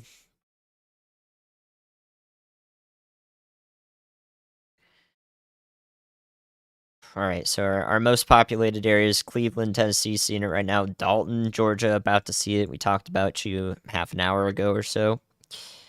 And then Knoxville, Tennessee is next up in this severe thunderstorm warning, about 20 to 30 minutes out from most of Knoxville, Powell, and all of this area in the Knoxville metro. This is a severe thunderstorm warning for wind. Okay, it's going to rain heavy. It's going to be gusty, just like I've been saying, for all of these areas. I don't see very much of anything tornadic. I don't see anything that will immediately prompt a tornado warning as this approaches the mountains here. So if I can tell you all once again, let me look at this. If I can tell you all once again, if you are west of this line right here, you're good to go. Knoxville, you're going to see the storms come through, and if you're staying up for them, you can go to bed right after that. Okay, it's going to be a little loud with those winds. Like I said, that rear inflow jet's going to be pushing through like it is in Chattanooga right now. But after that, like you are good to go to sleep. Good to go to sleep. Oh my. And then of course, just a bunch of hopefully sub-severe weather, just some heavy rain is going to be making its way through Georgia and Alabama and eastern Mississippi, okay? That's really the rundown here. That's really the rundown. So, as much as I want to stay on for Knoxville and areas, Etowah and so forth, I think that that will do it for tonight. Okay? I think that will do it. I think that we are ready to call it here. I'm fairly confident that most every single person in these areas are going to be okay. Okay? So, into the early morning hours, thank you guys. Thank you guys for being here at any point today, supporting the team whatsoever, and then supporting that. We got over $100,000 to give to tornado victims of today's event. It is beyond belief what we can do here. So make sure if you haven't subbed to this channel, that's a good thing to do. I'm going to try to do more of these streams coming up, and of course I'll have videos coming out if you like those too. Those are gonna be more of this where I talk about the meteorology behind this, but I break it down, of course. So I'll have one coming up for the next event to impact California, and that event's also gonna sweep through the nation just like this one's doing right now. So thank you for being here. Much appreciated. I hope I helped many people in some capacity tonight. And I'll see you all hopefully soon again. Well, hopefully not, actually. If you see me on, well, there's some weather happening somewhere, so let it be calm from this point on as much as it can be. All right. Y'all have the best night you can. And we'll see what happens with all of our efforts. Make sure you follow along on Twitter. You can see all of our efforts, what you have contributed to helping people out tomorrow. Go to sleep. Okay. See you later.